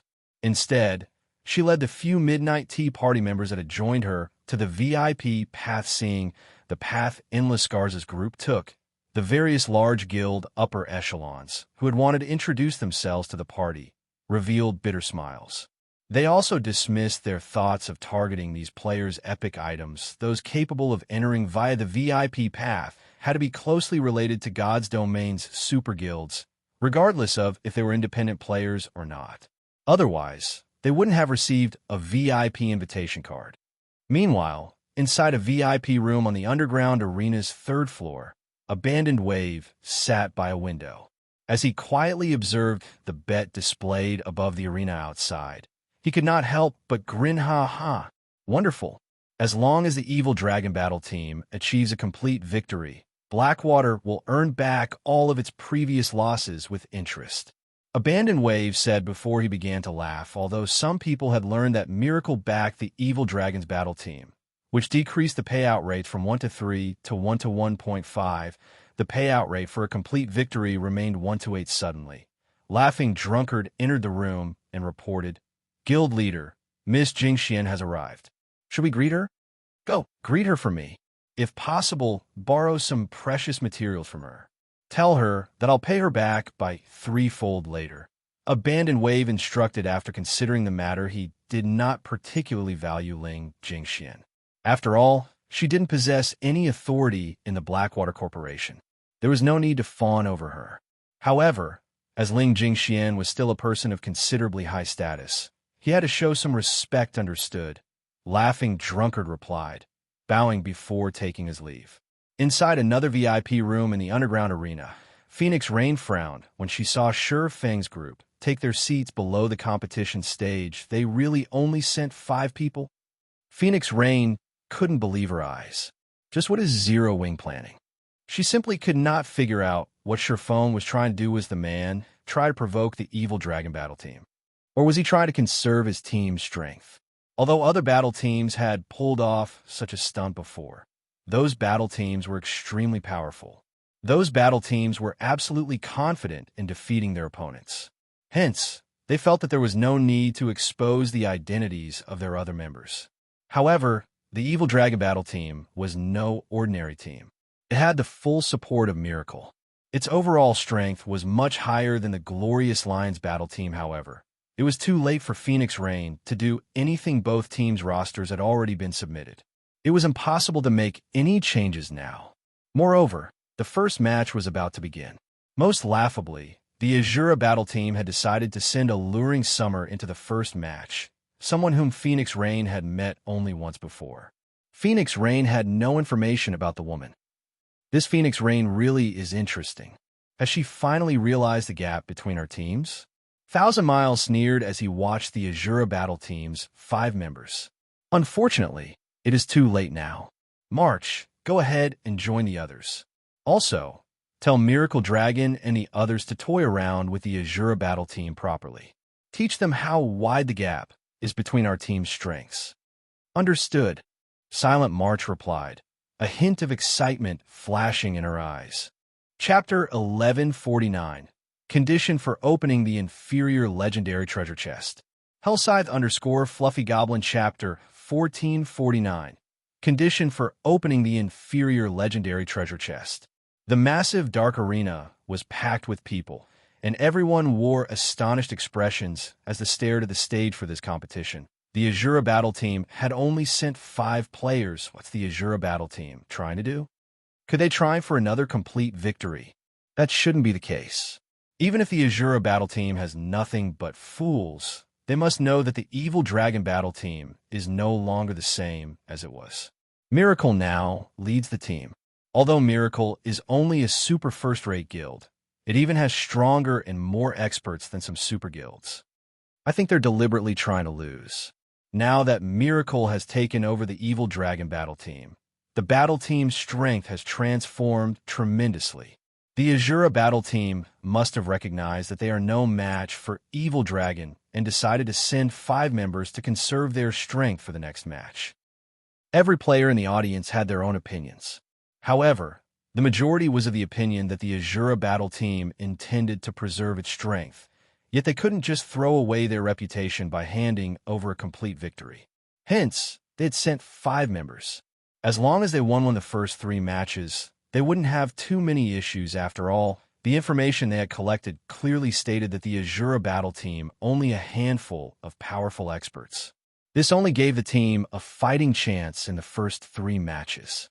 Once the competition proceeded to the final 2 matches, the Asura battle team had no hope of victory. More players began to place their bets on the Evil Dragon battle team's victory. Because of this, the competition's payout ratio changed again. While the payout rate for the Asura battle team's victory was 1-2, the payout rate in favor of the Evil Dragon battle team plummeted. However, the payout rate for either team achieving a complete victory remained the same.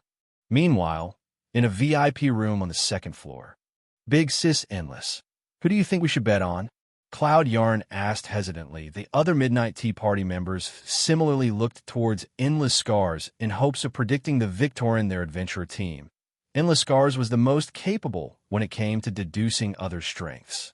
Oftentimes, when their team members sparred, Endless Scars knew the outcome even before it began. They also intended on participating in the upcoming auction. It was better to have a little more money in their pocket. Stop trying to be devious. We don't have any concrete information about either team right now. It's impossible to judge which team will win. Endless Scars rolled her eyes at her companions. Slowly, she continued, everyone must assume that Zero Wing has no hope of winning. After all, the gap between both sides is simply too massive. However, Zero Wing is not as simple as they think. Let's just observe this battle. Had she not encountered Zero Wing at the Fallen Arc, she definitely would have assumed that the Evil Dragon battle team would win this competition. After all, Miracle had borrowed plenty of epic items from other guilds to secure victory. In addition, Miracle had dispatched its own Apex experts to support the Evil Dragon battle team. It was simply impossible for Zero Wing to win. While the Asura battle team prepared below the stage, Shurfeng received a call from Phoenix Rain team leader Yi Feng. Does Zero Wing intend to give up this competition? Phoenix Rain asked grumpily. She had rejected 1,000 Miles' offer.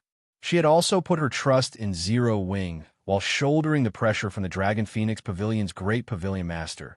Yet the Asura battle team only had 5 members on the stage. This made her look like a joke before 1,000 Miles, 9 Dragons Emperor, and the great pavilion master. If the Asura battle team suffered utter defeat, her plans for Thunder Island would likely be finished as well. Currently, the number of superpowers contesting over Thunder Island increased by the day. Meanwhile, the Great Pavilion Master disagreed with the idea of splitting the Dragon Phoenix Pavilion's power in the contest. He believed that the Heavenly Dragon Pavilion and Phoenix Pavilion should work together to increase their chances of taking control of Thunder Island. If her performance in the Dark Arena disappointed the Great Pavilion Master, the latter would hand the Phoenix Pavilion's management rights to 9 Dragons Emperor. She wouldn't be in a favorable position. Give up? Shurfeng chuckled. He more or less understood why Phoenix Rain had asked such a question. Phoenix Pavilion Master, we haven't given up.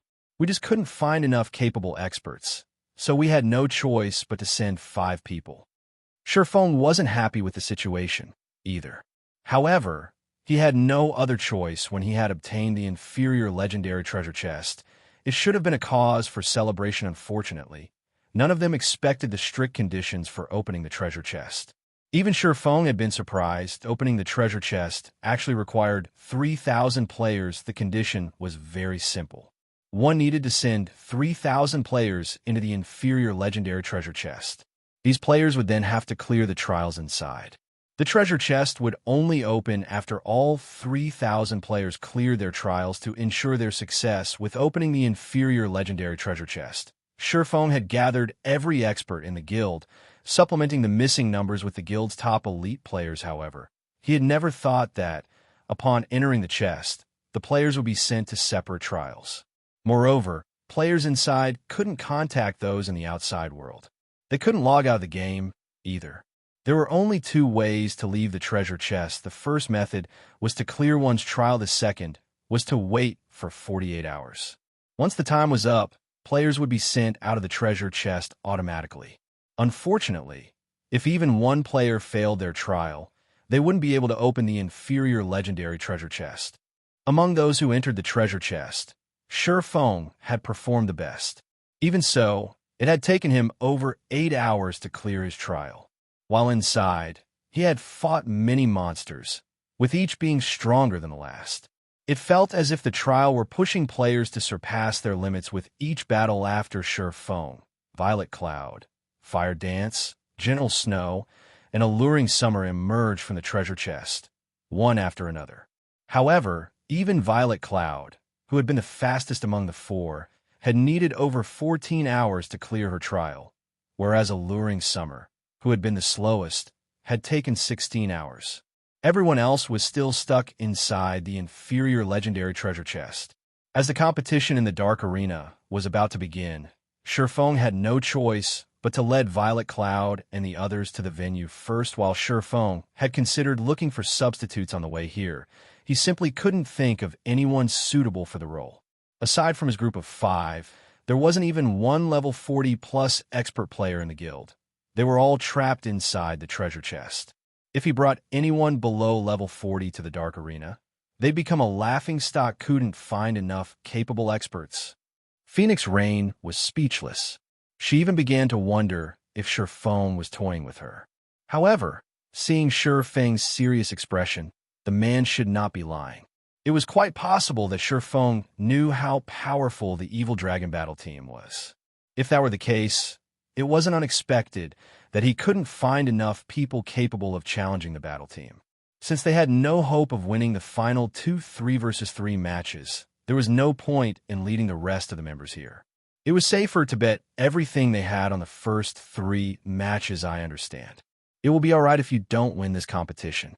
I just hope that you don't allow the Evil Dragon battle team to look down on the Asura battle team. Phoenix Rain softly advised Shifeng. Although their chances of defeat were high, as long as they won 2 of the first 3 matches, their defeat would be glorious in the eyes of outsiders. At that time, she could better explain herself to the great Pavilion Master. As for achieving another complete victory, in Phoenix Rain's opinion, that was impossible. There were 2 monster-like experts on the Evil Dragon battle team's roster. They even had the Witch of the West holding down the fort. It would be a miracle if the Asura battle team weren't utterly annihilated. Chapter 1150, Absolute Combat Power Control. Hellscythe_Fluffy Goblin Chapter 1150, Absolute Combat Power Control. As Phoenix Rain tried to console him, Shifeng realized that she had definitely misunderstood something. However, he also wasn't in a good position to explain the situation. After all, he could not reveal why he hadn't found any suitable fighters. The inferior legendary treasure chest was of utmost importance. Although it might not make him the enemy of every guild in the game like the city building order would, super first-rate guilds and super guild would dispatch a large number of experts to steal the treasure chest. The various superpowers would repeatedly assassinate Zero Wing's upper echelons. This is the latest information I've gathered about the Evil Dragon battle team. Take a look, Phoenix Raid said before forwarding the file she had received from Blue Phoenix to Shifeng. Although they hadn't uncovered much information about the enemy battle team's members due to time constraints, it could still help Shifeng form a proper strategy for the competition. Hasn't Miracle invested a little too much into this competition? Shifeng was speechless after looking through the files. It would have been fine if Miracle only sent the sword freak, Miracle Dragon. However, Shifeng hadn't expected Miracle to dispatch the assassin Starstreak, who wielded the title Speed Star. Both players were bona fide monster-like experts. However, the name on the Evil Dragon battle team's roster that confused Shifeng the most had to be the Witch of the West. Alice, everyone in the virtual gaming world recognized the title the Witch of the West. Currently, the Witch ranked 21st on the God's Domain experts list. The Dragon Phoenix Pavilion's Martial Dragon was known as an absolute genius that only appeared once a decade. Before even reaching the age of 30, Martial Dragon had grasped the domain. Meanwhile, based on what Shifeng knew, Alice held the record for the youngest person to grasp a domain. Many super guilds had attempted to recruit Alice. In the end, however, Miracle had paid a high price for her membership aside from Miracle's core upper echelons. No one knew exactly what conditions the Witch of the West had demanded after Alice had joined God's domain. Despite the Dragon Phoenix Pavilion trying its best to uncover information about her, the pavilion had only managed to find minor, irrelevant facts. The only crucial information they discovered was that, shortly after God's domain had launched, Alice had successfully killed 3 of the Secret Pavilion's apex experts in a row after that incident. The Secret Pavilion had pushed Alice to the 21st position on the God's Domain experts list. The Secret Pavilion had only provided a brief explanation of the battle that day. The pavilion had not released any concrete information or battle videos. Many apex experts have been displeased and felt that the Secret Pavilion's judgment had been biased. These experts all rushed to challenge Alice, however. These challenges' outcomes had silenced any objections. Many of these people had even decided to join Miracle afterward. The situation had sparked many super guilds' curiosity, although Feng did not know what had happened. He knew that the Witch of the West was extremely frightening in the past. The Witch of the West had been most well known for her absolute combat power control. It was a unique combat technique that had been tailored for Alice in the past. One had been considered an ordinary expert if they could exert 50% of their total combat power. As for second-rate experts, they were capable of exerting at least 60% of their combat power. First-rate experts could exert 70%, top-tier experts could exert 80%, peak experts could exert over 85%, and apex experts could exert over 90% of their combat power. Meanwhile, the Witch of the West could display 100% of her total combat power. Even domain realm experts would struggle to reach such heights. With these 3 great experts on the Evil Dragon battle team, it was no wonder why Phoenix Rain doubted that the Asura battle team had any chance of victory while Feng plotted a strategy to deal with the enemy roster. The system announced both teams' rosters to the audience. Crap. The Sword Freak is here. I've been one of his loyal fans for a long time. Is the Evil Dragon battle team holding an all-star competition? Sword Freak, Speedstar, Witch of the West. No wonder why the Asura battle team only sent 5 people. They must have given up, knowing that they'd lose for sure. What a bunch of cowards. They aren't even putting up a fight. The audience gasped in shock when they saw the Evil Dragon battle team's roster, although they had already heard rumors that Miracle now supported the battle team. They had never imagined that the super first-rate guild would provide so much support. The crowd could not help but shiver with excitement when they saw the names on the Evil Dragon battle team's roster. Compared to the Evil Dragon battle team, the previous teams were simply weaklings. Uncle Yuan. Has Miracle lost its mind? It actually sent so many of its peak experts. Purple Jade frowned when she saw the Evil Dragon battle team's roster. The various super guilds were treating the Dark Arena like a playground. They would not take the competitions here seriously and expose their expert strengths. However, the combatants that Miracle had dispatched spoke volumes of how seriously the guild took the Dark Arena. It was likely that only teams with the backing of super first-rate guilds and super guilds had any chance of contending with the Evil Dragon battle team. Other guild and major corporation battle teams shouldn't even consider taking a team like that down. Jade, don't forget that the Mindspace system has officially activated. Miracle is most likely growing restless and trying to obtain as many resources as it can as quickly as possible. As the Dark Arena takes shape, it's becoming an excellent source of income. Miracle will start taking the competitions here seriously, Yuan Tiexin said.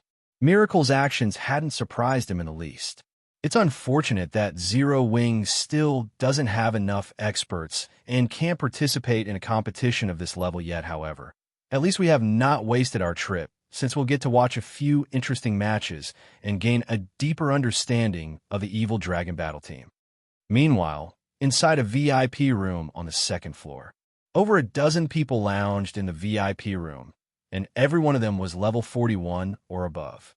Among them, the tall, mighty man in the lead was a level 42 berserker and carried a pitch-black greatsword across his back. If Feng saw this man, he would recognize this level 42 berserker as Everlasting War. Sitting around Everlasting War were the Glorious Lions reserve members. They all gaped as they stared at the roster over the stage vice team leader. We specifically came all the way here to watch the Asura battle team in action, but at this rate, won't the evil dragon battle team annihilate Asura? That's right. If the evil dragon battle team secures a complete victory, our glorious Lion's reputation will plummet since the Asura battle team defeated us. Alright, enough. We're simply here to watch the competition. If the Asura battle team is utterly defeated, this can only mean that they aren't improving fast enough. In that case, we simply need to defeat the evil dragon battle team to redeem ourselves. Everlasting War strictly reprimanded his team after hearing the reserve members' concerns that Glorious Lions had suffered a complete defeat against the Asura battle team. Losing that competition had dealt Everlasting War a massive mental blow. He had never imagined that Feng and the others would be so powerful since then. He had finally understood that there was always someone better. In the past, he and his team members were too ignorant and thought of themselves as experts. Henceforth, they had trained desperately and improved themselves today. He and his team had come to gain a proper understanding of the Asura battle team. Unfortunately, they hadn't expected the battle team to be so outmatched deep down, though Everlasting War still hoped that the Asura battle team would win. With this, defeating the Asura battle team in a future rematch would have more meaning. Below the stage, in the evil dragon battle team's resting area, Miracle Dragon glanced at the Asura battle team's roster before turning to look at the distant Feng. When he noticed the swordsman's calm expression, he could not help his disappointment, and here I thought that he would be a formidable rival. Now it seems he's just a coward, Miracle Dragon said contemptuously. March, I'll let you arrange the matchups.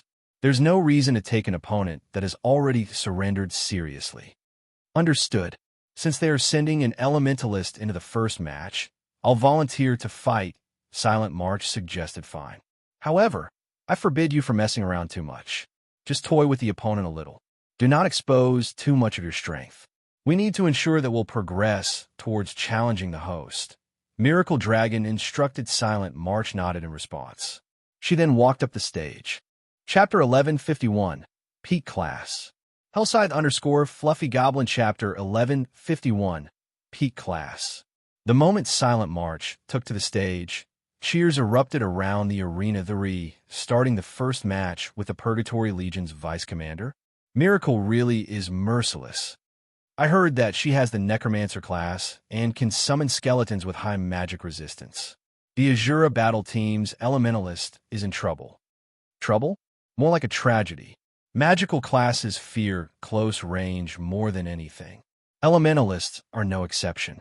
A Necromancer can summon dozens of undead without much trouble. An Elementalist has no chance against an army of undead. The audience was comprised of large guild, upper echelons, and expert players. They were all familiar with various news and details in God's domain.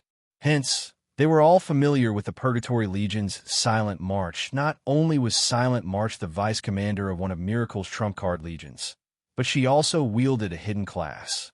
Due to her status, the various large guilds had investigated the woman and had come to understand just how powerful the Necromancer class was. A Necromancer was a peak hidden class that had almost no weaknesses. The class was incredibly powerful in every aspect. A fight between a Necromancer and an ordinary class would simply be one-sided. When Phoenix Rain, who watched from a VIP room, saw the evil dragon battle team's representative for the first match, a shade fell over her white, unblemished skin. Using one of their secret weapons in the first match.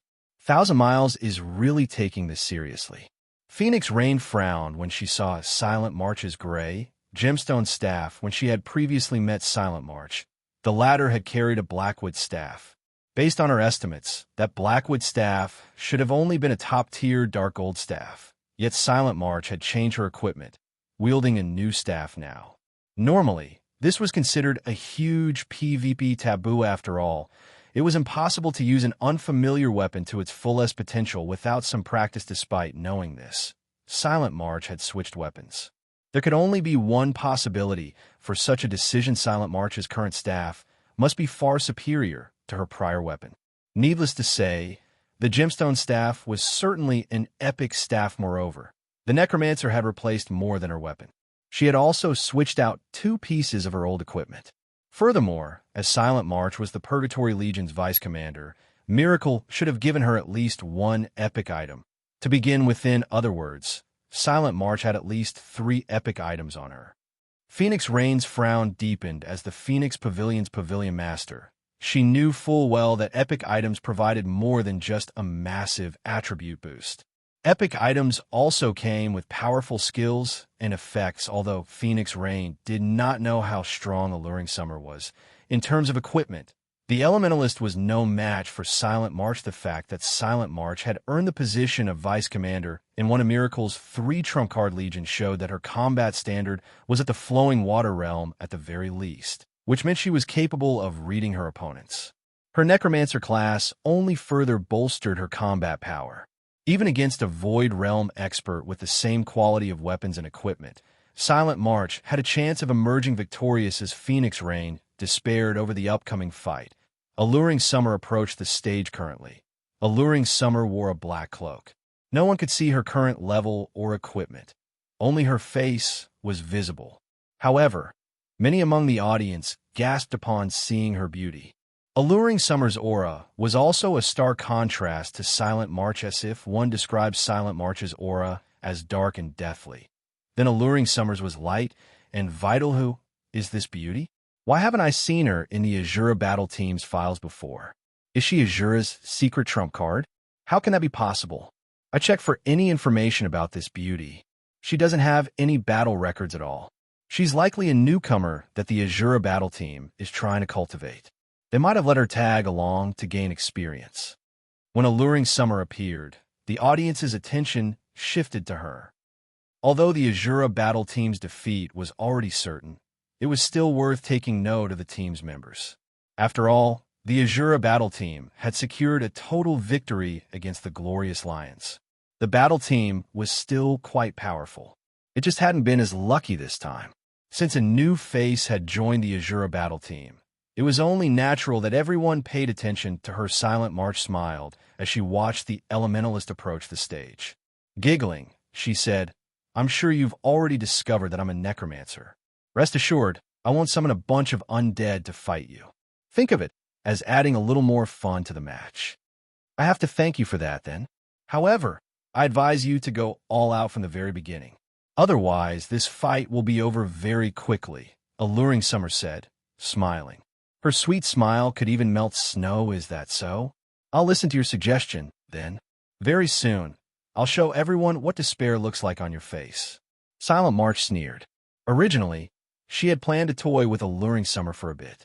However, she had just changed her mind. Although the audience couldn't hear the conversation between the 2 women, when they saw the smiles on the women's faces, they somehow felt chills crawl down their spines. The timer above the stage began to count down. 5, 4, 3. Once the countdown began, the audience members focused on the stage, their heart rates increasing. Unlike a duel between ordinary players, experts would descend into a rapid battle as soon as the fight began, pushing their bodies to the limits. If one wanted to view and understand the fight clearly, one needed to pay careful attention. The instant the timer ended, Silent March took action. The Necromancer started off by chanting an incantation, her free hand writing one line of runes after another. Her writing was so fast that no one could even see her hand shadow. Shortly after, a gray magic array formed beside Silent March, stupefying the spectators. "Crap. Triple casting. Is she even human?" As expected of the Purgatory Legion's vice commander, her strength is absurd. Single casting was already difficult for ordinary players. If a spell's incantation and runes were not chanted and written properly, the spell would be significantly weaker. Extremely few experts were capable of double casting. Not only did players need to get the chant and runes of both spells correct when double casting, but players also needed to be fast. Players needed to complete the chants and runes for both spells within a short time. Otherwise, the system would determine the spell's casting time to be too long, and the system would interrupt the cast-all magical class players dreamed of being able to triple cast. It wasn't something that could be achieved through hard work alone. One needed to be talented. Once a magical class player grasped triple casting, their strength would undergo a qualitative transformation. Fighting a triple caster was like fighting 3 players at once. Moreover, these 3 players would cooperate seamlessly while everyone was shocked by Silent March's triple casting. Alluring Summer revealed that she could double cast. Unfortunately, the difference between them was like the difference between heaven and earth. Cry out in despair. Silent March revealed a sinister expression as she sneered at Alluring Summer. She then raised her staff and pointed it toward the sky immediately. A black magic array appeared above the fighters, covering half of the stage Tier 1 curse, Call of Death. A magic array had also appeared beneath Alluring Summer's feet, with chains bones sprouting from the magic array to wrap around the Elementalist Tier 1 spell, Bone Imprisonment. Meanwhile, sharp spears appeared around Silent March. Aimed for Alluring Summer. This was the Tier 1 spell, White Bone Spears. What a pity. This match is going to end as soon as it began, Silent March taunted, smiling gleefully. She then swung her staff and shouted, "Disappear!" The 6 bone spears shot straight for the immobilized Elementalist. Chapter 1152, Staff vs. Staff. _1,000 miles, who relaxed in a VIP room on the 3rd floor, frowned as he watched the scene on the stage. In a reprimanding tone, he muttered, "March is taking this too seriously. She should have at least let Alluring Summer struggle. What is the point of an instant win?" The Evil Dragon Battle Team did not simply want to defeat the Asura Battle Team. More importantly, they aimed for a complete victory. If they won the first match so easily, it would likely affect the payout rate for the Evil Dragon Battle Team's complete victory. He had reminded Silent March to toy with her opponent, creating a misconception for the audience that a complete victory wouldn't be so easy for them. Maple, notify Miracle Dragon and the others right away. Have them ease up a little during the next 2 matches. Understood. The Elementalist, cleansed Maple, immediately sent Miracle Dragon a message when Silent March revealed her ability to triple cast.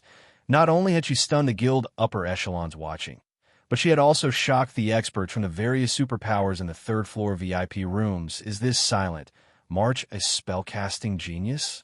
Blue Phoenix couldn't believe her eyes, although she, too, knew how to triple cast. Doing so was far more difficult than ordinary people could imagine. The higher a spell's tier was, the more incantations and runes its casting required. After training arduously, she could only cast 2 Tier 1 spells and 1 Tier 0 spell simultaneously. Yet Silent March had cast a Tier 1 curse and 2 Tier 2 spells at the same time.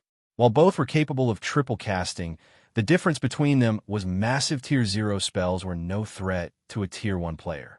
Normally, these spells were only used as a distraction. In other words, one of her 3 attacks was negligible. Ordinary experts could generally complete 2 tasks at once. Thus, defending against 2 attacks wasn't difficult. Her opponents only needed to defend against her Tier 1 spells, ignoring her Tier 0 spell altogether. The most a Tier 0 spell could do was deal some minor damage. If an ordinary expert fought her, as long as they were careful, they could even find an opportunity to counterattack and turn the tables. However, of the 3 spells Silent March used, 2 were significant threats, while 1 could deal a killing blow. While ordinary experts could survive against her for some time, Silent March would kill them instantly. Big Sis Endless, Silent March is amazing. Her triple casting can almost rival yours. Cloud Yarn stated, surprised as she watched the stage. She had never imagined that anyone else could reach Endless Scar's standards. She is indeed. However, she is nowhere near as powerful as Endless yet. The team leader, Breeze Wine, said as he rolled his eyes at Cloud Yarn. Slowly, he explained, Endless relies on her own abilities to cast 3 Tier 1 spells. That woman, on the other hand, is relying on her staff. Her staff. Cloud Yarn grew confused. That's right. That staff is the Crimson Emperor Guild's treasured staff, the Magician's Scepter. This staff has a special effect that provides a 20% error adjustment when spell casting. Breezewine explained as he gazed at the gemstone staff in Silent March's hand. Enviously, he said, Magician's Scepter can improve a magical class's spell casting tremendously. In the hands of someone like Silent March, that weapon is even more magnificent. Unless that alluring summer can reach endless standards, this fight won't have any meaning. Meanwhile, above the stage, the 6 bone spears transformed into 6 streaks of white light that arrived before alluring summer instantly. Every one locked on to the elementalist's vital points, even without bone imprisont's restraints. Alluring summer couldn't escape the bone spear's attacks and scathed eye. Silent March sneered pong, pong, pong. As the spears were about to strike alluring summer, a layer of ice appeared around the elementalist, encasing her. Not only had ice barrier removed bone imprisonment, but it had also deflected the bone spears. As for the level 42 Lord rank Skeleton Knight that Silent March had summoned, it could only watch the elementalist helplessly nod a bad decision. Unfortunately, ice barrier is an elementalist's most powerful life-saving skill. You can only use it once in this match. What are you going to do once the spell's duration ends? Silent March asked contemptuously. She wielded the magician's scepter as well as a peak legacy. She could even challenge a domain realm expert, not to mention alluring summer. However, as Silent March was about to cast another series of spells, she discovered something off about the mana flow above the stage. She tilted her head back to look. The moment she looked up, however, she was startled at a massive blue magic array gradually formed above the stage. This array was no weaker than her Tier 1 curse. The audience was similarly stunned by this sight. What a decisive move. Even a fool could tell that the magic array with a large-scale destruction spell. Large-scale destruction spells did not differentiate between friend and foe. Everyone within the spell's range was free game. However, Ice Barrier was a life-saving skill that gave its user invulnerability during its duration. Alluring Summer could easily endure her own spell. However, summoners did not have invulnerability skills. If Silent March couldn't defend herself against the large-scale destruction spell, she would definitely die. Boom, boom, boom. As one lightning strike descended after another, over half of the stage had transformed into an electric hell. Even Silent March could not escape the spell's range in time. After the thunderstorm had passed, the battlefield was unrecognizable. Alluring Summer finally emerged from her ice barrier as everyone assumed that Silent March was dead. The instant Alluring Summer's ice barrier vanished, the previously summoned Skeleton Knight charged out of the smoke and slashed its longsword at the elementalist.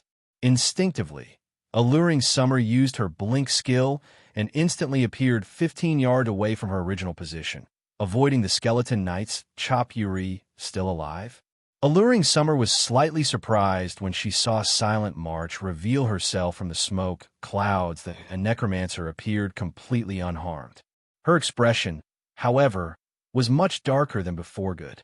You are the first person to force me to use my legacy life-saving skill. As a reward, I'll teach you the true meaning of despair.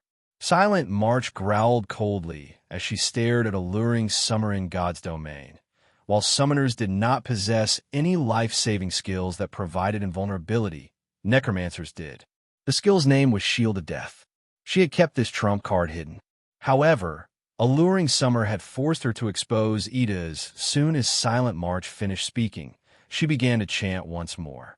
At the same time, she controlled the Skeleton Knight to attack Alluring Summer. Alluring Summer was forced to dodge the Skeleton Knight's attacks while interrupting Silent March's casting with ice spears. However, Silent March blocked the incoming attacks with Bone Wall Rise, my undead army.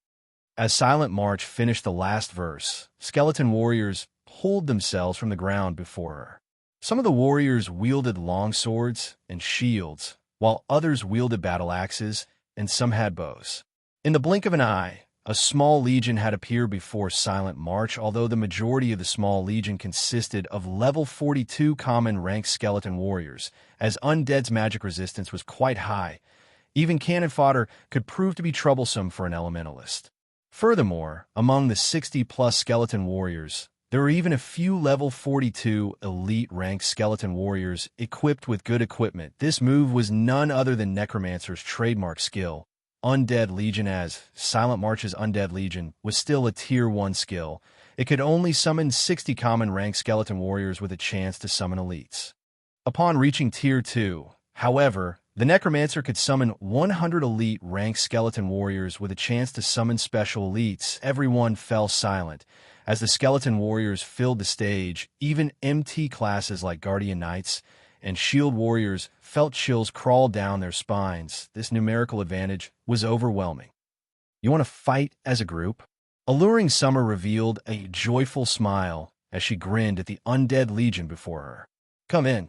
Saying so, Alluring Summer stored her original staff and retrieved a black scythe from her bag. There were extremely intricate skulls and magical patterns engraved on the scythe. At a glance, it looked like the Grim Reaper's signature weapon. This staff was none other than the staff that dropped from one of the fossilized Tyrannosauruses' death scythe. Chapter 1153, One-Sided Bullying. Hellscythe _ Fluffy Goblin Chapter 1153, One-Sided Bullying. When Alluring Summer replaced her staff, her aura began to transform. If Alluring Summer had been akin to the warm sun before, then now she was cold like the moon. Moreover, her aura wasn't the only thing that had transformed. A faint layer of gray fog had also appeared around her, obscuring her from sight. Is that a staff? Why does it look more like a melee weapon rather than an elementalist? The crowd thought Alluring Summer looked like a god of death. That weapon is giving off such a powerful oppression. I bet it's an epic weapon. It's a pity that there isn't much point to switching weapons right now. With so many skeleton warriors and the skeleton knight, she doesn't have a chance.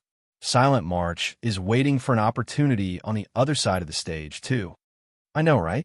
The Necromancer class is simply broken in a one-on-one fight. Although the spectators had realized that Alluring Summer's new weapon was quite powerful, a single weapon could not change this battle's outcome.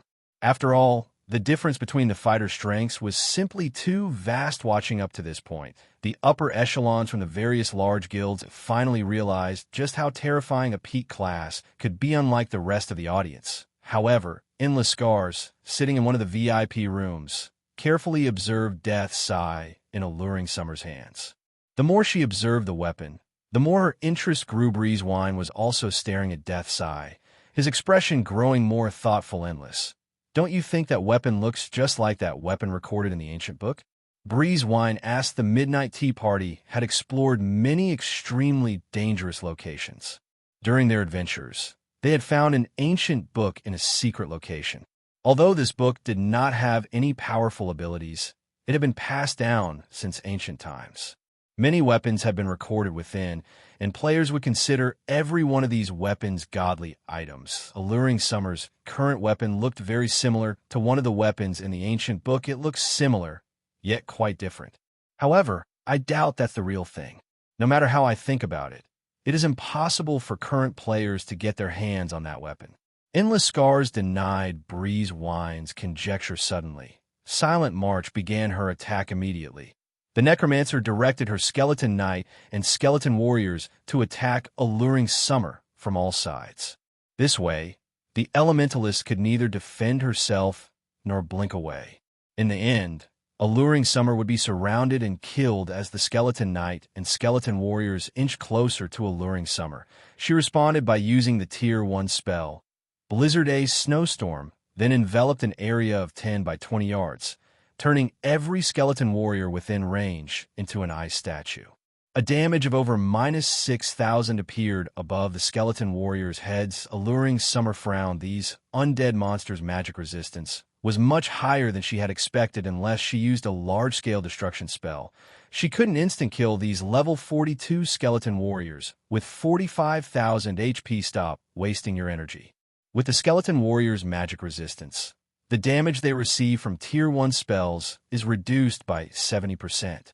Even if you've switched to an epic weapon, you are still no match for them, Silent March said, sneering. Or do you think that you can bridge the gap with one measly epic weapon? Don't forget that I have my own epic staff. As soon as Silent March spoke, 6 white bone spears appeared around her. Once more, you had used your life-saving skill to defend against this attack. I want to see how you survive this time. Silent March shouted and swung her staff down immediately. The 6 bone spears flew toward Alluring Summer. Seeing this, the audience assumed that this match was over regarding basic attributes or class, Silent March was greatly superior to Alluring Summer. It was impossible for Alluring Summer to secure victory by relying on one epic staff it's over.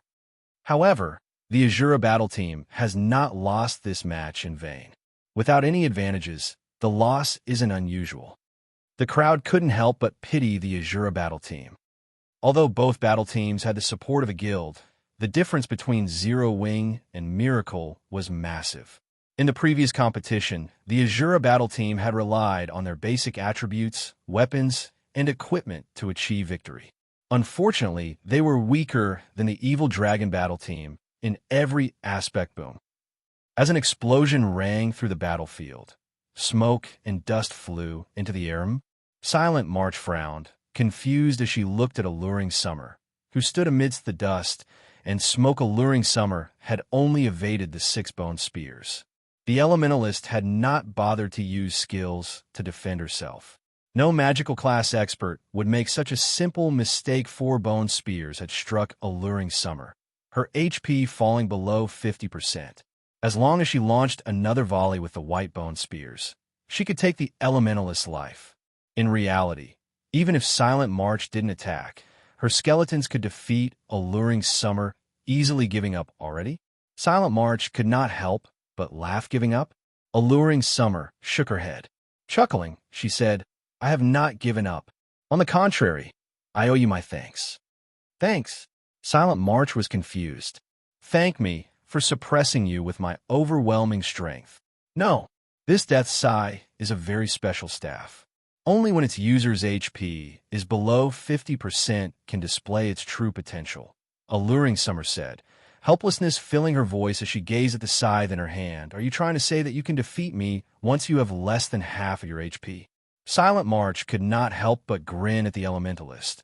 Glaring at the woman with contempt and ridicule, she had 3 epic items on her right now, and every one of them had astonishing effects. She hadn't even used one of their effects thus far. Alluring Summer was dreaming if she thought she could beat her with some epic staff. No, not defeat. Chuckling, Alluring Summer said, this will just be one-sided bullying. Silent March was instantly furious upon hearing Alluring Summer's confidence. Lightly waving her magician's scepter, she activated one of the staff skills. Mana Amplification increases the effects of all skills used by caster by 500% for 10 seconds cooldown, 2 hours. Now, Silent March was even strong enough to face a Grand Lord of the same level immediately. 30 white bone spears appeared around Silent March. Moreover, everyone contained more power than the previous spears. The audience was flabbergasted. Crap. This is just too overpowered. She's too strong. Even Tenemy couldn't take her on. Is this the strength of the Purgatory Legion's vice commander? If these players had thought that they had any hope against an expert like Silent March, then now she felt like an invincible monster turned to ash. Silent March waved her staff towards Alluring Summer. Shio! The 30 bone spears flew towards Elementalist, leaving her with no space to dodge. I was waiting for this. Alluring Summer was unperturbed in the face of the incoming spears. On the contrary, she appeared excited. Gripping Death's Sigh tightly in both hands, she swung the weapon down towards the enemy Necromancer. The sound of glass shattering reached the spectators. The space before Alluring Summer then split like 2 halves of a broken window, following which both the incoming bone spears and the Skeleton Legion turned into ash and dust. Although Silent March tried to say something, she suddenly collapsed to the ground. Her vision faded to gray before she saw nothing but a black void before everyone could react. The system signaled the match's end. The sound echoing throughout the arena. The victor's name appeared above the stage. Victor. Alluring Summer. Chapter 1154. 12 Great Legendary Staffs. Hellscythe _ Fluffy Goblin. Chapter 1154. 12 Great Legendary Staffs. Seeing the victor's ID hovering above the stage, silence reigned over the competition venue for a moment. It seemed as if this silence had blanketed the world. The match's outcome confused everyone no matter how they looked at it. Silent March should have won this match with ease. Alluring Summer simply had no hope of winning, yet she had overturned the match with a single skill. Everything had happened so suddenly that, before they even realized it, Silent March, who had 100% of her HP remaining, was dead. Just happened? Silent March was defeated? What kind of attack was that? Many people's eyes widened in shock when they watched the replay. However, even in the end, they hadn't seen Alluring Summer's attack process from beginning to end. Alluring Summer had only lightly swung her scythe. After that, the space before Alluring Summer had split in half, killing the undead and Silent March, who had been 30 yards away, instantly in God's domain. Ranged attacks normally had a trajectory indicator. For example, when Silent March had fired the white bone spears at Alluring Smile, the spectators had seen trajectory indicators for a brief moment, allowing them to predict where the attacks would land. However, Alluring Summer's attack hadn't displayed any trajectory indicators. It was as if Alluring Summer had struck Silent March the moment she swung Death's Sigh. Big Sis Endless. I just watched the replay multiple times, and I couldn't see any indicators. Does Alluring Summer's skill not use them? Cloud Yarn could not help but ask if she were to point out who knew the most about God's domain. Then it would definitely be Endless Scars. If Endless Scars didn't know something that no one else in the team would, either you don't need to look for them. Her attack does not have any trajectory indicators. Endless Scars' eyes shone with excitement as she stared at the scythe in Alluring Summer's hands. I really didn't expect this. Although it isn't the real deal, I'm shocked to see that Zero Wing has obtained such a weapon. Silent March had not lost without reason. Breeze Wine nodded in agreement with Endless Scars' words, fear filling his eyes as he looked at Alluring Summer's weapon. He was certain that the weapon Alluring Summer wielded was a replica of one of God's domain's 12 great legendary staffs, Death's Eye. As for the weapon being the real deal, that was very unlikely. According to the ancient book, the real article had been destroyed long ago. Even a blacksmith god couldn't repair it. Thus, he was absolutely confident that the elementalist Death's Sigh was a replica. However, the imitation was considerably similar to the real thing. If it could even use dimensional fracture was an unblockable skill. Even invulnerability could not stop it. Dimensional fracture ignored distance and all forms of protection. When activated, the skill would even penetrate invincible defenses and attack the target directly. It was rumored that the real Death's Sigh could instant kill any creature below Tier 6, of course. That was only a rumor. Moreover, Alluring Summer only wielded a replica. Even so, a replica should have no problems instant killing a Tier 1 magical class player. She's dead. Phoenix Rain was somewhat confused after watching the match's outcome. This one was too sudden. She hadn't been prepared for such an outcome. Rather than calling this a PvP match, it had been a one-sided display of power. Damn it! Damn it! Thousand Miles' eyes radiated killing intent as he glared at Alluring Summer. He wanted to rush onto the stage and kill the Elementalist back to level 0. This single loss had foiled his plans to annihilate the Asura battle team. He had bet tons of resources on the Evil Dragon battle team, achieving a complete victory. Now that his plan had failed, why wouldn't he be furious? He had intended to use those resources to compete for the authority over Thunder Island now. However, they were gone. Very quickly, Thousand Miles calmed himself down. He turned to cleanse Maple and said, "Notify Miracle Dragon immediately. I don't want to see them lose another match. I want them to go all out in the next 2 fights." Now that a complete victory was no longer possible, they could only defeat the Asura battle team and recuperate their losses from the competition's winnings. Many large guilds had come to participate in the upcoming auction. Before the auction began, however, many of these guilds would try their luck and bet on the competition. As long as the Evil Dragon battle team won, their winnings might make up for the losses they suffered. Hence, Thousand Miles was now taking the competition seriously and refused to give the Asura battle team any hope of victory. However, compared to Thousand Miles' rage, Abandon Wave had nearly gone mad in another VIP room. Abandon Wave had bet practically all of his guild's resources on the Evil Dragon battle team's complete victory. He could not afford for the team to lose even a single match. Zero Wing. Abandon Wave's eyes were bloodshot as he glared at Sure Fang's group below the stage.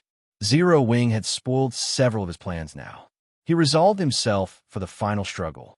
Drunkard, notify the Beast Emperor and tell him that I'm willing to become an evil god apostle. Moreover, I'll sacrifice 1 million players to him. However, I want both Stone Forest Town and Zero Wing annihilated. Guild leader, Laughing Drunkard panicked at Abandoned Wave's command. The Blackwater Corporation's upper echelons wanted to develop the guild. If they sacrificed the guild members, these upper echelons would not let Abandoned Wave off the hook, regardless of his position as young Master Jing's trusted aide. Relax. I won't use our guild's members. In any case, contact the Beast Emperor. Abandoned Wave said. Despite such a reply, Laughing Drunkard still thought that Abandoned Wave had lost his mind. The Beast Emperor was an extremely mysterious fellow.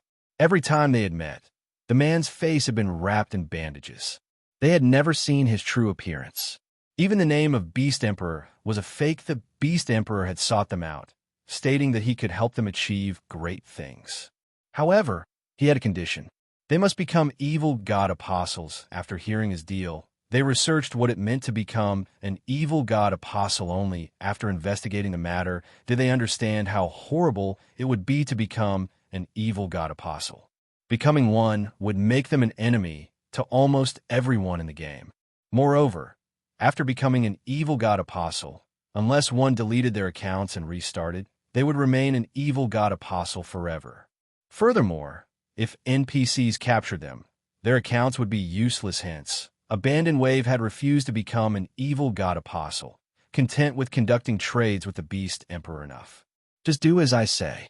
I'll explain things to young Master Jing. Abandoned Wave coldly ordered as he shot the motionless Laughing Drunkard. A glare understood. With no other option, Laughing Drunkard left the room, traveling to where he usually met the Beast Emperor.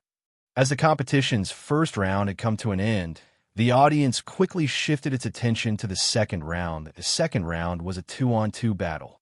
Unlike one-on-one matches, players could rely on teamwork to display even greater power. The instant the Evil Dragon Battle Team declared their participating members, the spectators' expressions grew serious. They can't be serious, right? It seems that the Evil Dragon Battle Team is pissed off now. They sent those two to fight.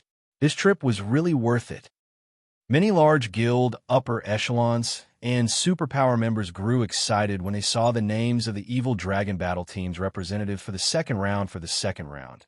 The Evil Dragon Battle Team dispatched the Witch of the West, Alice, and the Speedstar, Starstreak. Both these players were famous experts from Miracle. Even super guilds had to take these two players very seriously.